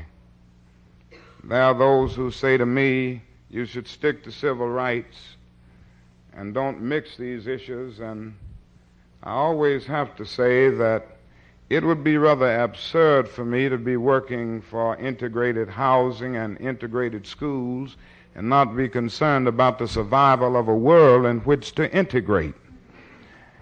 And I think we've got to see that the question now is the survival of mankind. John Fitzgerald Kennedy said on one occasion, mankind must put an end to war. A war will put an end to mankind. This is where we are today. And so let us continue to stand up for peace, and let us continue to stand up for freedom and justice. Let me say in conclusion that even though our struggle is much more difficult now, and it's more difficult because it's going to cost something. It's going to cost billions of dollars. As I said earlier today, it's easier to integrate a lunch counter than it is to eradicate slums. It's easier to guarantee the right to vote than it is to guarantee a guaranteed annual income or to create jobs. And so things are more difficult now. And I must honestly confess that I go through those moments of disappointment when I have to recognize the fact that there aren't enough white persons in our country who are willing to cherish democratic principles over privilege. But I'm grateful to God that some are left. And I say to you that our goal is freedom. I believe we're going to get there, however difficult it is. And I believe we're going to get there because however much she strays away from it, the goal of America is freedom. And our destiny is tied up with the destiny of America. Abused and scorned though we may be as a people, our destinies are tied together. Before the Pilgrim Fathers landed at Plymouth, we were here. Before Jefferson etched across the pages of history the majestic words of the Declaration of Independence, we were here. Before the beautiful words of the Star-Spangled Banner were written, we were here. And for more than 2 centuries, Our forebears labored here without wages. They made cotton king. They built the homes of their masters in the midst of the most humiliating and exploitative conditions, and yet out of a bottomless vitality, they continued to grow and develop. And if the inexpressible cruelties of slavery couldn't stop us, the opposition that we now face, including the so-called white backlash, will surely fail. We're going to win our freedom.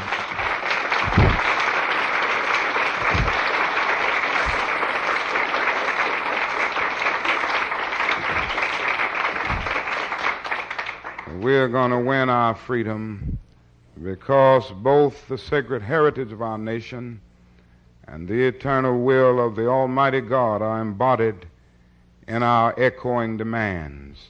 And so together we will work until we make America one nation, indivisible, with liberty and justice for all. Thank you.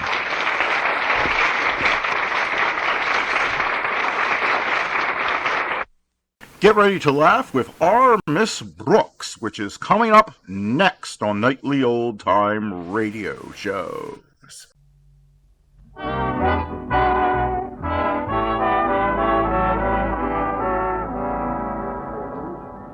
Seated around. Now it's Our Miss Brooks, starring Eve Arden.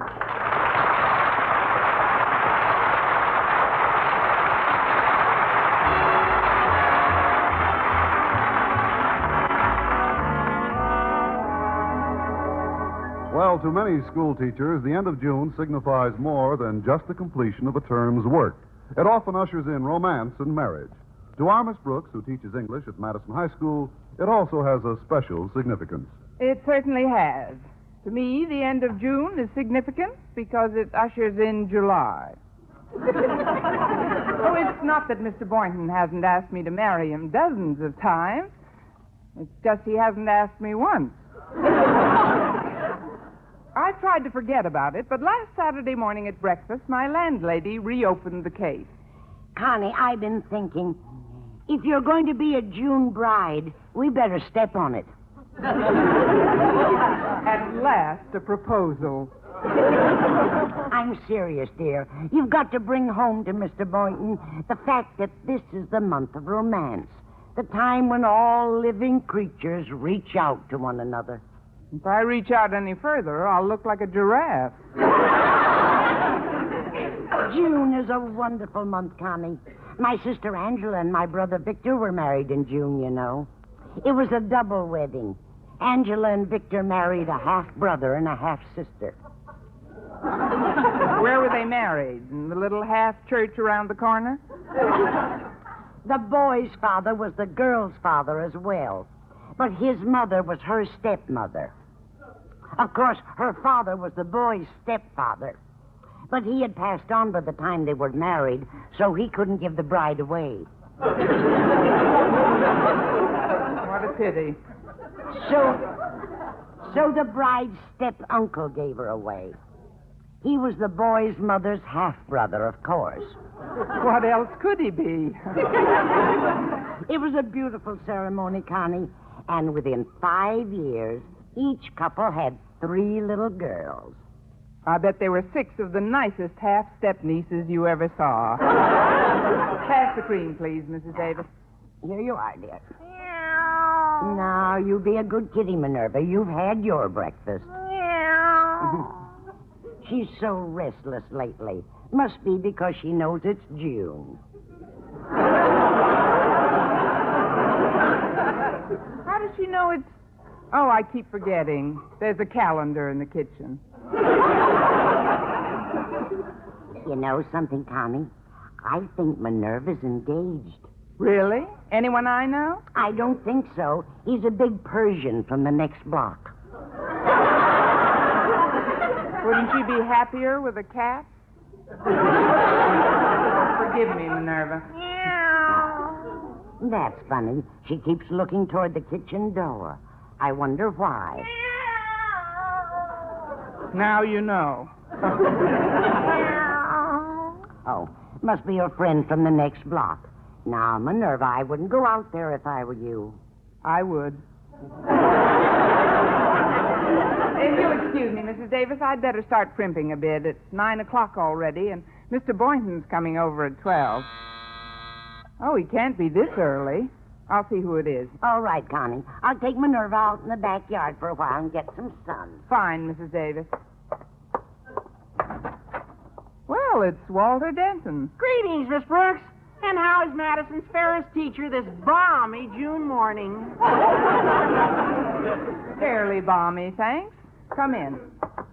I was just having some coffee. Would you like something to eat, or have you had your breakfast, as if that made any difference?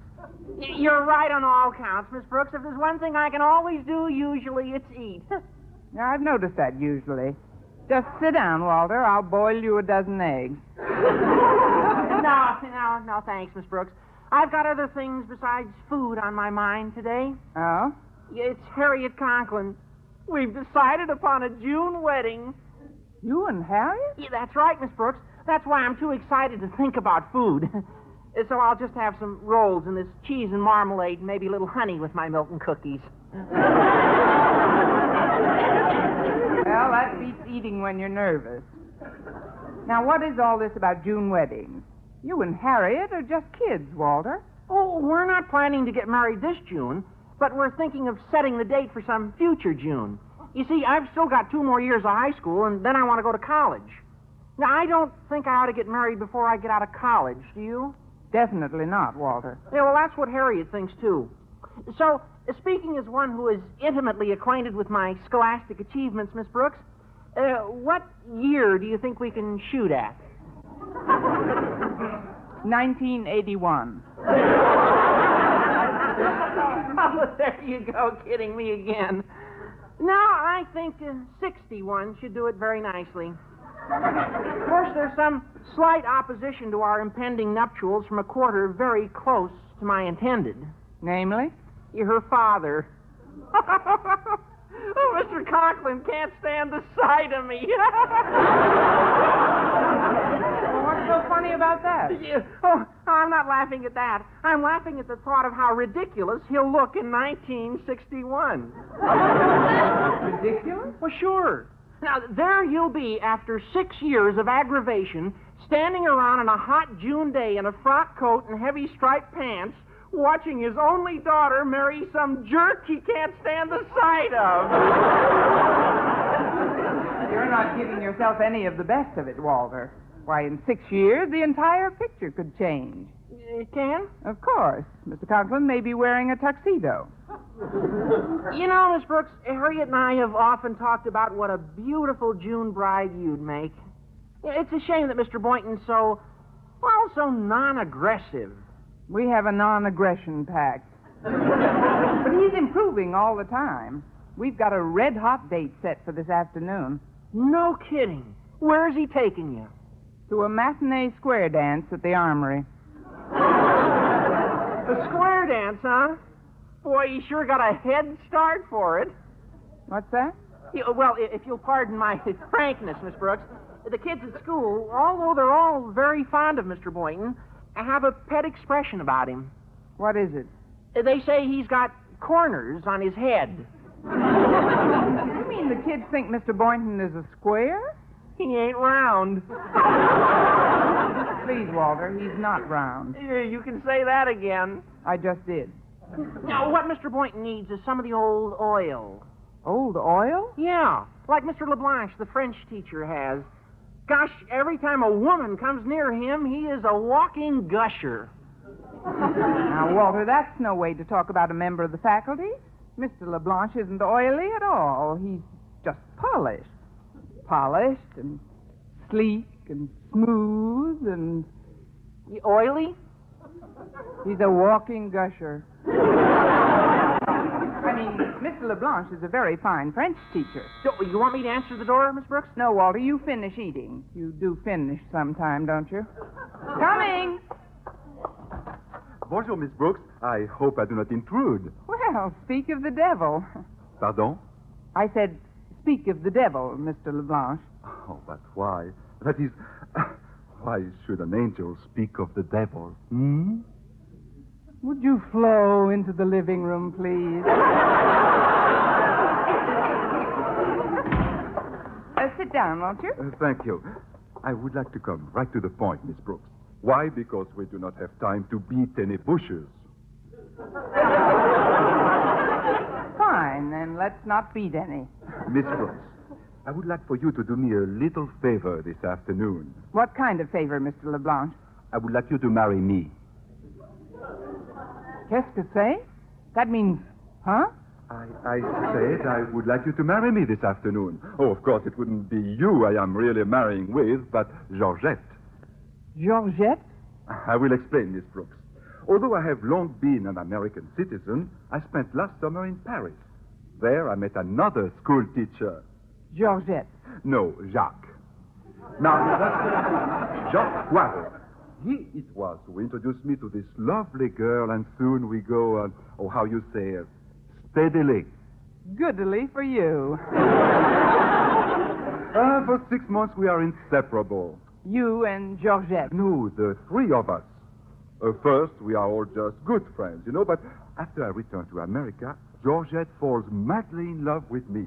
And not a minute too soon. Oh, now, you do not understand, Miss Brooks. I had almost forgotten Georgette. Then, a few weeks ago, she writes me that Jacques has gone to the Riviera. She is very melancholy, and she wants to come to America immediately. Now, how can one come immediately without red tapes? Only one way. Marry an American citizen by proxy. This sounds like the French version of Life Can Be Beautiful. Mr. LeBlanc, if I understand you correctly, and I don't see why I should, you want me to marry you in Georgette's name, is that right? Exactly, Miss Brooks. But it must be extremely confidential. I wouldn't want anyone at Madison to know about it. Please, Miss Brooks, say you'll do it. Well, I don't know, Mr. LeBlanc. I'd like to think it over. Oh, there is no time to think it over. Georgette has cabled me that she is anxious to become a June bride. Speaking for myself, I can only say, grande chose, une épouse de juin. What does that mean? June bride, big deal. You know how women are when they are getting married. No, but it might be fun finding out. Mr. LeBlanc, I'll do it. Wonderful, Miss Brooks.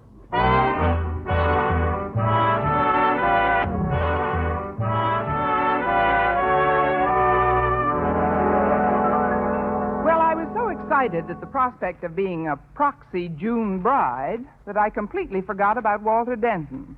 By the time I returned to the dinette, he'd left by the back door after quietly eating 2 legs off the breakfast table. I was just about to join Mrs. Davis in the yard when the doorbell rang. Oh, hello, Mr. Boynton. Come in. No, thanks, Miss Brooks. I'd rather wait out here in the air for you. You're all ready to go, aren't you? To go? Sure. Go see Doe, form a line, come on in, the dancing's fine. Oh, that. Well, do-si-do, you'll have to wait. Can't tell you why. I'm postponing our date. Postponing it? It's extremely confidential, Mr. Boynton. You see, it isn't just me. I'm doing something today that I've never seen you quite so flustered, Miss Brooks. Gosh, you're as nervous as a June bride. It should happen to both of us. Look, Mr. Boynton, if you'll just go home now, I'll call you as soon as I'm free. Then maybe later on I can explain it to you. All right, Miss Brooks, but try not to be too late. I'd hate you to miss too much of it. The square dance goes back a good way in our history. Originally of English origin, the hill folks in our southern states adapted it to their own rhythms and tempos. They changed its form and reorganized its pattern. Then they nursed it, rehearsed it, and gave out the news that the Southland gave birth to the blues. It's a very interesting topic, Mr. Boynton, but I really must ask you to excuse me now. Oh, very well, Miss Brooks. You'll call me later on? Yes, I will. Oh, before you go, would you mind bending down a bit? Bending down? Yes, this way. Thanks. Those kids are crazy. He hasn't got any corners on his head. What? Oh, nothing, Mr. Boynton. I'll see you later. Oh, goodbye, Miss Brooks. Excuse me, Connie, but I couldn't help overhearing your conversation just now. Oh, that's all right, Mrs. Davis. Nothing personal. Nothing personal. Do you always go square dancing with another man on your wedding day? Huh? Oh, Connie, it isn't that I don't want to see you happily married. What hurts is that you didn't take me into your confidence. But obviously I have. No, I had to hear it secondhand. Walter Denton told me before he left. He overheard you and Mr. LeBlanc through the living room door. Just what did he hear, Mrs. Davis? He heard all about the marriage license and the justice of the peace. Right after he told me about it, he left. Oh, great. That kid talks almost as fast as he eats. Well, Mr. LeBlanc may not know it, but he's just become the co-owner of the best-known secret in town.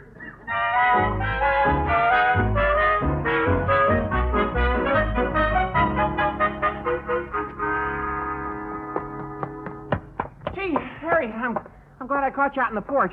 I've got Quiet, Walter. Daddy's trying to take a nap on the hammock. Come on over here. Oh, okay, Harriet. Now, guess what? What? Miss Brooks is getting married. No! Why, I never thought that Mr. Boynton had it in him. He hasn't. She's not marrying Mr. Boynton. She's marrying Mr. LeBlanc. The French teacher? Well, but they haven't even gone together. Yeah, they'll be going together after today. They're getting married about 1 o'clock this afternoon. How do you know all this, Walter? There's nothing wrong with my ears, is there? That's when I heard him say he'd be back with the justice of the peace and the license. Oh, but this is awful. What about Mr. Boynton?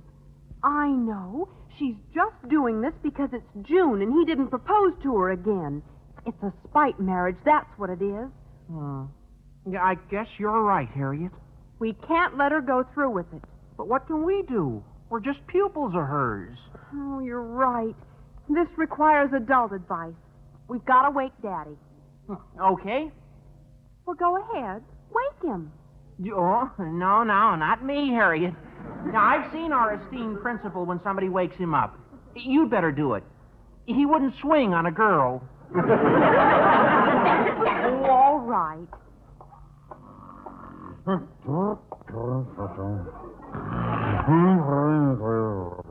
Daddy? Oh, Daddy, get up. You've got to get up, Daddy. What? What's the trouble?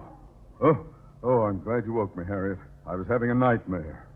There I was in a schoolroom teaching again. Listen, Daddy. And that's not all. The class consisted of 40 boys, all with one face. Walter Denton's face. It was terrible. Please, Daddy. Look who's here. Oh, no! Mr. Conklin, what's the matter? It's just a dream, Denton. I'm bound to wake up pretty soon. You've got to help us, Daddy. Miss Brooks is getting married. Now I know I'm dreaming. Harriet, did you say Miss Brooks is getting married? That's just what I said. I didn't think Mr. Boynton had it in him. Well, at the risk of sounding repetitious, he hasn't. She's marrying Mr. LeBlanc. But it's just a spite marriage, Daddy, and you've got to stop it. Me? What have I got to do with all this? But don't you see, Daddy? If she marries the wrong man, it'll not only ruin her life, but also ruin her career as one of Madison's best teachers. Well, experienced teachers are becoming harder to get right now. Well, what do you suggest, my dear? I suggest we contact Mr. Boynton. Thank you, dear. We'll contact me. Shut up, Dad!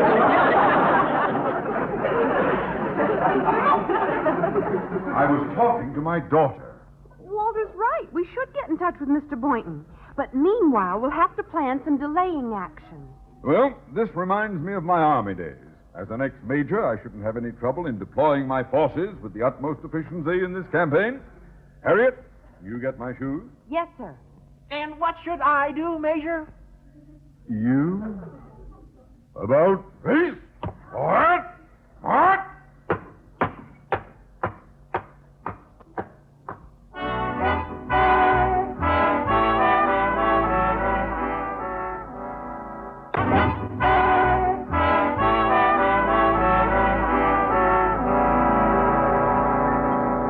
Well, when Miss Brooks agreed to act as a proxy bride so that Monsieur LeBlanc could marry his French sweetheart, she overlooked the fact that Walter Denton was in the kitchen at the time.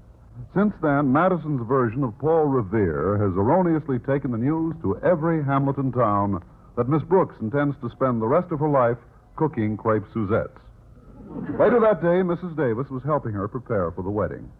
Oh, that was a very cute idea you had, Mrs. Davis, for me to wear a white dress and your old bridal veil. Mr. LeBlanc should get a big kick out of it. You do look lovely, Connie. But I wish it were Mr. Boynton you were marrying, and not as a proxy. Oh, I'll answer it, Connie. Well, it's Mr. LeBlanc. How do you do, Mrs. Davis? This is Judge Stevens. How do you do, Mrs. Davis? Well, glad to know you, Judge. Come in, won't you? Thank you. Miss Brooks is right in the living room here. Just follow me. Ah, there you are, Miss Brooks. This is the justice who will marry us, Judge Stevens, Miss Brooks. Glad to know you, my dear. I must say you make a most ravishing bride. Well, I hope to someday. Someday? But aren't you being married today? Oh, of course we are, of course. Judge, would you mind opening the door, please? It's a bit warm in here. Very well. I did not get a chance to explain everything to the justice, Miss Brooks. I had many papers to sign, and then I sent a cable to Georgette telling her where she was being married. But now it's all set. Oh, good. Now then, let's proceed, shall we? There are several services to choose from, folks. Do you want a lengthy one or a brief one? Oh, the brief one, by all means. I've got a date to go to a square dance as soon as it's over. Isn't that a little unusual, Mr. LeBlanc? Oh, Mr. LeBlanc isn't going with me. He isn't? No, I have a date to go bowling. Why? No, you don't, but you will in a minute. You see, Judge, Miss Brooks is just a proxy for one Georgette Duval. I have the papers right here that say when this ceremony is over, I am married with Georgette. Well, this is certainly one of the most unusual ceremonies I've ever performed. Me too, but we'd better start performing if Georgette's going to be married this month. Personally, I always say, grande chose en épouse de juin. What does that mean? June bride, big deal. Yes. Now let's see. We'll need 2 witnesses. I'll be a witness. And I'll be the other one. Oh, but you are the bride. You cannot witness your own wedding. Who can't? Wait till you see me catch the bridal bouquet I throw. This is all highly irregular, but in view of the circumstances, I guess we can waive the other witnesses. Now let's take up our positions in front of this window and begin. There we are. Dearly beloved, we are gathered here to join this man and this woman in the bonds of matrimony.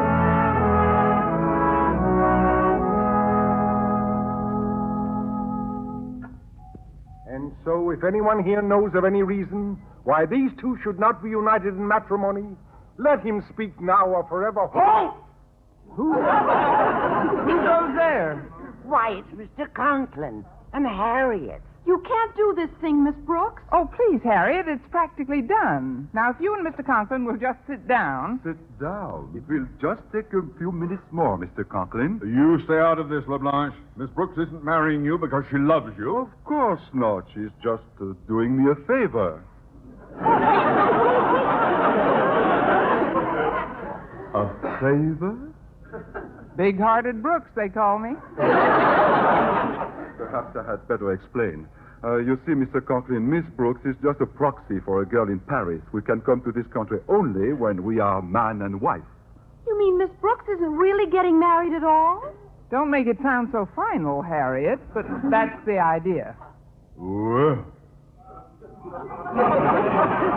May I proceed now? With your permission, Mr. Conklin. Oh, of course. Go right ahead. Wait till I get my hands on that blabbermouth Denton. Let's see now. Where was I? Oh, yes.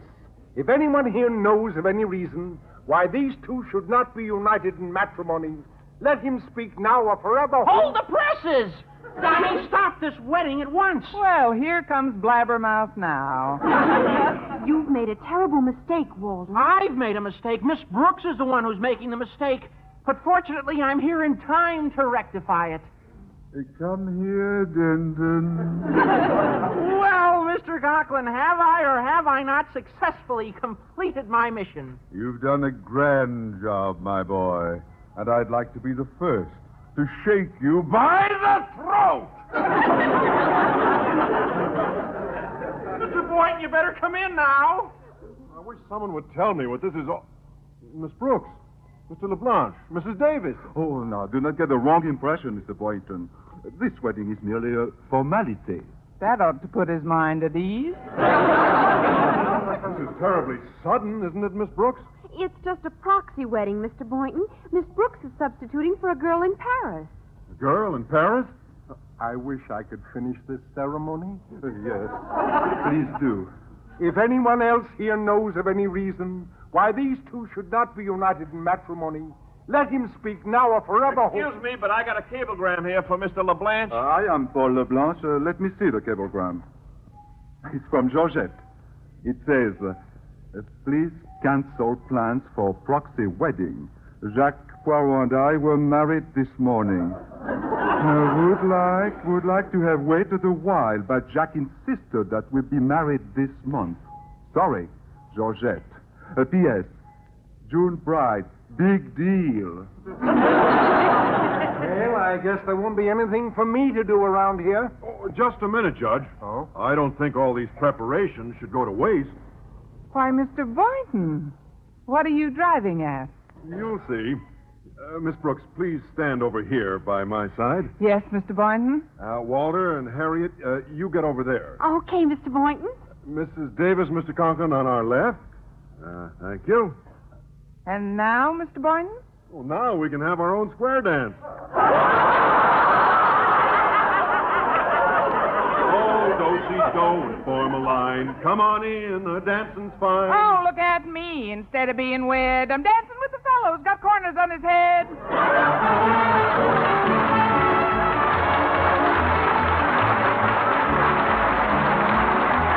Our Miss Brooks, starring Evard and transcribed, was produced and directed by Larry Burns, written by Joe Quillen and Al Lewis with the music of Wilbur Hatch. Mr. Conklin was played by Gail Gordon.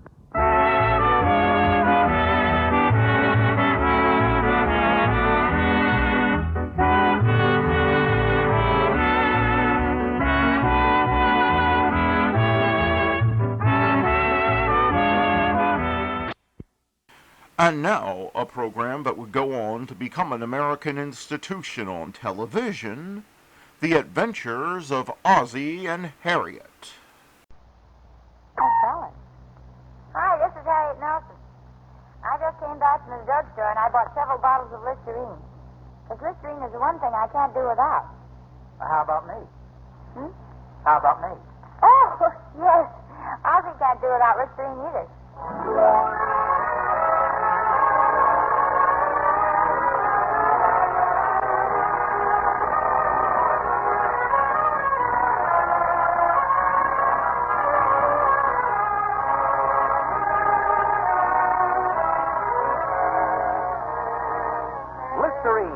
Widely used antiseptic in the world, and Listerine toothpaste present America's favorite family comedy, The Adventures of Ozzie and Harriet, transcribed and starring the entire Nelson family, Ozzie, Harriet, David, and Ricky.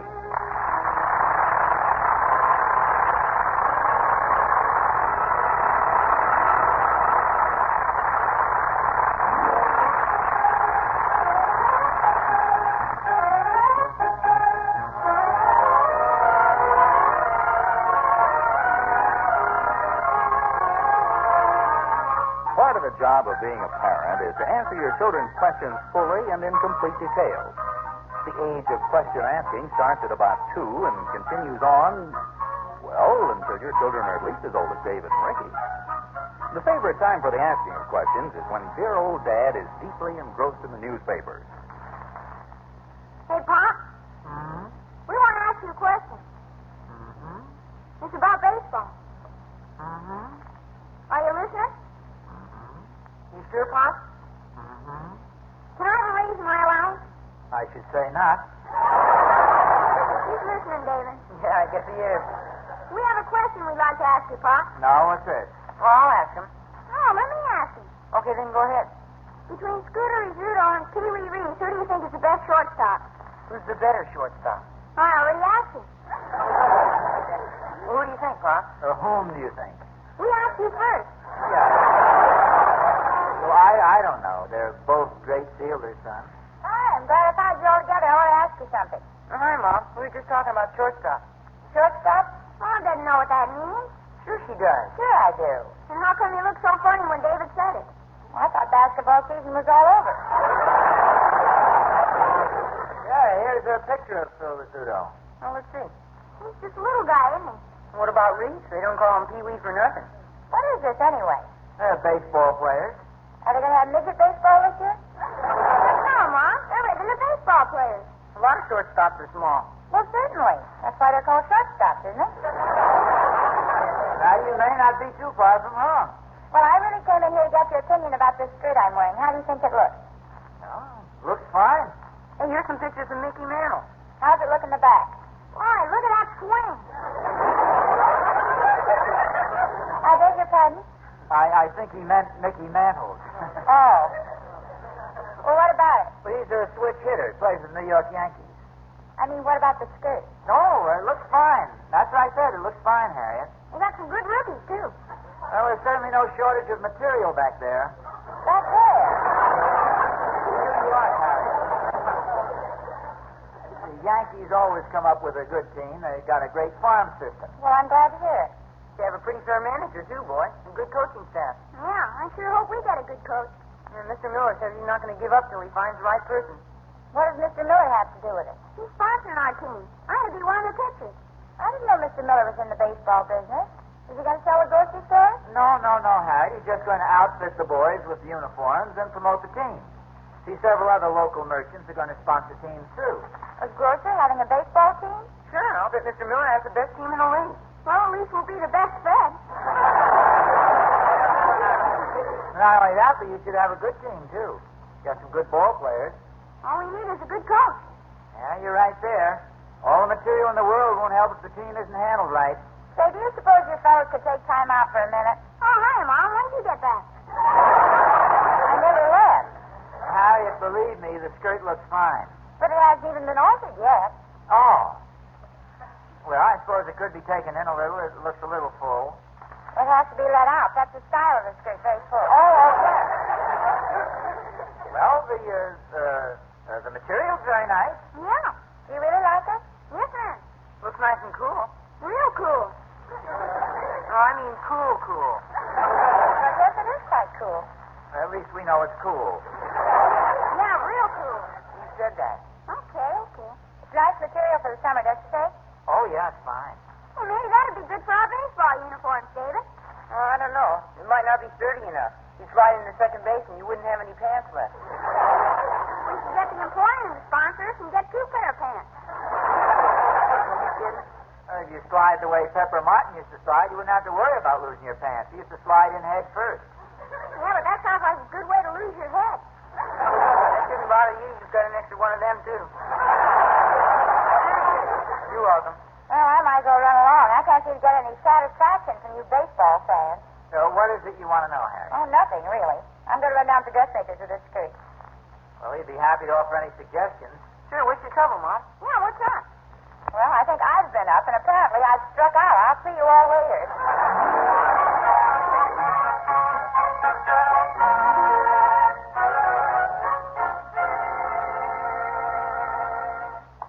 Hey, Oh, hiya, Tony. Yeah, here Ricky's going to be one of the stars of the Midget League this year. No, who told you that? Ricky. He's quite a kid. Yeah, he isn't a bad ball player either. I just hope the kids get a good man to manage and coach the team. Yeah, Mr. Miller's really crusading for the right guy, though. Oh, it's pretty important. Well, don't I know it? Look what old Casey Stengel has done for the Yankees. Yeah, that's what I was telling the boys. We had a baseball discussion this morning. In fact, that's about all the conversation has been about for the past couple of days. I'll bet Harriet really appreciates that. Yeah, I'm afraid she doesn't follow it very well. She doesn't quite get what we're talking about. No wonder Harriet looked so upset when she left the house this morning. Oh, you saw her leave? Well, I didn't mean to be spying, Oz, but when I saw her leaving with some clothes over her arm, I wanted to see whether you'd come running after her. Well, just a skirt she was going to have altered or let out or something. Tell you the truth, I guess you weren't paying much attention. Well, don't feel too bad, Oz. No, but you're absolutely right. I guess it is pretty dull for a female around our house, especially at the start of each new sports season. Well, that's easily remedied. Why don't you give her a break and talk about dresses and women's fashions once in a while? What do I know about dresses except whether I like the way they look? Sometimes I don't even know that. Well, you can find out. I always see lots of fashion magazines lying around your house. Yeah? Well, get a hold of a couple of them and look them over. Then when Harriet comes in, you can talk about something she can understand. Yeah, sounds like an idea. It's a darn good idea, and I offer it to you free of charge. Well, thank you, Thorny. You going to try it? Yeah, I think I will. Atta boy, Oz. Good for you. What are you so excited about? I'm the one who's doing it. I know, but if it works for you, I might even try it myself.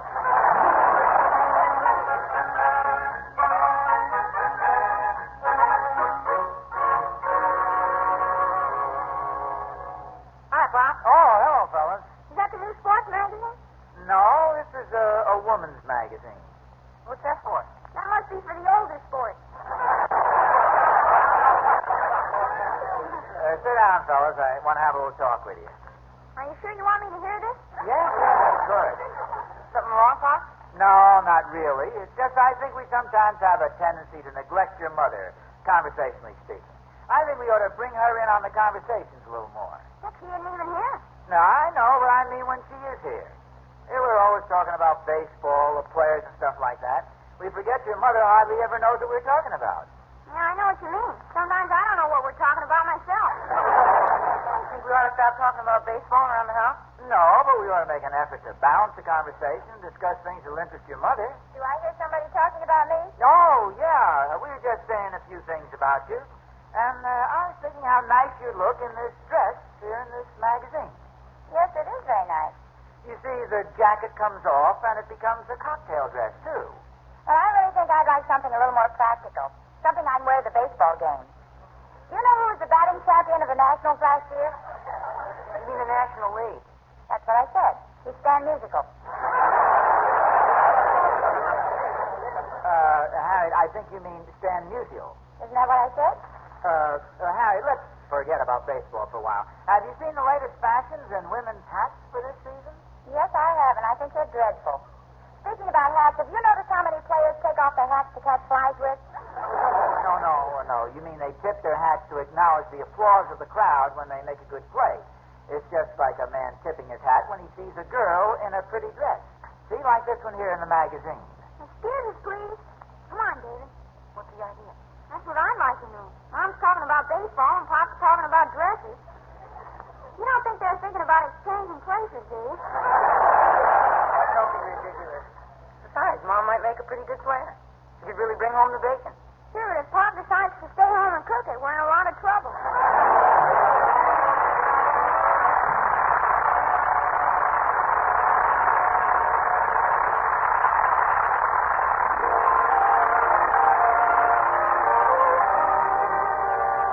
Ozzie and Harriet will be back in just a moment.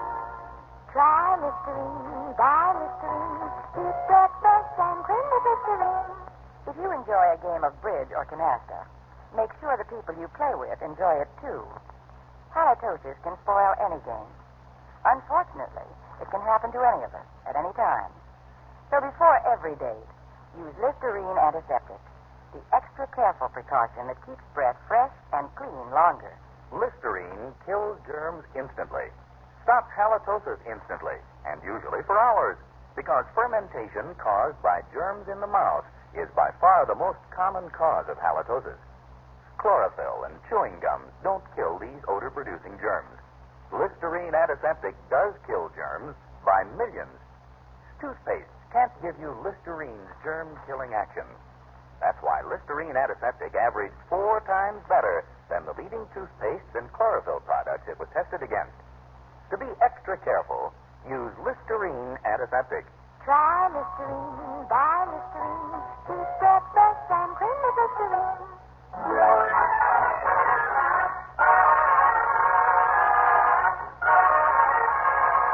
Well, sir, the baseball season is really here.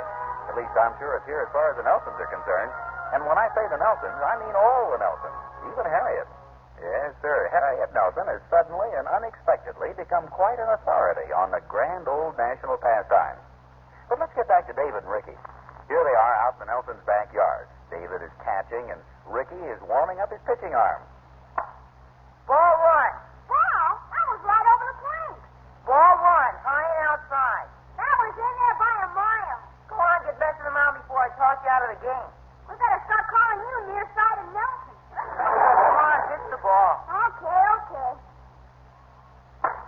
Ball 2. What? Wait a minute. Where's my cap? It's right there on the ground where you threw it. Thanks. Now what you call that pitch? Ball 2. Ball 2? That was right down the line. Ball 2, low and outside. You're crazy. Hey, what's all the commotion out here, fellas?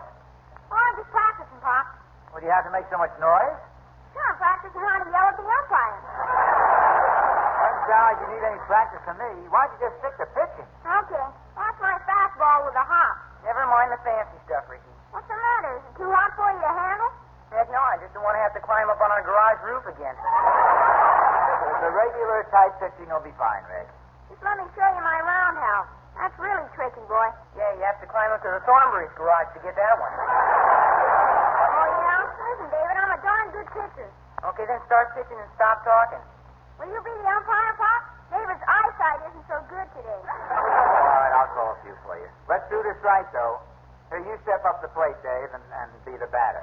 Oh, no, not unless I can put a bucket over my head. You've been calling the pitches like you already got a bucket over your head. Never mind, Rick. You're not supposed to argue with the umpire. After all, he's the official, and his decision's final. Yes, sir. Step up the plate, David. Just be careful, Ricky. Play ball. Yes, sir. Ball 1, high and outside. Ball? Yes, sir. Ball 1. You're absolutely right, sir. Come on, Ricky. Ball 2, inside. Yes, sir. Ball 2, sir. Ball 3, inside. Sir? What is it? Begging your pardon, sir, but do you think you may need glasses, sir? I'm afraid I have to disagree with your father, too, Rick. Oh, Harriet, I didn't see you over there. What do you have to disagree with? Your last call. If it's over the plate between the shoulders and the knees, it's a strike. Oh, yes, I know, but that pitch was inside. David even had to pull away from it. The strike zone is based on a natural stance. David was crowding the plate. Well, maybe just a little. And another thing, David, that's the reason you're backing away and putting your left. Simmons of the Athletics, but he was a late swinger. I believe that was Simmons, wasn't it, Ozzie? Yes, that's right, Harriet. Al Simmons of the Athletics, very unorthodox and a late swinger. But a good player. Yes, he sure was. He's one of the finest shortstops in the game. Outfielder. Yes, out. Just testing you, dear. Well, I've got some marketing to do. I'll be back in about an hour. Okay. Oh, just one more little point. You'd better move back a bit, Ricky. You're supposed to be 60 and a half feet from the home base. A home plate, they usually call it, Harriet. Yeah, I just going to mention that myself, Rick. Move back a little. Well, goodbye, dear. Goodbye. Okay, then let's play ball. Well, come on, Rick, start pitching. I think I'll wait until Mom gets back.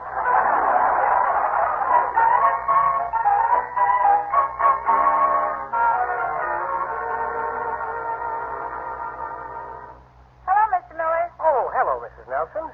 Say, it looks like you're shopping for a whole month today. Well, just about. Well, make sure Ricky drinks plenty of milk and eats all of his vegetables. You know, he's going to be pitching for our team. So he tells us. About 3 times a day. I guess you've been hearing a lot of baseball talk around your house lately. Yes, the conversation has been rather limited. But baseball can be very interesting once you begin to understand the game. Well, the only trouble is that not many women try to understand it. Now, you take my wife, for instance. She thinks a doubleheader is 2 glasses of beer.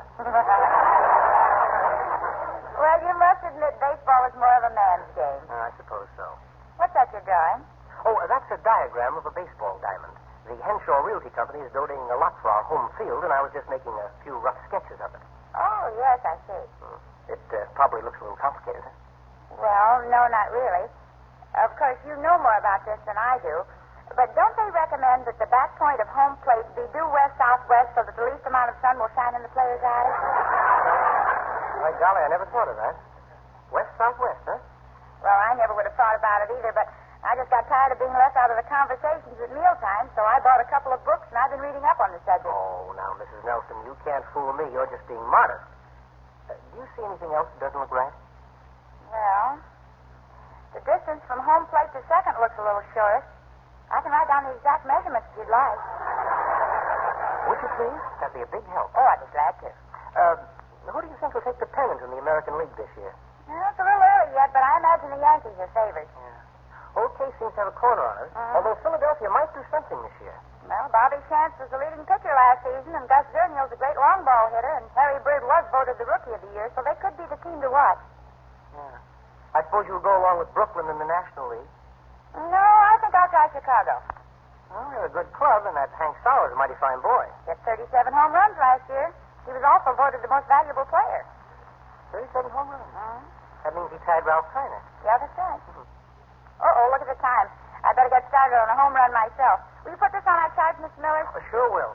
Say, I'd like to stop by and talk to Mr. Nelson about something if he's going to be home later. Well, certainly. I'll tell him you're coming over. Fine.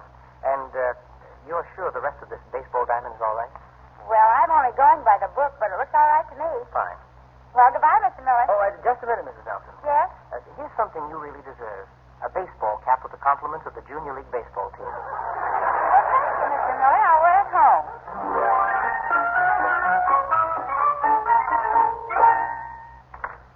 Hi, look what I've got. Hey, where'd you buy that? I didn't buy it. It was given to me by Mr. Miller. You're looking at an honorary member of the Junior League baseball team. Well, good for you. Oh, Mr. Miller's coming over to talk to you about something. Oh? Talk to me? Did he say what it was? No, but it's probably about the baseball team. Now, are there any special requests for dinner tonight? Now, let's see. Well, before you say anything, just let me tell you this. We're having meatloaf. You know, that's just what I was going to ask for. Yeah, I'll bet you. I think I know why Mr. Miller is coming over, Pop. No? Why is that, Rick? I'll bet he's going to ask you to coach the baseball team. Oh, really? Hey, I'll bet that's right. Congratulations, Coach. Boy, we'll really have a good ball club now. Well, I'll certainly try to do the best I can. Of course, a lot depends on my team. Now, wait a minute. Mr. Miller hasn't even asked me yet. Oh, but he will, Pop. Why else would he be coming over here? That's right, Coach. Well, I guess that is a possibility. Gee, I wonder if I ought to accept the job. Gee, why not? Well, it'd take up all my Saturdays, and that's the day I'd set aside to help your mother around the house, she tells me. This is pretty important, Pop. That Mom wouldn't care. Oh, I'm afraid she would, Rick. Naturally, she'd never say anything about it. I think Mom's getting kind of interested in baseball, Pop. She's been reading the sports pages and listening to all the sports programs. She's even got a baseball rule book. Well, that's only for our benefit, David. Just knowing a few rules and names of a couple of players doesn't mean a person's really interested in the game. Plus, it's very nice for her to pretend she is. I'll get it. Hello, Ricky. Hello, Mr. Miller. Come on in. Thank you. Pop in the living room. Oh, hi there, Mr. Miller. Oh, hi, Mr. Nelson. Mrs. Nelson said you were going to stop by. Boys, why don't you go out and see if you can help your mother? Okay, Pop. Come on, Ricky. You're probably wondering why I stopped by, Mr. Nelson. Well, yes, I was. Here, let me take your overcoat. Oh, thank you. Hey, come on and sit down. Thank you. I know you heard about the Junior League baseball team that the Merchants Association is sponsoring. Yes, I think it's a very good idea, too. Well, we've got all the players lined up, but so far we haven't been able to find a coach. That's a pretty important position to fill. No, yes, it sure is. Oh, yes, indeed. We need somebody who knows the game and understands boys, too. Yes, of course. And I think we've found just the person for the job. I thought I'd better talk to you first, though, and see what you said. Well, this certainly is quite an honor, Mr. Miller. I'm just afraid it means spending too much time away from the family. Yes, that's true. Believe me, it's really flattering. I don't like to turn you down. I hope you understand. Oh, sure, Mr. Nelson. I kind of know how you feel. I'm sure you could find somebody else who'd be just as capable. I suppose so, but we'll never find a better-looking coach. I wouldn't say that, Mr. Miller.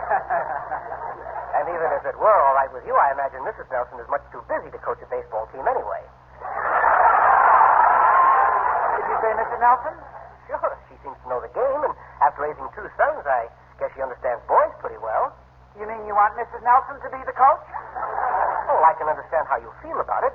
Can't say that I blame you either. Oh, now, wait a moment. Just let this sink in for a minute. Say, I just got a thought. How about you, Mr. Nelson? Would you be interested in coaching the team? Me? Well, why not? Since Mrs. Nelson is your wife, you probably know quite a bit about the game, too. Yes, she's taught me a lot. Well, then, how about it? Oh, this is such a surprise. I really don't know what to say. Then I'll say it for you. He'll be very happy to accept, Mr. Miller. Well, that's fine. Then it's all settled.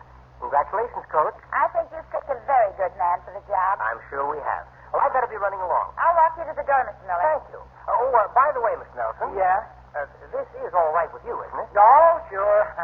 Whatever the boss says. Goodbye, Mr. Miller. Goodbye, boys. Well, I'm sure Mr. Nelson will do a bang-up job for our team. Oh, I know he will. Should make a wonderful coach. I'm sure of it. And if he ever needs any help, you will be around, won't you? Oh, yes, of course. Well, goodbye, Mrs. Nelson. Goodbye. Oh, here, let me help you off with that apron, Harriet. What? Just sit down right here. David, get your mother the sports page. What is it? No. Just relax, dear. I'll have dinner on the table in a few minutes.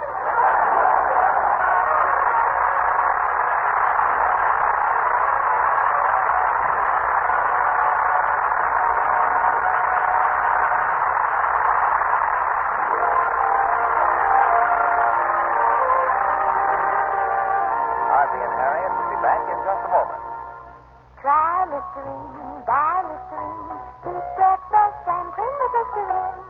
The Nelsons have their problems, too. Maybe that's what makes them so human. And there's one problem that affects almost every one of us at some time or other. Halitosis can happen to anybody, even to you. So why take chances when there's such a pleasant, extra careful precaution that keeps breath fresh and clean longer? Listerine Antiseptic keeps breath fresh and clean because Listerine kills germs, and germs are the most common cause of halitosis. Listerine kills odor-producing germs instantly. Stops halitosis instantly, usually for hours. Toothpaste can't give you Listerine's germ-killing protection. Chlorophyll and chewing gums don't kill germs. Listerine Antiseptic does, by millions. That's why Listerine averaged 4 times better than the leading chlorophyll products it was tested against. Yes, 4 times better for keeping breath fresh and clean. Try Listerine, buy Listerine, keep breakfast and cream with Listerine.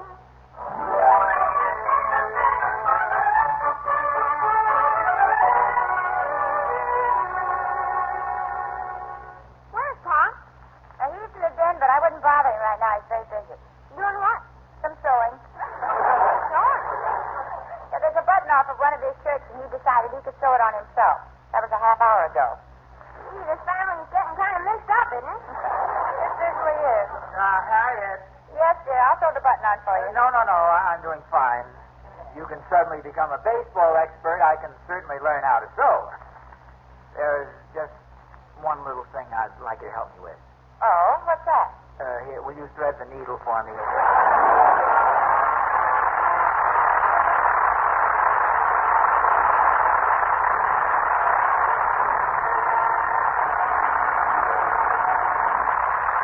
Try Listerine, buy Listerine, keep breakfast and cream with Listerine. Actually, you can't buy a better toothpaste than Listerine toothpaste. 1, you can't beat it for cleaning and polishing. 2, no toothpaste. I repeat, no toothpaste keeps breath cleaner or fresher. 3, and most important, Listerine toothpaste gives you the benefit of Listerine's special ingredient, luster foam. Listerine toothpaste with luster foam can actually help your toothbrush cut down decay as much as 60%. That's right. Cut down tooth decay as much as 60%. And in the thrift pack, you get not 1, but 2 big 45-cent tubes, 90 cents worth of the finest toothpaste you can buy for only 59 cents. What a buy. What a toothpaste. Mint-flavored, delicious Listerine toothpaste.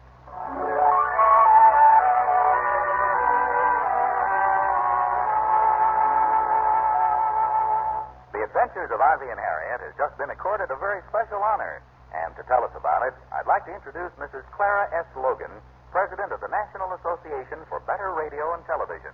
Mrs. Logan. It gives me great pleasure indeed, especially since this is the second year in succession that I've been able to make the announcement that The Adventures of Ozzie and Harriet has been selected as the outstanding radio program of the nation in the family situation category. So on behalf of the National Association for Better Radio and Television, congratulations to Ozzie, Harriet, David, and Ricky, and their entire cast for their splendid contribution to American radio.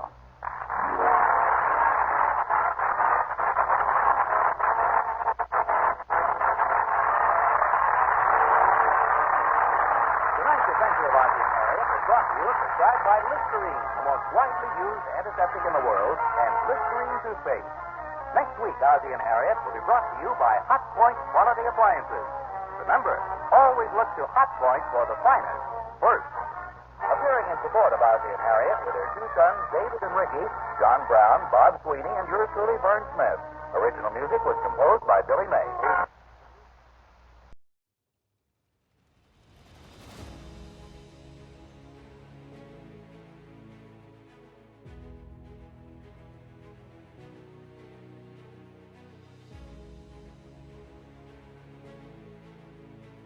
All right, it is time for the Trivia Minute. And here we go. The Battle of Lepanto, fought on October 7, 1571 AD, was a naval engagement in the waters off southwestern Greece between the allied Christian forces of the Holy League and the Ottoman Turks during the Ottoman campaign to acquire the Venetian island of Cyprus. The battle marked the first significant victory for a Christian naval force over a Turkish fleet and the climax of the age of gallery warfare in the Mediterranean. Venice had attempted to check Ottoman expansion in the eastern Mediterranean until 1540, but then, exhausted and despairing of support, made a humiliating peace with Suleiman I. His successor, Suleiman II, was determined to acquire the Venetian outpost of Cyprus, and when the Venetians refused to cede the island, invaded it in 1570. Venice appealed for help to Pope Pius V, who had tried since 1566 to form an alliance of Roman Catholic states. France and the Holy Roman Empire were preoccupied with the sweeping changes wrought by the Reformation. Spain offered hope, but Philip II, with an empty treasury, was faced with revolts in the Adelcia and the Netherlands. Venice also deeply distrusted Spanish influence in Italy. Pius, however, was committed to drawing Spain, Venice, and the smaller Italian states into an alliance with himself, but he encountered a series of delays. Venice wished to save Cyprus, Philip wished to acquire the Algiers and Tunis, and all parties argued over contributions and rewards. Meanwhile, the Turks had captured the town of Nicosia on Cyprus on September 9th, 1570, before laying siege to the town of Fangusta and entering the Adriatic. Not until May 25th, 1571, could the Pope persuade Spain and Venice to agree to the terms of an offensive and defensive alliance. Don Juan de Austria, Philip's young half-brother, was to be commander-in-chief, and the papal general Marcentino Colania was to be his lieutenant. The Allied fleet assembled at Messina in Sicily, waiting until August 24th, 1571, for the Spaniards. The combined fleets sailed on September 16th for Corfu, where they learned that the Angusta had fallen and that the Turkish fleet was in the Gulf of Patrikos near Lepanto in Greece. Orders were given to engage on October 7th. Estimates of the Christian forces vary slightly. There were 6 large Venetian 44-gun galleases, much larger than galleys, 207 oar-propelled galleys, 105 Venetian, 81 Spanish, 12 Papal, and 9 from Malta, Genoa, and Savoy, carrying 30,000 soldiers and some auxiliary vessels. The Turkish force is said to have been larger, but less well equipped and not so well disciplined. Behind the galleys, employed to spread primarily preliminary confusion, the Christian fleet advanced in 4 squadrons. John Juan commanded the center, the Venetian Agostino Barbigo the left, Philip's Admiral Giovanni Andrea Doria the right, the Spaniard Alvario de Bazan, Marquis de Santa Cruz the reserve. The Turkish fleet, initially in a crescent across the bay, adopted a similar formation. Ali Pasha, the commander, in the center, Mohammed Solak, the governor of Alexandria, the right, and Ulrich Ali Faisa of Algiers, the left.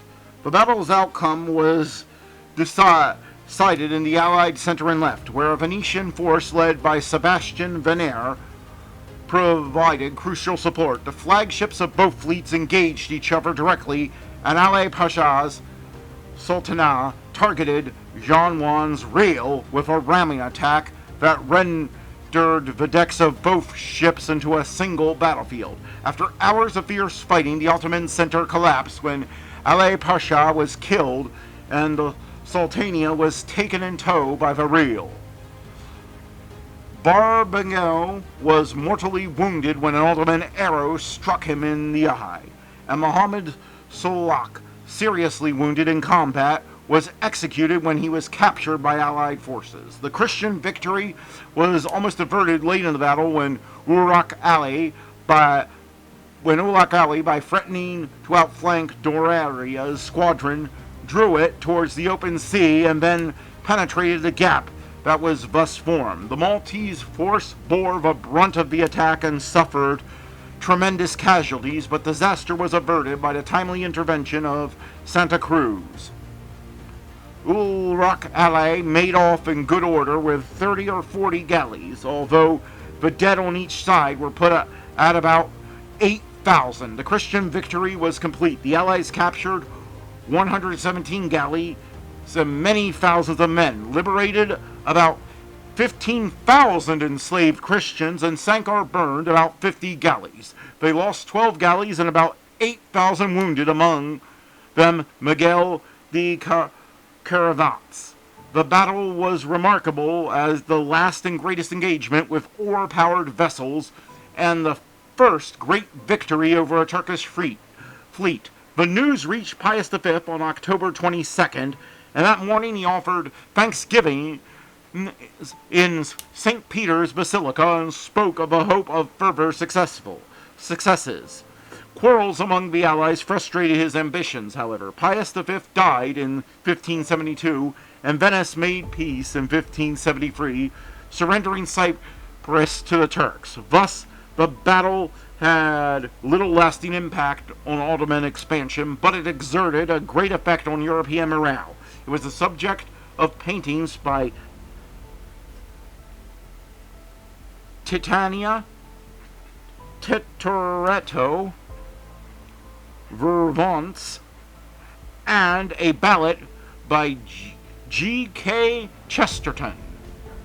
And that was the Trivia Minute, and now let's get back to the shows.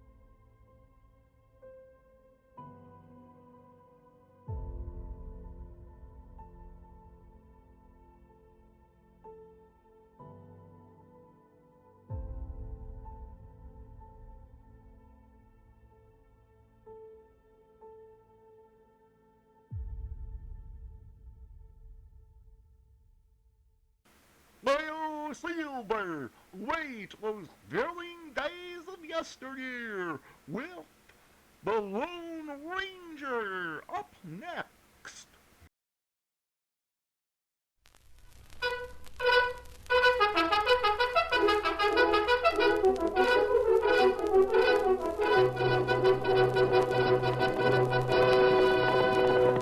I'll Silver! Away! A fiery horse with the speed of light, a cloud of dust, and a hearty hi-yo Silver, the Lone Ranger.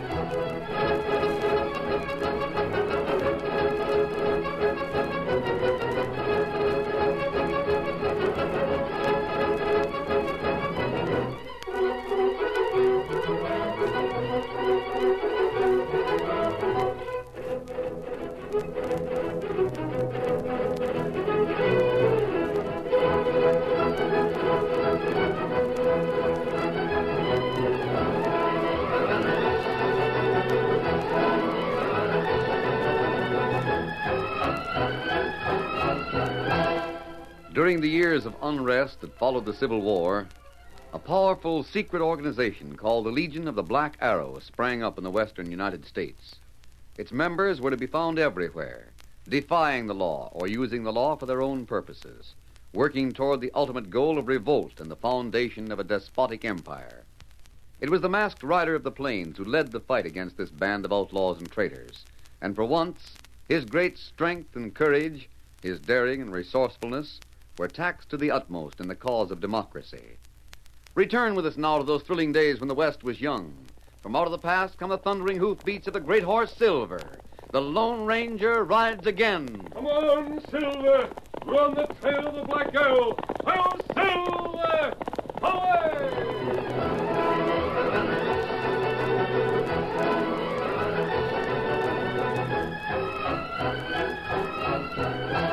As the Lone Ranger and Tonto rode south from Helena, two members of the Legion of the Black Arrow watched them from the pass high above the valley. The masked man. Him and the Indian. Well, they're heading this way. Yes, along the trail. They'll be up here in about 3 hours, Craddock. Get an ambush ready for them. Make sure you don't miss. Keno. Get rid of him and you'll have a place of honor at the next meeting in the cave. Oh, wait. What's the matter? Look at the other pass. The one from the west. You got a spyglass, Torlock. Those black specks. Aren't they men riding down to the valley? Yes. Pack train? They've hailed the masked man. Sort of funny. They must know him by that mask and make him think he was an outlaw. They're soldiers, Craddock. Soldiers? My guess is that's General Cartwright at the head of the column. And the masked man and Indian are turning around. They're riding to meet him. Our chance is gone. No, it isn't. He'll be riding south alone sometime. I can hang around with the men and wait for him. There isn't time, Craddock. The Black Arrow has other work for you hundreds of miles from here. Work that can't wait. What's up? I'll explain that later, when we've joined your partner. Huh? Karen is waiting for us just outside of Denver. Karen. I don't like her. That isn't important. She has brains and you'll need her. Come on. Get up. Get up there.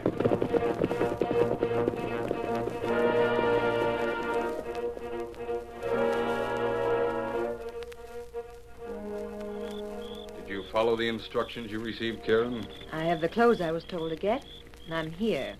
That's all your message said. You seem to resent the fact it didn't say more. Didn't surprise me. You guard your plans so carefully, Torlock. The leader must be very proud of you. At times he has been. Or perhaps you even guard your plans from him. That would be impossible. Oh, cut it out. What's the use of all the palaver? I always make it a point to let Karen get her hate for me talked out. Afterwards, she'll be ready to go to work. I'm sorry. It's wrong for me to hate you. We're both working for the same cause. Why don't you cut it out? I'll tell you why. I've only been to the cave twice. I've never seen the leader's face. That's nothing. Nobody has. But I'm thrilled to his words. The Legion of the Black Arrow shall triumph. I'd die for him. We all swear allegiance to the death, Karen. That doesn't explain your hatred of me. It's because you remind me of him. Do I? There's something in your voice. I think you try to imitate him, and you're so different. The leader's like a bright sword cutting through the night, and you, Yes? a knife that strikes in the back. You're cold and ruthless and cruel. So are you. Oh, not cold, Craddock. The leader has called her the Flame. He has? It wasn't a compliment. When you flare up, you're apt to lose your good judgment and act on impulse. Oh. But you'll try to learn more self-control, won't you? And follow orders without... I've never disobeyed an order. Without question, Karen. Yes, Torlock. I'll obey without question in the future. And listen. Have either of you heard of Stephen Hayden? No. I have. He's an editor in St. Louis. He's coming west. What for? To live. In Bennett City, to be exact. He's bought the Frontier Times. What about it? We disapprove of his ideas. He believes that if the Indians are treated fairly, we won't have any more trouble with them. That's true enough. With tribes like Thunderclouds, anyway. The Black Arrow wants trouble. Even now, the leader is planning to arouse the Indians in revolt. We must put an end to Stephen Hayden's influence before it has a chance to be felt. And how do you plan to do that? He's never been west before. He isn't known in Bennett City at all. How'd he buy the paper? All the transactions were carried on by mail. But he and his daughter are starting from St. Joe's in a week. I see. His daughter. The Black Arrow will make sure that he never reaches Bennett City. You and Craddock will arrive instead.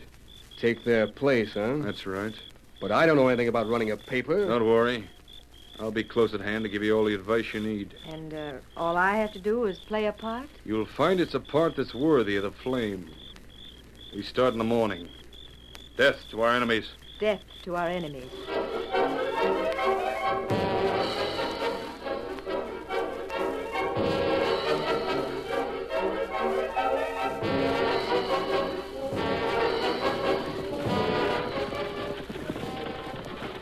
What's the matter, Mary?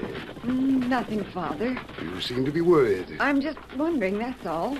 The agent in the last town said we'd follow a long, low ridge all the way into Bennett City. We are. But the ridge is on our left instead of on the right. And this road is so bumpy. We haven't found any that are very smooth. I don't believe it. Oh, Oh, did you hurt yourself? no. I don't believe this is the main trail. Why don't you ask the guard why we're coming this way? These men know their business, Mary. The country's so wild. I've been wanting to see a few trees, but there's so many around here. Looks as if we're heading straight into a forest. It was a mistake to bring you with me. Oh, no, it wasn't. You're going to need someone to make a home for you. You're nervous. I haven't been until now. Father! Now what? Look over there. There's a band of men riding out of the trees. Well, They're masked. get down on the floor. Not unless you do. I have a gun we can fight. You said these men knew their business. It's up to the guard to protect the coach. He's only one man against a half a dozen. He can't hold them off.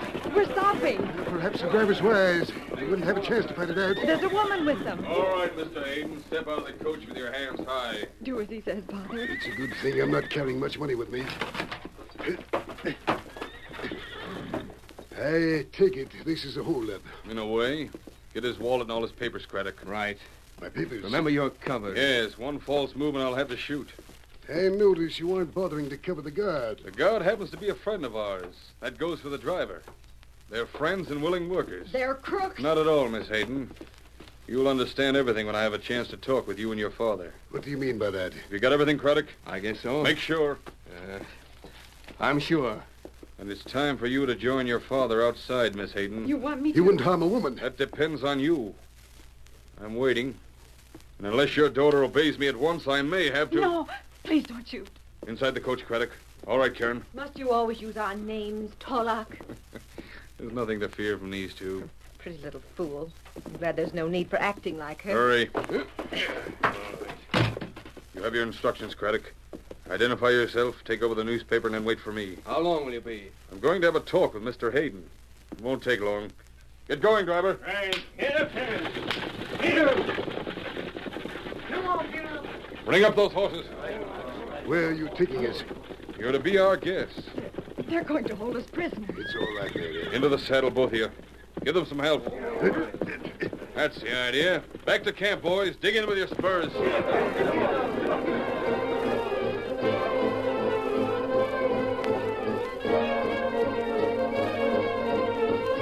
The news of Indian unrest had brought the Lone Ranger and Tonto south from the gold country.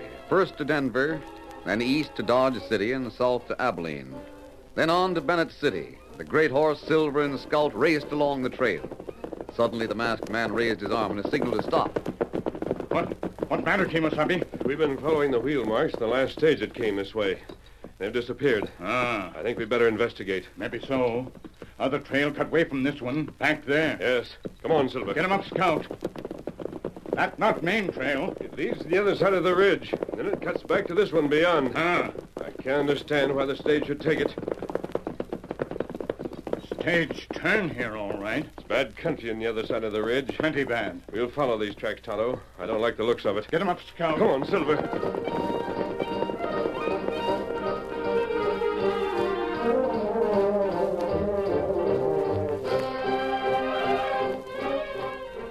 Well, Mr. Hayden, are you rested after your hard ride?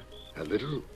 I think you realize it would be almost impossible for anyone to find you here. Why are you holding us prisoners? I figured that out. That man and woman who got into the stage are going on to Bennett City. They're going to pretend they're you and me. Why, Torlock? Because we need your paper. What does a band of outlaws want with a paper? Did you ever hear of the Black Arrow? I've heard something. The Legion of the Black Arrow? Yes, there's supposed to be a secret organization. Not supposed to be, there is. We're pledged to destroy them. You're one of them. Yes, Mr. Hayden, I'm one of them. We're pledged to destroy the power of the United States west of the Mississippi. We're building a new empire. You're crazy. Men of vision have often been called crazy. Perhaps you have yourself. In regard to the Indian problem, for instance. Kindness and tolerance are the only things can solve that problem. Exactly the course we shall follow when they're under our rule. But until that day comes, they must be kept in a constant turmoil. Angry and bitter against the settlers. Anxious for revenge. Father. It's all right, then. Of course it's all right. You know, we respect your brains, Mr. Hayden. We'd like to have you work for us. What's that? We offer 2 rewards. In the future, a high place at the side of the Emperor. Right now, $100,000. What if I refuse? I have business in Bennett City. I'm going to leave you here with the men. Can't you take these ropes You'll off? think better of them on. I'm going to leave you here to consider the alternative. And what's that? The alternative is death.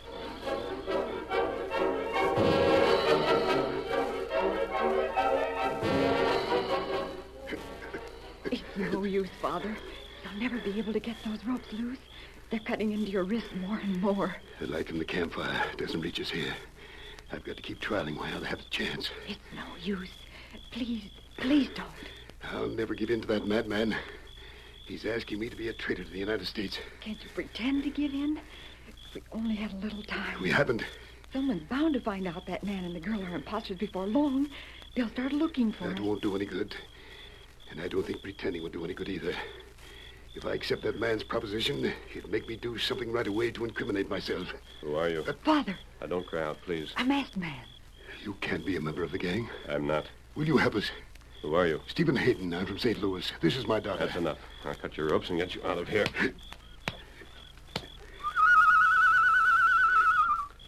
Did you make that noise? Yes. Sounded like a bird. We'll soon have horses here.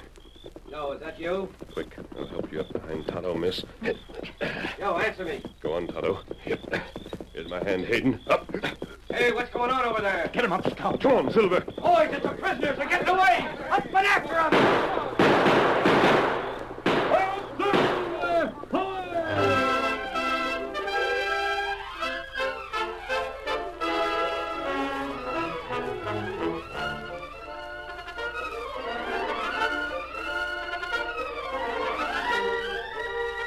The curtain falls on the first act of our thrilling Lone Ranger story.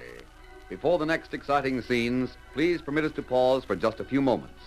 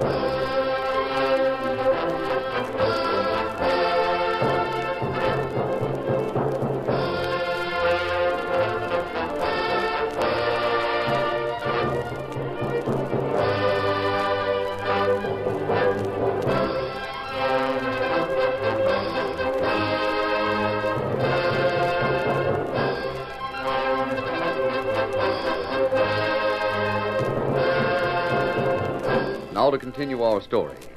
The Lone Ranger and Tonto rescued Stephen Hayden and his daughter from the camp where the Black Arrow were holding them prisoners. In spite of the fact they were carrying double, Silver and Scout soon left their pursuit behind, and just before dawn, camp was made in the woods outside of Bennett City. That's fine, Tonto. You've chosen a spot where the fire can't be seen from the trail. You say you're not an outlaw. No, I'm not. And we aren't prisoners. No. Then why won't you take us into Bennett City? Because it isn't safe. You've told me there's a man and a girl who are using your name. That's true. I want to find the sheriff and denounce them. But you've also told me they took all your papers. Yes. And there's no one in town who can identify you. Well, no, but Then how are you going to prove your statement? He's right, Father. You can't. Well, take us back to Abilene. The express agent there will answer for us. Mr. Hayden, while you were in that camp, how much did you learn about the Black Arrow? They're a band of traitors, and they're trying to overthrow the government. Did you meet a man called Torlock? Yes. He offered me $100,000 to join them. That must give you some idea of their wealth and power. They're all over the West. Even sheriffs, bankers. Men who are respected by everyone. Well, they belong. If Torlock isn't their leader, he's one of the Legion's most important officers. I can believe that. You could accuse him of treason against the United States, couldn't you? Of course. But he intends to use your paper to incite the settlers against the Indians. That's what I gathered. If we let him go ahead with his plans, this may be our chance to capture him. I see. You want to give him enough rope to hang himself. Yes. If I only knew who you were. I feel that I ought to trust you, but your mask. You hear him call horse Silver? Yes. Of course. Silver. Him Lone Ranger. The Lone Ranger. Oh, Father, you've got to do what he says. I will, masked man. Anything at all. Then, for the time being, just stay here where you'll be safe. But how can we find out what's happening? Tonto. You'd better start for Abilene right now. Get the express agent and bring him back here. You know him? Yes. Here, give him this silver bullet and he'll follow your instructions. Here, Scout. Tell him that he'll have to be away for several days to make all the arrangements necessary. When the time comes to identify you, Hayden, we'll have to do it in a hurry. How can you find out what Torlock's up to? As soon as Tonto gets back, he'll help me with a disguise, and then I'll go into town. Maybe Black Arrow men there. It's a chance we'll have to take. All right, Kimosabe. Get him up, Scout.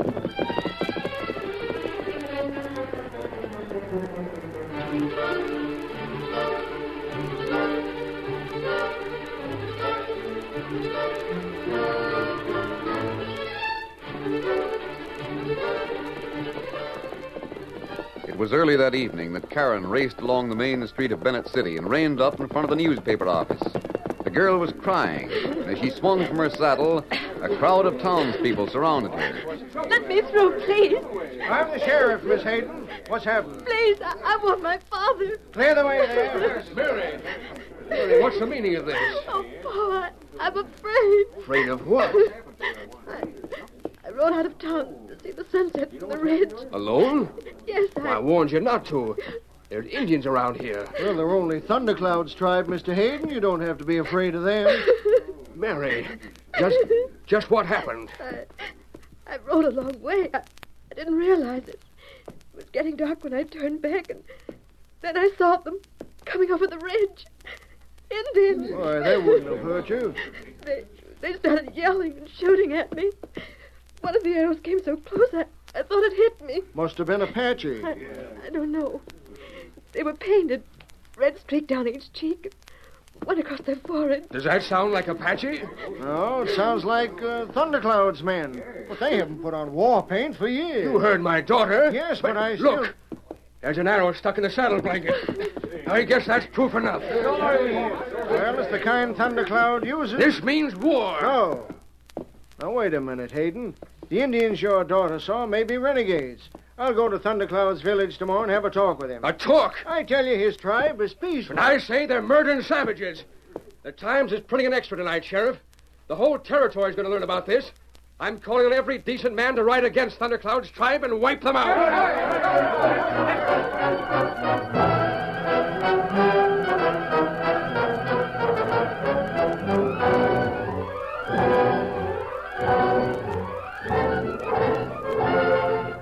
Well done, Karen. You saw it, Torlak? I was watching from this office window. Carefully, of course.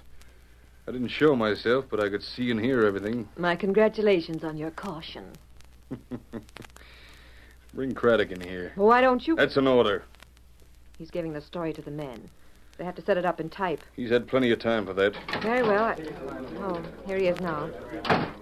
How long before the papers will be printed? Just starting. I guess 3 or 4 hours. That's good enough. As soon as you've finished, have the men distribute them all over town. Keno. Karen and I are leaving Bennett City, Craddock. You are? Right away. You'll be leaving before morning as well. But I thought The reason we've struck so fast here and the reason we're moving out is very simple. The Lone Ranger. Yes, he's somewhere around. And the real Stephen Hayden is with him. Well, what's the sheriff going to think if if Karen and me disappear? You're going to take care of that. Hmm? After the men have left the printing office, you'll wreck the presses. Wreck 'em? Wreck this office, too. I have some evidence that you'll leave behind here. What kind Take of... a look at it. An arrow, a belt, and a tomahawk. All with the markings of Thundercloud's tribe. Where'd you get them? Yeah, who knows? Perhaps Thundercloud gave them to me himself. You understand, Craddock? Yeah, sure. It'd look as if the Indians carried me off. Exactly. Come, Karen. I'm ready. Then hurry.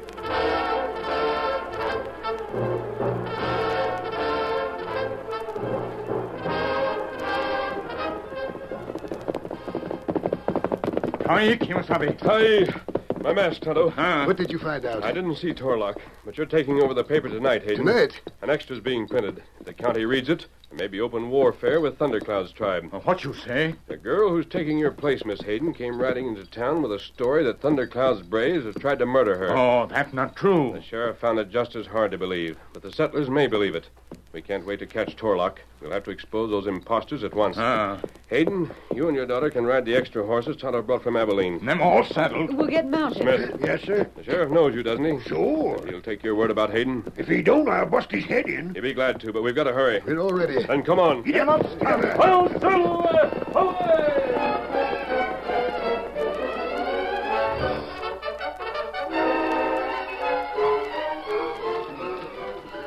The Indians on warpath.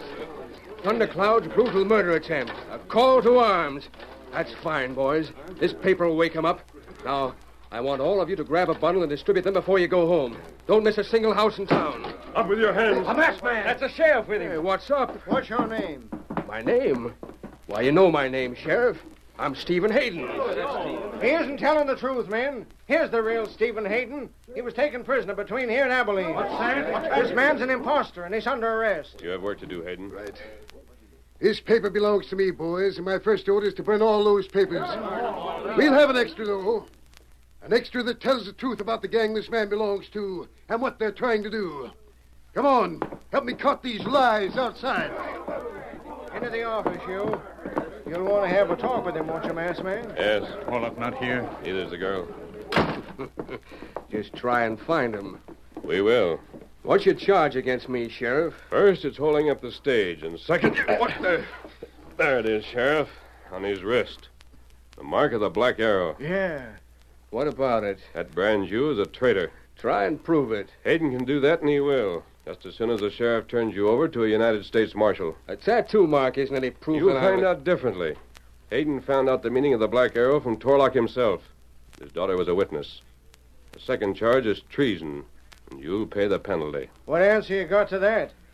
The Legion of the Black Arrow will triumph. Who are you? Where's Torlock now? You'll never find out from me. I'll show you. It's no use, Sheriff. Not even death. I know your oath. All you can do is lock him up and turn him over to the government. One thing I must warn you about, Sheriff. What's that? Don't mention the Black Arrow to anyone. Why not? Seems to me that the more people that know about it, the better. The government doesn't seem to think so. When the right time comes to strike against them openly, we'll call on every loyal American. Until then, you must guard the secret of the Black Arrow as carefully as they do themselves. Whatever you say goes, masked man. Of course, I'd like to help. And for the time being, just make sure your prisoner doesn't escape. Yeah, you can depend on that. At least we stopped him from making any trouble with the Indians. We can't be sure. They may be trying to arouse them as well as the settlers. Well, Tonto and I are riding on. Good luck, masked man. I don't have to tell you. You're fighting for the lives of every man and woman in this county. We'll do our best. Come, Tonto.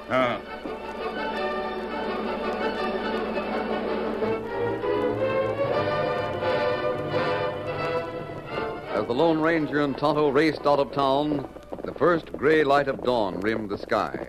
On they rode. The great copper sun rose above the horizon. The distant hills took shape through the morning mist. And suddenly, the masked man raised his arm in a signal to stop. Steady, Silver. Look, Tonto. That isn't mist, is it? No. It looked more like smoke. A signal. That's right. What does it say? Brave from Thundercloud tribe make signal. It called for help. Need help plenty bad. Come on, Silver. Get him up, Scout.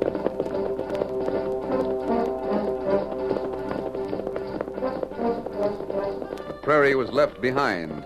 Into the foothills they rode. The signals had stopped. A great rock marked the ridge where they'd been sent. And sure of their destination, the masked man and the Indian raced on. At last the rock could be seen. Then a faint thread of smoke still rising to the sky. And as they reined up, they saw an Indian lying on the ground. Quick, Tonto. That brave's been hurt. I'll bring the canteen. Come to do it. He's trying to get to his feet, hanging onto the rock. Aye. We saw your signal. What's happened? Listen. Danger. Chief Thundercloud. Oh. Him, Paul. He was trying to warn us about something. We've got to save his life, Kimosabe. Hurry, Tonto.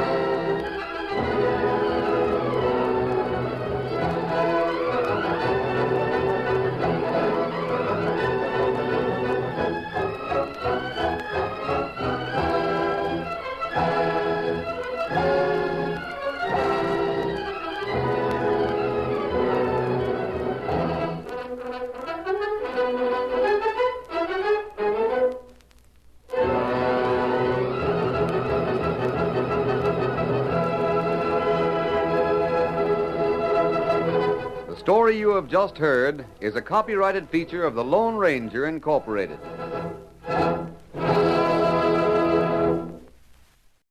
Get ready for adventure with Blue Beetle up next on Nightly Old Time Radio Shows.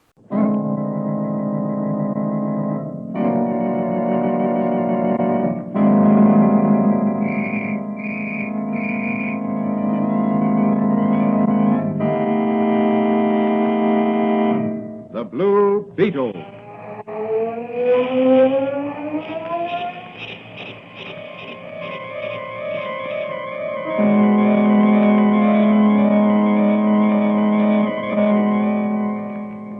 sweeping down upon the underworld to smash gangland, comes The friend of the unfortunate, enemy of criminals.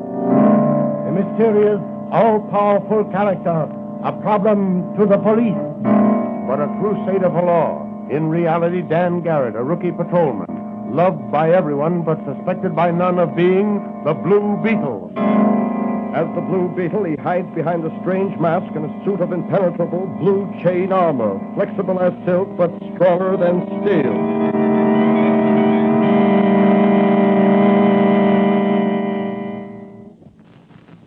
Today's episode of the Blue Beetle is entitled The Sea Serpent. Rumors have reached the city that a sea serpent has been ravaging the nearby coast. Already, several bodies have been washed ashore. Each of them has borne the mark of a serpent's fangs. What is behind these rumors? Are they true? Is there really a sea serpent ravaging the coast? Or is there a definite plan on foot to frighten people away from the shore resorts? As our story opens, Dr. Franz is listening to the radio while dusting the shelves of his little apothecary shop and awaiting the usual morning call of his young friend, Patrolman Dan Garrett, who in secret is really the Blue Beetle.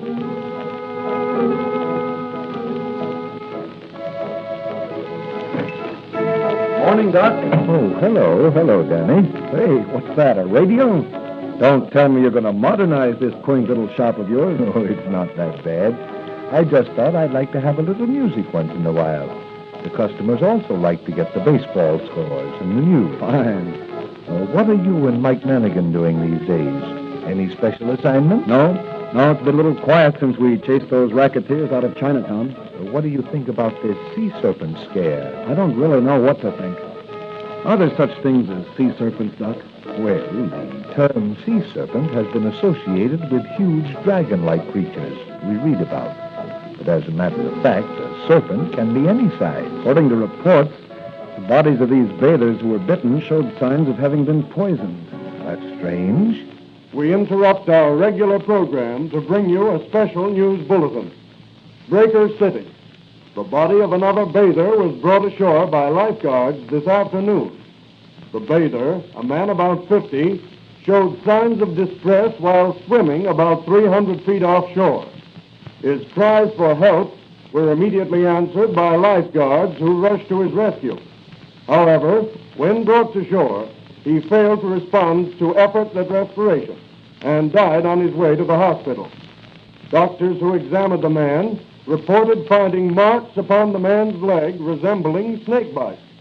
They contend that the man did not drown, but died from the effects of poison. Late news dispatches will be given over this station as received. We continue now with our regularly scheduled program. That's very strange. Yes, in fact, I'd say the whole thing looks very fishy to me, if you'll excuse the pun. Well, what are you going to do about it? Well, our territory doesn't extend beyond the city limits, but I'm going to ask the commissioner to let Officer Manigan and me take a run down to Breaker City and see what we can uncover. That's a good idea, Danny. The sea air will do you good. If I go, I'll drop in to see you when I get back. Are you wearing the poison detector ring I gave you, Danny? Wouldn't be without it. You may find it useful on this case. Remember, the stone turns from green to yellow in the presence of poison. I know. Well, so long, Doc. If I catch a sea serpent, I'll stuff him and bring him back to you.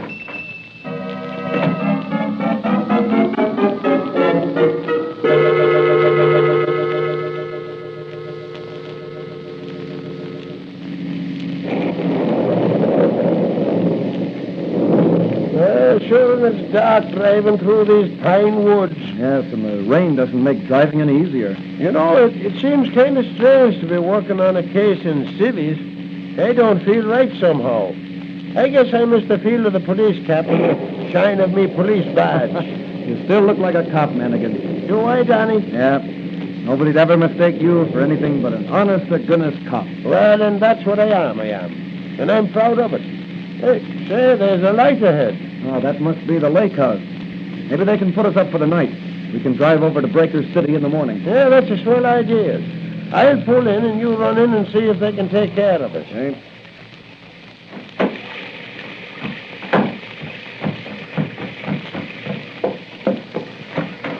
Good evening. Kind of wet outside, isn't it? Yes. Swell weather for ducks.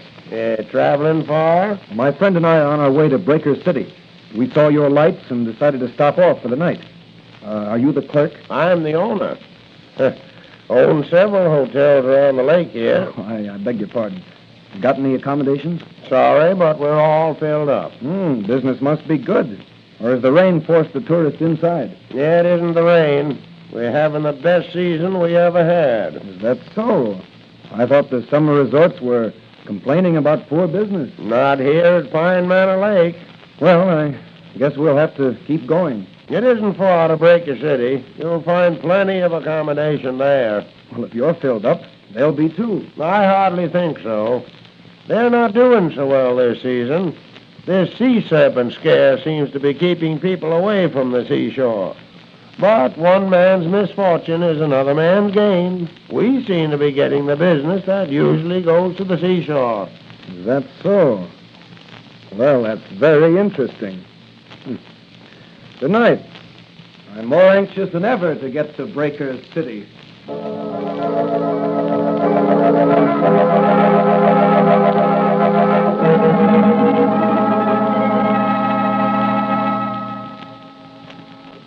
Say, Danny, this is a swell room they gave us overlooking the ocean and only $4 double. Yes, we must be the only guest in the hotel. The lobby is as dead as a museum after closing hours.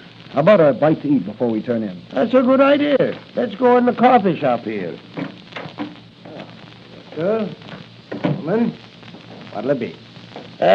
Some Java, a piece of apple pie a la mode, and a slice of cheese. Okay.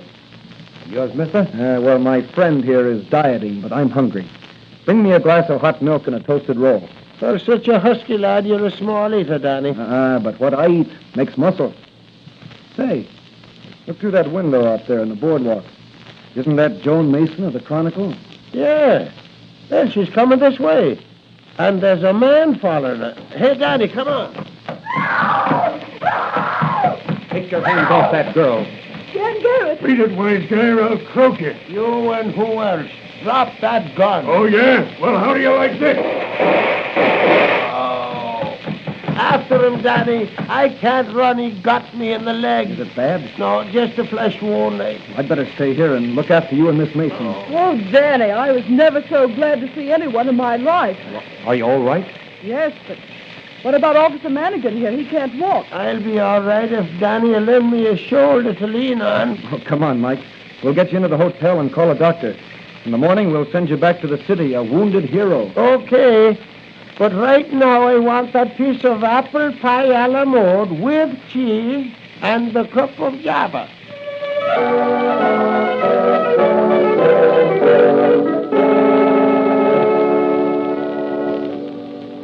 You say, Joan, you talked with one of the lifeguards who's made several rescues? Yes, I told him I was investigating the sea serpent story for the Chronicle. What did he say? He said that in each case he'd seen, something that looked like a serpent's tail lash out of the water just before the victim cried for help. Well, have you found anyone else who claims to have seen the sea serpent? No, I haven't. That's strange. Yes, isn't it? Where did you pick up this man who was following you? In a restaurant on the boardwalk. He came in while I was eating and followed me when I left. Well, this sea serpent scare is either a practical joker's plan gone haywire, or it's a well-thought-out scheme to ruin the season for Breaker City. Doesn't look like a joke to me. Mr. Downs, the owner of this hotel, is ready to commit suicide. He's losing thousands of dollars every day. Well, you better get some sleep. I'll see you in the morning. What about Manigan? Oh, I'll put him on the train and ship him back to the city. The doc said his wound wasn't serious, but he won't be much help to us here. How about meeting me out on the pier? They're pulling in the net to sunrise, and they may catch a sea serpent. I'll be there with some salt for his tail.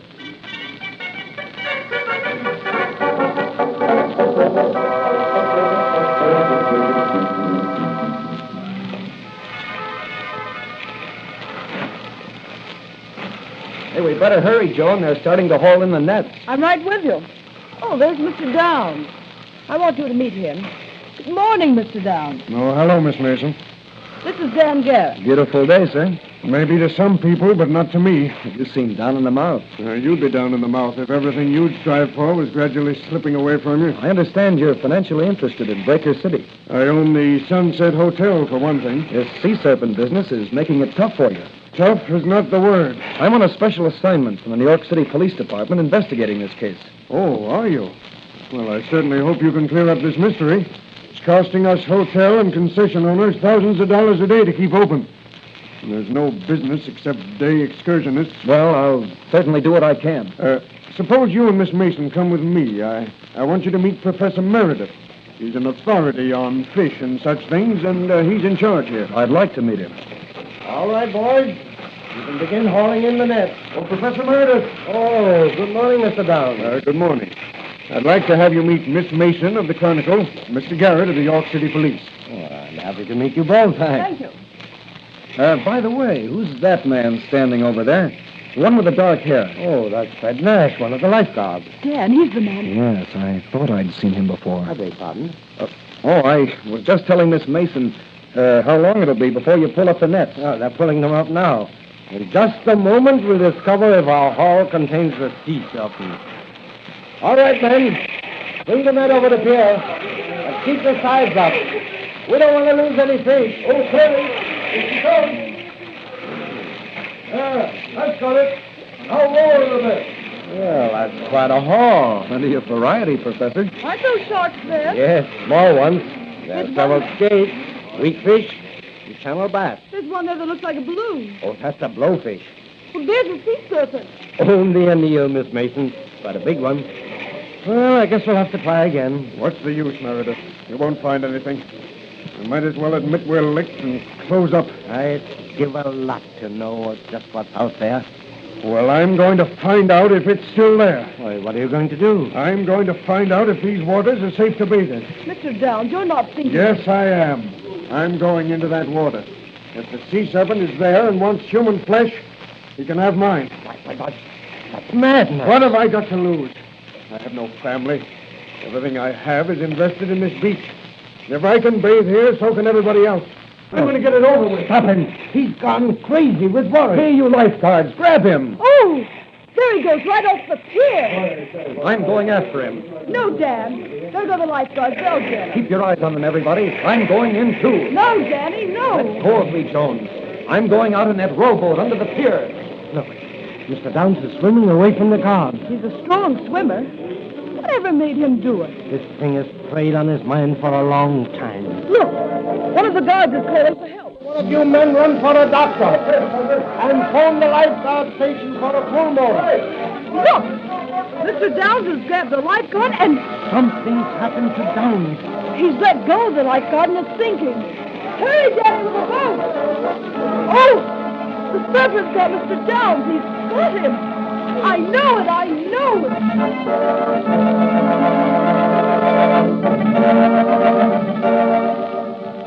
What is this slimy thing that lurks in the waters off Breaker City? Is it a sea serpent or a poisonous fish? Will Danny solve this mystery, or will the Blue Beetle have to go into action?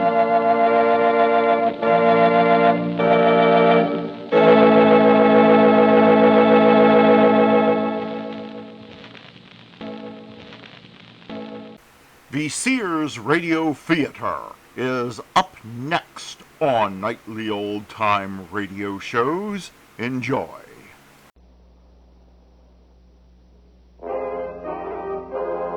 That's the theme from the Sears Radio Theater. Tonight's story is a comedy with Andy Griffith as your host. Here's a preview. Citizens of your Huppetsville, I know that you will stay calm, as I will stay calm, in this time of crisis. Citizens, we are out of oil. Run for your lives. The Sears Radio Theater will begin after this message from your local station. This is Andy Griffith. Your Huppetsville is like most any village, I suppose. Over there on the courthouse is the town clock. I guess that clock has been telling time for as long as anyone can remember around here. It does need repairing ever so often. But next to the village hall, there is the mayor's office. I guess the mayor's office is about the second most important building in the whole village. The first most important building is that one, 316 Beanstalk Drive.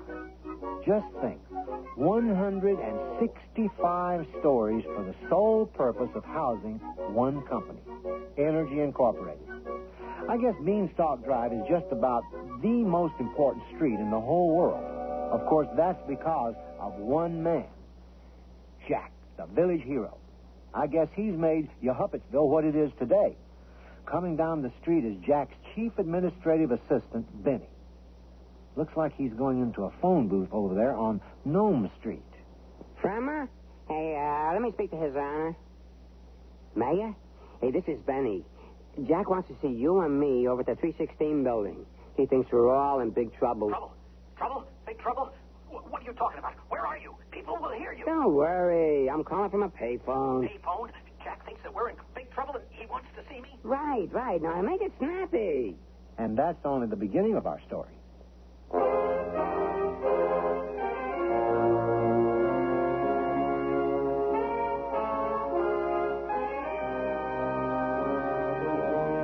Sears Radio Theater, a new adventure in radio listening. 5 nights of exceptional entertainment every week. Brought to you in Elliott Lewis production of the Sears Radio Theater. Our story, Jack and the Energy Crunch, by Michael Utvich and Michael Gelman. Our stars, Les Tremaine, Robert Towers, and Jesse White. The Sears Radio Theater is brought to you by Sears Roebuck and Company.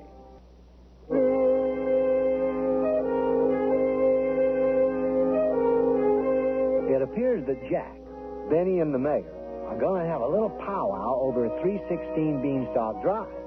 Up on the top floor of the Energy Incorporated Tower, Jack is looking pretty upset. Gentlemen, thank you both for coming on such short notice.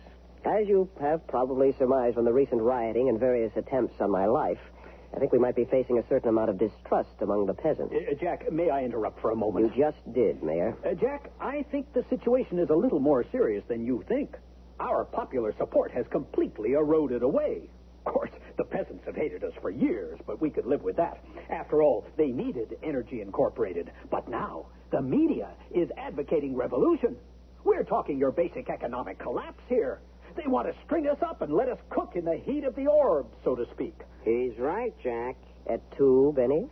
Jack, instead of Evening Symphony, Radio Yohuppetsville is going to broadcast a special report on our entire operation. Nothing we can't handle. Jack, my sources indicate that tonight's broadcast documents the whole story, just the way it happened. Benny, turn on the set. Good evening, everyone. Tonight it shall come to pass that instead of our usual musical program, Radio Yohuppetsville will present a special report. Jack, the Orb, and you.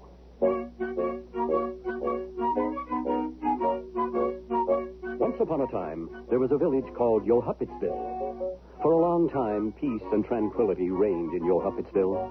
The people lived out their simple lives working the land. Now, they didn't know they lacked certain necessities, like hair dryers, microwave ovens, and customized dune buggies, for they were an ignorant lot. They were content to idle away their spare time with feasting, dancing, and casino gambling. One day, it came to pass that a local tinkerer named Sam the Tinkerer invented a strange and wondrous thing he called the whiz-bang. Sam took his new invention into the village square and set it out for all to see. The mayor spoke to the people. Citizens of Yohuppetsville, I give you the man of the hour, Sam the Tinkerer. And so, Sam the Tinkerer turned a strange knob on the whiz-bang, and it suddenly sprang to life, whizzing and banging.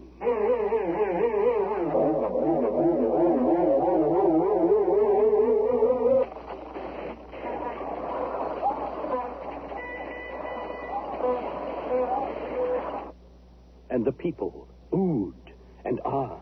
Ooh! Ah! And the mayor proclaimed it a special day. I hereby proclaim this Sam the Tinkerer Day. Now, Sam here tells me that this is the dawning of the Industrial Revolution. Yay! became an instant success. Every person in Yo-Huppetsville wanted a whiz-bang of his own. And the village grew prosperous as the people got more whiz-bangs and more still. Soon, nobody in Yo-Huppetsville could remember what life was like without the whiz-bangs. But there was this one small catch. The more whiz-bangs, the more oil was used up. The mayor spoke to the people. Citizens of Yo-Huppetsville, we have enough oil to last for a while. Yay! The people paid no attention to oil. They wanted bigger and better whiz-bangs. And all seemed copacetic until one day the mayor sorrowfully spoke to the people. Citizens of Yo-Huppetsville, I have a grave announcement to make.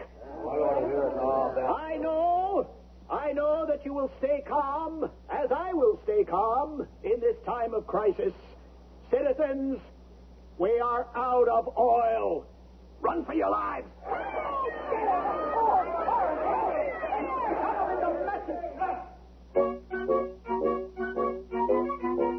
Now, as luck would have it, Yo-Huppetsville had a hero in residence. His name was Jack, though most called him Jack the Giant Killer. For in his day, Jack had been as big a hero as any village could ever want. But time is the enemy of youth. And Jack the Giant Killer was no longer able to climb beanstalks or consort with magic demons. So the duties of hero fell upon Jack's son, Jack Jr. Now, Jack Jr. was a nice enough fellow, but he wasn't exactly the hero type, if you know what I mean. Jack Jr. had never served as a hero before. That sort of duty doesn't come along every day. But the mayor felt he had no recourse but to send for Jack Jr. to bail him out of a very sticky jam. And so it came to pass that Jack found himself in the mayor's office. Jack, oh, good to see you, boy. Thank you, Your Honor, sir. In the old days, Jack, your father and I were very good friends. Do you have any idea how long it took to get rid of that last giant he killed? It took so long that... But I guess you've heard all the jokes. Yes, Your Honor, many times. Jack, why don't we get right to the point? Excuse me, Your Honor, but I'm not big on being a hero. You see, I'm really a poet. There was a young hero from Trent who had a most unusual... Jack, like it or not, you are the village hero, and right now the village really needs a hero. Think of your father. Think of me. Think of the reward. The reward? Well, funds are a little low right now, but I'm sure the village council will see their way clear to slipping the village hero a little something. After your return, of course. I will go forth for the villagers, Your Honor, and not for your rewards of gold. Gold? Who said anything about gold? I was thinking maybe a trophy or something. The very next day, Jack and the mayor stood before the villagers. And so, my fellow citizens, before Jack departs on an adventure he may never return from, he wants to say a few words. There aren't many people here, Mayor. Most people had to work, Jack. Even Dad didn't make it. Jack, please say something to the peasants. Time is running out. Very well, Mayor. Ladies and gentlemen, I am going forth to find more energy for our whiz-bangs. If I don't come back, I would like to leave you with these words. There was a young hero from Trent who had a most unusual... Yeah, that's great, Jack. I wasn't done yet. I know. And with that, Jack set forth on his amazing journey. Radio Yo-Huppetsville will be back in a moment.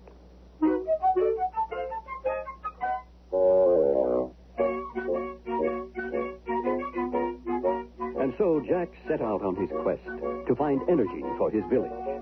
Now, after he had journeyed for some time, he came upon a small brook where he stopped to rest.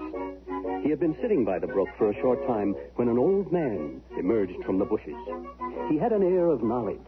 He was clothed in white and wore a plastic pencil case in his shirt pocket. Hello, stranger. Hello, Jack. Do you know my name? Yes, Jack, I know you, and I knew your father.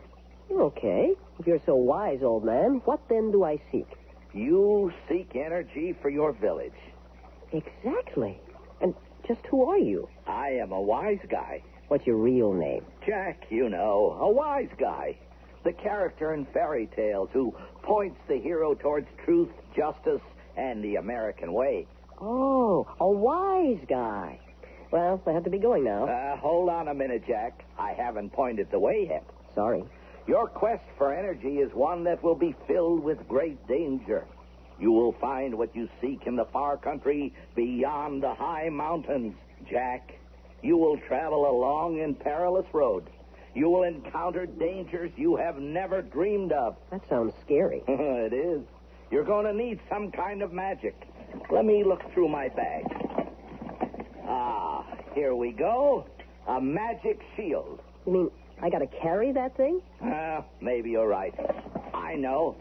How about a magic stereo component system? I don't know. I'll tell you what I'm going to do, Jack. You can keep the magic stereo system, or you can have what's behind the curtain. I'll take the curtain. Oh, you made a wise choice, Jack. Juanita, tell him what he's won. There, before Jack, lay a small, slightly shriveled avocado. That's just a lousy avocado. I hate avocados. It's a lousy magic avocado. And with that, the wise guy disappeared in a cloud of purple smoke. Bizarre. Very bizarre. Jack traveled for several days, and just when he thought he could go no further, he beheld an awesome sight. Below him was a village larger than any Jack had ever seen. Monolith towers reached high into the sky, poking through the great orange and brown clouds which swirled around them. Jack began to walk down the mountain toward the great village. Before long, he came upon a magical sign. 25 miles to the city of Ozone. Gas, food, and lodging. Next exit. It had been a long journey, and Jack was tired and hungry. Suddenly, he remembered the avocado the wise guy had given him. Jack sat down in a grove of trees just off the road, and as he prepared to peel the avocado with his knife, a voice rang out. Hey, what are you doing? Who said that? Will you put the knife down and stop cutting into me? I'm going to turn you into a washer-dryer combo. Okay, see? I'm putting the knife down. Yeah, well, that's better. My name is Benny. I'm an avocado. Oh, hello. My name is Jack. I'm a hero.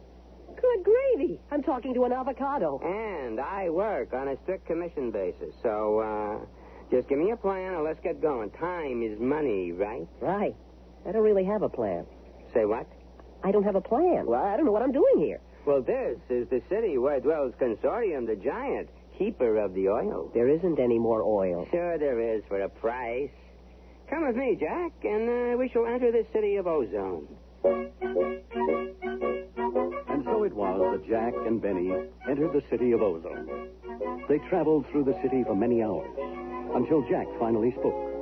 Benny, are you sure we haven't been by this place before? Ah, you crazy kid. Hand me that telephone book.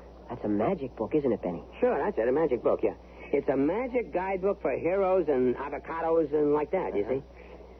See, look, kid, right here. Yeah. What did I tell you? Consortium the Giant lives in a monolith tower at 48th and 7th.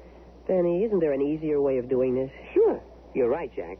After all, I'm on an expense account. Yeah. Hey, cab!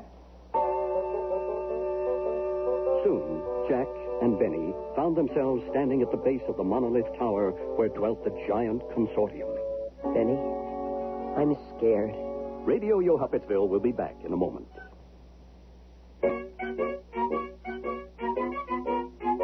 Jack and Benny stood at the base of the monolith tower, where dwelt the giant Consortium. Listen, Benny, here's my plan. Yeah? We'll kill the giant and steal his golden harp. What are you, nuts? Look, you want a solution to your village's energy problem, right? Right. So you don't want to kill the giant? He's got oil. I want to negotiate with him? Exactly. All right, Benny, but we'll just climb up this tower and sneak into the giant's lair. You do what you like, kid, but I'm going to take the elevator and make an appointment with his secretary. Now, as luck would have it, Consortium, the giant, had just returned from lunch and was busy counting his gold. 900,000 barrels at $117.63 each equals... What's this? Huh? C505, I smell avocado dip. Benny the avocado, where are you? Down here on your shoelace? Blow me down. I haven't seen you since Tolkien. Frankly, Consortium, I don't think there ever really was a ring. Benny, you kill me. Hey, what's this? There's a kid outside the building knocking on my window. I hate to admit this, but, he's with me. A crazy fool. He could kill himself out there. And so Jack rode into the huge office on the giant's finger. What are you trying to do, kid? Blow the deal? Quiet, Benny. Let the kid speak his mind. Thank you. My name is Jack, and I have traveled long and hard seeking energy for a strong Yo-Huppetsville. Benny, what's he talking about? His village is out of oil. Oh, well, why didn't you say so in the first place? I've got oil. What do you have, kid? A bag of beans, your giantness. Benny, get him out of here. Where's my fly swatter? Consortium, wait a minute. Where Jack comes from, beans are gold. Right, Jack? Right. We say beans, you say gold. Well, okay. Listen, Giant, we got a few more allegories to visit, so if you could just give us your card, we'll be on our way. Sure thing, Benny. Don't be a stranger. We'll have to get together for lunch. You. He's got a great sense of humor. What a killer. Hey, Jack, let's get out of here. When Jack and Benny reached the relative safety of the city streets, the intrepid avocado spoke to Jack. What's the matter with you? Are you crazy? You offer a guy like that a bag of beans? You trying to get us killed or something? Yeah, I'm real sorry, Benny. Crazy kid. There are other powers that be to see. See? So come on. Where are we going? To the park, Jack, to see the witch. Hey, cab! So the plucky pair piled into a cab and made it off for the park. And there, Jack beheld the witch Utopia. She was so beautiful, it was hard to believe she was really a witch. She wore faded denim jeans and hiking boots, offset by a clever Have a Nice Day t-shirt. As Jack and Benny approached, she was chanting a magic spell. Hey, this is really... Hey, Utopia! Utopia? Come here a minute, come here. I wanna talk to you. Benny, where have you been? We need you on the picket lines. Who's your friend? Utopia, I'd like you to meet Jack the hero. Jack, meet Utopia. Hi. Hello. Utopia, my name is Jack, and I come from the village of Yo-Huppetsville. I seek energy for my village. Say no more, Jack. You've come to the right place. I have? Energy is no problem. Energy is everywhere. I am energy. You have energy. We are all energy. Utopia, that is really heavy stuff. Very deep. Oh, Benny, haven't you heard? I finally reached my alpha state. What are you two talking about? Oh, look around you, Jack. All that you see is energy. And do you know where that energy comes from? Batteries? Jack, you're such a hick. Of course energy doesn't come from batteries. It comes from Mother Sun, Sister Wind, Anti-Ocean. The forces of nature surround us and still we do not see. Nature is the source, Jack. Go back to your village and tell them that their problem is solved. The witch raised her arms and was about to cast a spell on Jack and Benny when, just in the nick of time, two plainclothes goblins descended on the witch and made a fuss. That was close, Benny. Yeah. She changes her mind so many times she's got a whole closet full of them. Look, Benny, why don't we just call the whole thing off, huh? You're discouraged. Yeah. Am I correct? Mm-hmm. Listen, kid. Never say die. I got another idea. I can hardly wait. You and I are going to visit the Dragon Nucleon. Well, I suppose it won't hurt to find out about all the possibilities. That's the idea, Jack. He lives on 1 Mile Island outside the city. And with that, Jack and Benny journeyed to the cave of the Dragon Nucleon, keeper of the reactor. The dragon was huge and spewed forth greasy hot fire when he spoke. Benny, my dear little green morsel, I hear you're escorting the hero, Jack, around Ozone. So, what else is new, garlic bread? Benny. I do enjoy a sense of humor. You would be wise to cultivate one. I realize you have been to the giant and the witch. Yeah, that's right. No luck, I presume? Well, Jack is, considering all the offers. Oh, of course, Benny. By the by, where is your young friend? Just then, Jack leaped from the shadows, torch and spear in hand. Hold it right there, Nucleon. Benny? Yeah? Ask the lad what he's doing. Hey, Jack, what are you doing? I'm making the dragon cower with fear. Jack. Yes? Do I look like I'm cowering with fear? I was wondering about that. You see, torches are supposed to make dragons cower with fear. Old wives' tales, my boy. Relax, Jack. Now, how many people will this reactor have to accommodate? And where is the construction site? I'm from Yohuppetsville, across the Great Mountains. Very quaint. The village has a population of 650. 650 what? 1,000? Million? Just people, your Dragon Hood. People? That's correct. Of course, that doesn't include the outlying farm families. Well, let's make sure I understand you, Jack. You want me, Nucleon, keeper of the reactor, to bother with 650 people? Well, there are a lot of farm families. Hey, Jack, I think we better get out of here. I wouldn't hear of it. In fact, I was just going to have dinner. Hey, Jack! He's overheating. Please away, friend. I'll cover you. Put down that spear, you half-baked fruit cake. He's gonna blow. And so, in the confusion, Jack and Benny made their escape.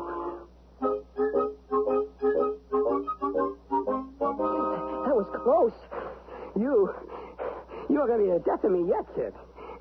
It looks like the only person who can help us now is the wizard. Benny, do you mean Don't say it. we're off to see the wizard? He said it. The wizard's castle stood proudly atop the mountain peak, its turrets gleaming golden in the evening sun. Maybe nobody's home. No answer. Maybe we better go. No way, kid. Push on the door. It's awfully heavy, Benny. Yeah, what I could do if I had arms. Will you push harder, Jack? Hello? Just keep moving, kid. Let's check out that big gleaming golden door at the end of the hall. Jack put all his strength into pulling the great golden door open and beheld the magic orb for the first time.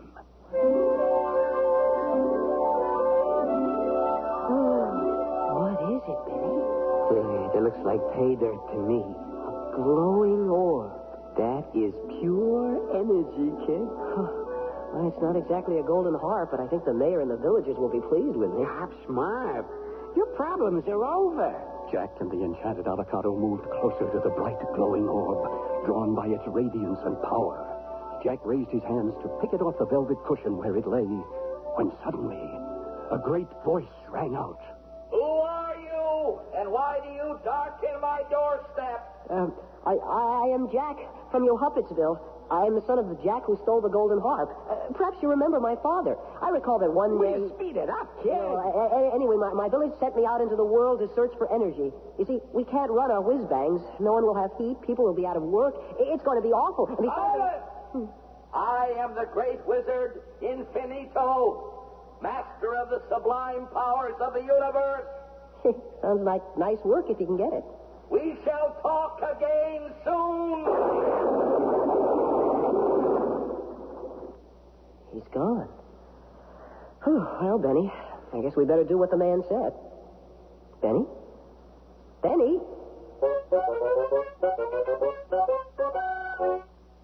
Jack, Benny, and the mayor are listening to Radio Yohuppetsville expose of Energy, Inc.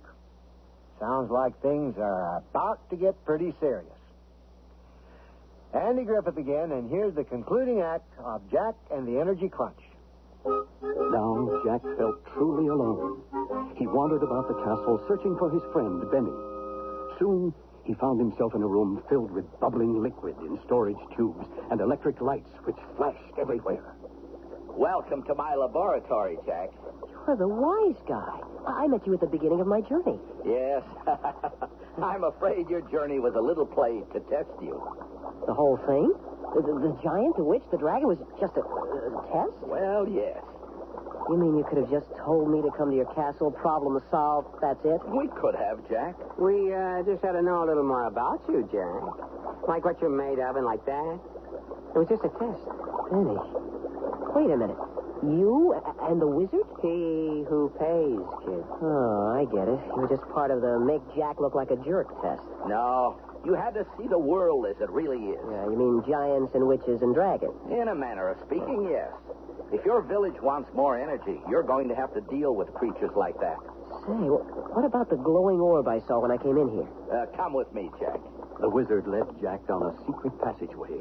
into the room where the golden orb lay glowing like a great gemstone on its velvet cushion. When I was a young wizard, I decided to try to find the ultimate source of energy, for the benefit of mankind, of course. Well, I was young and headstrong and stupid enough. So sooner or later, thanks to my innate genius and a couple of federal grants, I found it. Beautiful, Wizard. My orb produces a never-ending supply of energy. It's clean, it's efficient, and it doesn't take a lot of space. What's more, you don't have to tear up national parks trying to find it. Good. Now I'll take it back to my village and be on my way. Oh, I'm afraid I cannot permit that, Jack. This source of energy is too dangerous. You mean you were going to give it to me and now you're not? Jack, if I were to give the orb to mankind, people would find a way to destroy themselves with it. I think you're a big stinker. Well, I'm sorry you feel that way, Jack, but the orb stays here. What about my quest? Go back and make a deal with the witch or the dragon or the giant. The best one you can get. That night, Jack lay awake in his room thinking of nothing but the golden orb. When the moon struck midnight, Jack heard a familiar sound at his door. Hey, Jack, open the door. Benny? Benny, come on in. Close the door. Listen, the wizard's got to give me the orb. With it, all of your Huppetsville's problems are over. Jack, the wizard isn't going to just hand you the orb. Then I'll steal it. Now you're talking, kid. Wait a minute, Benny. Just whose side are you on? I'm on my side, kid. That wizard is going nowhere fast. In the dead of night, Jack and Benny crept slowly down the dark hallways, trying to find their way to the room where the golden orb was kept. You got the bag, Jack? Yep. Okay, kid.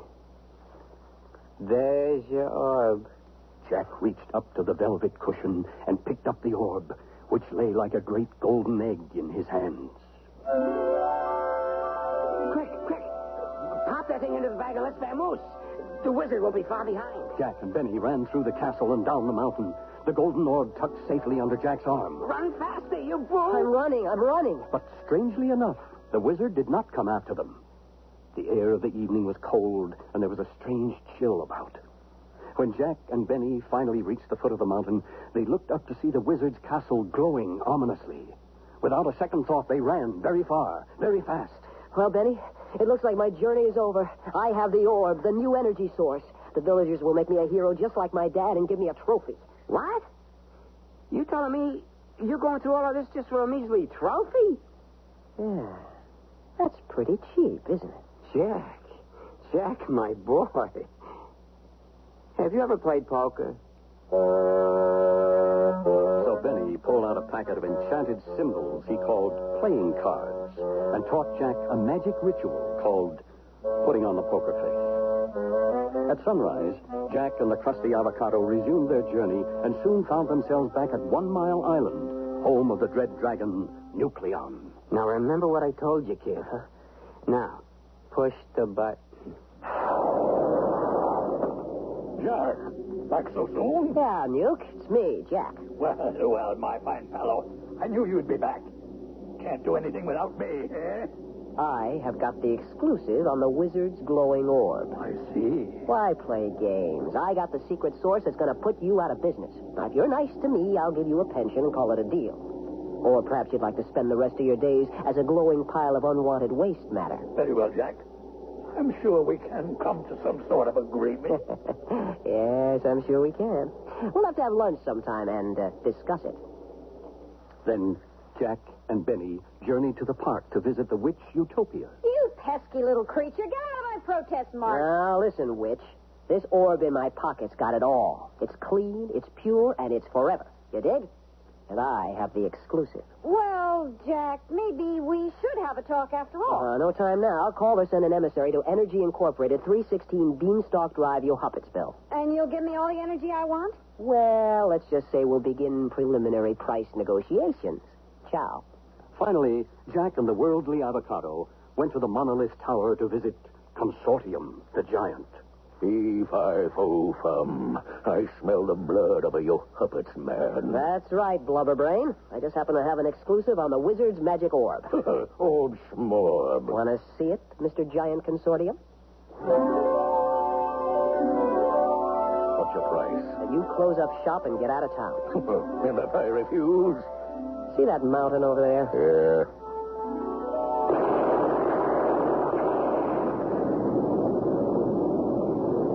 Yeah. You blew up the whole mountain. It works. Now, after he had finished with the three powers, Jack took Benny on the road back to Yohuppetsville. They journeyed until they came to the spot by the brook where Jack had first encountered the wise guy.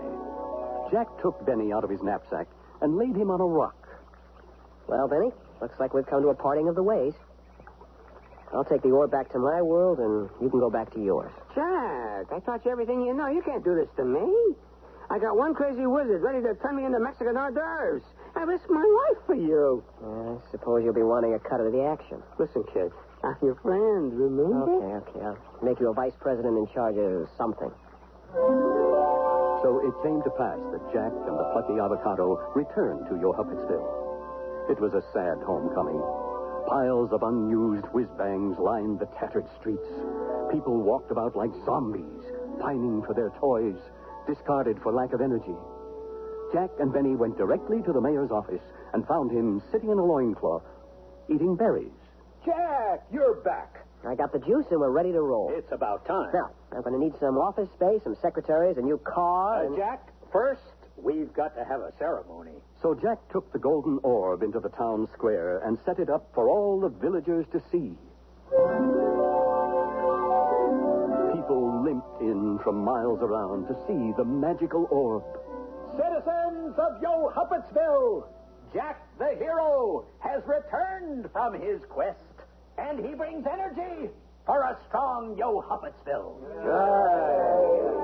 Jack, when you left on your journey, I promised you a trophy if ever you returned. I hereby present you with this trophy. Read the inscription. To the best bowling team ever, Al. Gee, thanks, Mayor. And now, I'll take possession of the orb. Not so fast, Your Honor. Who said that? I did. Mayor, people of Yohuppetsville, this is my friend and fellow hero, Benny the Avocado. Without him, I would never have been able to find the solution to our problem. But now that we've found it, I'd like to say there's going to be a few changes around this place. And so there were. Jack and Benny set up shop in a humble cottage on Beanstalk Drive. As the years passed, the monolith tower of Energy Incorporated was built, stone by stone, floor by floor. Jack had cornered the world market for energy, and he used his position ruthlessly. The innocent youth who had set out on a search for energy had become a despot, a tyrant, whose prices went up just as his personal morality went down. He ignored reformers' accusations of price gouging and sent his spies to cut down all who resisted him. Some say that all fairy tales end happily. And if that is true, this story is no longer a fairy tale. It is our plight. Jack the Orb and You has been a special presentation of Radio Yohuppetsville News. Good night, everyone. Somebody turn that thing off. Mayor, I want you to get me the head of Radio Yohuppetsville. On a tray, sir? Just bring him here, you incompetent. Jack, Jack, just be Look, calm. Benny, I won't do anything serious. I'll just make him into chopped liver. Let's all be calm. Maybe it's time to share power with the people. Yeah, that's it. The People's Orb Corporation. It's a great angle. No. The orb is mine. If they don't like it, I'll crush them. I'll crush them all. It's the wizard. What are you doing here, old man? Get out of my office. No, Jack, it's all over. I've come to collect. What are you talking about? The orb, Jack. You misused it. You took the perfect source of energy, and you ruined everything. You can't do this. The orb. It just appeared in his hand. The orb belongs to me. Give it back. Give it back. Good luck, Jack. Benny, what did he mean, good luck? Take a look out the window, Jack. They're coming for me. Let me out of here. I have some business at my office that's been piling up. Help! Jack, Radio Yohuppetsville News here. Would you like to comment on tonight's report? I would like to say that I had nothing to do with any of this. But he can't. He's in up to his... whatever. Now, I was used from the start. Get away from me. Get out. Everybody get out.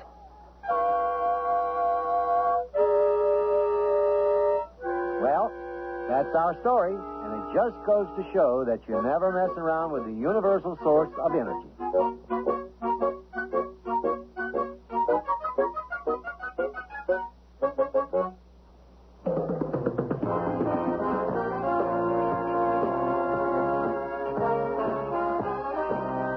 The Sears Radio Theater has been brought to you by Sears Roebuck and Company, where our policy is satisfaction guaranteed or your money back. Sears, where America shops for value. Jack and the Energy Crunch was written by Michael Utvich and Michael Gelman. Produced and directed by Elliott Lewis. Your host was Andy Griffith. Our stars were Les Tremaine, Robert Towers, and Jesse White. Featured in the cast were Linda K. Henning, Elliott Reed, Dawes Butler, William Woodson, and Ed Max. The music for Sears Radio Theater was composed and conducted by Nelson Riddle. This is Art Gilmore speaking. The Elliott Lewis production of Sears Radio Theater is a presentation of CBI. Tomorrow's Sears Radio Theater will be a mystery with Vincent Price as your host. Let's listen. Just think she left here a nobody and returned only a few years later as a national celebrity. You must be mighty proud of her. I am. And of her marriage. She'd have stayed around here, she might have wound up marrying a real louse. So be sure and tune in tomorrow to Sears Radio Theater. CBS News. Skylab is coming home, and the latest time appears to be between 8 a.m. and 4 p.m. Eastern Time tomorrow. This is John Bohannon reporting on the CBS Radio Network. Throughout today, America's unmanned space station dropped about half a mile an hour. And late tomorrow morning, the space station should be 75 miles above the Pacific Northwest. Skylab will break into pieces as it burns up in the atmosphere, and some parts are expected to hit Earth. NASA says most should come down in the Atlantic. Noon Eastern Time seems to be the most likely time. At the Johnson Space Center in Houston, Eric Engberg reports on some people with a special interest in the spacecraft. To most people, the Skylab is now just a potentially harmful piece of junk. But there are 9 men who once called it home, the members of the 3 crews which lived aboard the space station in 1973 and 74. One of them, scientist astronaut Owen Garriott, spent 2 months in Skylab. He says he feels neither sentimental nor concerned about its demise. It is appropriate, I think, that when we finish with one activity, we turn and look ahead for what's the next step going to be. And the problems associated with the reentry of Skylab, I think, have been largely exaggerated. And perhaps in another 24 hours, we'll find out whether or not there is really as much concern as some of the press seem to think there should be.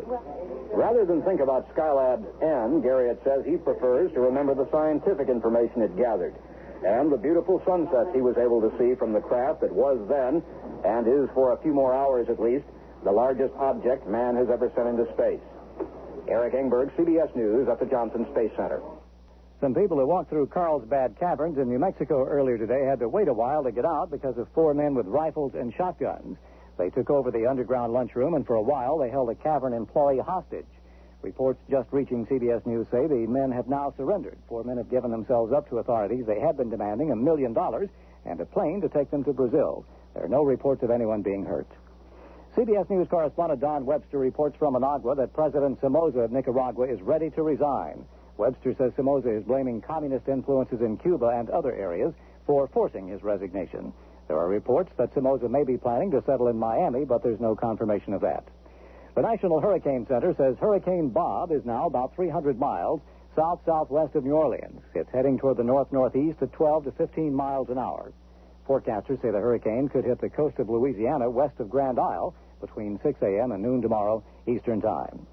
President Carter declared an energy emergency today and ordered operators of all public and commercial buildings in America to set thermostats at 78 and no cooler. The order is effective Monday and will last for 3 months. If Mr. Carter extends it into the winter, the order would be thermostat settings at 65. A petroleum newsletter, the Independent Oil Buyer's Guide in Lakewood, New Jersey, predicts that Americans will have ample supplies of home heating oil this winter, and the newsletter says Americans can also expect more gasoline at service stations. In Sunnyvale, California, a police officer got out of his car to investigate 2 unleashed dogs, pit bull terriers. But the dogs decided to investigate the officer. Back in his patrol car, he radioed for help while the dogs chewed up his tires. Their owner says the dogs are really friendly, but they just don't like uniforms. Before he gets his dogs back from the city dog pound, though, he'll have to pay for damages. 1 flat tire and a dented hubcap. John Bohannon, CBS News.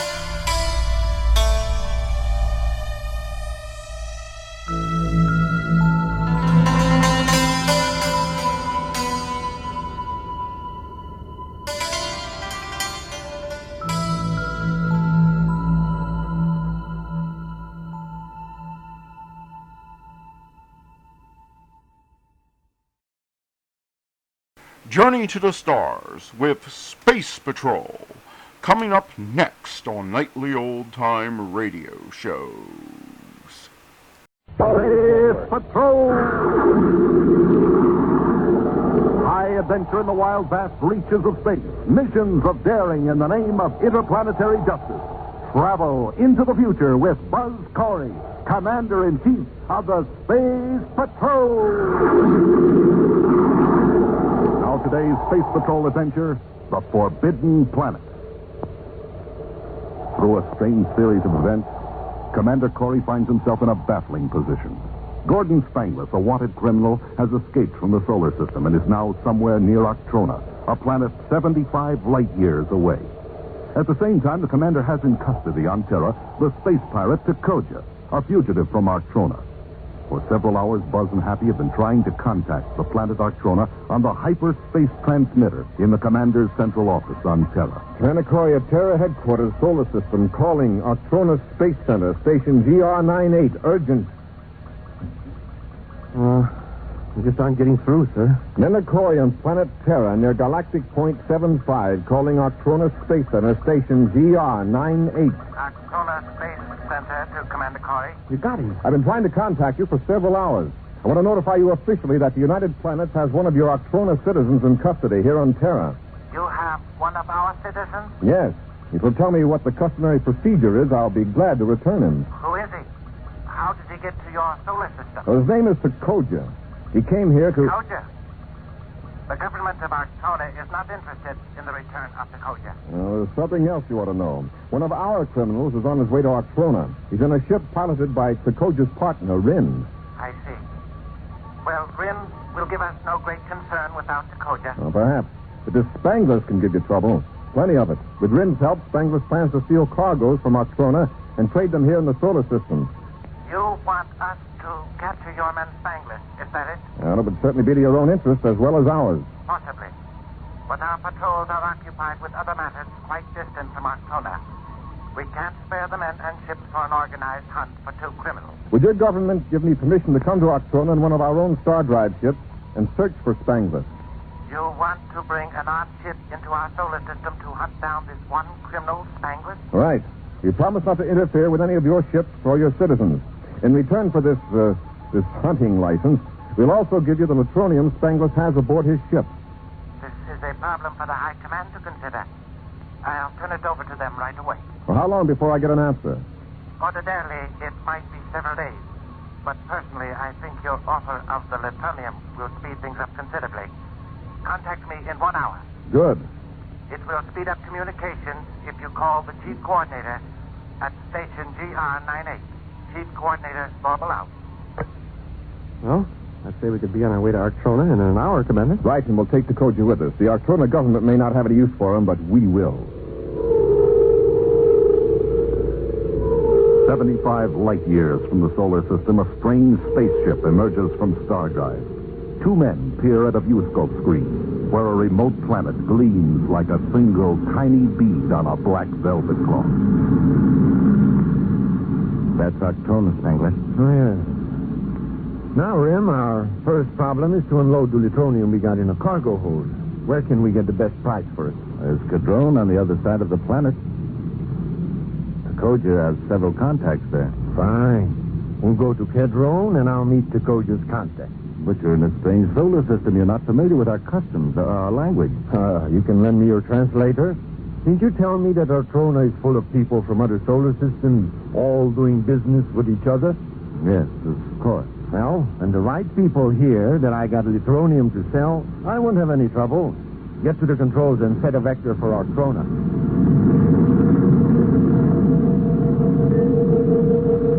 At the Terra spaceport, Buzz and Happy board the Terra 5. With them is the Octrona criminal, Takoja. As Happy guards Takoja, Buzz steps to the controls of the newly installed rocket cockpit and cuts on the hyperspace transmitter. When we get the okay to blast off, Hap, we'll take Takoja back out and lock him up. Yes, sir. You have no right to take me back to Octrona. If I committed a crime, it was in your solar system. What's the matter, Takoja? You think you'll get better treatment from us strangers than you will from your own government? Go hold it, Ham. Menacori and the planet Terra calling Chief Coordinator of Orbital at Octrona Space Center, station GR98. Commander Corey on Terra calling... Coordinator Bobble here, Commander. I was waiting for your signal. Has the High Command made its decision? Yes, it has, and I'm happy to tell you that our government has granted you a third galaxy passport, Class A. Well, what does that mean? You are free to travel anywhere in our planetary system. Oh, good. I'm blasting off immediately. I won't contact you again unless it's urgent. I understand. This agreement between you and the High Command will be kept secret, except from our patrols, of course. Oh, thanks for your cooperation, Borbo. And my compliments to the High Command. Corey out. Hey, that's great, sir. It sounds like they really want us to come to Arctrona. It's a trap, Corey. Why won't you believe me? Well, here's one reason. If your government was crooked, Sokovia, you'd be a government agent, so you could get first grab at the gravy. Have stand by for blast-off. Standing by, sir. Close ports. Fire jets. Up, ship and away.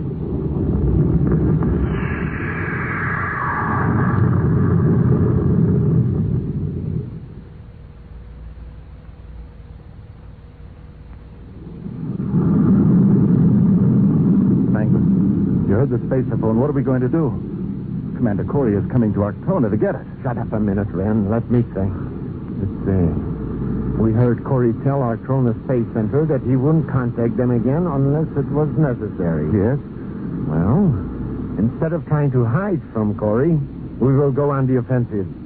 Attack him as soon as he reaches the Arctrona system. But how can we find him? He can go anywhere without fear of the patrols. But we have to be careful. Then we'll lure him to a place where patrols are least likely to be. Someplace far off your regular space lanes. An unoccupied, barren planet, perhaps. But there's no such planet in the Arctrona system. Except Gajir. All right, then. We'll lure him to Gajir. Oh, no, Spangless. That's impossible. Nobody goes to Gajir. Why not? Because it's forbidden. Since the war with the Kraliks, a century ago, Gajir's not safe. The air is still polluted with the poison spread by the Kralik bombs 100 years ago. Yes, go on. Cities are desolate ruins. But spaceports are ships that never blasted off. Without a spacesuit, no human could live more than 10 minutes on Gajir. What an ideal planet for my friend Corey. Hey, but how will we get him there without getting there ourselves? Why shouldn't we go there?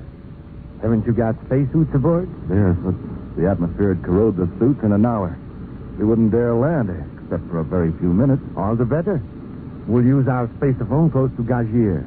We'll make Corey think we're hiding out on the planet in one of the cities. Well, that's impossible. Gajir is deadly. Does Corey know that?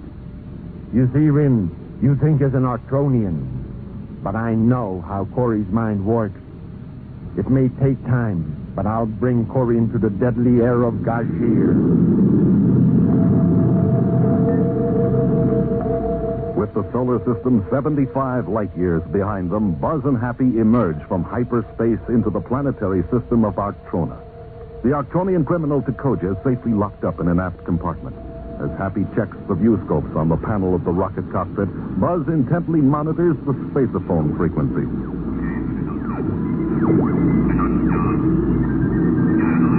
Nothing in the viewscope yet, sir. We might cruise around Arctrona for months without finding Spangless. Sooner or later, he and Rin are going to try to contact someone by spaceophone. Triangle to Yellow 5. Commander, it's in English. No, have Arctronian. Translated into English. Triangle repeating to Yellow 5. Yellow 5 is one of Takoja's code contacts. Yellow 5, get this. Sunlight available here at position J. Pat, get a fix from that signal. Yes, sir. Repeat from Triangle. Sunlight available at position J at west end of spaceship under the dome. I'm getting a fix, sir. The temperature is high now at position J, but it will be cool in 2 hours. Hold off till then. Triangle out. Well, Happy? That signal comes from that planet over there, sir, about 300,000 DU's distance. We're in luck, Happy. It was probably Takoja's pal, Rin. At least somebody dealing in latronium. Well, how can you tell, sir? None of that message made any sense to me. Triangle is the code word Takoja used for himself. Naturally, Rin would use it, too. Yellow 5 is one of his contacts. Oh, Takoja's brainograph test gave you that, huh? Yes. And sunlight is the code for latronium. Yeah, then there's some latronium at position J, whatever that is. Yes, the west end of a space strip under a dome. That suggests a city. But what did he mean about high temperature? That means there are Arctrona patrols around. They'll cool off in 2 hours. Meaning that it'll be safe to pick up the latronium then. Right. Set up the space patrol periscope, Hap, while I plot a hyperspace vector for that planet. Buzz brings the ship out of star drive at a point far enough from the planet to avoid detection by a viewscope on the surface. Then, with the aid of the powerful periscope that works on hyperspace principles, he scans the planet. First, he covers a large area from a long-range view, looking for cities. Then the periscope seems to zoom down for a close inspection. Something very strange about that planet, huh? There's cities, but there's no sign of human activity. The streets are completely deserted. A deserted planet. A wonderful place for crooks to hide out. That may be the explanation of the patrols we heard Rin mention. For some reason, this planet is off limits, forbidden. I wonder why. Well, there might be a military reason, huh? Or the planet is set aside for scientific experiments. I think we've found what we're looking for, Hap. The spaceship? Yes. A dome at one end. Here, take a look. Yes. Wow. It sure fits the description, all right. And there's a spaceship there, too. Yes. Doesn't look quite like the one Spangler escaped in, but he and Rin may have changed to another ship. Well, how about bringing Turcoja up front? He could give us some help. Without the brainograph, we couldn't be sure he was telling the truth. We're running a risk, Cap, but we rely on our own judgment. Under the dome, the message said. That means they're not in a spaceship, I'd say. We'll sit down between the ship and the dome. Have your ray gun ready. The instant the ship lands, we'll jump out and head for the building with the dome.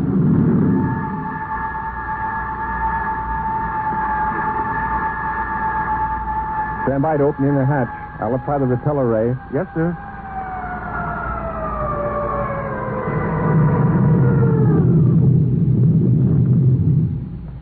Open the hatch. Let's go. When we're out of the ship, run for the high wall near the dome. Get out of the open as fast as you can. Right, sir.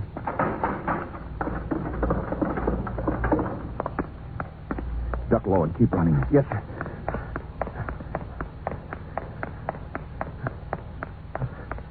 Well, so far, so good. Work along the walls of the gate and into the dome building. Hey, Commander, I feel sort of sick. So do I. There's something strange about this air. Maybe it was that sprint across the space strip. Uh-oh. Commander, there's a spaceship. Get back to Terra 5, Hap. Stranglers and Rin have tricked us. That's their ship. Come on.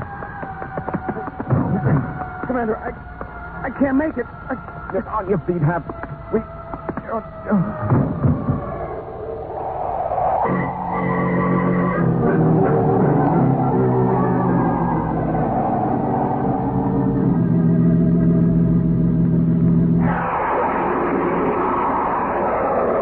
Gordon Spangler, fleeing to Arctrona with the Arctronian criminal Rin, used a false spaceophone message to lure Commander Corey and Happy to the forbidden planet of Gajir. Leaving their spaceships, the space patrollers crept toward a domed structure where they believed Spangler and Rin to be hiding. Suddenly, they were overcome by the poisonous atmosphere of the forbidden planet. Spangler and Rin have just landed their ship. Now in spacesuits, they are standing over the unconscious figures of Buzz and Happy. This is unnecessary and dangerous. Corey and Cadet are finished, or they will be in a few minutes. What are you worried about? These spacesuits will protect us. Not for very long with this poison. A few minutes. Look what happened to Corey. Look. Corey moved. He's still alive. He can't last long. Neither can we if we don't get back to our ship. Wait a minute. I just had a great idea. Is there a chance to save them? Save them? I thought you wanted them destroyed. Don't argue. Can we save them? If we get them into the ship right away. Good. You take the cadet and I'll carry the commander. But not to our ship. To theirs. Are you crazy? Don't you see? Corey has permission to go anywhere in the Arctrona system. In his ship, we can be safe. What about the Latronium? Well, can you think of a better place to store it than right here? You're right. We can go to Cadrone City on Arctrona, make a deal for the Latronium, and then... Come on. Let's get these men into the ship. A few moments later, Terra 5 rises on a shaft of flame from the poisoned ground of the forbidden planet. With the help of Rin, Spangler sets a vector for Arctrona. Buzz and Happy lie motionless on the deck of the control compartment where the two criminals roughly dumped them. Oh. Hearing a moan from Happy, Spangler turns from the controls and walks toward the helpless space patrol. So you're still alive, are you? Commander. Happy, you all right? I guess so, but I sure feel sick. Hey, what happened? We're back in our ship. That's right, Cadet. Uh-oh. Commander, look. It's Ratface. Now, is that any way to speak of a man who saved your life? If you'll pardon my suspicious nature, Spangless, what's behind this heroic rescue? You'll find out, Corey. Rin, our passengers have revived. Better keep an eye. Rin! Rin, where are you? Coming, Spangless. Oh, hurry up. I want to... Oh, Takoja. So you're aboard. Yes. My friend Rin was good enough to release me from the aft compartment. What's the matter, Spangless? You seem surprised. Well, It just didn't occur to me that Corey would bring you here from Terra. Rin, you guard our prisoners. I'll check our vector. Just a moment, Spangless. If you recall, Rin is my assistant. I will give him what orders are necessary. I'd like to remind you that if it hadn't been for me, you would be in no position to give orders to anyone. And I would like to point out that you escaped from your solar system in my ship. We are now in the Arctrona system. Your survival here depends on my knowledge and my influence. Please don't misunderstand. I have no intention of taking over. We're partners, Takoja. Partners. Fine, we're partners. Rin. Yes, Takoja. Our prisoners seem recovered from the effects of the Gazir atmosphere. Take them back aft. On your feet, both of you. Come on. Hey, take it easy. Yes, Rin. Remember, Corey, you are unarmed and outnumbered. What are you going to do with us? I'll decide that after we reach my hideout near Cadron. All right, get moving, both of you. Now, Spangless, I want you to explain what you know of the controls of Corey's ship. Unchallenged by Arctrona patrols, the Terra 5 sets down near the city of Cadron. At gunpoint, Buzz and Happy are led from the ship into a building used by Takoja as a headquarters for his criminal activity.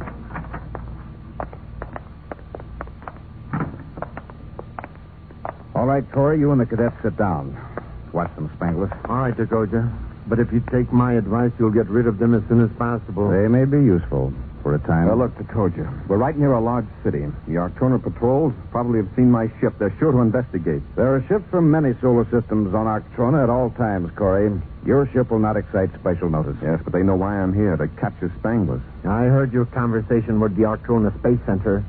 They will not try to contact you for fear of tipping me off. You can't expect help from the Arctrona patrols, Corey. They're much too busy to bother. After I make arrangements to sell the Latronium, we'll return to Gazir for my ship. And you will disappear. Coach, we're in trouble. What is it, Ren? I just picked up a message from the Arctrona Space Center. The patrol spotted our cargo ship on Gazir. And they know there is Latronium aboard. They'll land a pilot in the spacesuit and blast off with the ship. Wait a minute, Spangless. Ren, what else did you hear? They think Spangless and I landed on Gazir to escape Corey. They figured we left the ship and are lying dead somewhere in the deserted city. Good. That gives us time. How? Rin, did the patrol ship land? No. They made their observation from the upper atmosphere. Just as I thought. No one wants to go near the Forbidden Planet if they can help it. Spangless, you and Corey made the only landings on Gazir in 30 years. The High Command is going to be very careful about sending men there, even for Latronium. And then, while the High Command is stalling around, we can get the Latronium. The government won't be in any hurry now that they figure we're finished. Wait a minute. Now they'll try to contact Corey and tell him he can go back to the United Planet. Yes, you're right. And when they can't reach him, they'll start looking for him. We better get rid of Corey's ship right away. Yes. And I know how we can turn this whole situation to our advantage. How? We'll take Corey and the cadet in their ship and blast off. Rin, you follow in one of my other ships. One with an atomic space cannon. Yes, Takoja. What are you going to do? I'll explain when we're out in space. Come on. With Spangless at the controls, the Terra 5 blasts off from Arctrona. Several million DUs from the planet, Takoja carefully checks the viewscopes. No ship is in sight, except a small cruiser piloted by Rin. This is as good a place as any. Corey, come up here. Up to the controls, Corey. You're going to send a spacephone message back to Terra. Sure, I'd be glad to.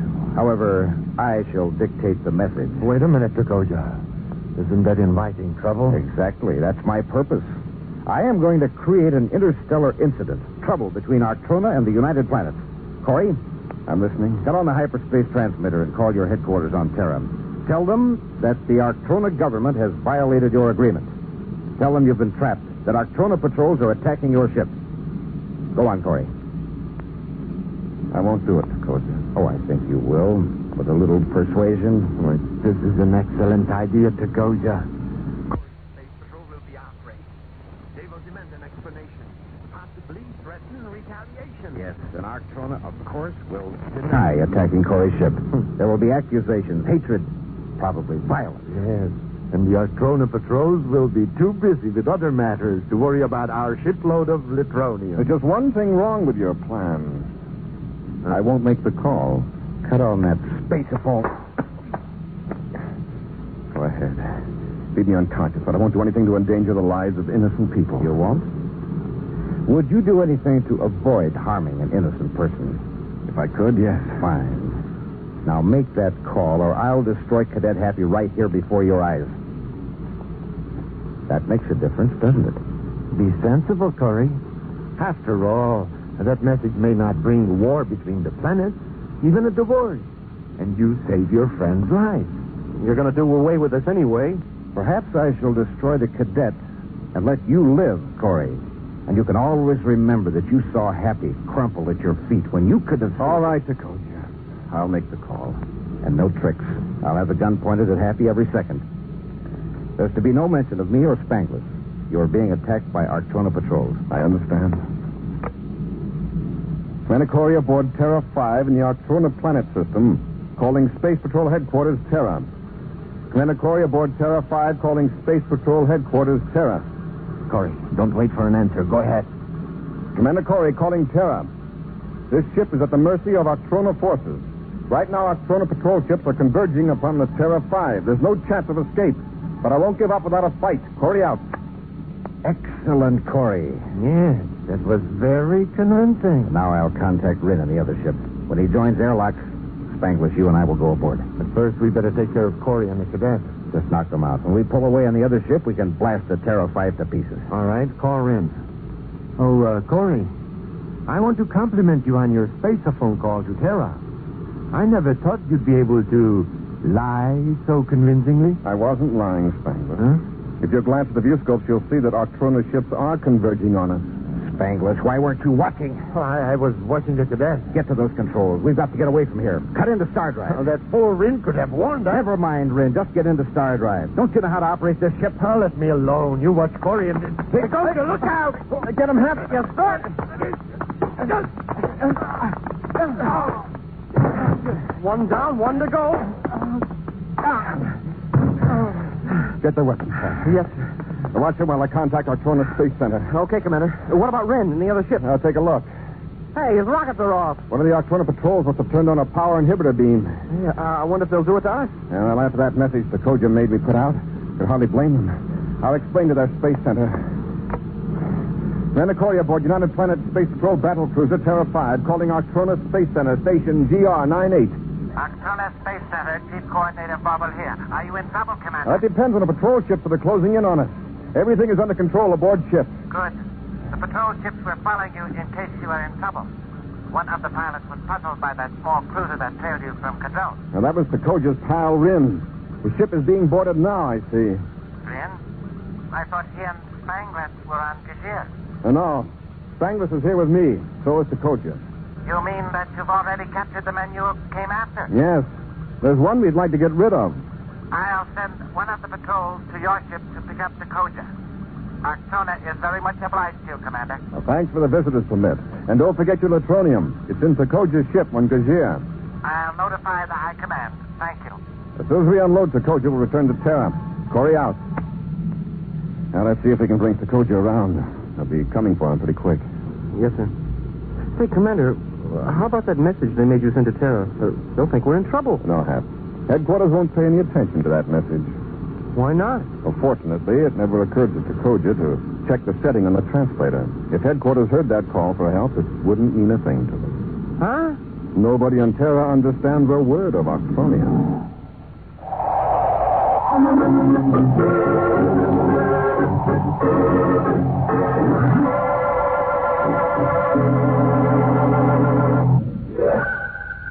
is the United States Armed Forces Radio and Television Service.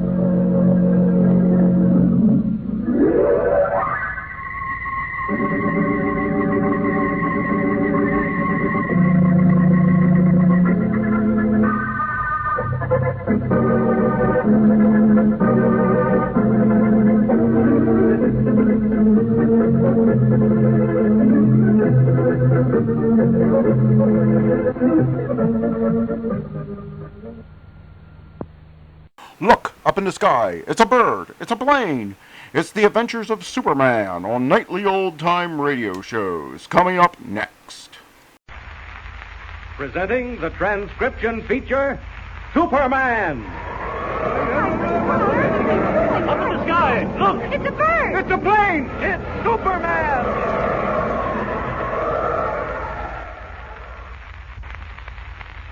And now, Superman, strange visitor from another world who has come to Earth resolved to dedicate his amazing physical powers to the never-ending fight for truth and justice. Superman, who can leap tall buildings at a single bound, race a speeding bullet to its target, and who mingles with ordinary men disguised as Clark Kent, mild-mannered newspaper reporter. Kent had accompanied Professor A.B. Thorpe, inventor of a new deep-sea diving bell, on a voyage to the Caribbean Sea in search of a fabulous sunken Spanish gold treasure. When he failed to communicate with his paper, the Daily Planet, Editor Perry White became worried and sent Bill Wentworth, another reporter, down by chartered plane to investigate. Hidden aboard the plane was Jimmy Olsen, Daily Planet copyboy and friend of Clark Kent. In Manau, the port from which Professor Thorpe's ship, the Juanita, had sailed, Bill Wentworth and Jimmy tried to hire a boat to search for the missing Juanita. By a strange twist of fate, they were led to Pete Escobar, a half-breed who had been the cause of all the Juanita's troubles. Jimmy let slip why they wanted a boat, and Escobar refused to rent them his. Before leaving Escobar's hangout, a back room at the Paradise Cafe, Jimmy found an old Spanish coin on the floor. On the street, he and Bill Wentworth examined it, were convinced it was part of the professor's sunken gold treasure. They were about to return to question Escobar when two men came out of the cafe and started after them. In the meantime, the Juanita, leaking and battered from the hurricane, is slowly making her way towards Manau. As our story continues today, we find Clark Kent and Professor Thorpe conversing on deck. Listen. The first mate says we'll be picking up the Manau lighthouse within the hour, Professor. Well, the sooner the better, Kent. How's Captain Maddox? He's still unconscious. That stab wound he got when Pete Escobar and his henchmen came on board the Juanita was pretty deep.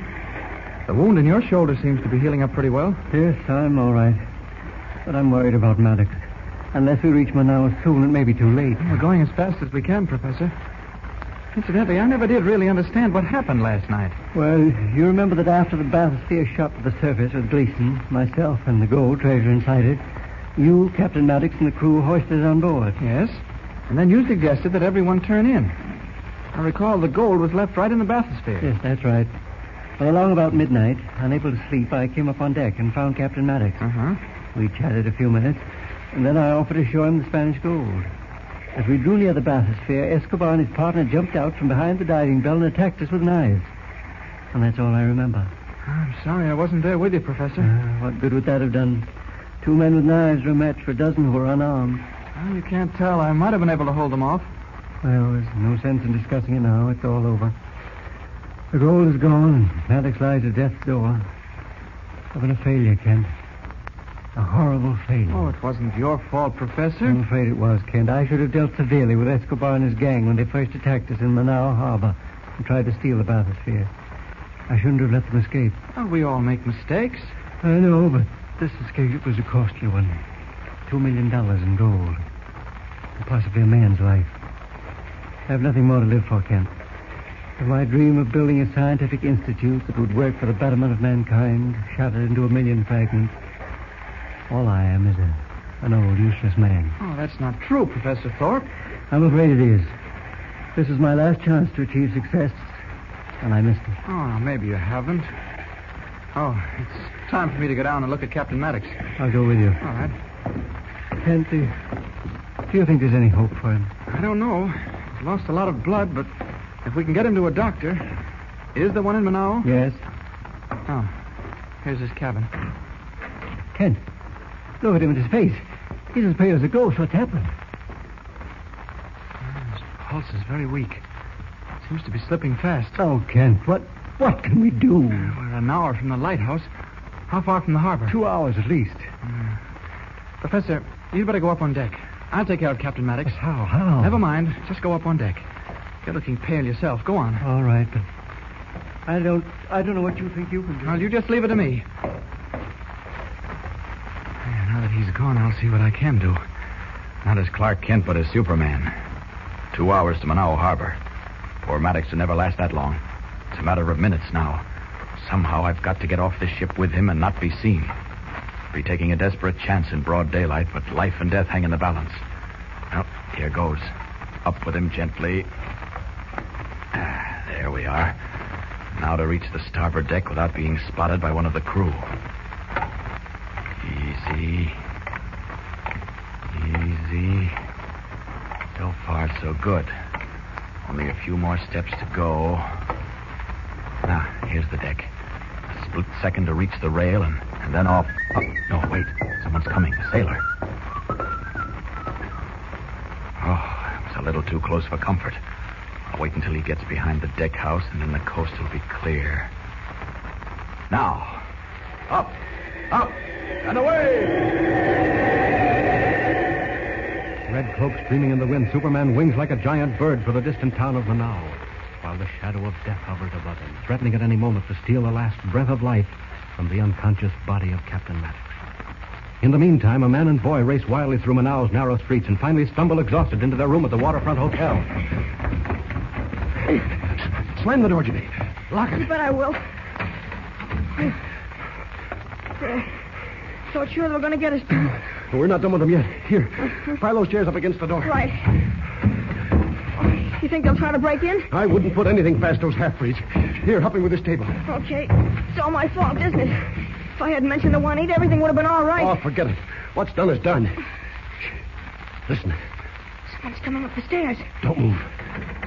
They're trying to get in. Open the door, Americano. Don't answer. Open, Americano. Jimmy. Yeah? Slip over to the window quietly. That's fine. Now help me raise it. All right. Gently. Take it easy. That's it. That's the stuff. Oh, let him bang. That won't get him anywhere. Let's see whether we can climb out and down to the street. Send them climb down on. No drain pipe. Nothing. I'm afraid you're right. We'll just have to sit here and wait. I'd give my right arm for a gun. We make plenty trouble, Americano. Let him talk. Words can't hurt us. Well, I guess you're sorry now you're stowed away on that plane, eh, Jimmy? Oh, no, I'm not. I like excitement. But when Clark Kent and I were up my aunt's place... Wait a minute. They're going down the stairs. You think they've given up? Not if I know half-breeds. We'd better close the window and draw the shade. Okay. What do you think they're going to do, Bill? There's no telling. By the way, have you still got that gold coin you picked up at the cafe? Oh, yeah. Here it is. Dated 1784. Yes, there's no question about it, Jimmy. This is one of the doubloons from the sunken treasure Professor Thorpe was after. Then Escobar has got the treasure. Well, it looks that way. How did he get it? He probably stole it off the Juanita. Jimmy? Yeah? If anyone knows the fate of that ship and the people on board her, it's that greasy half-breed. And we've got to do our level best to get out of here and worm the truth out of him. What's that? A stone hurled through the window pane. Here it is on the floor. Look, there's a message tied around it. Yeah, and it's written in Spanish. Maybe I can translate it. Let's see. This is a last warning. Unless you give up, it will death your be... Oh, no, that's not quite right. Now, unless you give up, death will be your end. Well, it means the same thing. Do you think they mean it? Well, I wouldn't be a bit surprised. If Escobar has done anything to Kent or Professor Thorpe, he's got to get rid of us. Because he knows that sooner or later we'll track him down. It's all my fault. I told him we were looking for the Juanita. Oh, don't be silly. Now, listen to me. Yeah? In case anything happens, anything serious, get to a telephone as fast as you can and call Mr. White. But if anything happens, it'll happen to me, too. Oh, no, they won't bother you. You're just a kid. Now, remember, get to a phone in a hurry. Call Mr. White and tell him everything. If necessary, he'll see to it that an American battleship loaded with Marines is sent down here. Another message, Bill. Yeah. Here. Well, this one is short and sweet. You have 1 minute to give up. Well, that's generous of them. Jimmy, Huh? I forgot the telephone. Operator. Operator. You can call the police, Bill. Operator. Operator. No, they're not that dumb. The wires have been cut. For a moment, I thought that there was a way out. How much of our minute is left? 30 seconds on my watch. Well, a lot can happen in 30 seconds. Anyway, I think it's just a bluff. You do, really? Of course. After all, it's broad daylight. You don't dare pull anything. Something's choking my throat up. Hey, smell it, Bill? Smoke. Bill, you don't think that Oh, take it easy, kid. Take it easy. Don't lose your head. It's smoke, all right. But where's it coming from? Look, the cracks in the floor over in the corner. Yeah, you're right. The floor's getting hot. That means they've done it, the rats. You mean set the place on fire? Yeah, that's what it looks like. Or maybe it's just a smoke bomb or a smudge to scare us out. We'll wait and see. It's getting worse, Bill. Hey, stay close to the floor. Put a handkerchief over your mouth. If it's just smoke, we can stand it. The window pane is broken and we're getting air. What's that crackling sound, Bill? Kid, I'm afraid it's more than just smoke. They weren't bluffing. The place is on fire. Get to the window. Right. Oh, we don't dare jump. It's a good 100 feet to the ground. What about the bed sheets? Couldn't we tie them together? Oh, there's only 2 of them. They're not long enough. What do we do, Bill? Let's see if we can get through the door. Come on. Okay. Move this stuff. Right. Chairs out of the way. Here we are. Take it. Now stand back and I'll open the door. Okay. Oh, not a chance. That hall's an inferno. There's only one thing left, Jimmy. We've got to give up. I'll yell out the window. Hey! We give up! We give up! Did they answer? Where are they? Oh, gone, I suppose. They wouldn't hang around after setting a place on fire. Jimmy, look out! The door's coming in. It looks like we're trapped, Jimmy. Trapped. Trapped by Escobar's hired desperados in a tiny hotel room, Jimmy Olsen and Bill Wentworth are helpless to save themselves from the roaring inferno that soon will turn the wooden building into smoldering ashes. How will Superman, winging his way towards Manaus, be of help in snatching them from disaster? Don't forget to tune in next time and follow the thrilling story with Superman. And remember, tune in the next thrilling installment of the transcription feature, Superman. Up in the sky, look! It's a bird! It's a plane! It's Superman!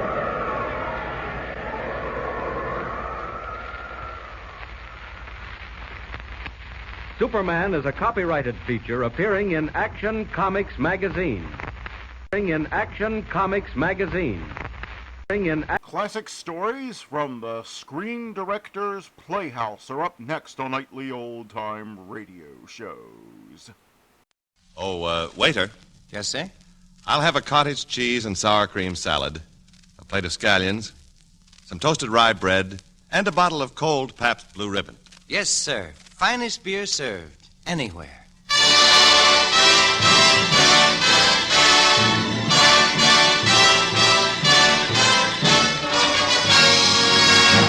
From Hollywood, Pabst Blue Ribbon, finest beer served anywhere, proudly presents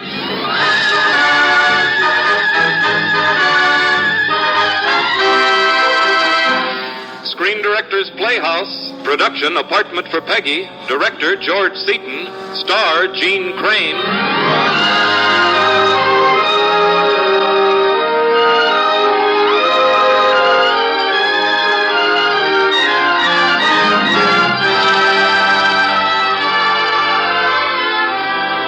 Hollywood Screen Directors present a tale of life, love, and the housing shortage. The heartwarming motion picture story, Apartment for Peggy, starring Gene Crane, and introduced by the director of the film, George Seaton.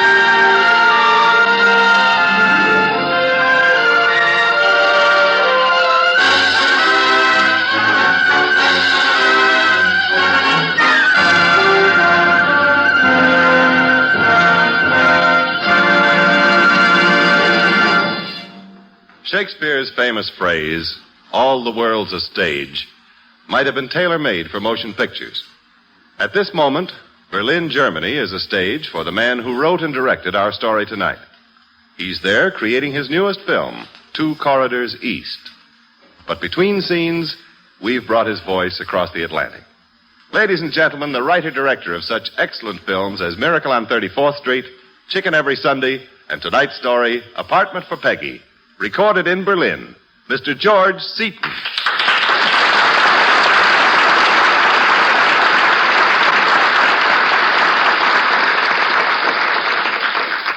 Thank you.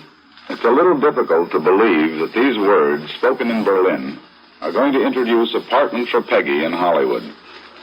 But since they will, I hope you enjoy Faith Baldwin's delightful story as much as we enjoyed adapting and filming it.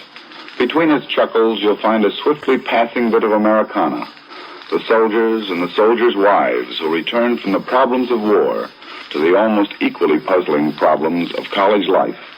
Now here it is, Apartment for Peggy, starring Jean Crane in her original role.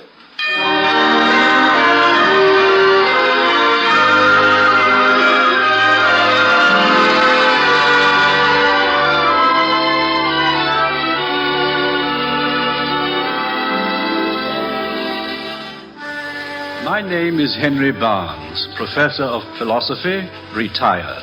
8 years ago, this university patted me on the back with a few honorary degrees and said, in effect, "Thank you, your work is finished." Since I am no longer useful on this earth, I have decided the only logical thing to do is to leave it. I telephoned my friend, Professor Edward Bell, to obtain his legal advice in making out my will.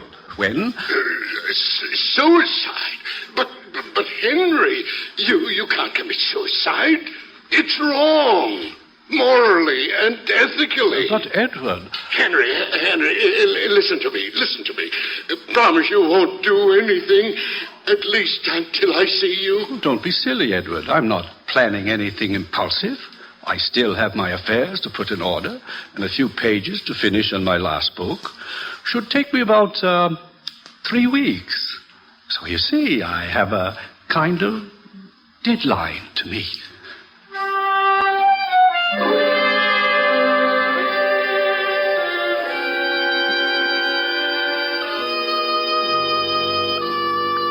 I had no idea my friends would be so alarmed at my decision. It seemed so logical and matter-of-fact to me. On my way home, I walked through the snow-covered campus and sat down for a moment on a bench. Mind if I sit down? I didn't wait for you to say yes or no, did I? Golly, my feet hurt. Well, I must have walked 1,000 miles today. Besides shopping, I've been looking for an apartment. Jason and I are simply going nuts living in that tiny trailer with another couple. An apartment? Jason? Jason's my husband.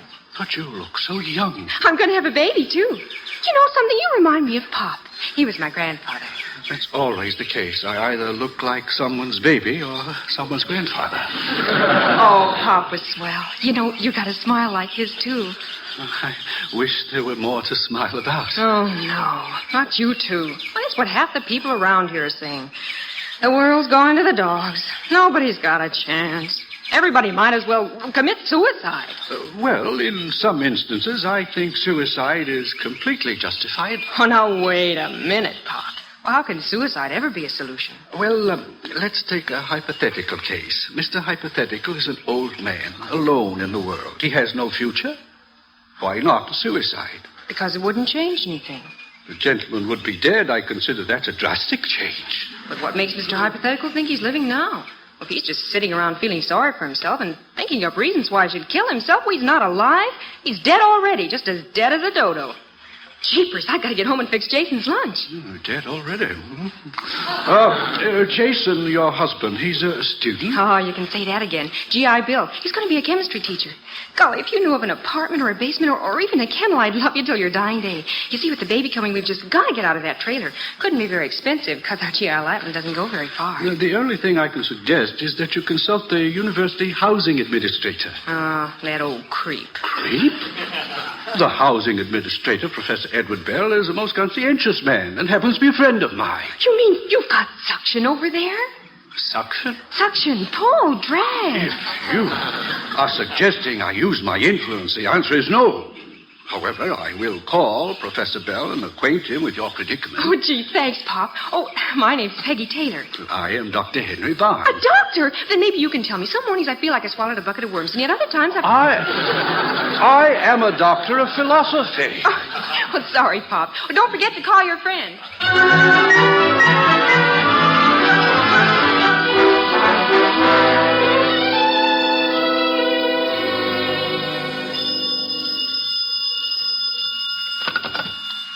Professor Bell speaking. Oh, yes, Henry. Yes, she's in my office now. Yes. I'd like to very much to help her, but at the moment it's impossible. Of course, if anything... All right. Goodbye, Henry. You see? I told you he was a friend of mine. I didn't doubt you, Mrs. Taylor. Maybe you're not aware of it, Professor Bell, but a recent survey showed that 27% of the expectant mothers on this campus have no real place to live. 27%? I had no idea. What did you do during the war when you had all those Navy students shipped in? Where did you put them? Oh, now, wait. Come to think of it, a couple of those Navy men used Professor Bond's attic for a time. Why, the old fraud. You mean he's got an empty attic and he didn't tell me? What's the address?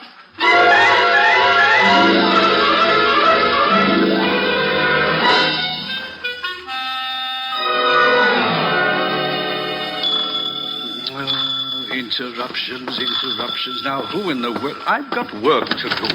Pop! My dear Mrs. Just Peggy. Why didn't you tell me you had a room for Jason and me? Well, gee, Pop, this is wonderful. I don't know what you're talking about. I have no extra room here. Your attic. Well, no one could possibly live up there. You had a couple of Navy men there during the war. That was an emergency. Well, what do you think this is? Well, do you realize that 53% of the expectant mothers on this campus are homeless? 53%? Well, I had no idea. Well, I'm not sure of the figures, but the statistics are right. All right. Come along, then, up these stairs. I'll show you the attic, and you can see for yourself how impossible it would be to live in. Oh, I'll bet you never lived in a trailer with two other married people.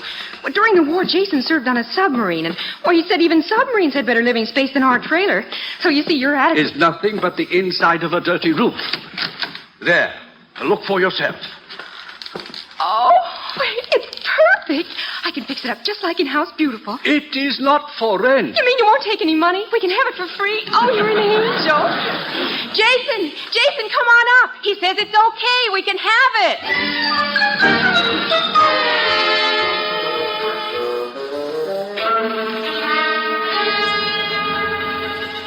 Hello, Dr. Conway. This is Henry Barnes. I was wondering if you could send me over a few more of those sleeping tablets. Well, Henry, in view of your recent decision, do you really think I should? Don't be ridiculous, Doctor.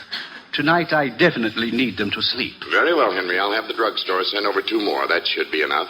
Oh, by the way, Professor Bell tells me you've taken in a GI student. Mighty nice of you. I have not only taken in a GI student, I have taken in a GI wife who brought a GI dog, which very probably has GI fleas. Don't forget to send my pills.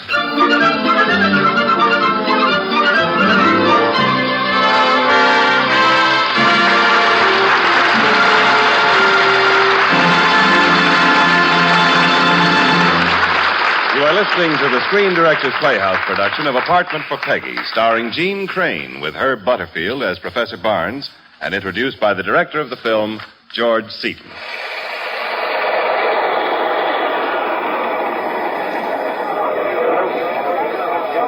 You are in Brooklyn. The subway is like a steam oven. You, faint from the heat and the shoving of the crowd, push through the turnstile and up onto the street. What a scorcher. And not a breath of breeze to cool you off. Say, wait a minute. What's that little blue sign in the cafe window? Oh, brother, Pabst Blue Ribbon. Finest beer served. Anywhere. Yes, during these hot September days, you're just one of millions of men all over America to whom that Pabst Blue Ribbon sign means welcome relief. For Pabst Blue Ribbon does something more than quench your thirst. It gives you taste. Blue Ribbon taste. The kind of taste you can't get anywhere else in the world except in that Pabst Blue Ribbon bottle. And, fortunately, you can get that Pabst Blue Ribbon bottle all over the world. Yes, you hear it everywhere. In Brooklyn and Baltimore and Boston and Buffalo. Pabst Blue Ribbon. Finest beer served. Anywhere. Your taste will tell you why.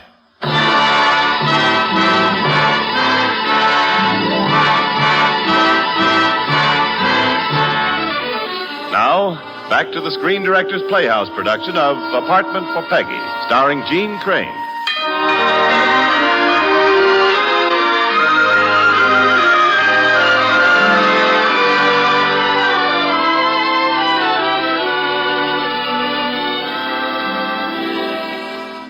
The GI couple who had moved into my attic had completely disrupted my plans.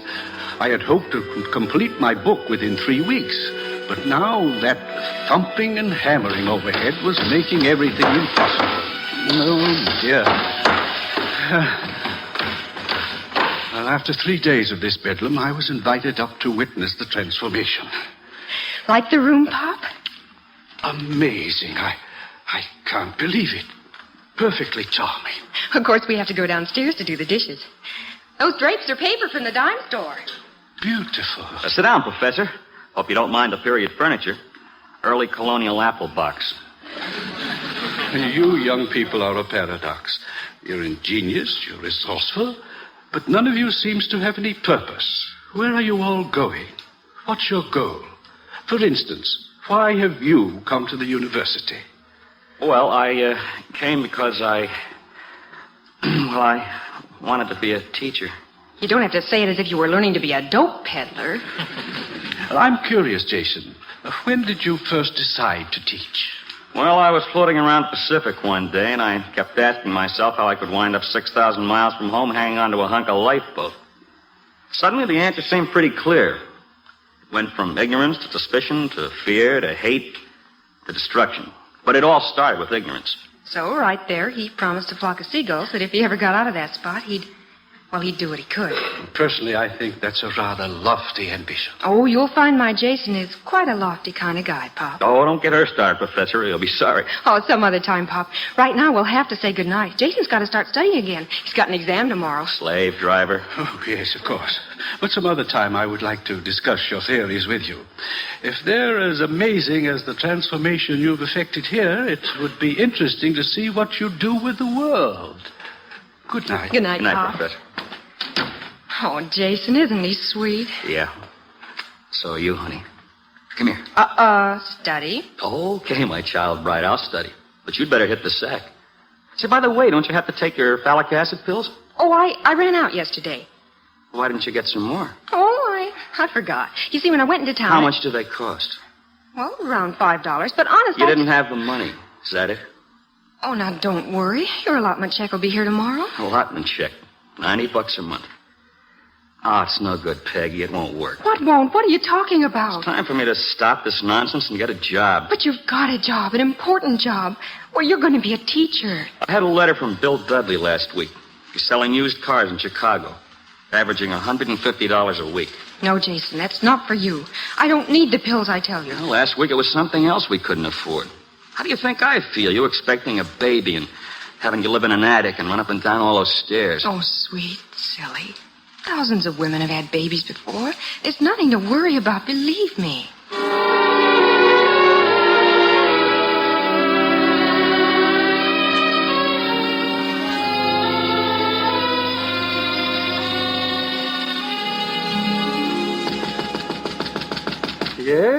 Yes, what is it? It's me, Pop. I brought you your breakfast.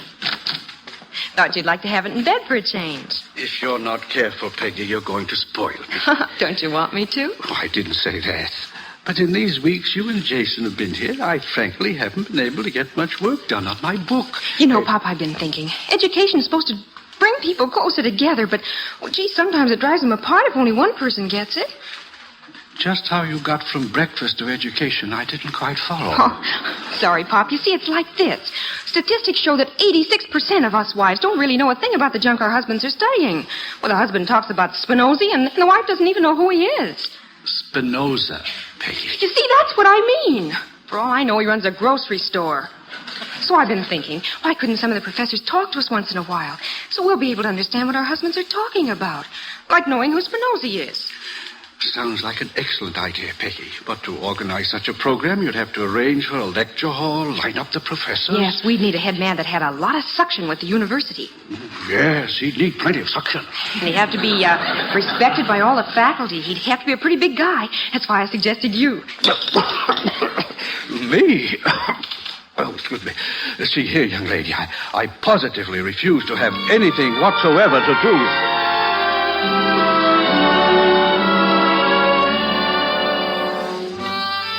Exactly 1 week later, I conducted my first class for the student wives on the campus. They were a revelation. In an hour session, they covered over 2,000 years of philosophy.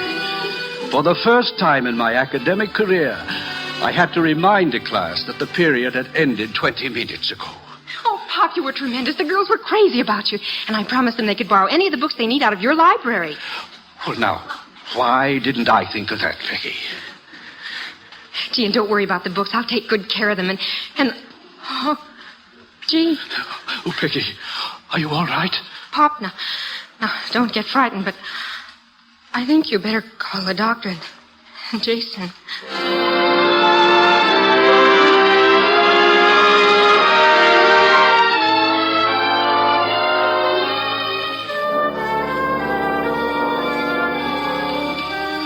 Hiya, Professor.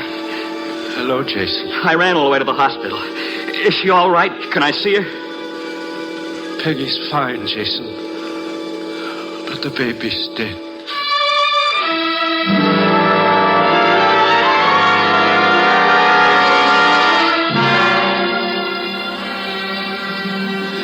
Well, Peggy, they finally let me in to see you. Oh, gee, Pop, that's swell. I don't know what's the matter with the characters around here. Why, I'm perfectly all right, but the doctor just won't listen to me.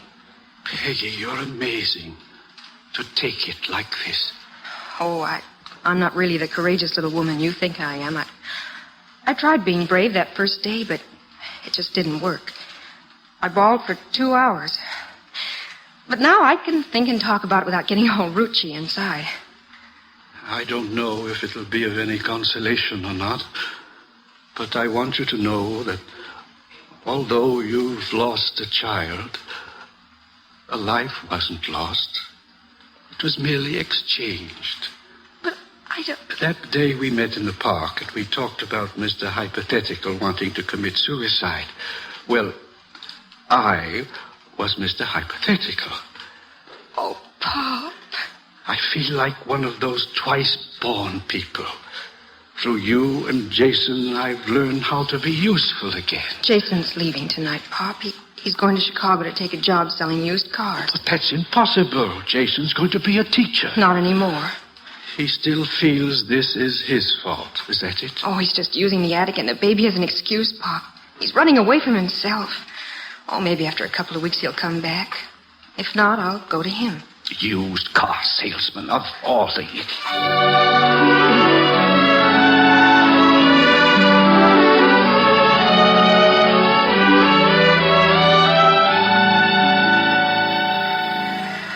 Don't drive by, sell your car to Careless Carson, right? Is this Careless Carson? Yes, sir. You sure came to the right place, old-timer. Step right in and let me show you 49 that just came in this morning. I'm looking for Mr. Jason Taylor. Over by that black sedan. Hello, Jason. Professor, hello. How's Peggy? She's worried. Why haven't you sent for her? Well, I will eventually, Professor, but right now, every time I think of what happened, I feel as guilty. Be honest, Jason. It's not the loss of the baby that makes you feel this way. You two had some pretty wonderful ideas on how to live and what to live for. And they imposed a responsibility on you. And now you've deserted that responsibility. Isn't that why you feel guilty? Maybe. I don't know. I talked to the dean this morning, Jason. He said if you came back now, you could take makeup examinations and a job as an instructor would be almost a certainty. I'm making more here in 2 months than I could in a year of teaching. At least I can give my wife a decent place to live in. Is that wrong? No, but I thought you once promised a flock of seagulls. You were going to teach and try to help make people more understanding. Sounds pretty, but what does it get you? Taylor, you're up. Oh, you'll have to excuse me, Professor. I've got a customer. I'll think about what you said and give Peggy my best. Coming right up. Goodbye, Jason.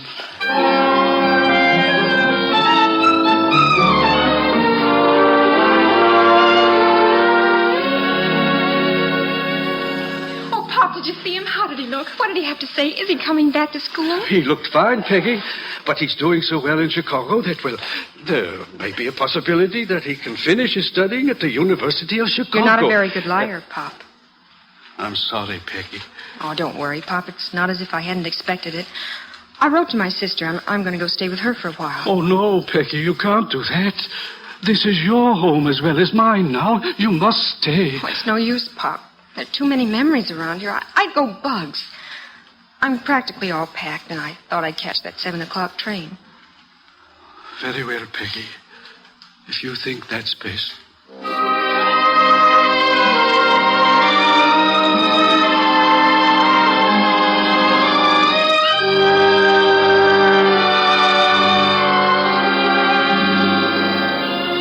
Suddenly, my world began to crumble.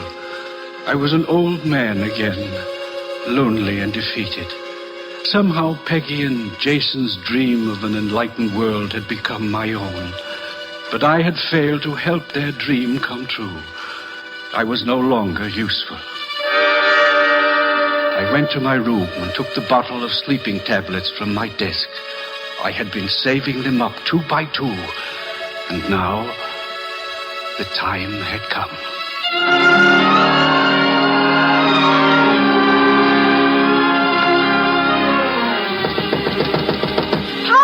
Pop, what's wrong? Oh, Pop, open up. It's me, Peggy. Oh, Pop, what have you done?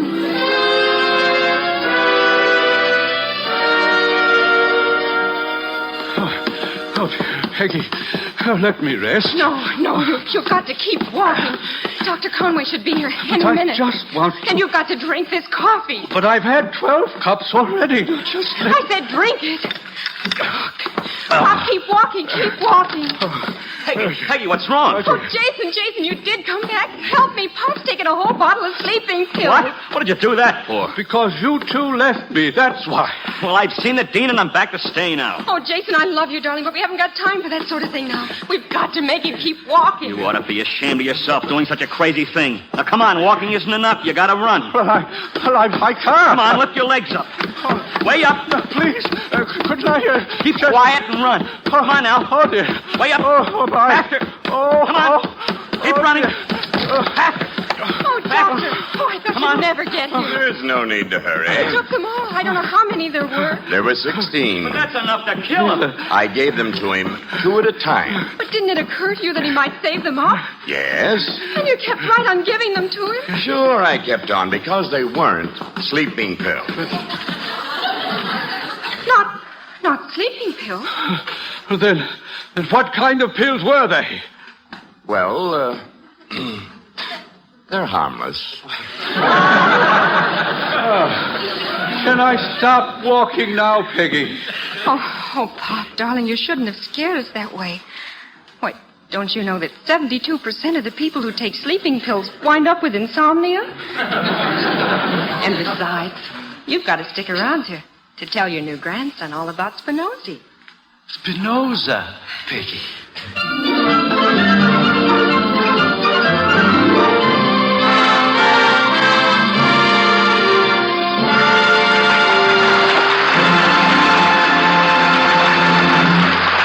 You have just heard the last act of Apartment for Peggy. In a moment, our star, Gene Crane, and screen director George Seaton will return to the microphone. The other night on the radio, I heard one of the Hollywood commentators say that it's too bad America gets such a wrong impression of the private lives of movie stars. Well, I couldn't help but agree. For most of the picture people are normal, home-loving folks just like you and me. And their idea of a good time is a weekend spent right out in their backyard, especially these hot summer days, with good friends, good conversation, and good Pabst Blue Ribbon beer. As I've said so many times before, everything in perfect taste. Blue Ribbon taste. And it's that Blue Ribbon taste that makes this internationally famous beer so popular here in Hollywood and all over America. Yes, you hear it everywhere. On Cape Cod's picturesque seaside resorts, in San Francisco's popular eating places, in Utah's famous national parks. Pabst Blue Ribbon. Finest beer served. Anywhere. Your taste will tell you why.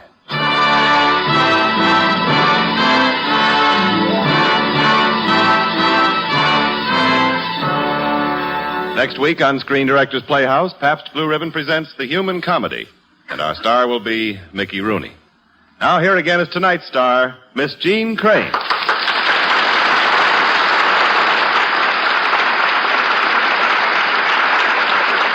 Thanks so much for your applause, but as an actress, I know only too well how much of it rightfully belongs to George Seaton, who directed Apartment for Peggy. I only wish George were in the studio with us tonight. But since he isn't, we can do the next best thing and bring you his voice from Berlin. Ladies and gentlemen, my director, George Seaton. Thank you very much, Gene. I'm sure that you and the rest of the cast solved Peggy's problems with a flourish. And don't think a little thing like the Atlantic Ocean is going to keep me from hearing the show. I'll be catching it soon here in Berlin when the Armed Forces Radio Service broadcasts the Screen Directors Playhouse for the troops. Thanks again, and good night. And good night to you, George Seaton, as being trained. Tomorrow is the beginning of the long and fun-filled Labor Day weekend. 3 whole days of relaxation. Go to your neighborhood store and ask for the new Pabst Blue Ribbon Handy 6 carton with a clever little handle that makes it so easy to carry. It contains 6 regular-sized cans of Pabst Blue Ribbon beer. Finest beer served anywhere. Just the thing for picnics and backyard barbecues. Remember the name, Pabst Blue Ribbon's new Handy 6 carton.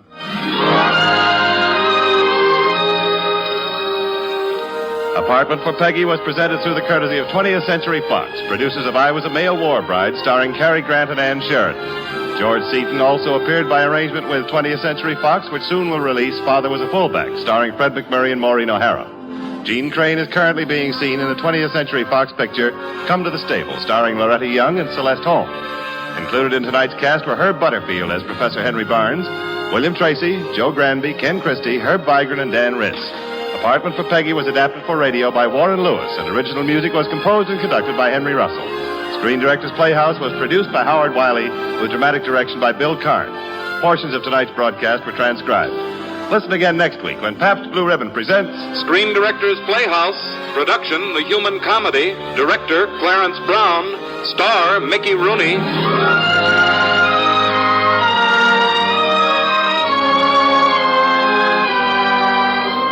Screen Directors Playhouse is brought to you by the Pabst Brewing Company of Milwaukee, Wisconsin, Newark, New Jersey, and Peoria, Illinois, and sent your way with the best wishes of the Pabst Blue Ribbon dealers from coast to coast. James Wallington speaking.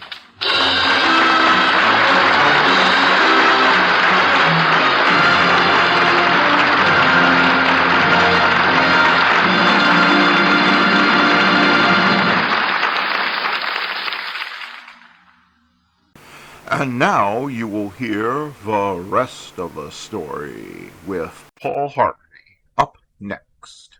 Now, the rest of the story. The pilot of the naval torpedo bomber knew that he should not have let that 20-year-old Army private on board. Now both of them were going to die. The pilot's faulty judgment was understandable enough. The young private had been frantic.